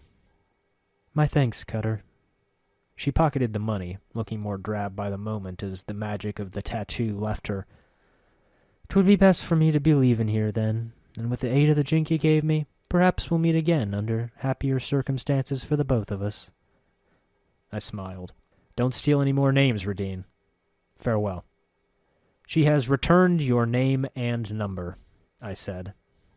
May I have them? His voice was hoary, his features drained. It was then that the fear and the temptation came over me. Is this what happens when one's name is stolen? Was I destined to die little by little, drained of life and hope, until I was a mere shell of what I once was? I wondered if the man before me felt that same wound deep inside the space where the essence of his being should have been. I wondered if he had terrifying dreamless nights where he'd slip into the darkness and that horrifying void of oblivion was just past the corner of his eye.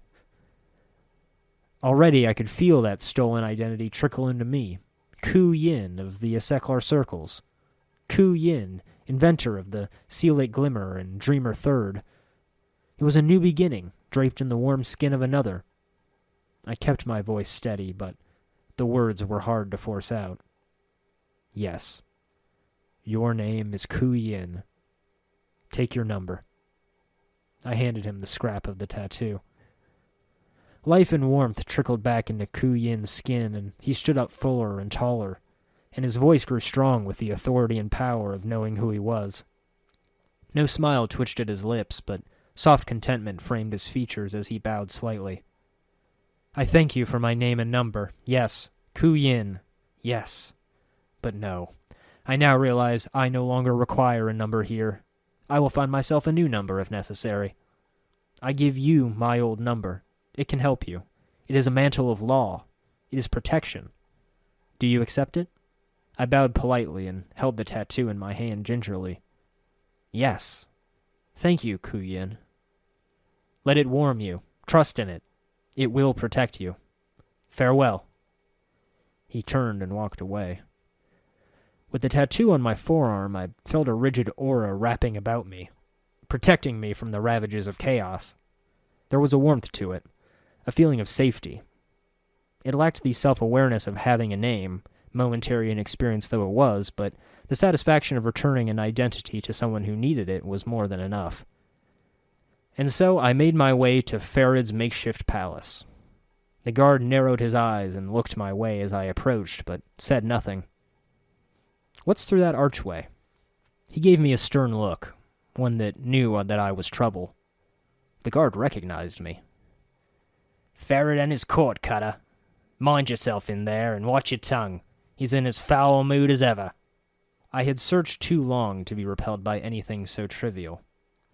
I stepped through the archway and entered the King of Rags' throne room.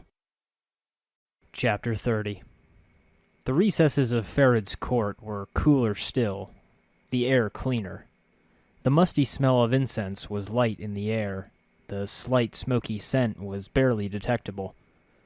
Perhaps this place had been a temple once, or a library, but now the chamber, far too great to serve one man, was emptied and gutted by the hands of looters. The slabs of stone that paved the floor thrummed with each step, and a mystic violet light wept from the crevices between. Long cracks had split straight fissures along the floor, and strange energies swirled like lavender milk between the planks laid haphazardly over them, forming careless walkways. There was greatness in this court once, and now it was a scarred shell of what it once was. Its memories, grand or cruel, had been eaten away by time. The throne at the opposite end of the room, perhaps once an altar, perhaps once a sculpture, was a stone hand twice the height of a man. Cushions patted its cold palm, and its fingers were curled forward gently like the loose grip of a dead man. The archway curled over the palm were decked with lanterns that gave off a lurid orange glow. "So I seen you've returned, corpse." The voice was hoary and tired, but the room was large and empty, and Farod's greeting carried over well. I turned to see an elderly man leaning heavily upon a crutch. His left leg was twisted, and as if he tried to walk in two directions at once and paid the price. His maggoty-colored skin was bunched heavily upon his skull and is flecked with liver spots. He was mumbling and smacking his lips as his eyes made a circuit of the room, but ultimately his gaze returned to a stone sundial set carelessly beside a pile of broken stone draped in faded cloth. Farod. The man's eyes lit up as I walked over, standing before him with arms crossed. "'Tisn't my steady crop of jink come to Farod's waiting arms again. Greetings, corpse." He smiled a wicked grin. "Have you come to ask Farod for another jaunt into the mortuary walls?" I had been searching for him for so long that I had a tough time thinking of what to say. "You're a tough man to track down, Farod. I've come for information. I've been told that you know something about me." "Know something about you?" The light in Farod's eyes dimmed. He studied me, mumbling slightly as his eyes flickered up and down my frame. "Corpse? No? Yes?" His eyes meet mine. "Ah, no." "Farod, what is it?" Farod was studying me with a dead-even gaze. "'Tisn't a mummer's fair, corpse. No time for games. No time for Farod to play the wheel. What are you asking such questions for?" "I have forgotten myself, and I was told to seek you out. That you would know something of me," I said truthfully. Farod licked his lips. They made a rasping sound, like dry parchment on sand. "Now who told you such a thing, corpse?" "Well, no one told me exactly. There were these tattoos on my back, and they told me to seek you out if I ever forgot myself." "Ah, so little said, so much told." Farod fell silent, and suddenly I had a feeling that Farod was dissecting me, like a corpse on a mortuary slab. "I know much you would know, yes, much indeed." Farod smiled slowly, the folds of flesh on his face peeling back like a curtain. "What do you know of me?" Farod licked his lips again, then settled himself upon his crutch like a vulture. No, not free, the question you ask." His pasty white hands tapped the edge of his crutch. "Much I can tell you, but the telling has a cost." I grumbled. "Go on, Farod." Farod tapped the flagstones with his crutch and sneered. This village is not all that lies beneath Ragpicker's Square. Yes? Chambers, vaults, corridors, filled with the dead, all asleep in their coffins. Somewhere in those halls, somewhere there, lies something misplaced. Something mine. What is it? A small thing, a trinket, such a trifle. As Farod spoke, his words started echoing, as if two people were speaking. I knew I'd heard them before, from my own lips. Gently I touched the memory, and it was enough for me to recall. It's a sphere, made of bronze. Ugly. Feels like an egg to the touch, and it smells of rotten custard. Am I right? Farod fell deathly silent for a moment, then nodded. Yes. How much do you hide from me, corpse? He chuckled. Did you return to see if I remember what it is I want? Why don't you get one of your collectors to search for it? I asked suspiciously. Because the corridors need no more dead from this village. Farod tisks. Strong, fast, clever. These are qualities my villages do not have. They go below, they do not return. Farod glanced at me. Perhaps the dead will welcome their own, That is what I think, corpse. Do you know where the sphere is? Ah. Farod's sigh was like shifting sand. And why do I suppose I ask you to look for it, corpse? I do not know where it is. I know it is buried deep, far deeper than any villager has ever gone. Farod tisked. It may be the catacombs where the waters run deep. Deep. Very well. I'll do it. But I want to know what I'm buying with this trinket. There's a lot of knowing rattling around my brain box, corpse. He held up a withered finger. One of them is this bit of wisdom. Everyone wants something, whether they know it or not. There's much I know about you. Much you would want to know. I scoffed. I doubt you can tell me anything of value, Farod. The bluff made me antsy.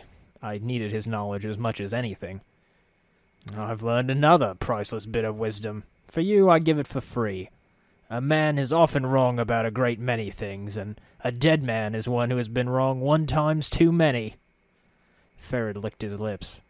Much do I have to tell you that one would consider of value. He had a point. Very well. I will see about finding this sphere for you, in exchange for what you know. Very well. A deal struck, a deal made. Farod cracked his crutch sharply against the flagstones. A sphere for a peek inside my brain box. Now, corpse, there's no time to waste. Go to the gate at the south and east, and tell those slumbering fools to open it for you. Make haste, make haste. Hold a moment. I had some other questions before I leave. Then ask. Farod smacked his crutch on the cobbles, as if passing sentence. Come, corpse, time's short, and so's my patience. When you greeted me, you said something about taking me on a jaunt to the mortuary. What did you mean? You tell me, corpse. Perhaps the dusties that live there are more to your liking than some sweet-bosomed wench. Farod tapped his crutch on the floor, the clacking echoing throughout the court. Most forgiving of the dusties to let you stride in and out of there as you please, considering you don't have the decency to stay in the dead book. The images of those grim chambers came to me. Who would want to go there? I wanted to get into the mortuary? But why? Corpse, you were so bent to get in there. Now you spill it, you don't even know why you wanted in there in the first place. Sometimes it's a wonder why the planes turn. What is this place? Farod's eyes rolled in his sockets, scanning across the ceiling, walls, and then the floor. This here's Ill-Wind Court. Not a name of my choosing, thank you kindly. And the kip outside this court's the Buried Village, corpse. What is the Buried Village? Well, now there's a story. Farod licked his lips again, then shrugged. But to tell true, the story bores me. The short of it, it's a piece of the hive that got bricked over one day. A piece of Sigil got penned in the dead book. What do you mean? You know them floating goat heads that serve the lady? Them dabbas? No matter if you do or not, they all go around fixing, breaking, burying, building, all the time. You follow? I nodded. Yeah, go on. Well, as a chant goes, and a dusty chant it is too, being so old, them Davises just damn well bricked over a section of the hive one day, and all bodies just forgot about it. Dump a lot of trash on it, and soon nobody even knows it's here. Farod smiled. Wicked, now. A piece of sigil, all forgotten. How did you find it? Farod tisked. I still have my eyes, corpse, and I still have my ears. And we have enough sense to tie the two together, then finding the dark of any matter is not as hard as some make it out to be. Farod rubbed his filthy cloak. Now, was there something else you wanted to pick my brain box about? You didn't just come to hear about this rag hole, did you? My skin was beginning to crawl. Farod knew much, but it made me uncomfortable talking to such a wretched, twisted figure. When I awoke in the mortuary, I was missing a journal. Do you know where it is? Farod squinted at me, the folds of flesh coming down almost over his eyes. A journal you had when we spoke last has lost itself. Farod chuckled dryly. These eyes have not seen it, but keep 'em peeled, I will. Would love to read such a magnificent work. And finally, to the heart of the matter, the one question that many asked, that many wanted to know.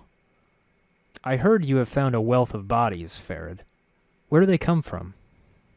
Does a mage tell the secrets of his craft? So it is with the collector. Farod frowned, studying me. Perhaps I will tell you, but you must promise that it is for your ears only. I gestured, weaving my hands through the air. My fingers crackled with the small spells I had prepared, but Farod seemed unimpressed. Are you comparing yourself to a mage, Farod? I think you're insulting the craft. Farod flushed nonetheless as he tapped his crutch against the ground. Collecting is as much a skill as any petty mageling can hold a copper to. Farod, finding a bunch of dead bodies and selling them can hardly compare to the study of magic. I let the energy dissipate and waved dismissively, flicking aside the sparks with a careless hand. Was it not skill that found this place? Farod's voice rose to a bellow, and his fingers tightened around his crutch. It took sense to find this place, it did, and it took sense to make the most of it. I laughed, playing the old man like a fiddle. The buried village? Come on, what's the secret of that? Very well. Farod tapped the flagstones with his crutch and sneered. This village is not all that lies buried beneath Ragpigger's square. I nodded, intrigued. Go on. There are catacombs. Farod gave the faintest of smiles, and his eyes gleamed like gold. Places black as pitch, filled with the weeping stones and the precious dead all asleep in their coffins. Where do all these dead come from? Farod affixed me with a lopsided stare. Corpse, everything dies. Life is so short, but death lasts for so very, very long. Many people, many deaths. His stare traveled past me. Such a waste for their deaths to be useless in a dusty's arms, eh? I raised an eyebrow. What do you mean? Farod smiled greedily. Not all the dead that goes to the mortuary gate is fed to the furnace, corpse. The dusties bury some of the dead in the city's bowels, under the village. So near, so close is such a place. I would have been a fool not to see opportunities. Worse than a vulture. A defiler of graves, one who disturbed the dead. Not even to pry the gold from their teeth or steal the gems interred with them, but to pick the bodies from their resting places and sell their bones like scrap. So, you rob the catacombs of the dead the Dustmen placed there, sell them back to the Dustmen, and then they bury them again? Farod nodded, then chuckled lightly. The sound was like shifting sand. These catacombs are as deep as a dusty's pockets. And as deep as a greed of a man, I said, disgusted. Oh, yes, Farod sneered. And the greed of a man is something that shall always be counted upon when naught else is left, eh? Having satisfied my curiosity on all points except those that were of importance to me, I left Farod alone to his shadowed throne. Chapter 31. I decided to spend the night in the buried village, knowing that Marta would allow me to sleep in her hovel. Next day was soon enough to start on Farod's quest. Besides, dying is not something one recovers from in an afternoon. At the gate on the edge of the village was a massive human, dressed in cast-off patchwork clothing and reeking of old ale. He was truly huge. It was obvious he was chosen for this job not for his brains, but for his brawn. "What do you want?" A repulsive man. Clever, devious, but most of all repulsive. The mood set by the name Wormhair was fitting for him. "What lies beyond the gate?" I pointed to the dark tunnels across the bridge that lay on the other side. "The Weeping Stone Catacombs. Lots of debtors, lots of crypts to loot." "Why do they call it the Weeping Stone Catacombs?" He scratched his neck. "Lot of water drips down from above. Makes it look like the walls are crying. Name follows." Farod gave me his leave to go down to the catacombs. "I need you to open the gate." With that, the fellow gave a curt nod and unbolted the gate. Sigil truly was a city of disarray, if, even when supported by a whole faction providing services for the dead, a village of grave robbers could be built up next to one of its own ancient crypts. Urns had been smashed, offerings at biers looted, and coffins and graves were smashed and torn open for even the slightest glint of copper. The thick layer of dust over many of the broken bones was a testament to how long ago they had been disturbed. The squeaks and scuttles from the shadows told us that we weren't alone.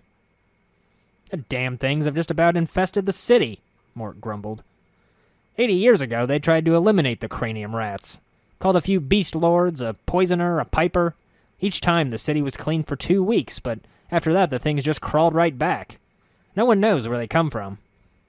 "Once the answer to such a puzzle is known, the problem can be solved." I stomped on a rat, and it crunched without a squeak underneath my boot. "I doubt we'll be able to figure that out right now. I'd rather just find that damn sphere and get this over with." "Yeah, it's not like some random half-addled codger has asked for your help in finding the breeding grounds of these guys, but oh, what a hero you'd be," Mort teased. A distant, inhuman noise, half growl and half shriek, caught my ear. "Keep your guard up. I'll keep ahead and take the first blows. Mort stays in the back and keeps an eye on things there. Dakon is quick and agile, so he can skip to the front or back with ease." He smirked. "Tired of my sage advice and snarky commentary already?" Finally, Mort gets it. "No, but we do need someone to watch our backs." Another cry in the distance. The noise was pitched yet subdued and gurgled as if the creature's vocal cords were in the process of rotting away. "Vargoyles," Dakon whispered under his breath, but if the word was supposed to mean anything, I didn't pick it up. And yet there they were, right around the corner, 3 of them. Vile creatures they were, heads fluttering in circles with ichor-dripping fangs and tongues fat and long like those of a hanged man. Flapping, membranous wings held them aloft, with talons tipping each jutting bone. They were chalk-white, ghastly, with screeches like those of a dying hawk's. If I said those were the most horrifying things I'd yet to come across, I'd probably jinx it. "They are of the weaker variety," Dakon said sagely in his hollow voice. "Then we fight," I growled, and threw myself into the fray. The tactic was brutal, yet effective. With my ability to regenerate torn flesh and broken limbs, I soaked up most of the damage as I was surrounded. Outside, Dakon and Mort could flank and hack away at the enemy's backs. "Be warned," Dakon called as the head slavered over my flesh. The saliva of the dead was thick and foul, with a ropey quality best left forgotten. "Those who die from a Vargoyle's fangs arise as one themselves." "Now you tell me." Surrounded by Vargoyles, I was in a poor position to play to my strengths and lob bolts of furious doom onto the critters. Hell, I was saving them for something I thought was more threatening. If I died, would my head detach and float around, biting my allies? Would I be consigned to a fate of eternal damnation, fluttering around these halls and attacking unwary buried villagers, looting the tombs? The Eternal Vargoyle, they'd called me. Watch out for the one that's scarred and ugly, as opposed to the ones that are just ugly. Well, at least then Mort and I would have something in common. But enough philosophizing. Time to kill with something sharp and or heavy. There was no real weight to the critters, and thus my dagger knocked them away as much as it stabbed them, but bowled into Mort's budding forehead or cleaved in half by Dakon's keen blade was effective enough. And then there was another chorus of screeches from down the hall. Oh, damn. Another fight. One arm hung uselessly at my side as I lay against the wall. The ancient stone was damp and cold, and the rubble itself was moist with stray trickles and condensation. A large hunk of flesh had been torn from my bicep by hungry fangs, and slowly the pink flesh beneath was knitting back together. If I looked closely, I could see the pulse of blood flowing through the tissue. I chose not to look closely. Mort made a clicking sound with his tongue. "Damn, that hurt, Chief?" "They severed the nerve," I said flatly. Perhaps I was being stingy with the blood charms, but all I needed was a few hours and I'd be in top condition again. Those were best saved for Mort or Dakon. While we're waiting, I cleared my throat. "Dakon?" "What is your will?" he intoned. Perhaps this downtime would be good for me to study up on the Circle of Zerthamon. Dakon stared at me a moment and, with a simple utilitarian nod, slid the plates into the proper configuration for me. I accepted it with my functional hand, and Dakon leaned back with his Zerth blade laid across his lap. Looking down at it, he entered a focused, meditative trance. The black-edged blades became smoky, rippling until it became clear as polished glass and keen as thought itself. Again it rippled, and the blade took on an obsidian hue with fierce serrated fangs lining the edge.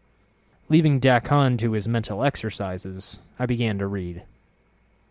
Zerthamon labored many turnings for the Illithid, Arathi twice deceased, and his partnership in the cavernous heavens of the false worlds. His duties would have broken the back of many others, but Zerthamon labored on, suffering torment and exhaustion. It came to pass that the Illithid, Arathi twice deceased, ordered Zerthamon before him in his many-veined Galleria. He claimed that Zerthamon had committed slights of obstinance and cowardice against his partnership. The claim had no weight of truth, for Arathi only wished to know if flames raged within Zerthamon's heart. He wished to know if Zerthamon's heart was one of a slave or of a rebel. Zerthamon surrendered to the Illithid punishment rather than reveal his newfound strength. He knew that were he to show the hatred in his heart, it would serve nothing, and it would harm others that felt as he. He chose to endure the punishment, and was placed within the pillars of silence, so he might suffer for a turning. Lashed upon the pillars, Zerthamon moved his mind to a place where pain could not reach, leaving his body behind.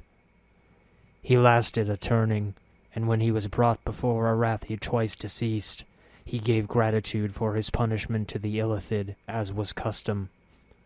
In doing so, he proved himself a slave in the Illithid's eyes, while his heart remained free. By enduring and quenching the fires of his hatred, he allowed Arathi twice deceased to think him weak.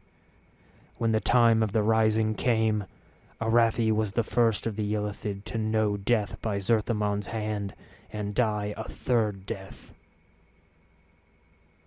I looked up. I was hesitant to disturb Dakon in the middle of his meditation, but he noticed my flickering gaze. "I have read The Unbroken Circle of Zerthamon. I want to speak to you more about the way of Zerthamon." He took the blade from his lap and gave me his full attention. "What did you come to know?" The moral of the story was simple. It was a prayer I had heard Dakon utter many times in battle. Endure, and in enduring, grow strong. The words seemed to strike Dakon strangely as I spoke them. His forehead creased, then resettled into its normal passive expression. "Your will has brought you the knowing of the third circle of Zerthamon. With this knowing, I impart this to you." He took the circle and, with a deft motion, twisted one of the links so one of the plates slid forth. He handed that plate to me. "Meditate upon its teachings, and the knowing of it shall give you strength." "Very well. I will study this circle. Is there more you can teach me?" As I asked the words, I suddenly noticed that Dakon wasn't looking at me. He was holding the unbroken circle in his hands, studying it. His blade had taken on the same texture as the unbroken circle, and Dakon suddenly seemed older somehow. "Dakon?" Dakon's black eyes rose from the circle and looked at me. "Know that I did not believe you would come to know the teachings of the circle. It is a difficult path you will walk in learning the way of Zerthamon. Is your mind focused on this matter?" I nodded. "Yeah, I wish to learn more." Dakon's fingers felt around the edges of the stone circle, and he twisted it clockwise, the links clicking until they have settled into a new configuration. He handed it to me. "The next circle of Zerthamon is open to you. Study it, then I will hear your words." I glanced at the plate he had given me before looking over the new circle. A meditation that would grant me the strength Zerthamon took with him in his year of punishment. "Thanks. Get some rest. It may take me a while to meditate on this."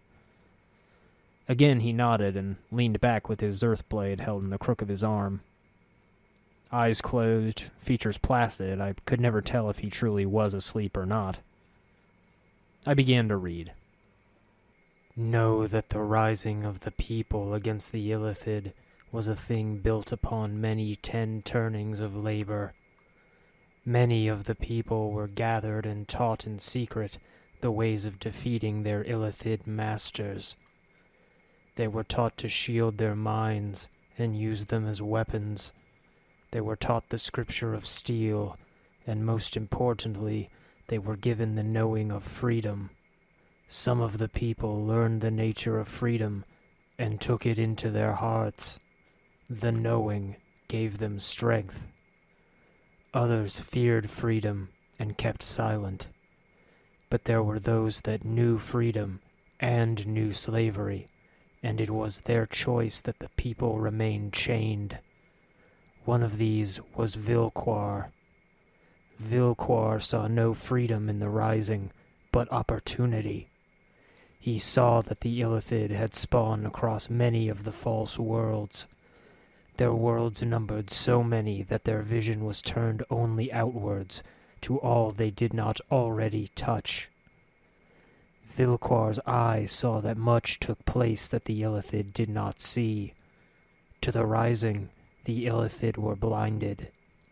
Vilquar came before his master, the Illithid Sigitaris, with the knowing of the rising. Vilquar added to his chains and offered to be their eyes against the rising. In exchange, Vilquar asked that he be rewarded for his service. The Illithid agreed to his contract. At the bonding of the contract, a dark time occurred. Many were the betrayals Vilquar committed, and many were the people that the Illithids fed upon to stem the rising. It seemed that the rising would die before it could occur, and the Illithid were pleased with Vilquar's eye. It was near the end of this dark time when Zerthamon came to know Vilquar's treachery. In knowing Vilquar's eye, Zerthamon forced the rising to silence itself, so that Vilquar might think at last his treacheries had succeeded and the rising had fallen. He knew that Vilquar's eye was filled only with the reward he had been promised. He would see what he wished to see. With greed beating in his heart, Vilquar came upon the Illithid Sigitaris and spoke to his master of his success. He said that the rising had fallen, and the Illithids were safe to turn their eyes outwards once more. He praised their wisdom in using Vilquar's eye, and he asked them for his reward. In his greed blindness, Vilquar had forgotten the knowing of why the people had sought freedom. He had lost the knowing of what slavery meant. He had forgotten what his illithid masters saw when they looked upon him. And so Vilquar's betrayal of the people was ended with another betrayal. Vilquar came to know that when Vilquar's eye had nothing left to see, Vilquar's eye was useless. The illithid gave to Vilquar his reward, opening the cavity of his skull and devouring his brain. Vilquar's corpse was cast upon the field of husks, so its blood might water the poison-stemmed grasses. I never understood how you could bear to read that junk, Chief, Mort grumbled. Go to sleep, Mort. I paused. On second thought, why don't we talk? It's been a while since we just chatted. Might as well keep him awake as long as I could. His snoring might have lured some more Vargoyles our way, and I was already short one working arm. He clicked his teeth eagerly. Well, in that case, let me tell you about the time I worked for the Archwizard Kelebach. Now, this guy was getting on in years, and stingy as a goat, though really in the sense that I can't think of a good analogy for either of these things right now. Anyway, he set me up on a shelf as a cheap burglar alarm, and one day this cute elvish rogue decided she'd try a robbery with as little encumbering her as possible. 10 agonizing minutes later, he was snoring away, tucked inside a rag-filled sack with our packs piled on top. I whittled away the hours reading over my makeshift tome, bleary-eyed, copying the new spells and memorizing others, practicing the basic exercises of magery. Focus, gesture, chant. Focus, gesture, chant. In between the arduous task of preparing my spells, I looked at my companions and wondered how it came to this. A nameless wanderer followed happily by a floating skull and an aging Githzerai that looked as if he'd be more at home in a monastery than risking his bones in a dank crypt such as this. I was grateful to my companions, true, but at times like this I had to wonder what made me so fortunate, or what made them so cursed or daft as to join me. With a sign, Dakon's eyes lifted. He nonchalantly glanced at the snoring pile of goods and then looked to me. Sitting up straight as a spear, the man was all business and discipline. What have you come to know? I had thought about this long and hard. When one chooses to see only what is before them, they see only a part of the whole. They're blind.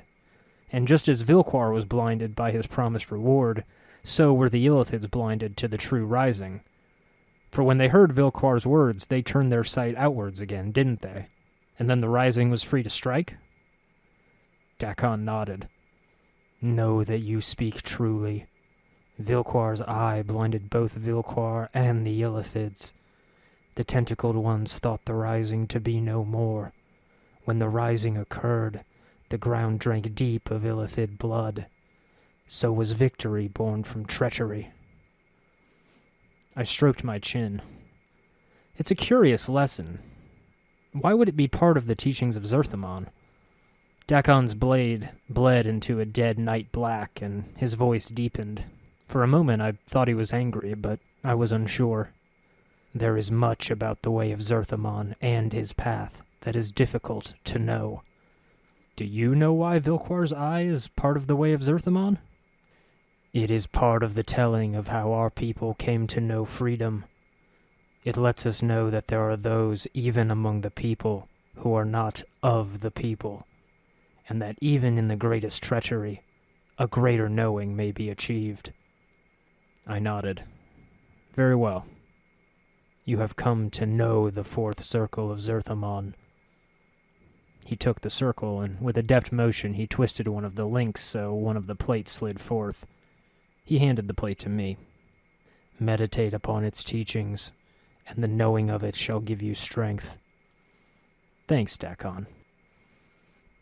Interlude. The harmonium guard Mekon growls.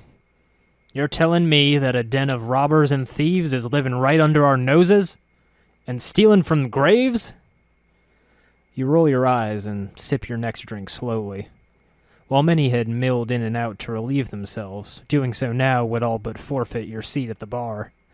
Perhaps you could offer McComb a gold piece to keep watch over your seat, but fewer breaks means more gold saved. The man truly is a new recruit. The Harmonium may have conquered and pacified a few worlds, but no police force could root out all the criminals and lowlifes from the hive. Poverty would simply breed more, even if the Free Leagues and Chaos attacks didn't send the hardheads scurrying. Then again, all the bloodshed in the streets would surely attract the lady, and Factal Sarin is much too sensible to... In the background, Audolin strums his harp. Throughout the tale, he had moved from a quirky strum when Tavakis spoke of the buried village to a calm, wistful tune through the exploration of the crypt. The song played like a forgotten memory, interrupted by only a dramatic crescendo each time Sai described battles and fights in full gory detail. The woman was a bloodthirsty little savage. The elf purses her lips and toys with her spear. Crouched over and cat-like on the stool, Sai looks ready to heft the obsidian tip straight through McComb's clueless skull. In the world I hail from, it's quite rude to interrupt a telling. Worthy of slitting a man from navel to nose, in fact. She cocks her head and grins madly. Bloodthirsty indeed. Audolin's fingers dance across the strings, strumming a tense, dramatic tune. In his corner, he cocks his head and smiles as a few patrons chuckle. But if you are truly curious, she continues, casually setting aside her threat, I did visit the dingy corner of the hive soon after decoding the puzzle box. This long after the Nameless One walked the streets, one can only expect that much has changed, however. Farod's name had been long forgotten in the buried village, and the Dustmen had reinforced the crypts with deadly protective wards. All that remains is a hidden alcove where madmen and vagrants hide, visited occasionally by the bleak cabal.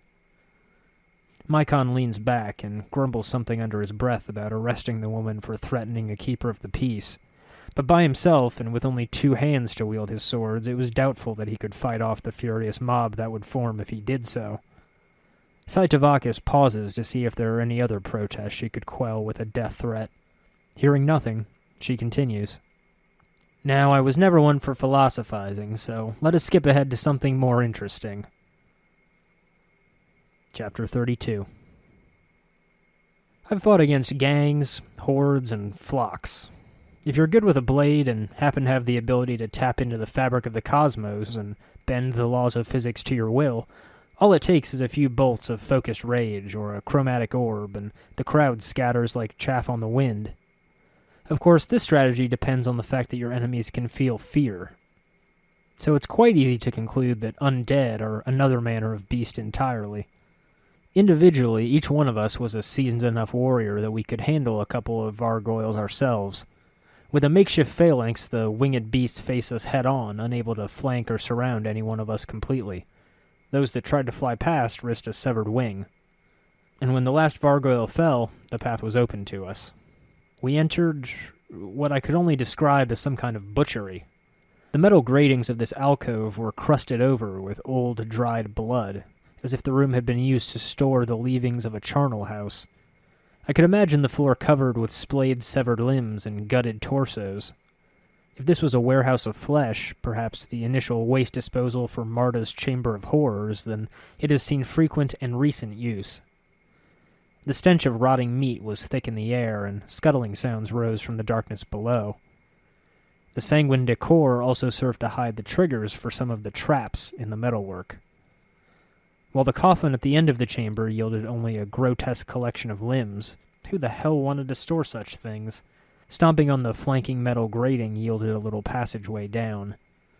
Yep, just as bad as I expected. Within seconds, I found myself doubled over in the corner, spilling my guts into a puddle of what once had been blood. Time and filth had transformed the crimson pool into a ruddy, foul-smelling ooze. The sight of yellow vomit splashing into that mass set my stomach spasming once again. The chain reactions had me going until I was weak in the knees and trembling. Trying not to look at the mess on the floor, I spat the remains of my last meal against the wall. Even Dakon looked queasy. Then again, the yellow pallor was natural for him. Ugh, Chief, I really, really hope we don't have to dig through this stuff to find that sphere of yours. Mort took another look around. And by we, I mean you. I pushed the thought of the Crimson Midden heap from my mind. No one could be cruel enough to order Mort to dig through that with his teeth. I can't think of anyone who would willingly descend into this gore pit. As Mort would describe it later, by the look of things, it was Sigil's rotting cooch at that time of the month. Yet something drew me here, as if I was led on a string. And that's when I saw the corpse. The features and flesh had rotted beyond recognition, but by his garb the man was a thug. By the hair and bone remaining, he certainly wasn't human. More than that, though, the man was out of place here. His body hadn't been picked over, stripped, and dismembered. What caused his death I couldn't be sure, but I knew there were at least some clues that I could find. I sifted through his belongings. A bird's claw, dried into a husk and enchanted as a wand, and a severed arm. The former was a simple matter of identification. The latter was intriguing. Petrified, scarred, and gray with age, the arm looked as if it were a fitting club. Now, at least, I can chuckle at the thought that I'll rip your arm off and beat you to death with it could in fact be a genuine threat. Intricate tattoos spiraled up from the wrist and onto the shoulder, beautiful patterns that had been drawn with care. I ran my hand along that mummified limb. I should take this to Fell when I can. Mort disagreed. Gross! Thankfully, the next chamber we explored, the mosaic tomb, was much less interesting. A poison trap or two, a simple enchanted hammer, which would probably fetch a good price, and a few coins, and we were all set. Perhaps I should feel a little guilty about taking these treasures from their resting places, but necessity guided my hand. Perhaps I was too quick to judge Farod and his ilk. Then again, I don't plan on peddling bones and manhandling the dead themselves. It was when I was traveling down one corridor that things got really interesting. I had yet to meet any real life in these catacombs, with the exception of the cranium rats. Most of the things that moved were undead, born of otherworldly stirrings of dark and dismal planes beyond. You can't exactly have a friendly conversation with any of them. Of course, I was exploring with an eerily quiet warrior maid and a skull who turned inane, mindless chatter into an art. So of course I was surprised when the walls started talking to me. Down one of the corridors, the stones sweated with the damp air, and stale, moldy-smelling water flowed across the cracks. Over the years they had carved deep runnels into the wall. The carved stone faces that decorated the tomb, perhaps as guardians or watchers, were heavily scarred by their ceaseless weeping. As I passed by one of the twisted stone faces on the wall, it called out to me in a creaking voice that sounded like the shifting of boulders. Its voice was a slow groan, as if it wearily struggled to force out each word.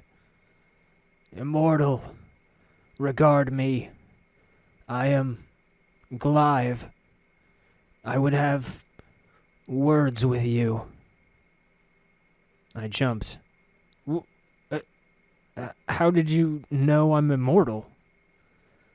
"I see a burning purpose within your shell.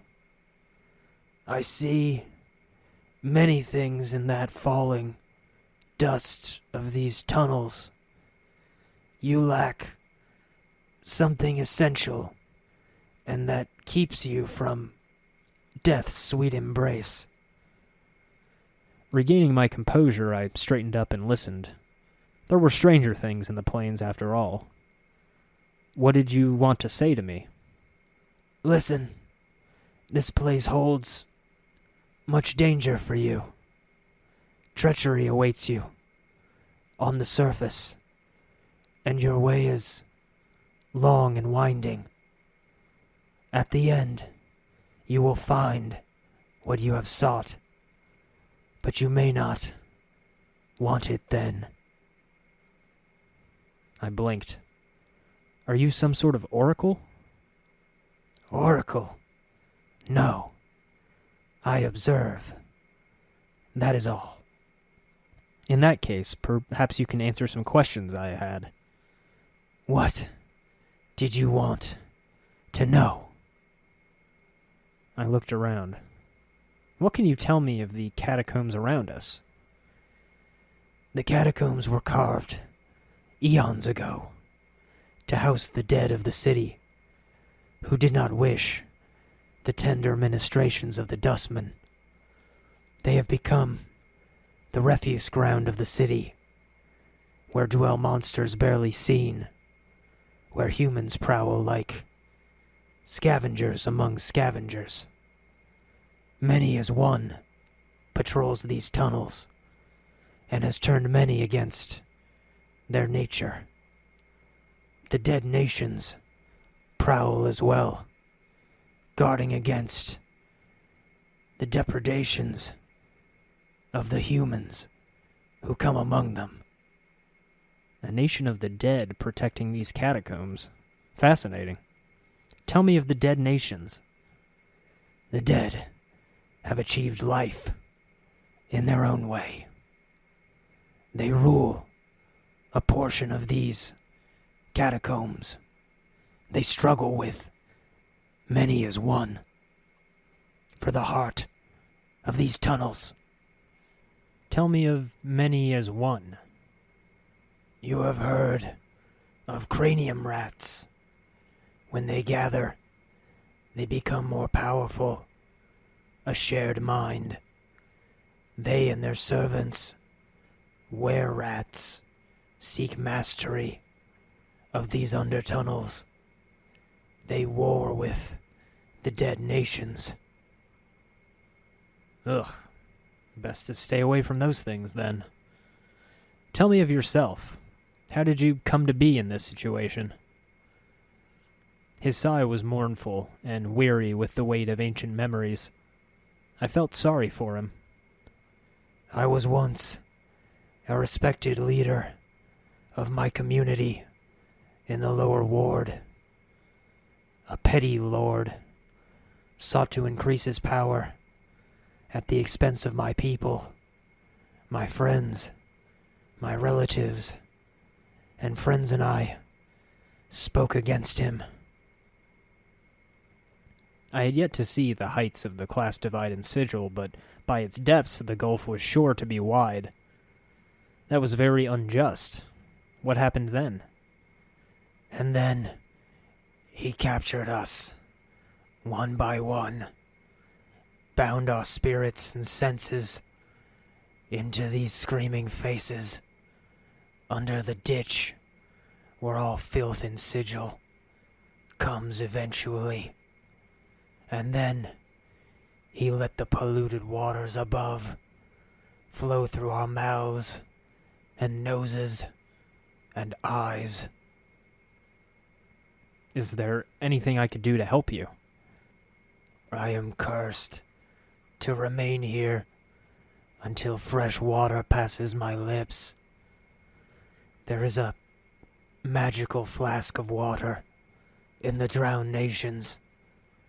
Bring it to me, and give me a taste of it, and I shall tell you of someone who can help you unlock its full potential, and you shall never lack for water again. That could be useful. Where is this flask? I do not know. There was an artist named Chad who frequented these tunnels. He knew. Find him, and he may tell you. And how do I get there? Through the dead nations, where the dead walk and rule. Or through the warren of thought, where many as one holds sway. Neither is without risk. I nodded to him. Thank you, Clive. I'll see what I can do to help you. Scouting ahead and braving the dangers so my companions wouldn't be hurt, I watched as a lumbering form hunched over, gnawing at a fresh corpse. The leathery sound of meat tearing and bones crunching softly were so basic and animalistic that I forgot the creature's victim was human once. It made it easier to watch in mute fascination. The thing's movements were too quick and sure to be those of a zombie's, and its form was much too large to be any normal humanoid. Its thick body was draped in rags, and where cloth fluttered away, thick fields of gray-brown fur covered its massive, thickly muscled frame. A fat worm-like tail flicked and dragged behind it as it feasted on the corpse, possibly a buried villager or thug dragged down from above somehow. A giant rat. Ugh. So when it started sniffing the air, I knew it was too late to creep back. I frantically waved my hand to signal Mort and Dakon for help, as in my mind I prepared a nasty little something for this overgrown rodent. Snarling, the creature leapt blindly in my direction, raising a crude axe to cleave whatever hid behind the coffins. With a gesture and a whisper, I spread my fingers, and 3 bolts of violet light flew in sharp curves, homing in on the monster and blasting it straight in the chest. With a shrill squeal, the rat creature, carried forward by its own momentum, stumbled and crashed face first into a stone wall. A couple of yellowed buck teeth clattered against the floor, scattering amongst the dust and ancient debris. Crap. My dagger was unable to pierce its thick, greasy hide, and instead I focused my efforts on dodging its clumsy blows. Blood trickled down its snout, and the thing snarled at me as it swung, blinded by fury.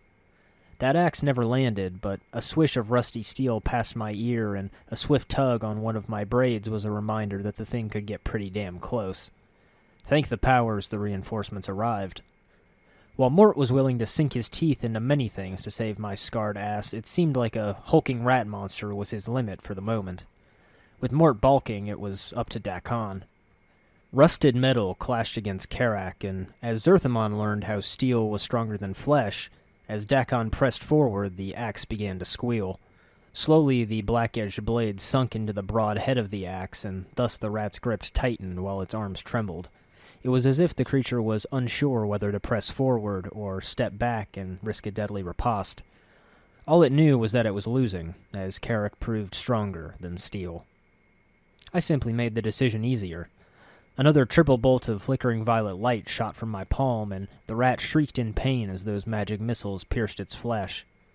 In a flash, Dakon's blade broke through the resistance, cleaving a chunk from the axe head before it slit a wound across the creature's belly. The rat's guts sloshed onto the wet stone, and it pawed blindly at the ropey innards as if making a last attempt to stuff the slippery mass back inside of himself. Another slash ended its suffering. "Cripes, I never thought I'd see a were-rat here," Mort muttered. I looked at him. "There are such things? Lycanthrope rats?" "Yeah," he said as he floated along with me toward the next arch. "You'd think better, fiercer creatures would be more successful in the lycanthrope world. Were-dragons, were-sharks." We entered another tomb. It was a circular chamber, lined with coffins all about, but the central coffin across the room was hinged along the sides, such that it would swing open like a pair of double doors, or the body of an Iron Maiden. Rust-red smears and blotches drew a line up to the metal sarcophagus. I had had too many run-ins with traps in these tombs, and so I crept as warily as I could to look at the central coffin. Mort's eyes popped out a little. "Oh, no, Chief, no, 1,000 times no. For all you know, you could be opening up the arsehole to the 9 hells and get slaughtered by a mob of winged barbed wire demons or something. Or it could be a portal to a sylvan paradise where unicorns shower us with candy.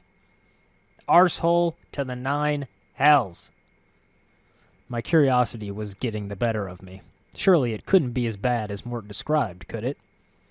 "You'd better step back, then." Feeling along the patterned surface, my fingers probed for a crack, a way to open it. The strange material, smooth and shiny as metal, but stable and solid as stone, was neither warm nor cool to the touch. "Chief."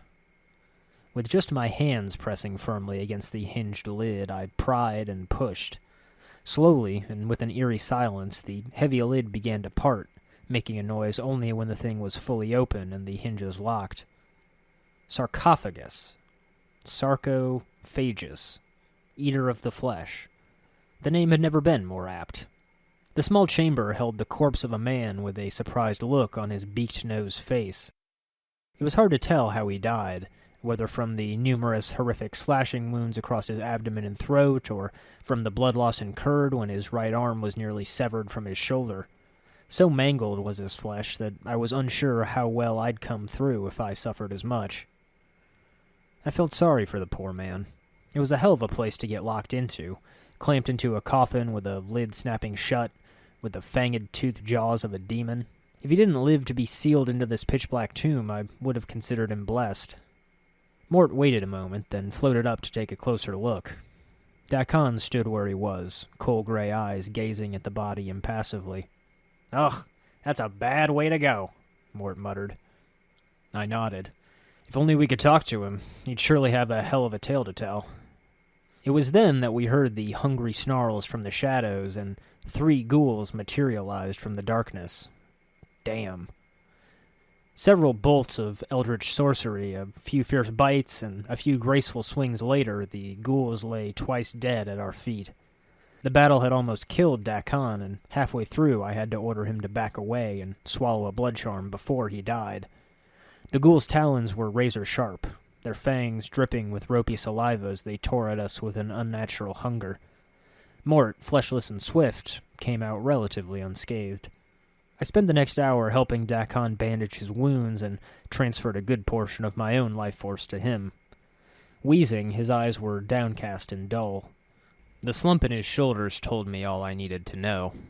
He was a great man once, but age and despair had drained him of much of his vigor from his youth, and bitterness had blunted his wisdom.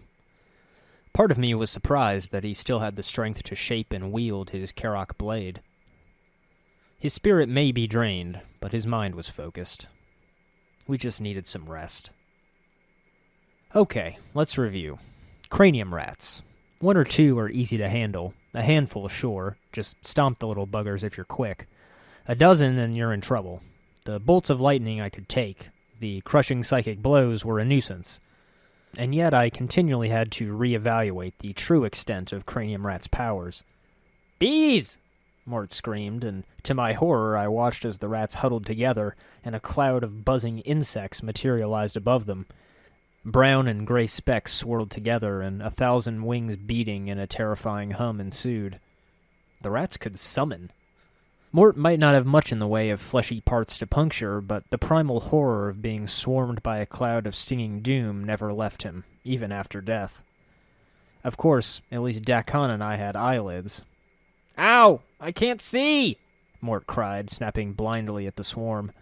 Now and again he crushed a bee or 2 between his molars, but more often than not, Mort's attack served as an invitation to his tongue. His efforts just merely enraged the swarm further. "Just attack the damn rats!" I yelled. With the insects blinding and biting, I couldn't gather the focus necessary to cast my spells. Could the little bastards have been learning? I hoped not.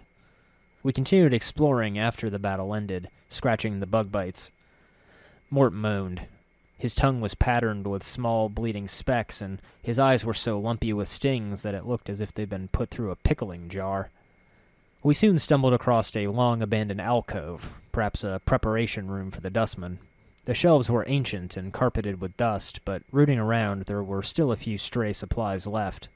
A jar of embalming fluid, a few bandages. "Hey, do you think this embalming fluid would help with the itching?" I asked, scratching away. "What? That's stupid.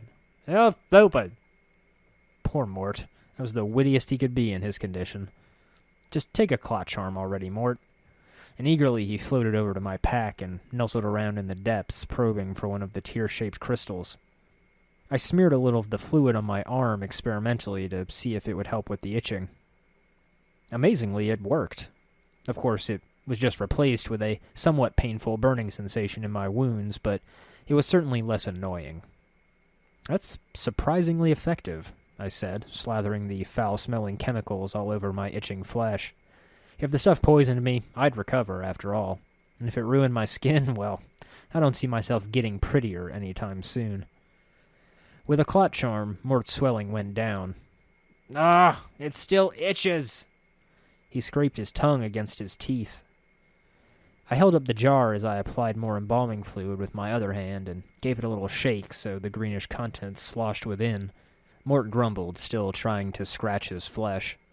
Might have worked better if he tried rubbing up against the rough stone walls, but I might as well ask him to tongue-wash these coffins while he was at it. Yeah, apply that stuff to mucous membranes. Brilliant idea, Chief. I shrugged. Hey, it was just an idea. I offered the jar to Dakon, and he politely waved it away. You're full of brilliant ideas, Chief. I hissed as the burning chemicals faded to a dull warmth. Hells, I was lucky the bugs didn't go up my loincloth. I suppose you have better recommendations? Look, how about I pick out the next path? I've got a sixth sense about these things. Well, considering you've lost 2 of your other senses, I guess something else had to pick up the slack. He grunted.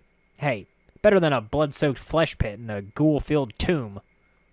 Ouch. Mort chose a brass archway with blunt metal teeth curving towards us. Somehow the metal had survived the centuries of moisture. It was too unlikely that someone would have chosen to install a fresh new archway here for the sake of aesthetics. The soft yellow luster, so unnatural against the dull stone walls, was somehow inviting, with a cold warmth that bordered on surreal. Huh. Nice. The large circular chamber was high-domed and empty, encircled with stone cobbles and slabs pointing inward like 24 fingers.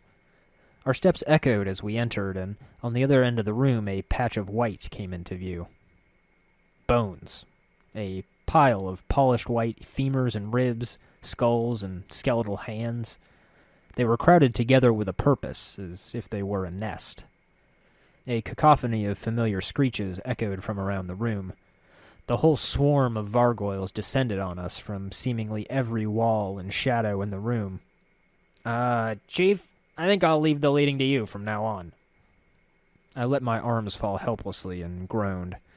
Oh, son of a... Chapter 33. You know those mornings where you feel groggy and simply don't want to wake up? Maybe you've drooled in your sleep and your cheek is resting on a puddle of cold saliva pressed into a ruined pillow. You happen to sleep in a funny position so that one arm was pressed under your body, and by the time your consciousness flickers into being, it's completely numb. Maybe you poke at that limp, motionless limb a couple of times, thinking it belonged to someone else. Now imagine something like that, except you're covered in blood. Your arm was partially severed and is inches from recovery, and you're coughing up and covered with blood. Crap, I think I lost a nipple to those winged jaws. Ugh, I groaned and flexed my fingers experimentally. There's no permanent damage, thankfully. That and my head was still attached to my shoulders, so there's another plus. Why do I feel like dog leavings? I grumbled. How much damage did I have to recover from? Dakon insisted on carrying you on his back when we fled. Luckily, the things seemed a lot more interested in picking over your immodestly clothed bits, and we kinda used you as a human shield until we were safe. Thanks, I grumbled. I meant it, grumpy as I was. The thought of being trapped forever in a chamber of clacking jaws, flesh torn apart and devoured by hungry teeth as quickly as it was regenerated, was as close as I could get to a real nightmare. A scarred immortal would be an endless source of food. The signs lay littered on the loosely cobbled ground as we descended deeper into the catacombs. Skeletons and other corpses had been draped with loose clothes after death. Some gripped crude weapons in their hands, and others bore wounds that never clotted or healed. I knelt down cautiously, examining one body. The skeleton definitely bore marks and wounds taken as an undead creature. We were in the Dead Nations. We passed by an odd corpse, dead for sure, but its neck still writhed as if it were trying to twist itself off its body. Some strange force held it back, though, restraining the full transformation into a vargoyle, and I decided to leave it be. A pair of iron gates barred the entrance to the next chamber, but with a push and a creak, the way was open. If the mosaic tomb was an exercise in intricacy, this was a work of regal scale. Smooth blue-gray and violet stones were arranged in circular patterns in the floor, spreading outwards like the extensions of a spider web. Ancient columns, carved and polished, glowed dully in the fickle lamplight from the torches set in the walls. Much of the stone matched the material that the rest of the Weeping Stone catacombs were made from, but where the catacombs were rough and broken with age, the clean angles and polished surfaces here could have been found in a royal court. But the halls were empty, and not a trace of life or warmth could be found apart from the torches that lit the main hall. Spooky, Mort muttered. It was as if the very word was forbidden, an incantation of summoning. The moment the first echo resonated back, a handful of ghouls scuttled from the shadows. 4 of them. I remembered our last encounter, which left Dakon gravely wounded. We were hardly in the condition to fend off another 4 ghouls. Then 2 more entered, slavering and growling, spurred on by their unnatural hunger. And another 3. And another 5. Well, they don't call it the Dead Nations for nothing, I suppose. It was when the gate behind us slammed shut that I muttered the most profane oath I could think of. Oh, by the lady's sagging teats. Even Mort bristled at that one, and all about the undead froze as if awaiting my inevitable doom. Perhaps I should be more careful with my choice of expletives. Before I could throw, cast, or swing anything, a commanding, hollow voice cried out to us. "Stop!" With that, the ghouls stood quietly, eyeing us like fresh batches of meat. 2 skeletons strode forward, flanking another tall, royally garbed skeleton with glowing red eyes and a high helm. In one hand he held a tall metal staff set with a skull, which clacked against the stone as he walked. His robes rippled as he made his way toward me. The creature's voice was dry and hollow, with lack of a tongue or flesh to speak with, but it was rich with command, and as it spoke, the other undead obeyed. Cautiously, I walked forward to speak to it. He looked down on me, with what seemed to be pity in those glowing red eyes. "Thou have come too far, traveler, and trespassed into the Dead Nations, realm of the Silent King. Wilt thou submit peacefully?" "Submit to what authority?" I asked carefully. "'Tis the will of the Silent King that all who pass the gates into our nation become prisoners of his lands. Wilt thou submit?" Looking back to my allies for support, I saw Dakon fingering one lip in thought, and Mort bobbing up and down in a frantic nod. Well, we had no choice. "Very well. We will submit." The skeleton sounded satisfied. "Come, then. We shall show thee to the chapel. Know this. Thou shalt be free to wander these halls, but not to leave the catacombs. Thou shalt be a prisoner here until thy death. Should thou later arise as we have, thou shalt be free. Praise the Silent King. His will be done." For prisoners, we were treated fairly well. The skeleton guards walked calmly alongside us with none of the shoving or verbal abuse you'd expect from your average disgruntled military dropout.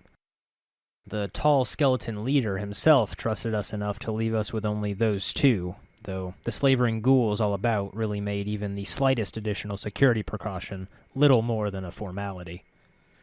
Even our cell, if it can be called that, was built with the same graceful stonework that composed the main hall. It even lacked a door, and no guards were posted to watch over us. Yet while it furnished well enough with long unused blankets laid out on the floor, the grim colors and dim lighting made the place seem more like a final tomb than a room for guests. A familiar voice greeted me. "Ah, another member of the living. Most are slain by the ghouls this far into the catacombs. You are fortunate." Sitting on the edge of the stark wooden bed was a man in Dustmen robes. At his side rested a few books, covers gray with age, but kept well enough that even the leathers of the corner showed little wear. Tomes of Dustman wisdom. The man used a slip of paper to mark the spot he was reading before he set down the book and looked up at me with red-tinted eyes. "You're Soego," I said in surprise. "From the mortuary. What are you doing here?" He merely stared at me flatly. "Your memory serves you well. I am no longer stationed in the mortuary. Instead, I have become a missionary in these parts." "Missionary?" Soego looked past the entrance arch as he spoke. "Yes, I came to these catacombs after hearing rumors of undead that were aware in these parts. I hope to save them." A zombie shuffled in as we spoke, carrying a tray laden with whatever scraps of food they could scavenge here. She set it down at the edge of the bed, bowed her head, and gave a slight moan that might have been, "Enjoy," before leaving. "Save them," I murmured as I poked around the tray. A crust of stale bread, a cup of clean water, and a skinned, gutted cranium rat for each of us, though the latter was uncooked. Ugh. Soego nodded and looked at the tray.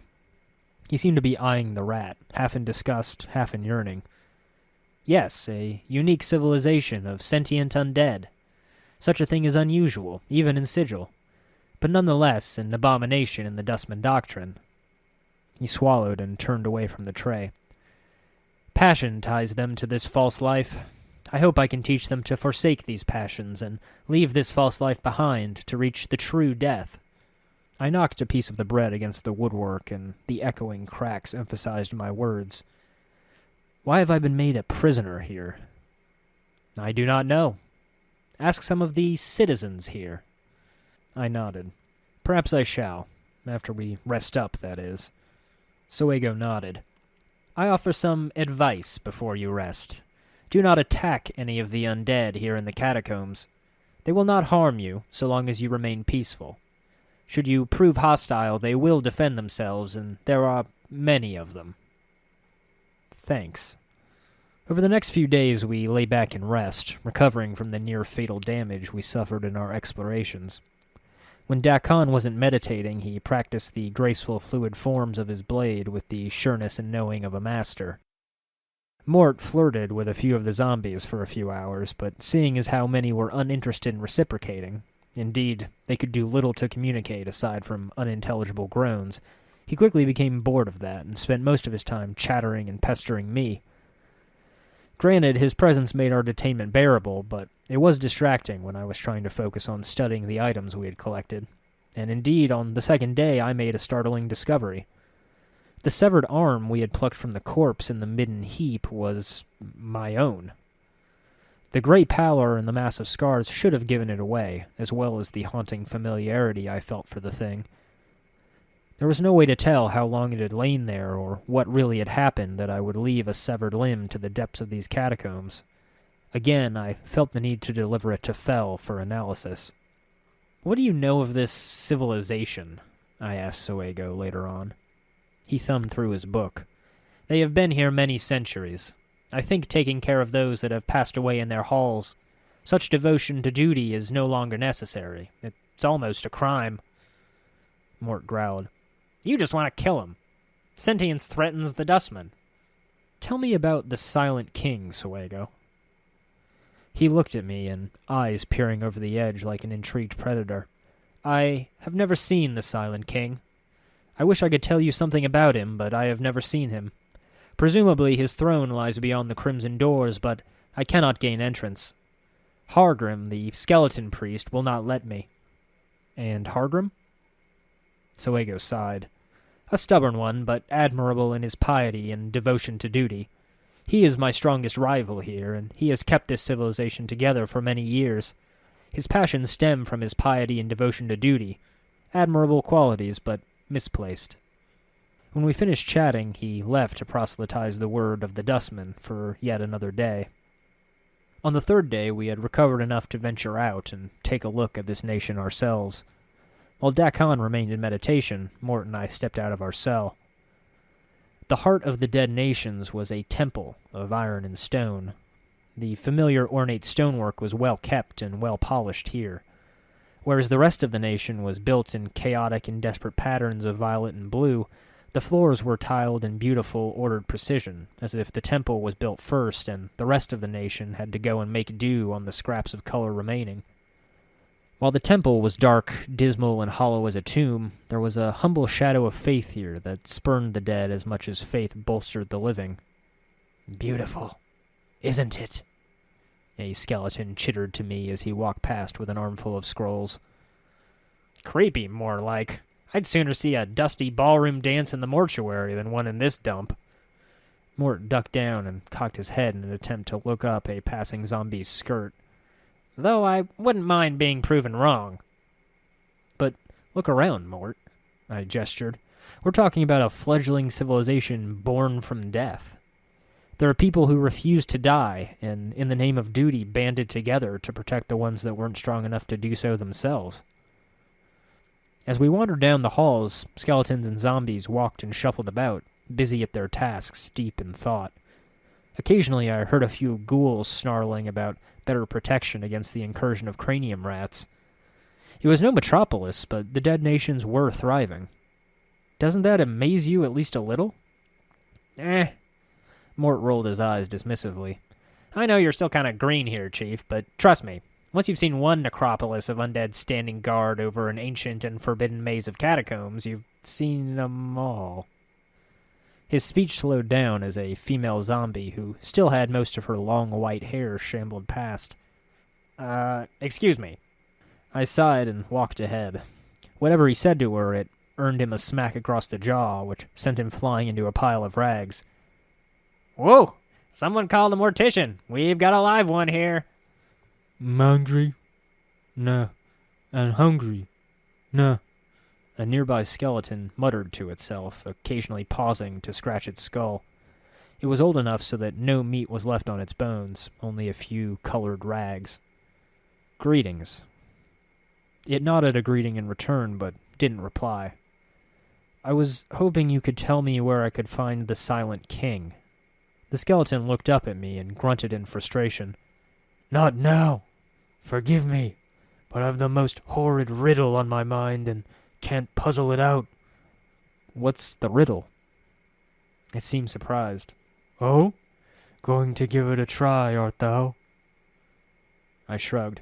Yeah, go ahead. Very well.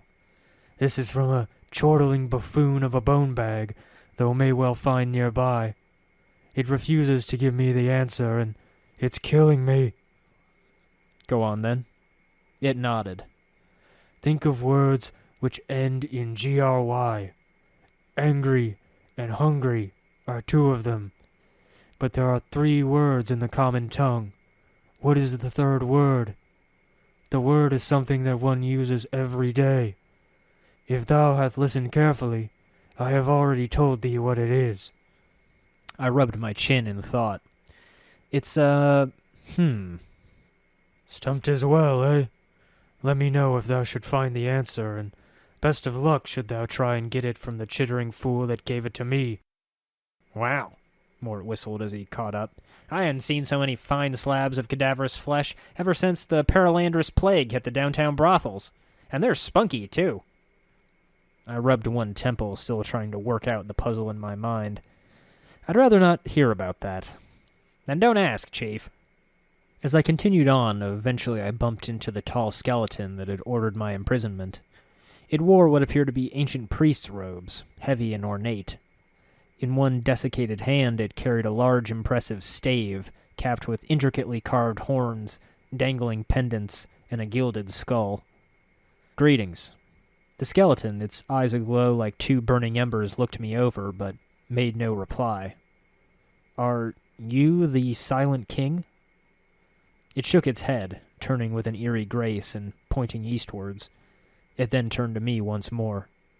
Are you Hardrum? It nodded solemnly, the pendant suspended from its stave tinkling softly. There was something disquieting about its silent, piercing gaze. Why have I been made a prisoner? 'Tis the will of the Silent King. The living who are caught here are made to languish in his halls until they join the quiet ones.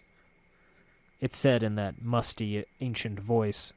It was rich with command and trimmed with a formal eloquence that was impressive, if not archaic.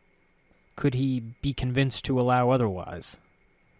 After a short silence, its jaws creaked open. 'Tis doubtful, but perhaps. Mysterious are the ways of the Silent King. May I speak with him? It held up a bony palm. With a creaking groan and a puff of dust, its jaws opened to speak. No. Its voice, deep and resonant, echoed for a long while in the vaulted chamber. But why not? Its voice boomed throughout the chamber, and its staff cracked firmly against the tile. No living creature may pass the door that lead to his throne room, nor would I allow thee an audience even if such a thing were possible. Thou shalt not see him. This was a troubling situation, but that's unreasonable. I'd need his permission to leave. It held up its palm. No, by the power of the Silent King, thou shalt not leave this place. I sighed. Well, what can I do to convince you? Firstly, I would know why thou art here. I made a ball with my fingers. I'm looking for something. A small bronze sphere. It shook its head. I have seen no such thing. Why dost thou seek this object?" "For a man named Farod." The skeleton drew back. It looked up and away as if peering at the surface. "Blood still beats in his black, worm-ridden heart. That wheezing sack of flesh still sends his packs into our homes to raid and pillage." It faced me once more. "Thou were wrong to come here. We tolerate no such desecrators within our borders." "But I'm not of his pack," I protested. Its voice was firm and razor-edged. "Why then art thou here, invading our homes on a fetch and carry for that miserable soul?" "I'm finding the sphere for him in return for information that I need. There's no other loyalty between us," I said firmly and honestly. Hopefully Hargrim would accept that. It looked me over carefully, tapping its chin with a bony finger. Click, click, click. "Thou do not seem the sort to follow such a man. Perhaps you speak the truth. Perhaps your presence here is tolerable. Tell me of the Silent King." He straightened up proudly. "Our Lord and Vision, he who makes the law and protects us. Thou would do well to start no trouble here, stranger, for the Silent King's eye is everywhere, and his justice swift." "Why is he called the Silent King?" "He speaks no more than necessary to guide us. Praise to the Silent King." "Tell me of yourself." It indicated its stave and robes. "I am called Hargrim. I am the high priest of the citizens here. I spread the word of the Silent King to his followers." Its eyes took a faraway look as it recalled the distant, musty past.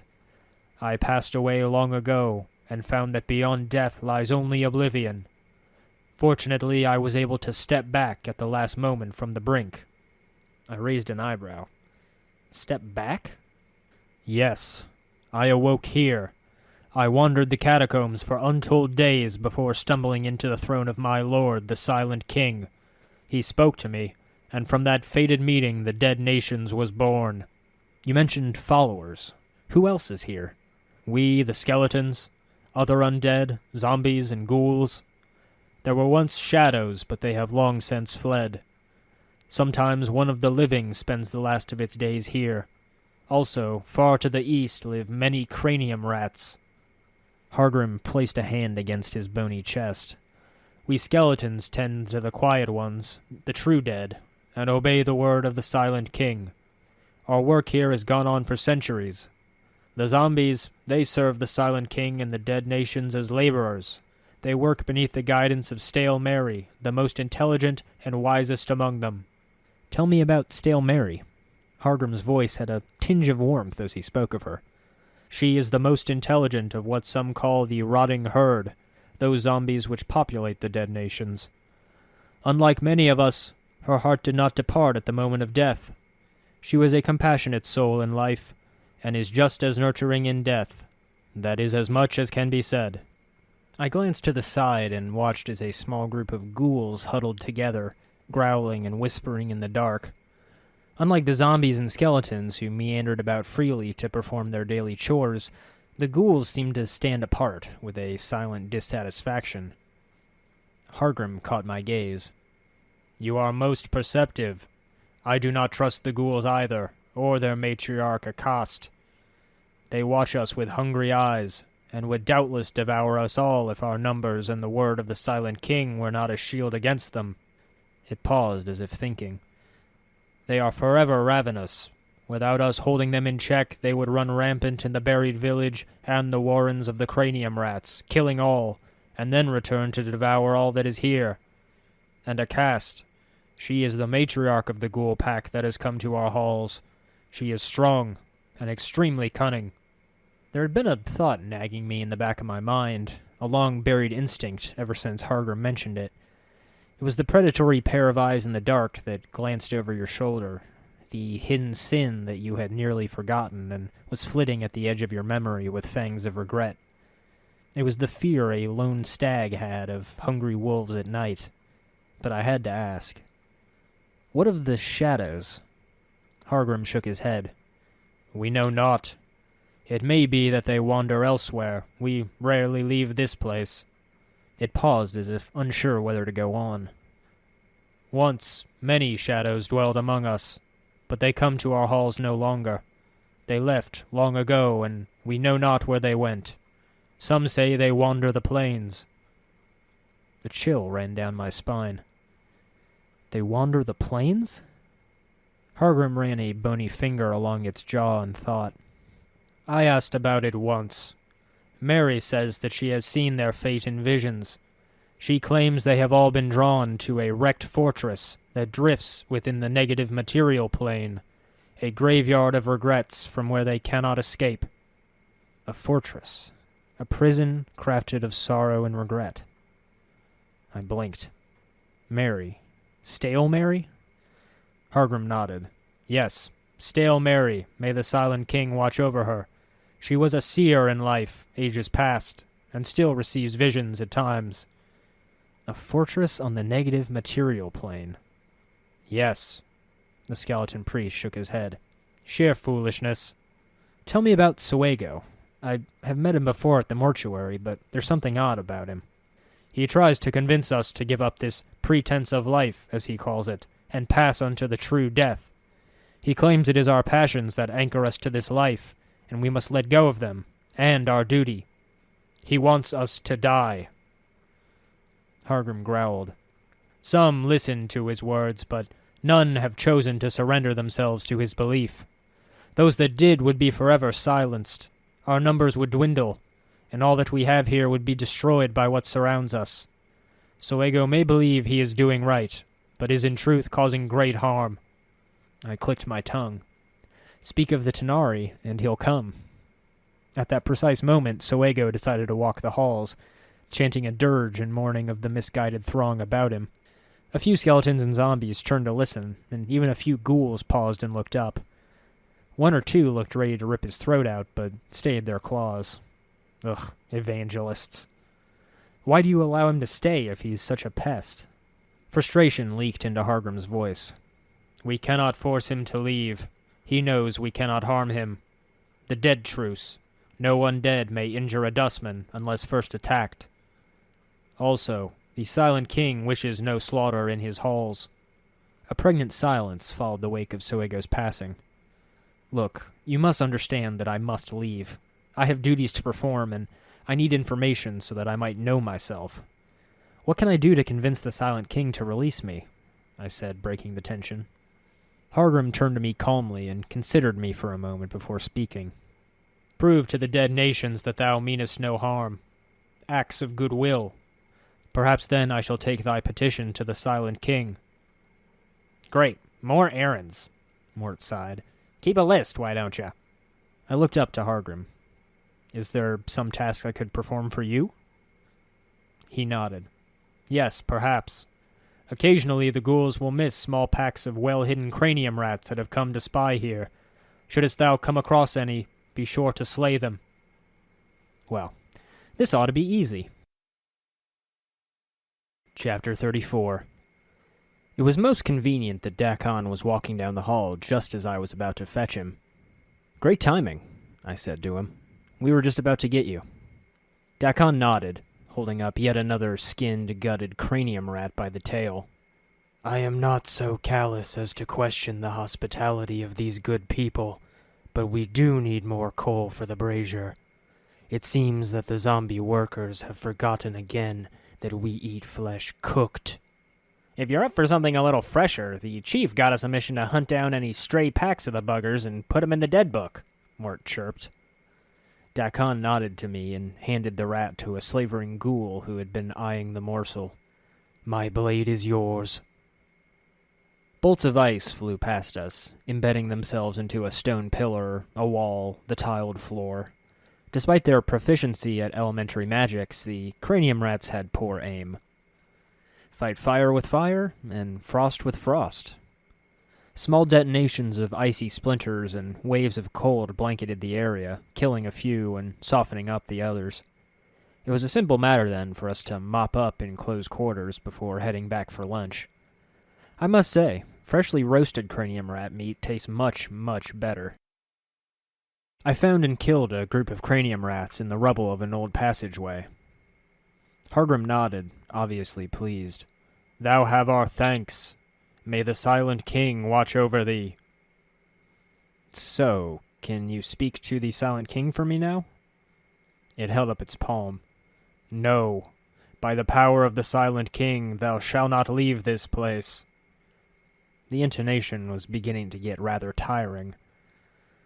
I scrubbed a hand through my tangled black hair in frustration. But what else can I do to convince you that we mean you no harm? The skeleton priest hummed deeply, the light of its eyes dimming as it thought. Soego, rid us of that damnable Dustman, and I shall speak to the Silent King of thy freedom. However, I do not seek to have him assassinated. Merely give us a reason to remove him from the dead nations. I had no love for the Dustmen, but this was going to be difficult.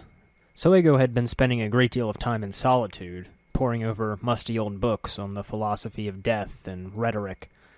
Perhaps he was trying to strengthen his arguments before he went to the pulpit again. With his gloomy presence always in the kip, it would be impossible to snoop around freely. Might as well explore this civilization a little more.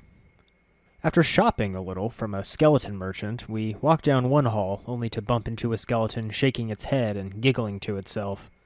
It guffawed and snorted occasionally, biting down on its bony hand to stop itself. The thing was old enough that no meat was left on its bones, only a few colored rags. "Greetings, yes?" It sniggered, puffs of dust flying forth with each breath. Well, this had to be the one the other skeleton was talking about.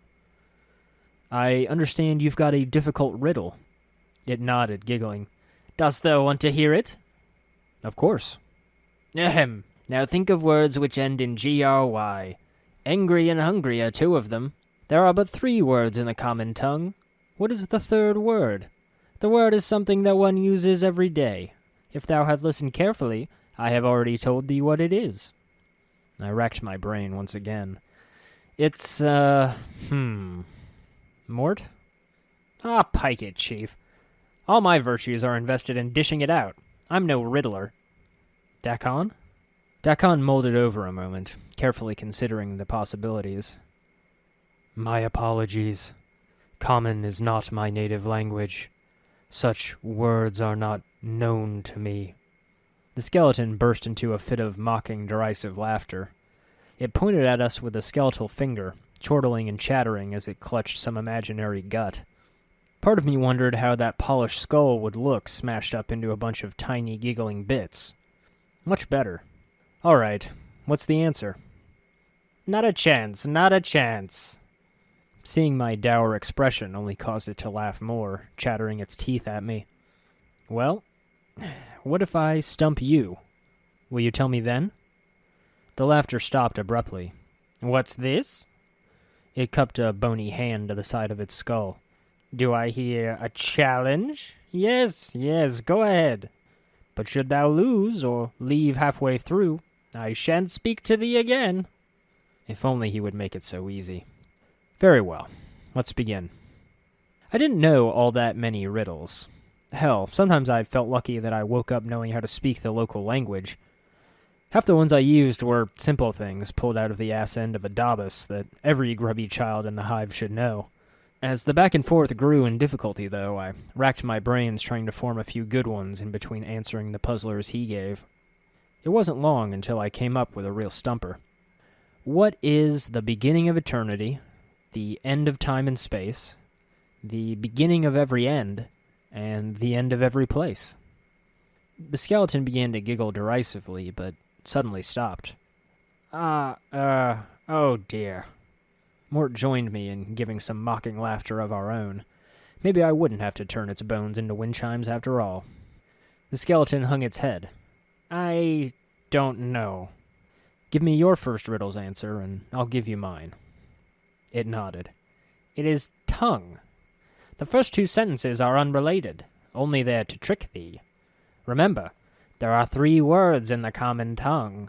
The 3rd word is tongue." It sighed loudly. "Thy answer?" I smirked. "The letter E." "Ah, troll's leavings.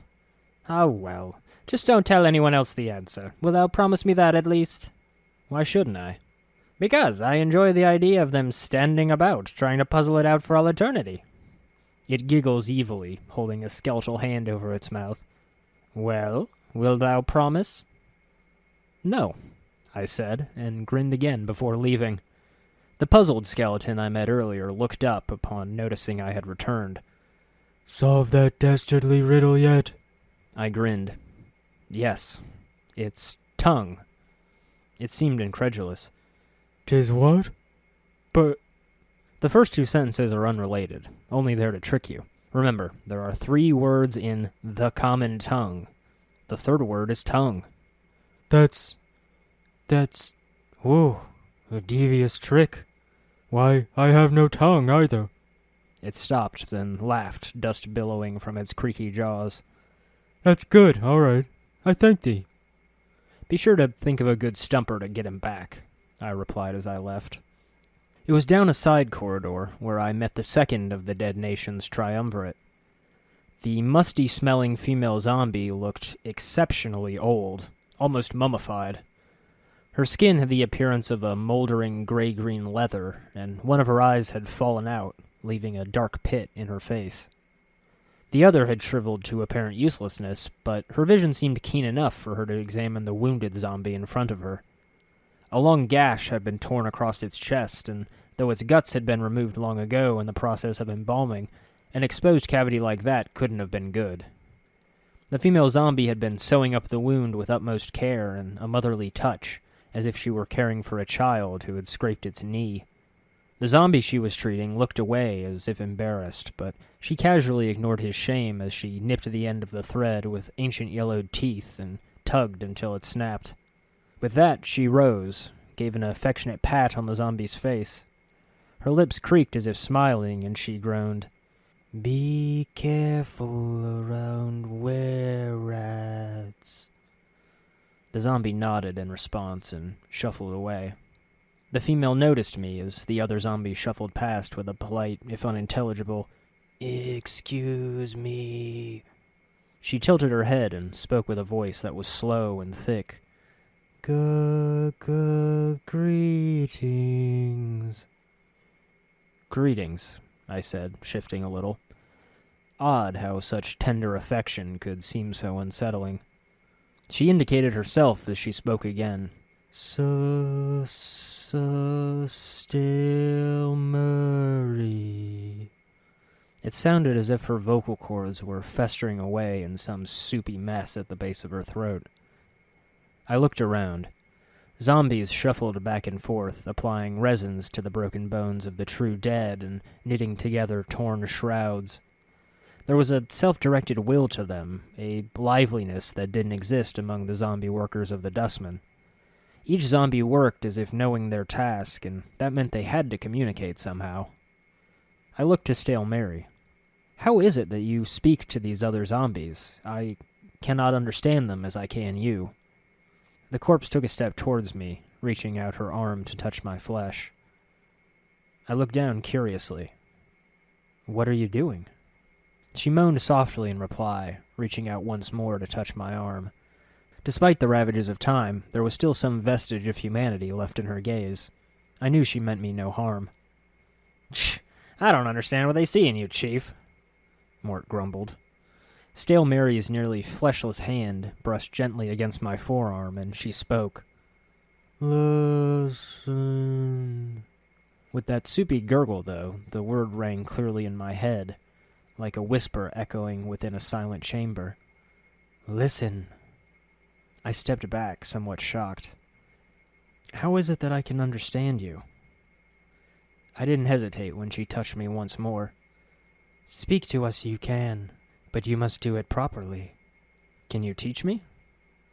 She smiled, the hardened skin of her face creaking like thick leather. Yes. It didn't take long to learn the art of what Mary called stories bones tell. While I knew that there were magics to call, summon, and bind the dead so that they might be forced to speak true, this was a simpler skill, one less intrusive, that sought to listen to the echoes of an entity's essence that lay deep in its bones. It was a gift I grew to cherish, just as much as when old Mebeth had taught me the art. Can I talk to any dead body? Mary nodded. Some. Others too dead. Must use skill. She shuffled past me and picked up a brush, helping another zombie piece together the broken bits of a corpse that lay on the slab. Laying down a thin layer of the stuff, Mary clumsily picked up a chunk of bone and pressed it against the resin before brushing another layer over it. One layer is glue and another is sealant. I helped her arrange and place some of the smaller bits, the ones that her fingers were not quite dexterous enough to handle. Tell me of yourself. Stale Mary. I wiped off a bit of the resin that got on my fingertip. The stuff was well watered and would have taken several good hours, perhaps even a few days, to dry. Given how slow the zombies were working, it must have been a necessity. How did you come to be here? Dead long time. Memory gone. Yeah, I know what that's like. She bobbed forward gently as if nodding. Guide other zombies. Care for quiet ones. True dead. While I didn't exactly approve of the defilement of graves committed by Farod and his ilk, for a while I couldn't find myself caring much about the sanctity of the dead either. The spirits of the dead were gone, with no passions or cares of what would happen to their corpses. Yet here were the dead nations, committed to preserving the dignity of the quiet ones. It was a strange sort of empathy that these undead held. The Dustmen might have attributed it to some misguided instinct or a spark of misguided empathy that still smoldered like a slowly dying coal. The undead here saw themselves in their silent brethren, and Stale Mary was the grandmother that tied together all the shambling children. Of course, some weren't quite so agreeable. As I walked, the rot stink of the ancient-looking ghoul woman nearby was nauseating, even from a distance. Her gray-green skin was infested with tomb rot and festering sores, and her fingers, each capped by a long curved talon, were covered in dried blood and filth. Her hair, thick with scuttling insects and worms, hung down to her knees. It hid nearly all of her face in shadow, save for a fanged feral grin and a lolling gray tongue. "Sssss, what have we here? Some pretty meat, aye, a tough little gristle? Sharpen me teeth on your bone and grow fat on your marrow, Sssss." Damn, what is it with you, Chief? Why is it you're suddenly at blood with all the ladies, and I'm stuck all by my lonesome here? I ignored Mort. You must be a cost. I don't have to be anything to ye, meat and bones, she hissed. Ye watch your tone with me, or no one will find ye in one piece again. Now, who are ye to come before me like such a feast? Answer, accost. I began to step away, but the other ghouls at her side were slavering like bulldogs. If I ran now, it might just spark that instinct to give chase. I am Adon, I lied. Adon. She drew her long gray tongue slowly across her lips. Yellowish drool trickled from the corners of her mouth. Yes. I don't suppose you could tell me a little about yourself. Pester accost while ye still live, meat. Ask. What are you doing here? Her chuckle came out like a hiss. We fight, win, and feed. Blooded ones such as ye become our food in the end. Ravenous hungers we have, burn the stomach, never full. We hunger all the time, and here ye are. Hurry up and die, and be still. I needed to look for a good opportunity to escape. Silent King's dictates or no, Accost looked mad enough to not care. How did you come to be here? Wander catacombs, hunt and kill, crack open crypt and coffin, eat bones and dead flesh. Come here. Accost blinked. Here. Strange place. Accosts can stay among the weak, marrow-filled bones of herd of dead flesh, can make noise, talk to them, and they talk back. Accost frowned as if considering something and started to look off into the distance. But not easy prey. They are not still like other bones and dead flesh are. They fight as pack, and are many of them. Difficult to beat both. Weaker separate, together strong. Almost strong as a cost. So we wait. I didn't let her pause and consider going after other tastier fleshy things in her vicinity. Well, what do you do while you wait, then? She snarled. We say we fight for them. Kill blooded ones when they come to take from us. Hunt blooded rat things. Kill them, eat them. Leave bits of bodies we not eat as warning. Say no come here or we eat you. They make us protect here only. Hargrim and Stale Mary say we're not allowed to go kill blooded ones. Uh-huh. Well, that's all Akast no longer seemed to be aware of me. She hissed, baring sharp, bloody teeth. Hate them! Want to eat blooded ones? Hungry we are. Kill all blooded ones. Tear flesh with teeth and crack bone. Suck sweet marrow out of their warmth. I scurried away as she continued her rant. You know, she's rather pretty in that tie me down and hurt me kind of way. She wanted to eat me, I protested. I know, sheesh. Let me tell you, though, only the shallow girls go after your type. Oh, look at me and my big scary muscles. I'm so scarred and mean-looking. I've got legs. Look at me walk. If you ever want to get a girl that you'll really click with, I'll show you the ropes if we ever go to a real bar.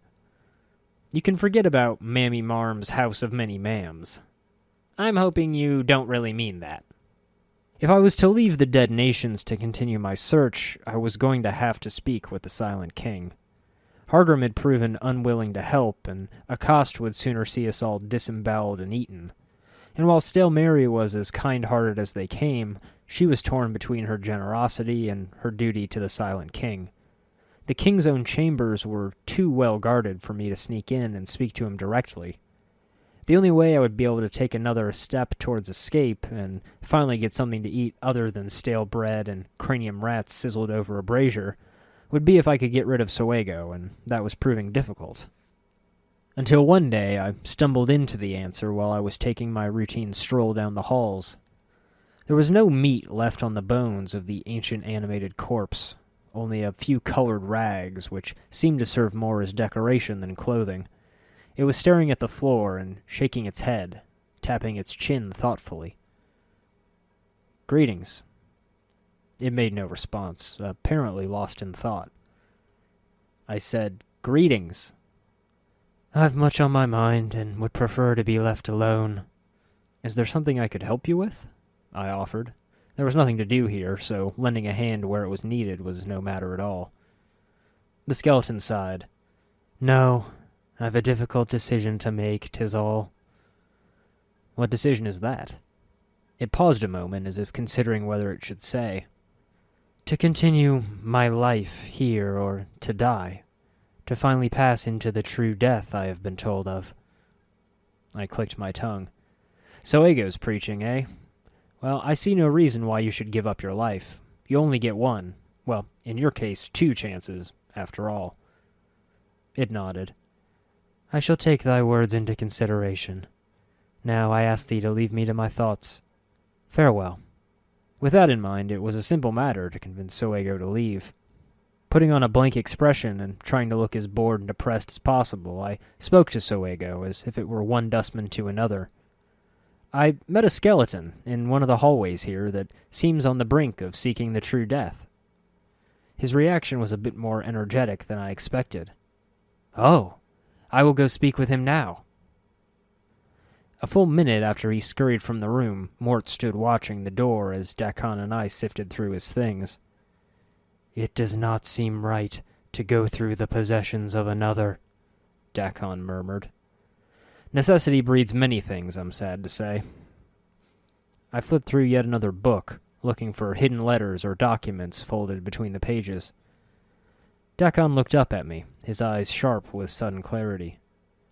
Where was Soego when we first entered? I thought back. The edge of that creaky wooden bed. Dakon nodded thoughtfully. And where does he always sit? I caught on quick and began running my hands along the frame. The bed. It's not a matter of comfort. Habits often hide a hidden agenda. One must know how to sift these patterns from chaos, Dakon intoned. Upon closer inspection, the bed frame was constructed from one of those strange substances you only find in Sigil. It wasn't cold to the touch, yet the clang of knocking against it was hollow. The rippled pattern gave the illusion of a wooden surface, likely the product of spiral methods of annealing two metals. I ran a dagger along the crevices, careful not to scratch the surface too badly as I explored. Wedging it in one spot, I nudged the blade a little. The panel creaked. A little more force and it popped free, revealing a hidden compartment and a book. I skimmed through it. The scribbles were messy from the outset, and in spots here and there the ink was blurry, as if tears had been shed during its writing. While much of the journal was illegible, there were enough details for me to piece together a little of what happened and of what Soego really was. "Chief, he's coming back!" Immediately I placed the journal back and clicked the panel back into place gently, silently, and picking up a Dustmen book, I scurried to one corner and pretended to read. Ugh, a discourse on the 4 stages of necrosis. Soego was frowning when he returned. "It seems that the skeleton requires more time to think." I nodded. "I hope you didn't mind. I borrowed one of your books. It gets terribly dull here." He shook his head. "Not at all. I've been here a few weeks myself. I find this solitude to be peaceful, but I can understand the sentiment." I handed the book back to him. "Well, if you need me, I'll be talking to Hargrim. Perhaps I can convince him to release me." Soego's gaze hardened a little, and for a moment I worried that he knew we had been through his things. "Perhaps." He said nothing else. Chapter 35. Soego's Tale. With hair brushed and teeth polished, a 14-year-old Soego straightened his clothes. True, they were ragged and threadbare and utterly unremarkable, stitched as they were from old drapes scrounged from a meek peddler in the hive market, but it was still his best shirt, and he had to make an impression. While he shared the abandoned warehouse with 12 other stray youths, he was the oldest, and with age came the privilege of privacy.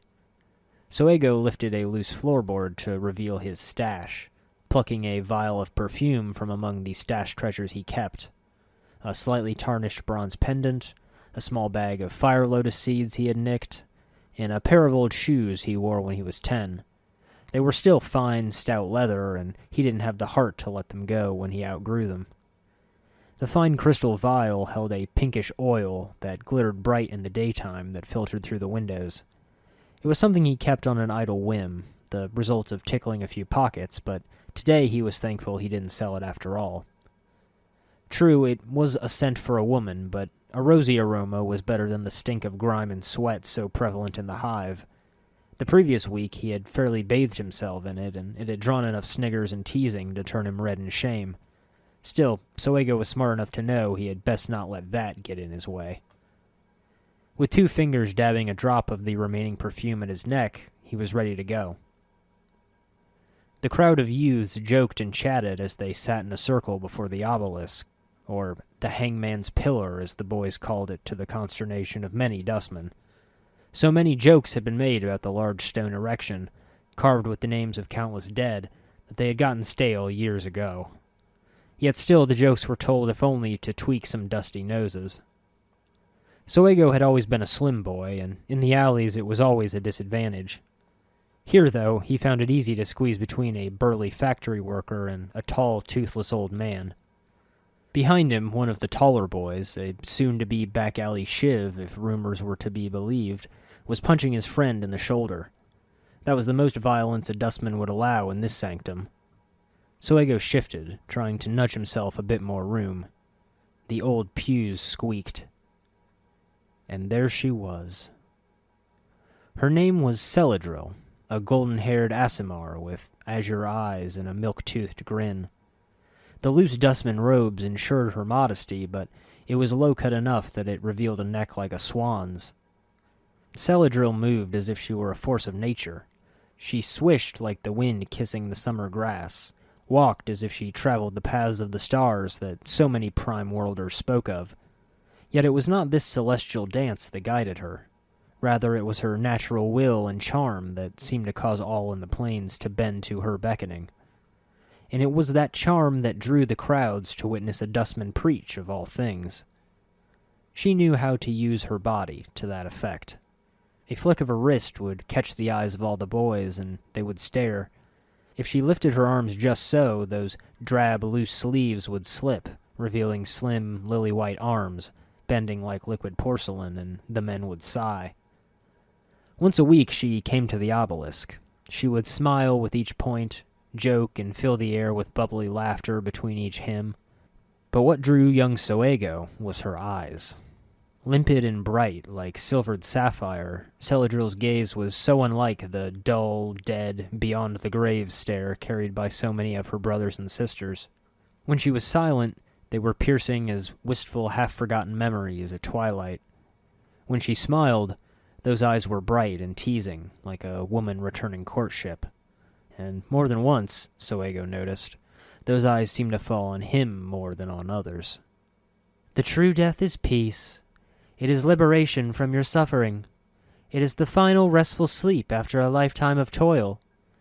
Passions are the anchor that keep you locked in this pointless cycle of rebirth, good people. If you only release them, you can know freedom. Aye, and what passions might ye have sacrificed? A satyr asked, his words slurred with drink and hot with lust.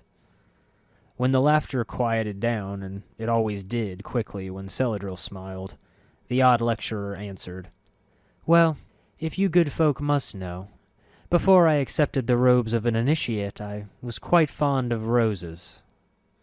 The smile she held was meant for Soego and him alone, and once again, Soego blushed. While interest in the bright young woman waxed and waned with the crowd over the weeks, Soego was one of the few that sat on the bench every week to listen to Celadril's lectures. While he had yet to be convinced of Dustman philosophy, he was one of those faithful to Celadril, at least. And when he was 17, Soego took the title of Namer, one of 12 Namers that Celadril had gathered that year, an astronomical number by Dustman standards. Soego found himself grumbling with the others over mundane tasks and sitting through lessons on the 5 arts of embalming and their many variants, and the stages of decay. Being continually quizzed and tested and beaten with a stick by a maggot-haired old crone was not the best way to spend one's youth. But still, like the other Namers he studied and fetched and worked with, to see Celadril glance at them with those deep blue eyes from down the hall was more than enough. Each time those eyes twinkled in the distance was like the first time he had seen a portal open to the blessed fields, Elysium. A wind sweet with meadow scent had caressed the long-stemmed grasses that bent in reverence under an azure sky, all framed in the silver borders of the portal itself. It took all he had not to leap through and follow the travelers to that strange realm. And one day, while he was hard at work cleaning the blood from a dissection slab, a swish of cloth behind him announced her presence. Soego knew the sounds of those footsteps well. Scrubbing with the etch pattern of the metal is much more effective, she said in that voice, warm and musical like the song of silver bells. Factor Celadril, Soego stuttered. Turning to face her, he bowed awkwardly. She smiled. I know you. Soego, yes? My, you've grown into a fine young man. He blushed. I'm honored you remember. With a finger white as ivory, Celadril ran a finger along the surface he was cleaning and examined the light layer of dead black and scarlet dust that stained her skin. It's been, what, a year since you first came to us? 10 months, Factor Celadril. Shh. No need to be formal, Soego. She chided, turning to examine a zombie swaying in the corner. One arm was hanging limp from its side. The body was in need of some repair before it could be put to work again. You can tell I'm not like many of the other Dustmen. Soego nodded. Go ahead and ask, dear, she laughed. Don't be shy. Everyone else did. And my, did they put me to the irons when my promotion to Factor was announced. You... Soego started, taking a moment to calm his stutter. "You don't seem like a regular Dustman." Plucking through a tray, Celadril lifted a pre-threaded needle to her eye. Examining it, she nodded, half in satisfaction, half in answer to Soego's thought. She turned to stitch up the zombie's arm as she spoke. "I was a sensate a few years ago, a good one, too. And one day I had decided to experience what it would be like to be a Dustman." The needle tip punched through the gray and partly desiccated flesh, looping back over into a fine, even stitch. Celadril's fingers, by all appearances much too delicate for such coarse and foul work, were nimble and practiced. With the other hand, she raised the zombie's arm as she sewed, binding flesh ever tighter to flesh. "Like a good sensate, I gave myself over fully to the experience, and over time I learned and accepted the dark of life and death. Many of the Dustmen were skeptical. Some were openly scornful. I didn't blame them, of course. Sensates can be so fickle when it comes to everything. Taste, touch, feel, hear, smell. The quest to capture the passing phantasms of this shadow of life is all they will ever know. If I could feel pity for them, I would." Muttering an incantation, she touched a finger to the zombie's arm, and with a flicker of black flame, the wound sealed itself shut. "Zombie 918, finish cleaning this slab," she commanded, and then turned to Soego with a smile. "A young man like you shouldn't waste his time on such things. Come, let us discuss some lessons." Soego gripped the edge of the slab just as the zombie began scrubbing. With a sudden leap in his pulse, he was almost certain he was about to collapse at that moment. But when a soft hand took his own, Soego swallowed. He knew he was stronger than this. This was his moment to impress. "But isn't it somewhat contradictory for you to be a Dustman?" "Contradictory?" The edges of her lips twitched playfully as they walked out of the arch. "Well, yes," Soego's voice strengthened. "You obviously seem to be one who enjoys life, and you gather potential initiates by inflaming their passions, and urge them to kill those very passions that inspire them to join the Dustmen in the first place." "Truly, you are as bright as I expected. There is much potential in you as a Dustman if you can be so direct.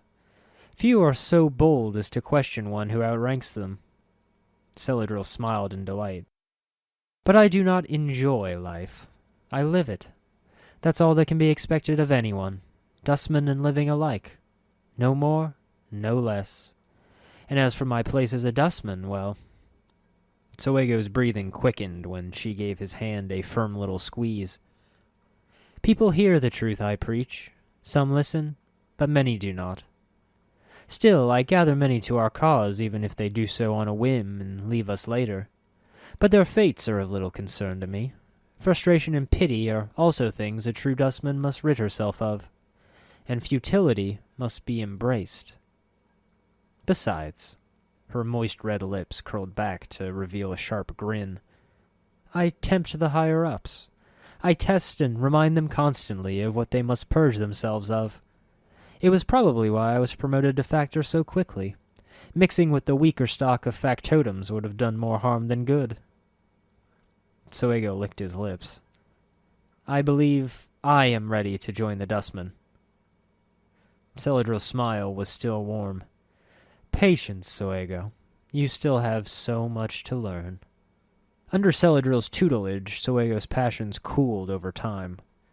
She was as warm as ever, as kind and cheerful, but in Soego's heart it was as if a bright summer day had clouded over, and the resulting gray pallor had leached the color from the world.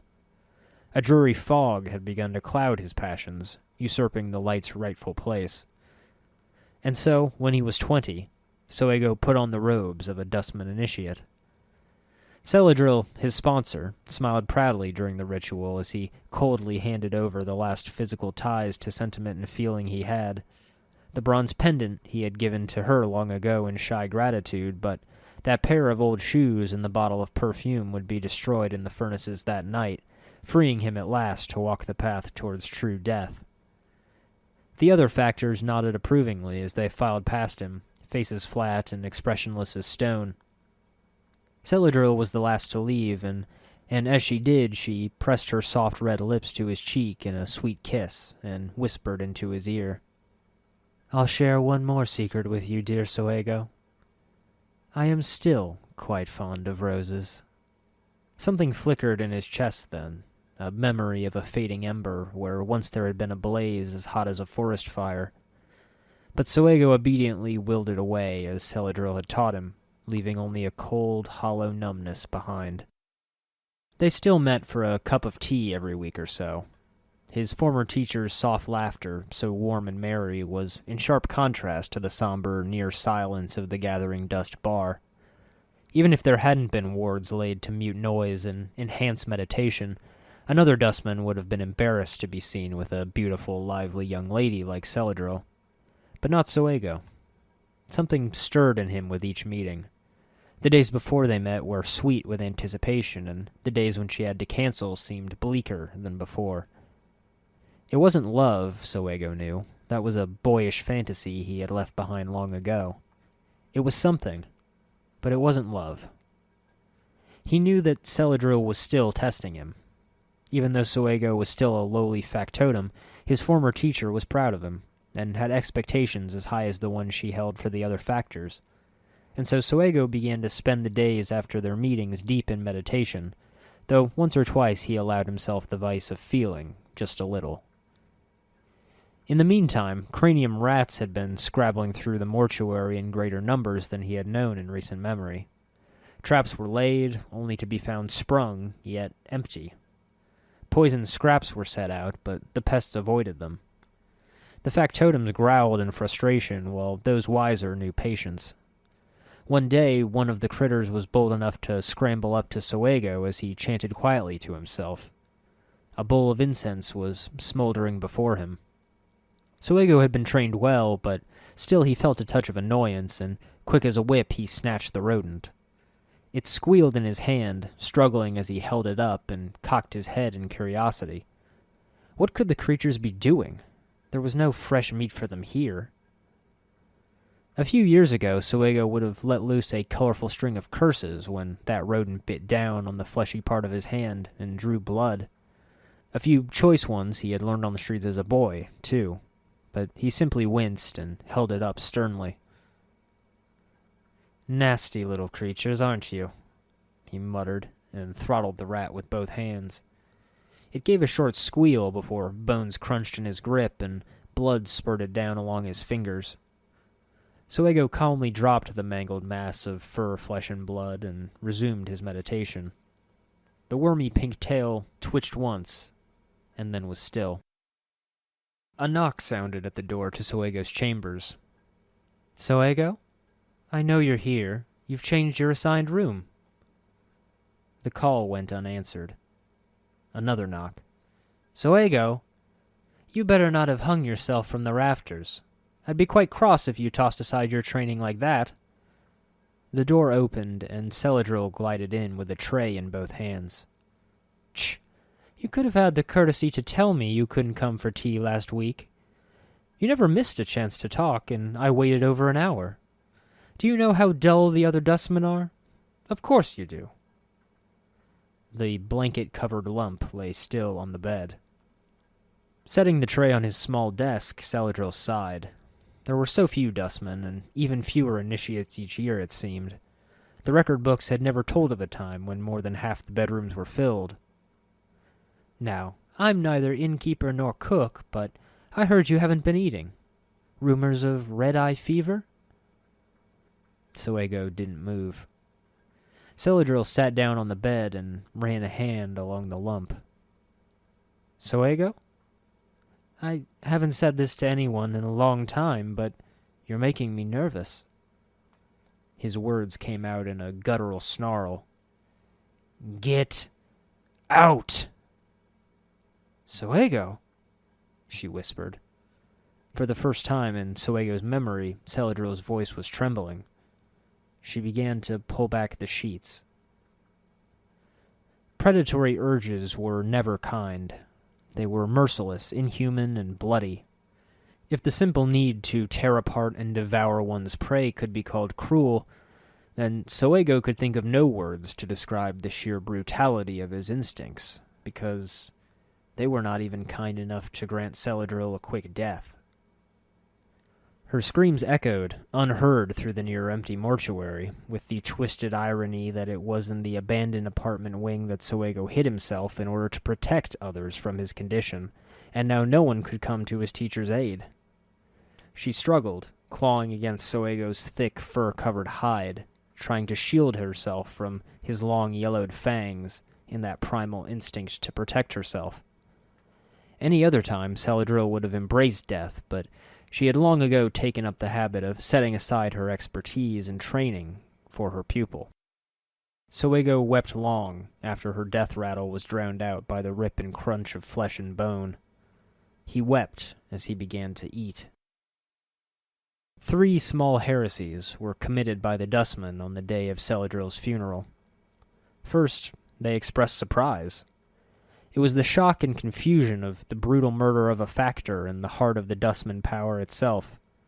It was the awe that cranium rats were responsible.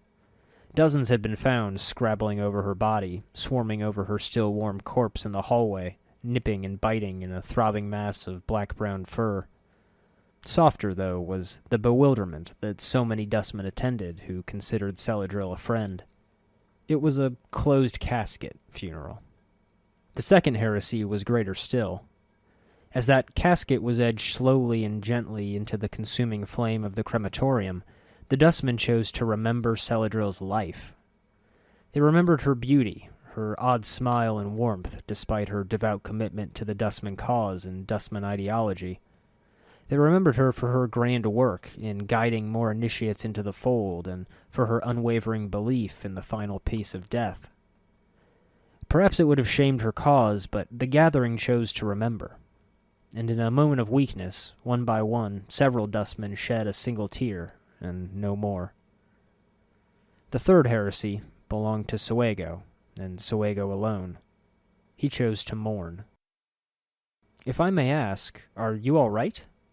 You look tired." Soego managed a weak smile, and the corners of his mouth twitched slightly. "I have recently taken ill. Minor fevers, nothing more. Sometimes they make sleep difficult." "Is there anything I could do?" the stranger offered. He was gray-skinned and terribly scarred, and if it weren't for Soego's heightened sense of smell, he would have likely mistaken the man for another zombie. Soego shook his head. No, thank you for your concern. I will endure." "Hey, Chief, you gonna rally your bone box all day, or you coming?" the traveler's mimmer called. The stranger gave Soego a polite smile before he left. "Thank you, Soego. I hope you feel better." Such a kind man, if a little naive and ignorant of plainer ways. Poor clueless sod. Soego chided himself for a moment, having forgotten to ask the stranger's name, but no matter. The Dustman would see him again in due time. Death came to all in the plains, after all. With that, the weary Dustman closed the door. "Good day," a familiar voice addressed him. Soego looked up.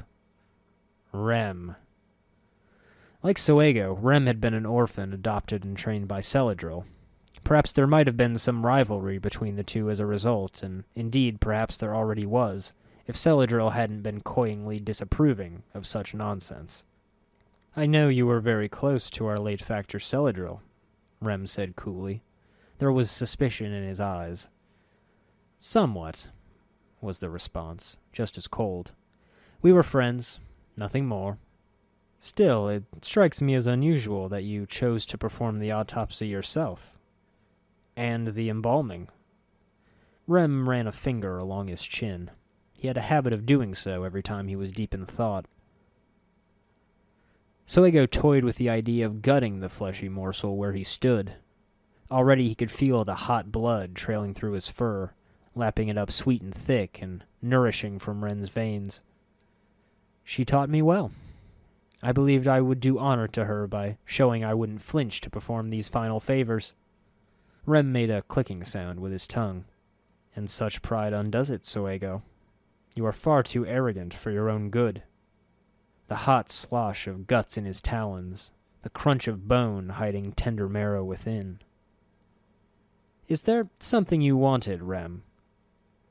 "Ah, yes, I had forgotten." Rem flicked his fingers as if dismissing the original thought. "You were the one who found the body, and you had assumed she was coming for a visit since you had been sick." "Yes, we all know that Celadril was very considerate." "I was at the Gathering Dust bar that evening as well. For when she came in, she had ordered a tray with a bowl of soup and a cup of tea. For you, I imagine." Suego could feel his eyes burning even redder already. "Yes, very kind of her. How odd that the tray wasn't found with her body." "Yes, how odd. Now, if you'll excuse me, I need to lock up," Suego said. It was difficult to keep the snap out of his voice. The next morning, Rem's body was found in his bed, half devoured by cranium rats. He had stumbled through the catacombs, tripping over ancient corpses and passing looted tombs. Such concerns were behind him now. He had fled the mortuary and the Dustmen ways, and with each step Suego descended further into the maze of tunnels. He wanted to die here, but he knew it was impossible. The dead truce protected him from the ghouls, zombies, and vargoyles that prowled. Unless he attacked one of them first, no one dead would lay a talon on him. Suego may have had a death wish, one greater than he had when he was still a true Dustman at heart, but he was no fool. He had thought, perhaps, that there was a chance the cranium rats would kill him. Indeed, he had stumbled onto several good-sized groups of the creatures, but they merely scattered in his presence. Even though he had meandered blindly through the tunnels, not knowing where he was heading, Suego knew that something was guiding him. There was an instinct to take one path rather than the other, and always he thought he heard a chorus echoing noiselessly as he came ever closer. And when the were-rats greeted him, he was not at all surprised when the sorry creatures guided him to their god. It was a circular chamber, a nest of twigs and bones, with cranium rats perched atop the concentric circles they built. There were thousands of them, and where there lacked seats in the council of vermin, the rats piled atop one another, whiskers twitching. Countless eyes glinted at him from the darkness as if they were twin stars shimmering through the night. Its voice sounded like the anguished pain of thousands, echoing through his skull. "We have been expecting you for a long time, biped. Speak swiftly and true. You are in the halls of many as one. You will not leave but by our grace, and that you must earn through servitude." "You've destroyed me," Suego screamed. "You've taken the Dustman ways and the path toward true death, and you've taken the one person who would have made life bearable." "Celadril's death was not our intent." The chorus of voices was less painful now, but cold and unapologetic. "But why?" Suego croaked. Perhaps he could throw himself at the mass of rats. With their hive mind and magic potential, they could surely have given him a quick death. "The primal urges granted by our gift would have jeopardized your salvation through true death, and in doing so drawn you to us for the cure. We would still have you serve us, and we can reward you in exchange." Suego crumpled to his knees, his voice bitter. "What would a pack of vermin need from a Dustman? And what could you possibly offer in return?" "You can walk amongst the undead freely, with the protection of the dead truce. With that shield, you are to go to the dead nations, seek out the Silent King, and kill him. In the process, sow dissent among the undead and break them apart. We do not trust those whose minds we cannot see. We do not trust silent mysteries. As for our reward, we offer you Celadril." Suego fought back the tears. "You are a fool, many as one." The hive mind was unimpressed. "We have powers beyond your understanding, biped. We offer you Celadril." "Fool!" Suego cried. "Even if her body were intact, even if you had a scrap of her flesh to work your magic, a Dustman cannot be returned to life. Just as the dead truce is unspoken law among Dustmen, so is this. Her soul is already beyond the reach of mortal magic." and Soego gasped as he felt the fingers of a soft, lily-white hand curling into his own.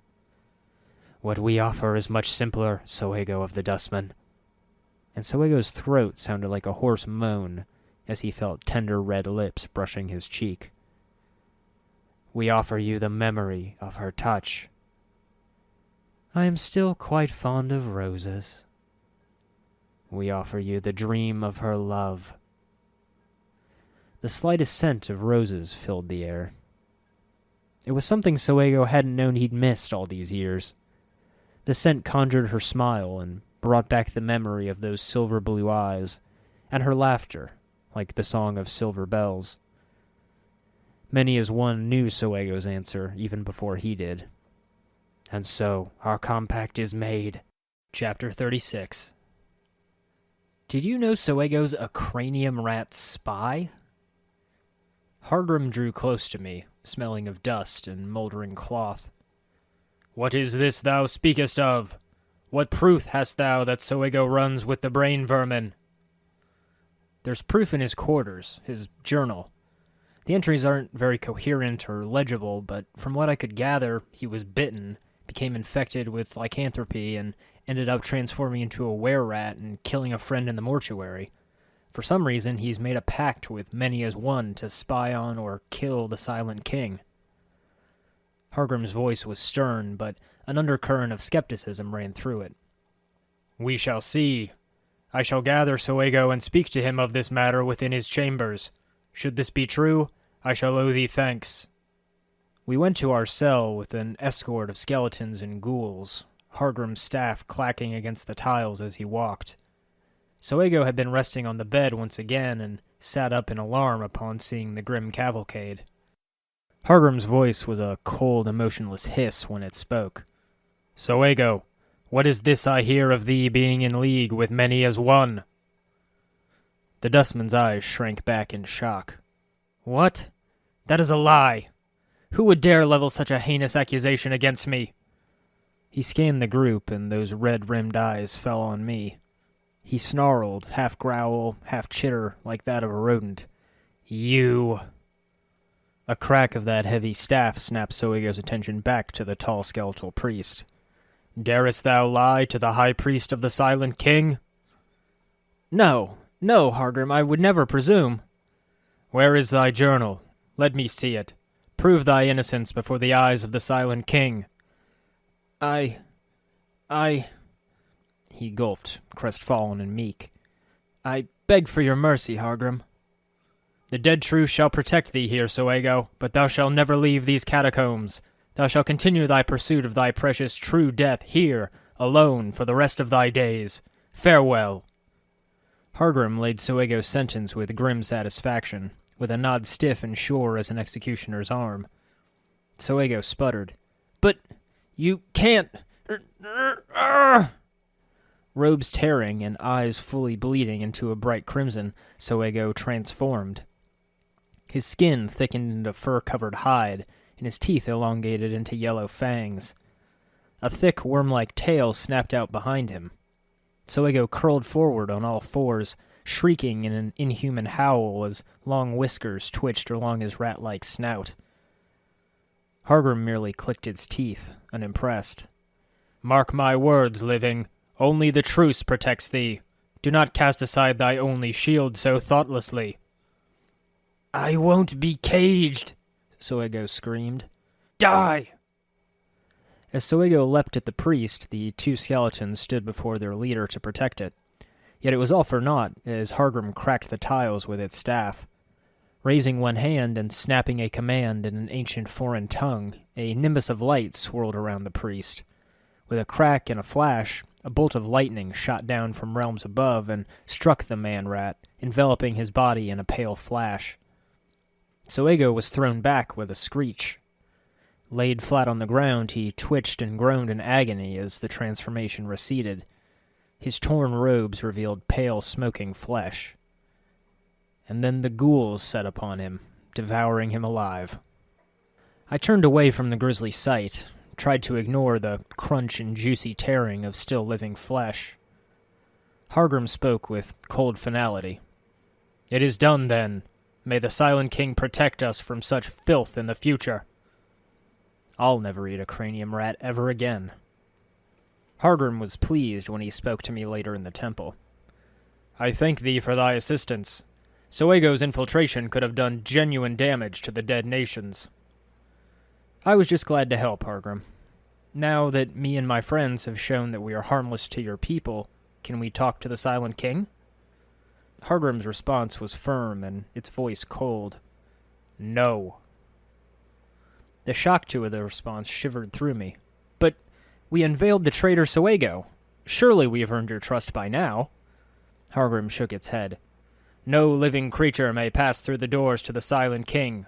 And again, I would not allow an audience even if it were possible. I growled in frustration. Look, I've done nothing to harm your people, everything to help you, and exposed a spy sent by one of your most dangerous enemies. I feel I've earned a chance to plead my case. Hargrim tapped one finger bone against its staff. I shall speak to the Silent King on thy behalf. You didn't trust me after all this time. Why should I trust you to do the same? Thou hast no choice. Quit pacing, Chief. You're making me nervous. With nothing to do, I found myself walking circles around the iron pews of the church. The ghouls had ripped apart Soego's body by now, and I didn't feel like sleeping next to a freshly killed corpse.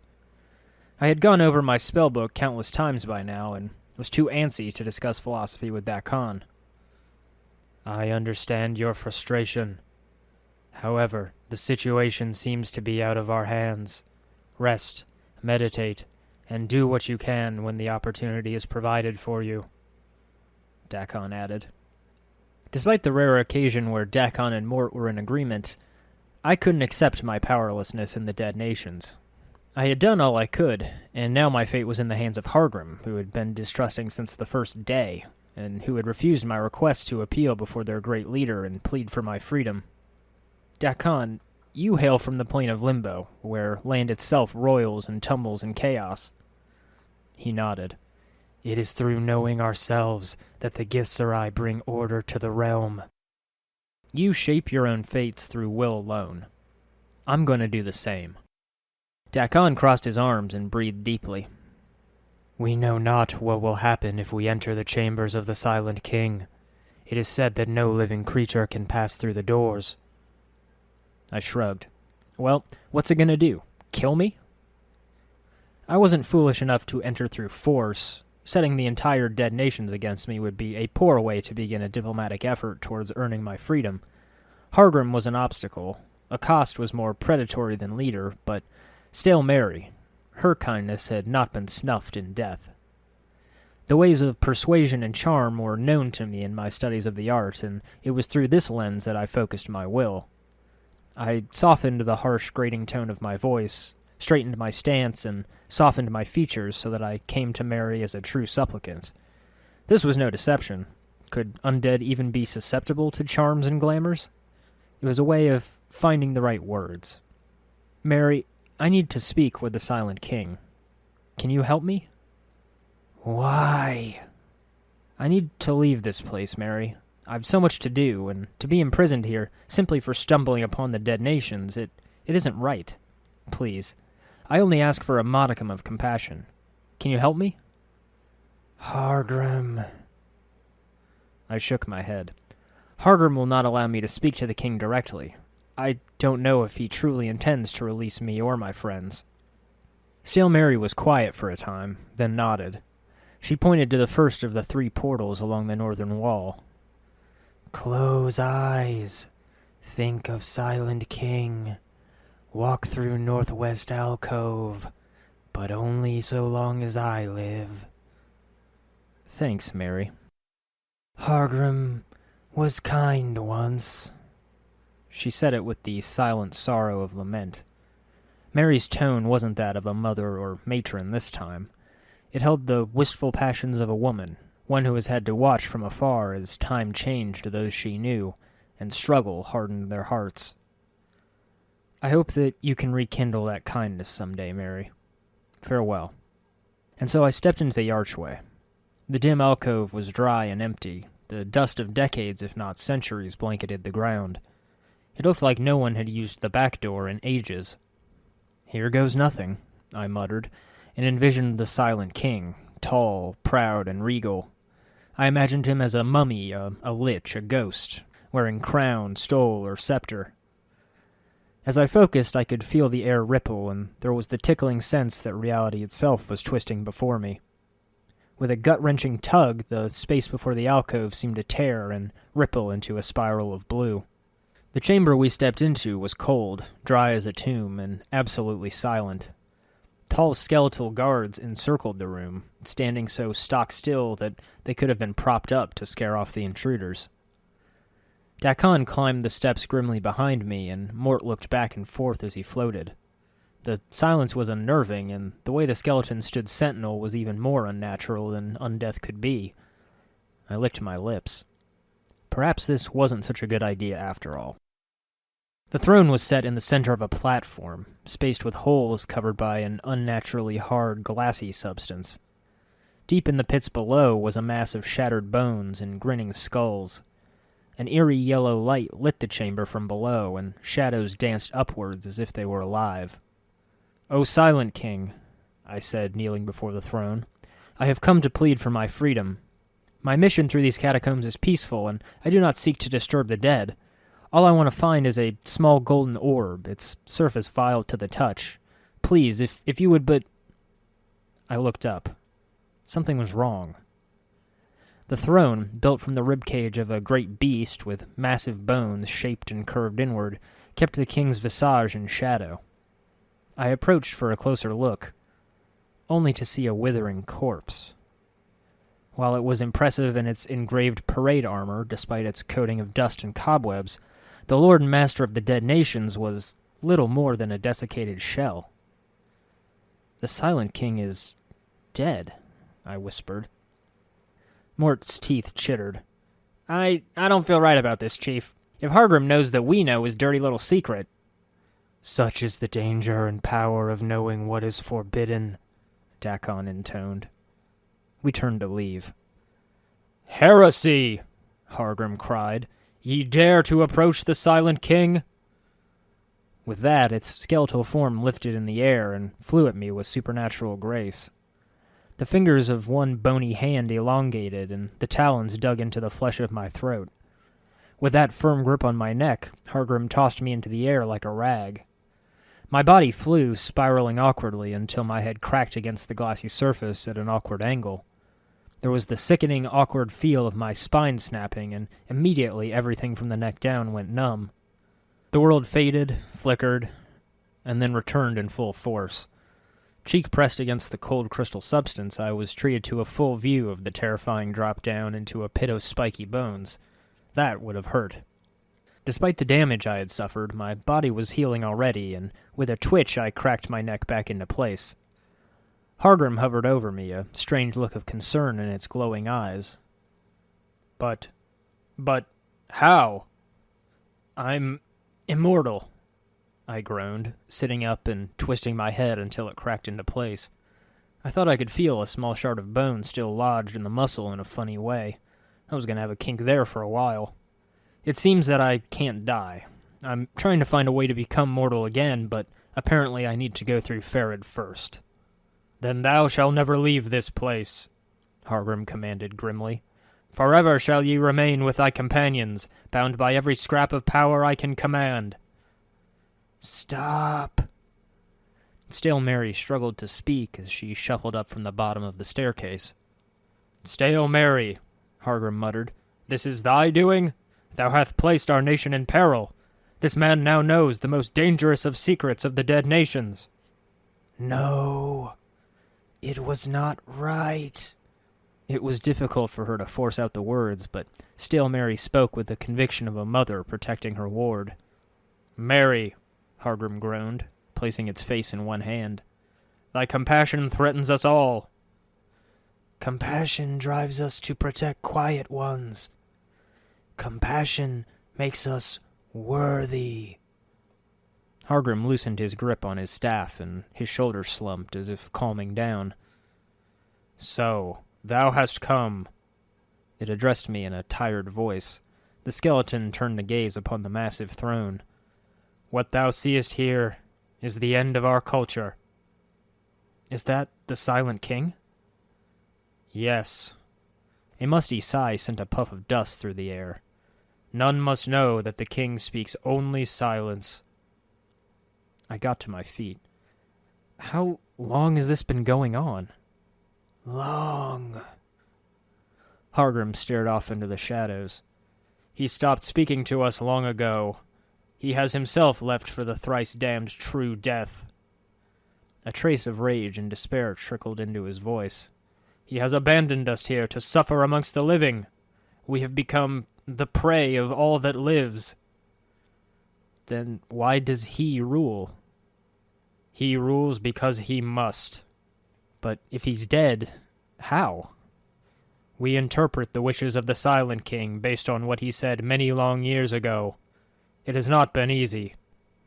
Hargrim sounded tired. He sagged beneath the weight of an invisible burden. "Many questions do I have for him." I looked up to Hargrim. So this was the true power behind the dead nations. I should have been appealing to him instead of trying to meet an unseen king. "So you are the one who truly rules here, Hargrim." It looked to stale Mary. "Mary and I speak to the Silent King. We rule in his stead." "Why don't you tell your people the truth?" The priest sighed. The ache of centuries living weighed upon it. And while Hargrim seemed meek and defeated, I knew he still lived to work toward a greater purpose. "I wish to preserve what we have created. I do not wish to die." Stale Mary spoke, her voice ponderous. "Nor I." "If our own people were to learn of this, or a cost were to discover this deception, or many as one, all that we have created here would be destroyed.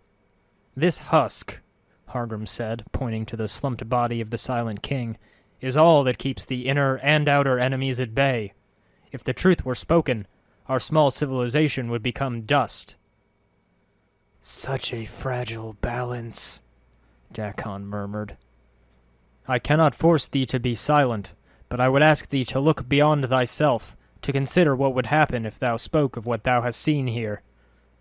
I nodded. "I only wish to leave, Hargrim. Grant me this, and I vow that you shall have my silence." Hargrim was silent for a moment. "Thou may leave this place. Go, now, and I beg of thee, honor thy word." "I have one last question before I leave. Have you seen a small bronze sphere anywhere here?" Hargrim shook his head. "I have seen no such thing here. Perhaps deeper beneath Sigil. Search the drowned catacombs. Thou shalt find the entrance to that place west of where thou first came here. Leave now, and do not disturb the dead. Mary and I have much to talk about." Mary nodded, and she patted my cheek gently. "Much indeed." Chapter 37. Down the dimly lit halls of the dead nations, and through the gates, I entered the drowned nations, as Hargrim suggested. Hopefully Farod's bronze sphere would be somewhere down here, but if I hadn't gotten any clues coming through the rest of these damn catacombs, it seemed even less feasible that I'd find it in this dank little corner of Sigil. A ghoul greeted me as I entered. His eyes were wary, and he waved me away with a hiss. "Sss, meat creature. No place for you, is this?" "What are you doing here?" He gestured, taking in the entire red-bricked maze of tunnels. Slabs and ancient furniture were scattered about the place. Before the coffins were moved in it, it might have been a tavern, until it sank beneath the city. "We look to expand our home, eliminate enemies, find food to keep from chewing on walking meat, yes.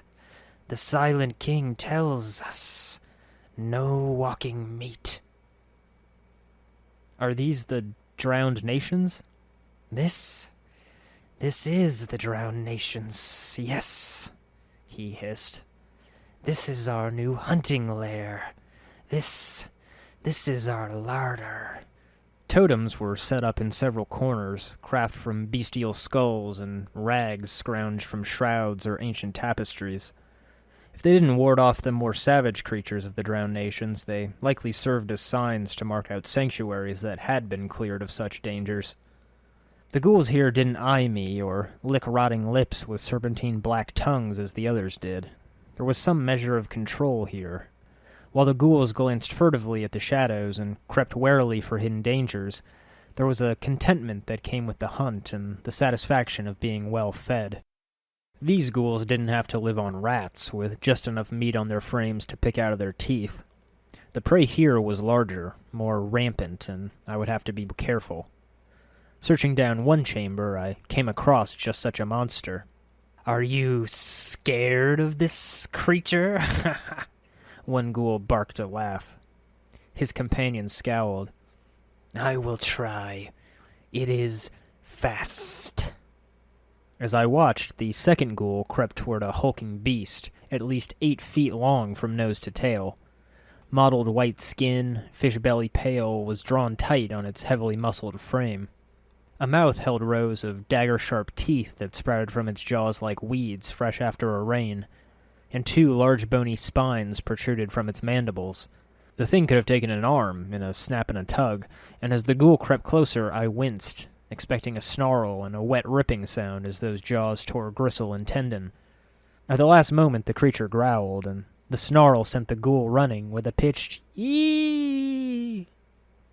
His companion howled. "Ha ha! Coward! Stupid beast!" When his laughter died down, he glanced at me with quite possibly the friendliest grin I had ever gotten from a ghoul.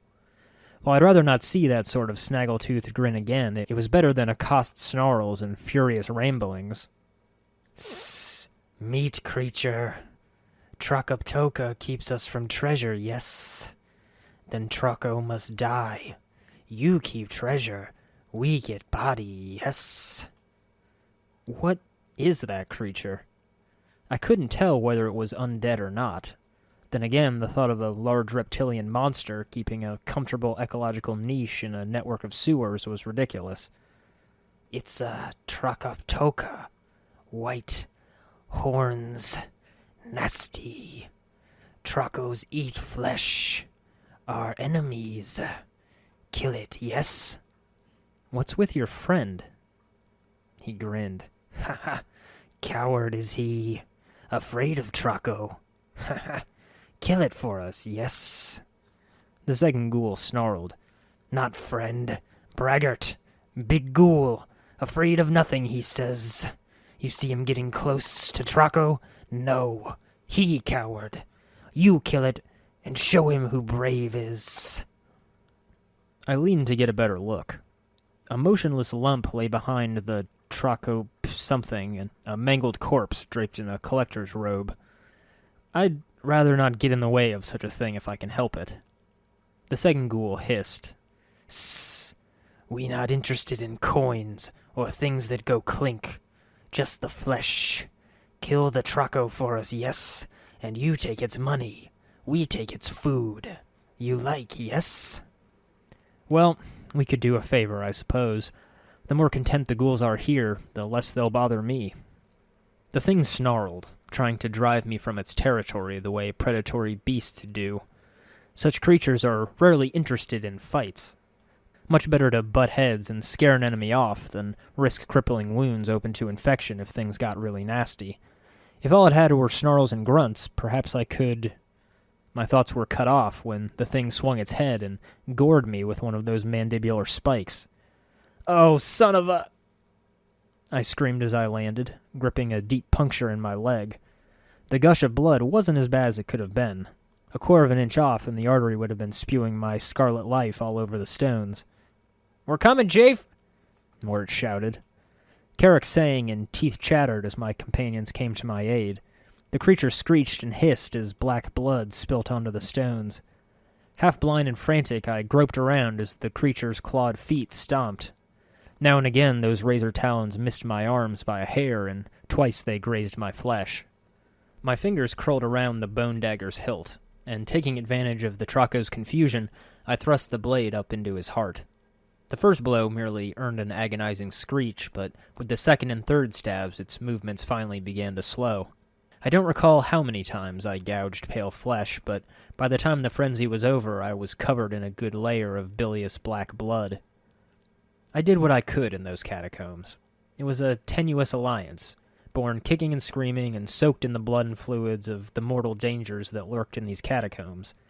I fought only to carve a way deeper into the dank tunnels, with the slim hope that I might find the bronze sphere, while the ghouls fought only to spread their dominion so that they might sate, even for a moment, their never-ending hunger. And once they achieved their goal, I would be useless to them, protected only by the edict of a dead king. Some days, I just really need a hug. Room after room, I slew the creatures.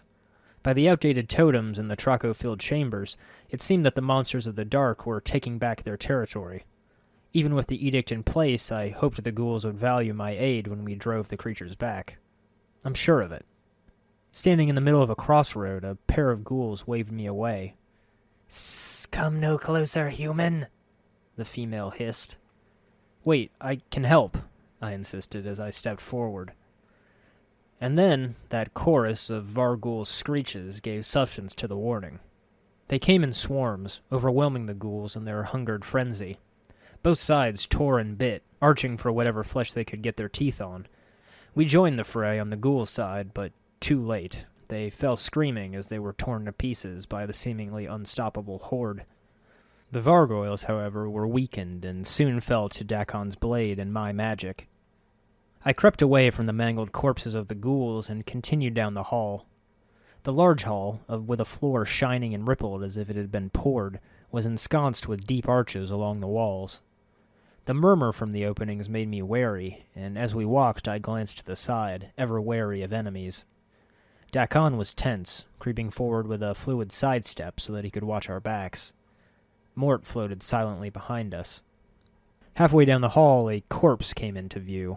A ghoul, mummified yellow by the look of it.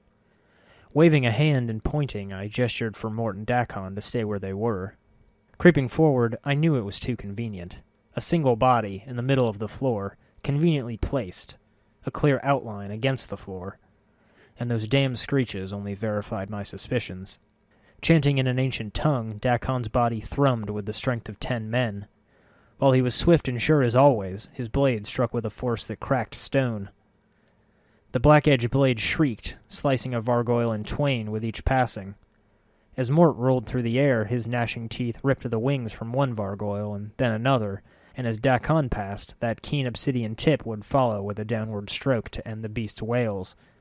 The forms of the blade were graceful, even in these improvised opportunities, as if Dakon were connecting the heavens with the earth. Of course, I had little time to admire his battle skills when 9 of the fluttering horrors were gnawing on my scarred backside. As always, I sponged up the damage as Mort and Dakon picked off the stragglers.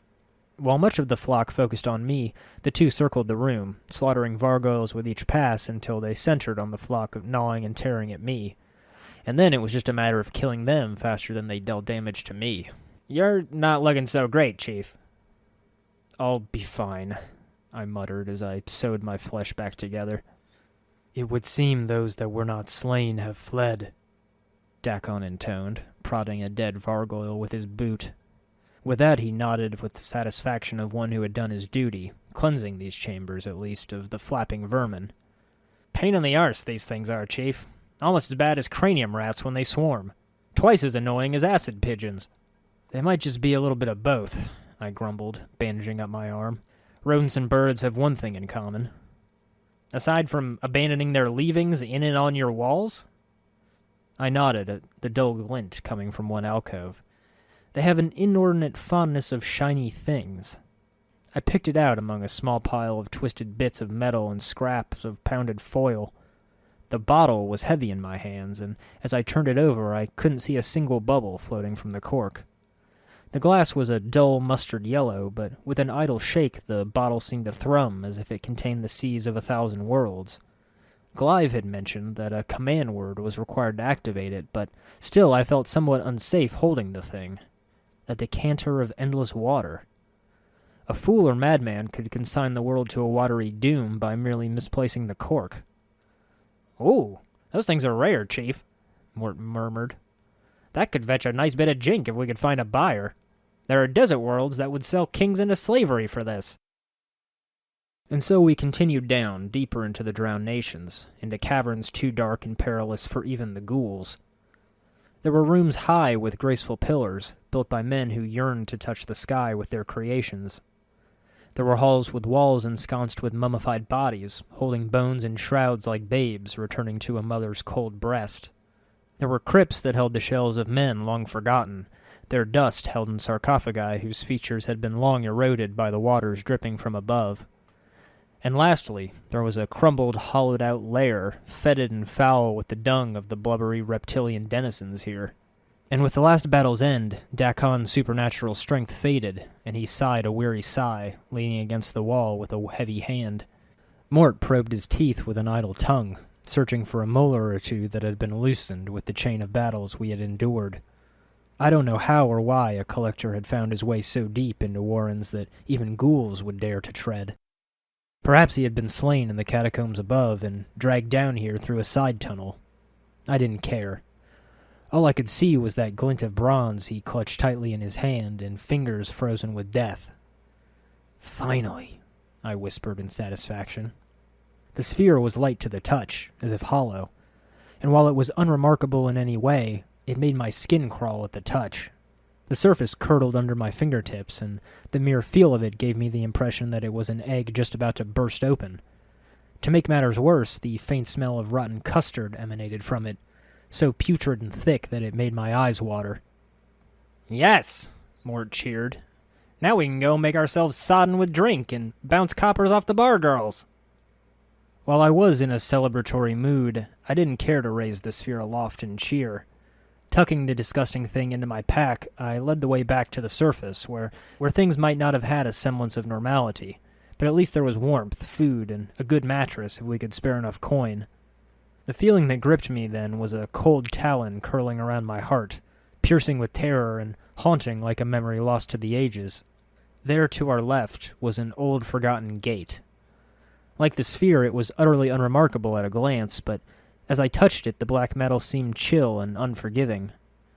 It was the echo of a dirge, the face of a forgotten passer-by. It was a stranger you once knew, the name teasingly coy on the tip of your tongue. Chief, we have the sphere. What are you doing?" As I opened the gate, a cold wind rushed forth. I began to shiver as I heard the sound of a voice whispering, although I couldn't make out what it had said. In a second it was gone, and all was silent, and I realized that I must have been here before, and there was a strong feeling that my companions mustn't follow me in. "I'm going in alone. Wait out here for me." "Oh no, Chief. No way are you going in there without me. I'm not letting you run off into some barmy crypt by your lonesome self." "I concur," Dakon intoned.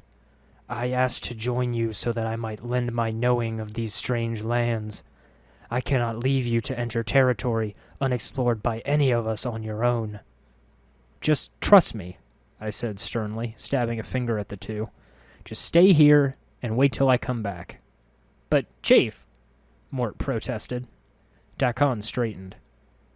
"As you will," he said smoothly, crossing his arms. Well, I'm glad I didn't have to argue further.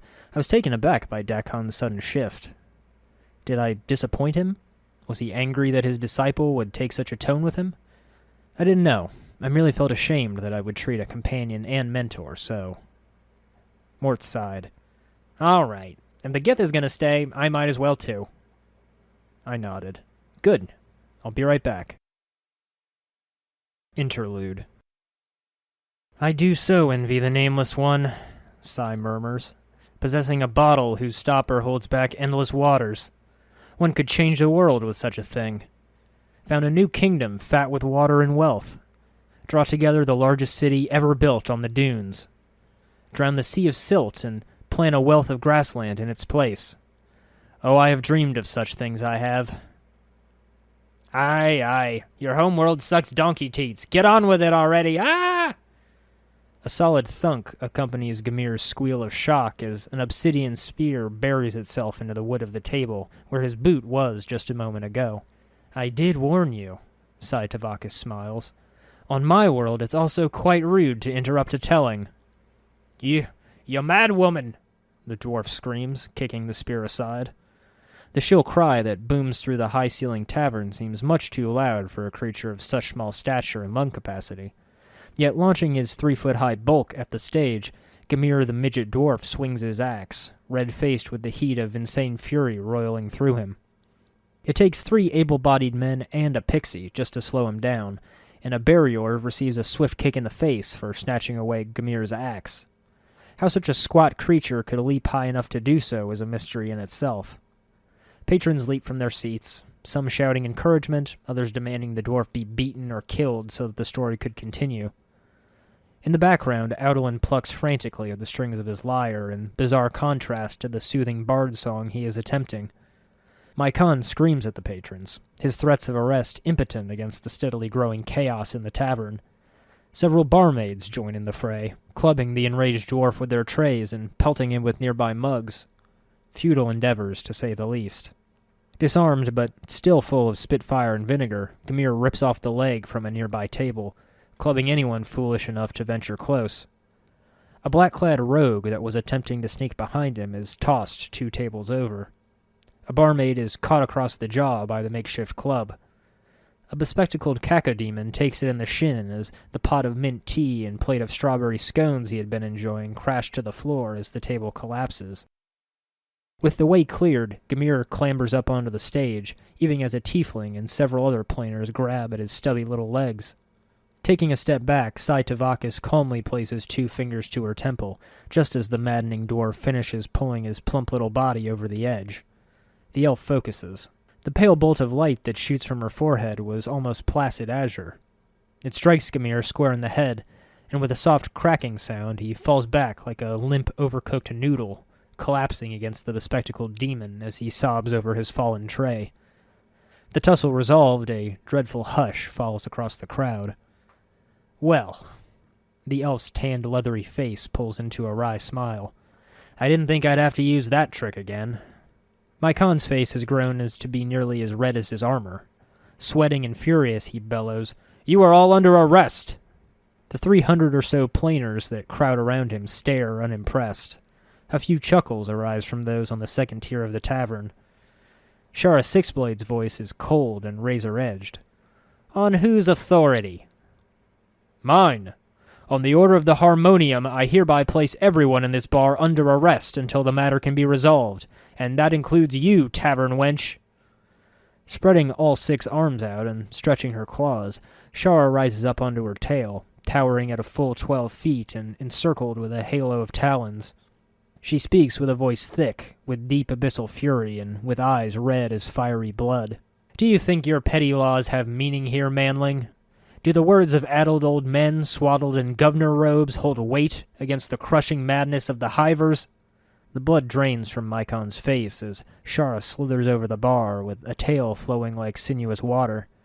"Can you wrap chains around the infamous fury of a Merilith, manling? Truss up the blackness of a fiend's heart for the mercy killer's axe?" One bare arm curls down toward McComb as he backs up against a pillar, his skin pale as smoke and eyes bigger than teacups. Those long red-black talons seem to elongate as they snap around his face like a cage, holding him still as he trembles on the edge of soiling his armor. "There is a reason this is the Tavern of Broken Dreams, foolish manling. I have supped many times on the hopes of men from 100 kingdoms, gorged myself fat and happy on the wants of peasants and kings. By all means, challenge my word here. It has been long since I painted my tavern sign red with mortal folly."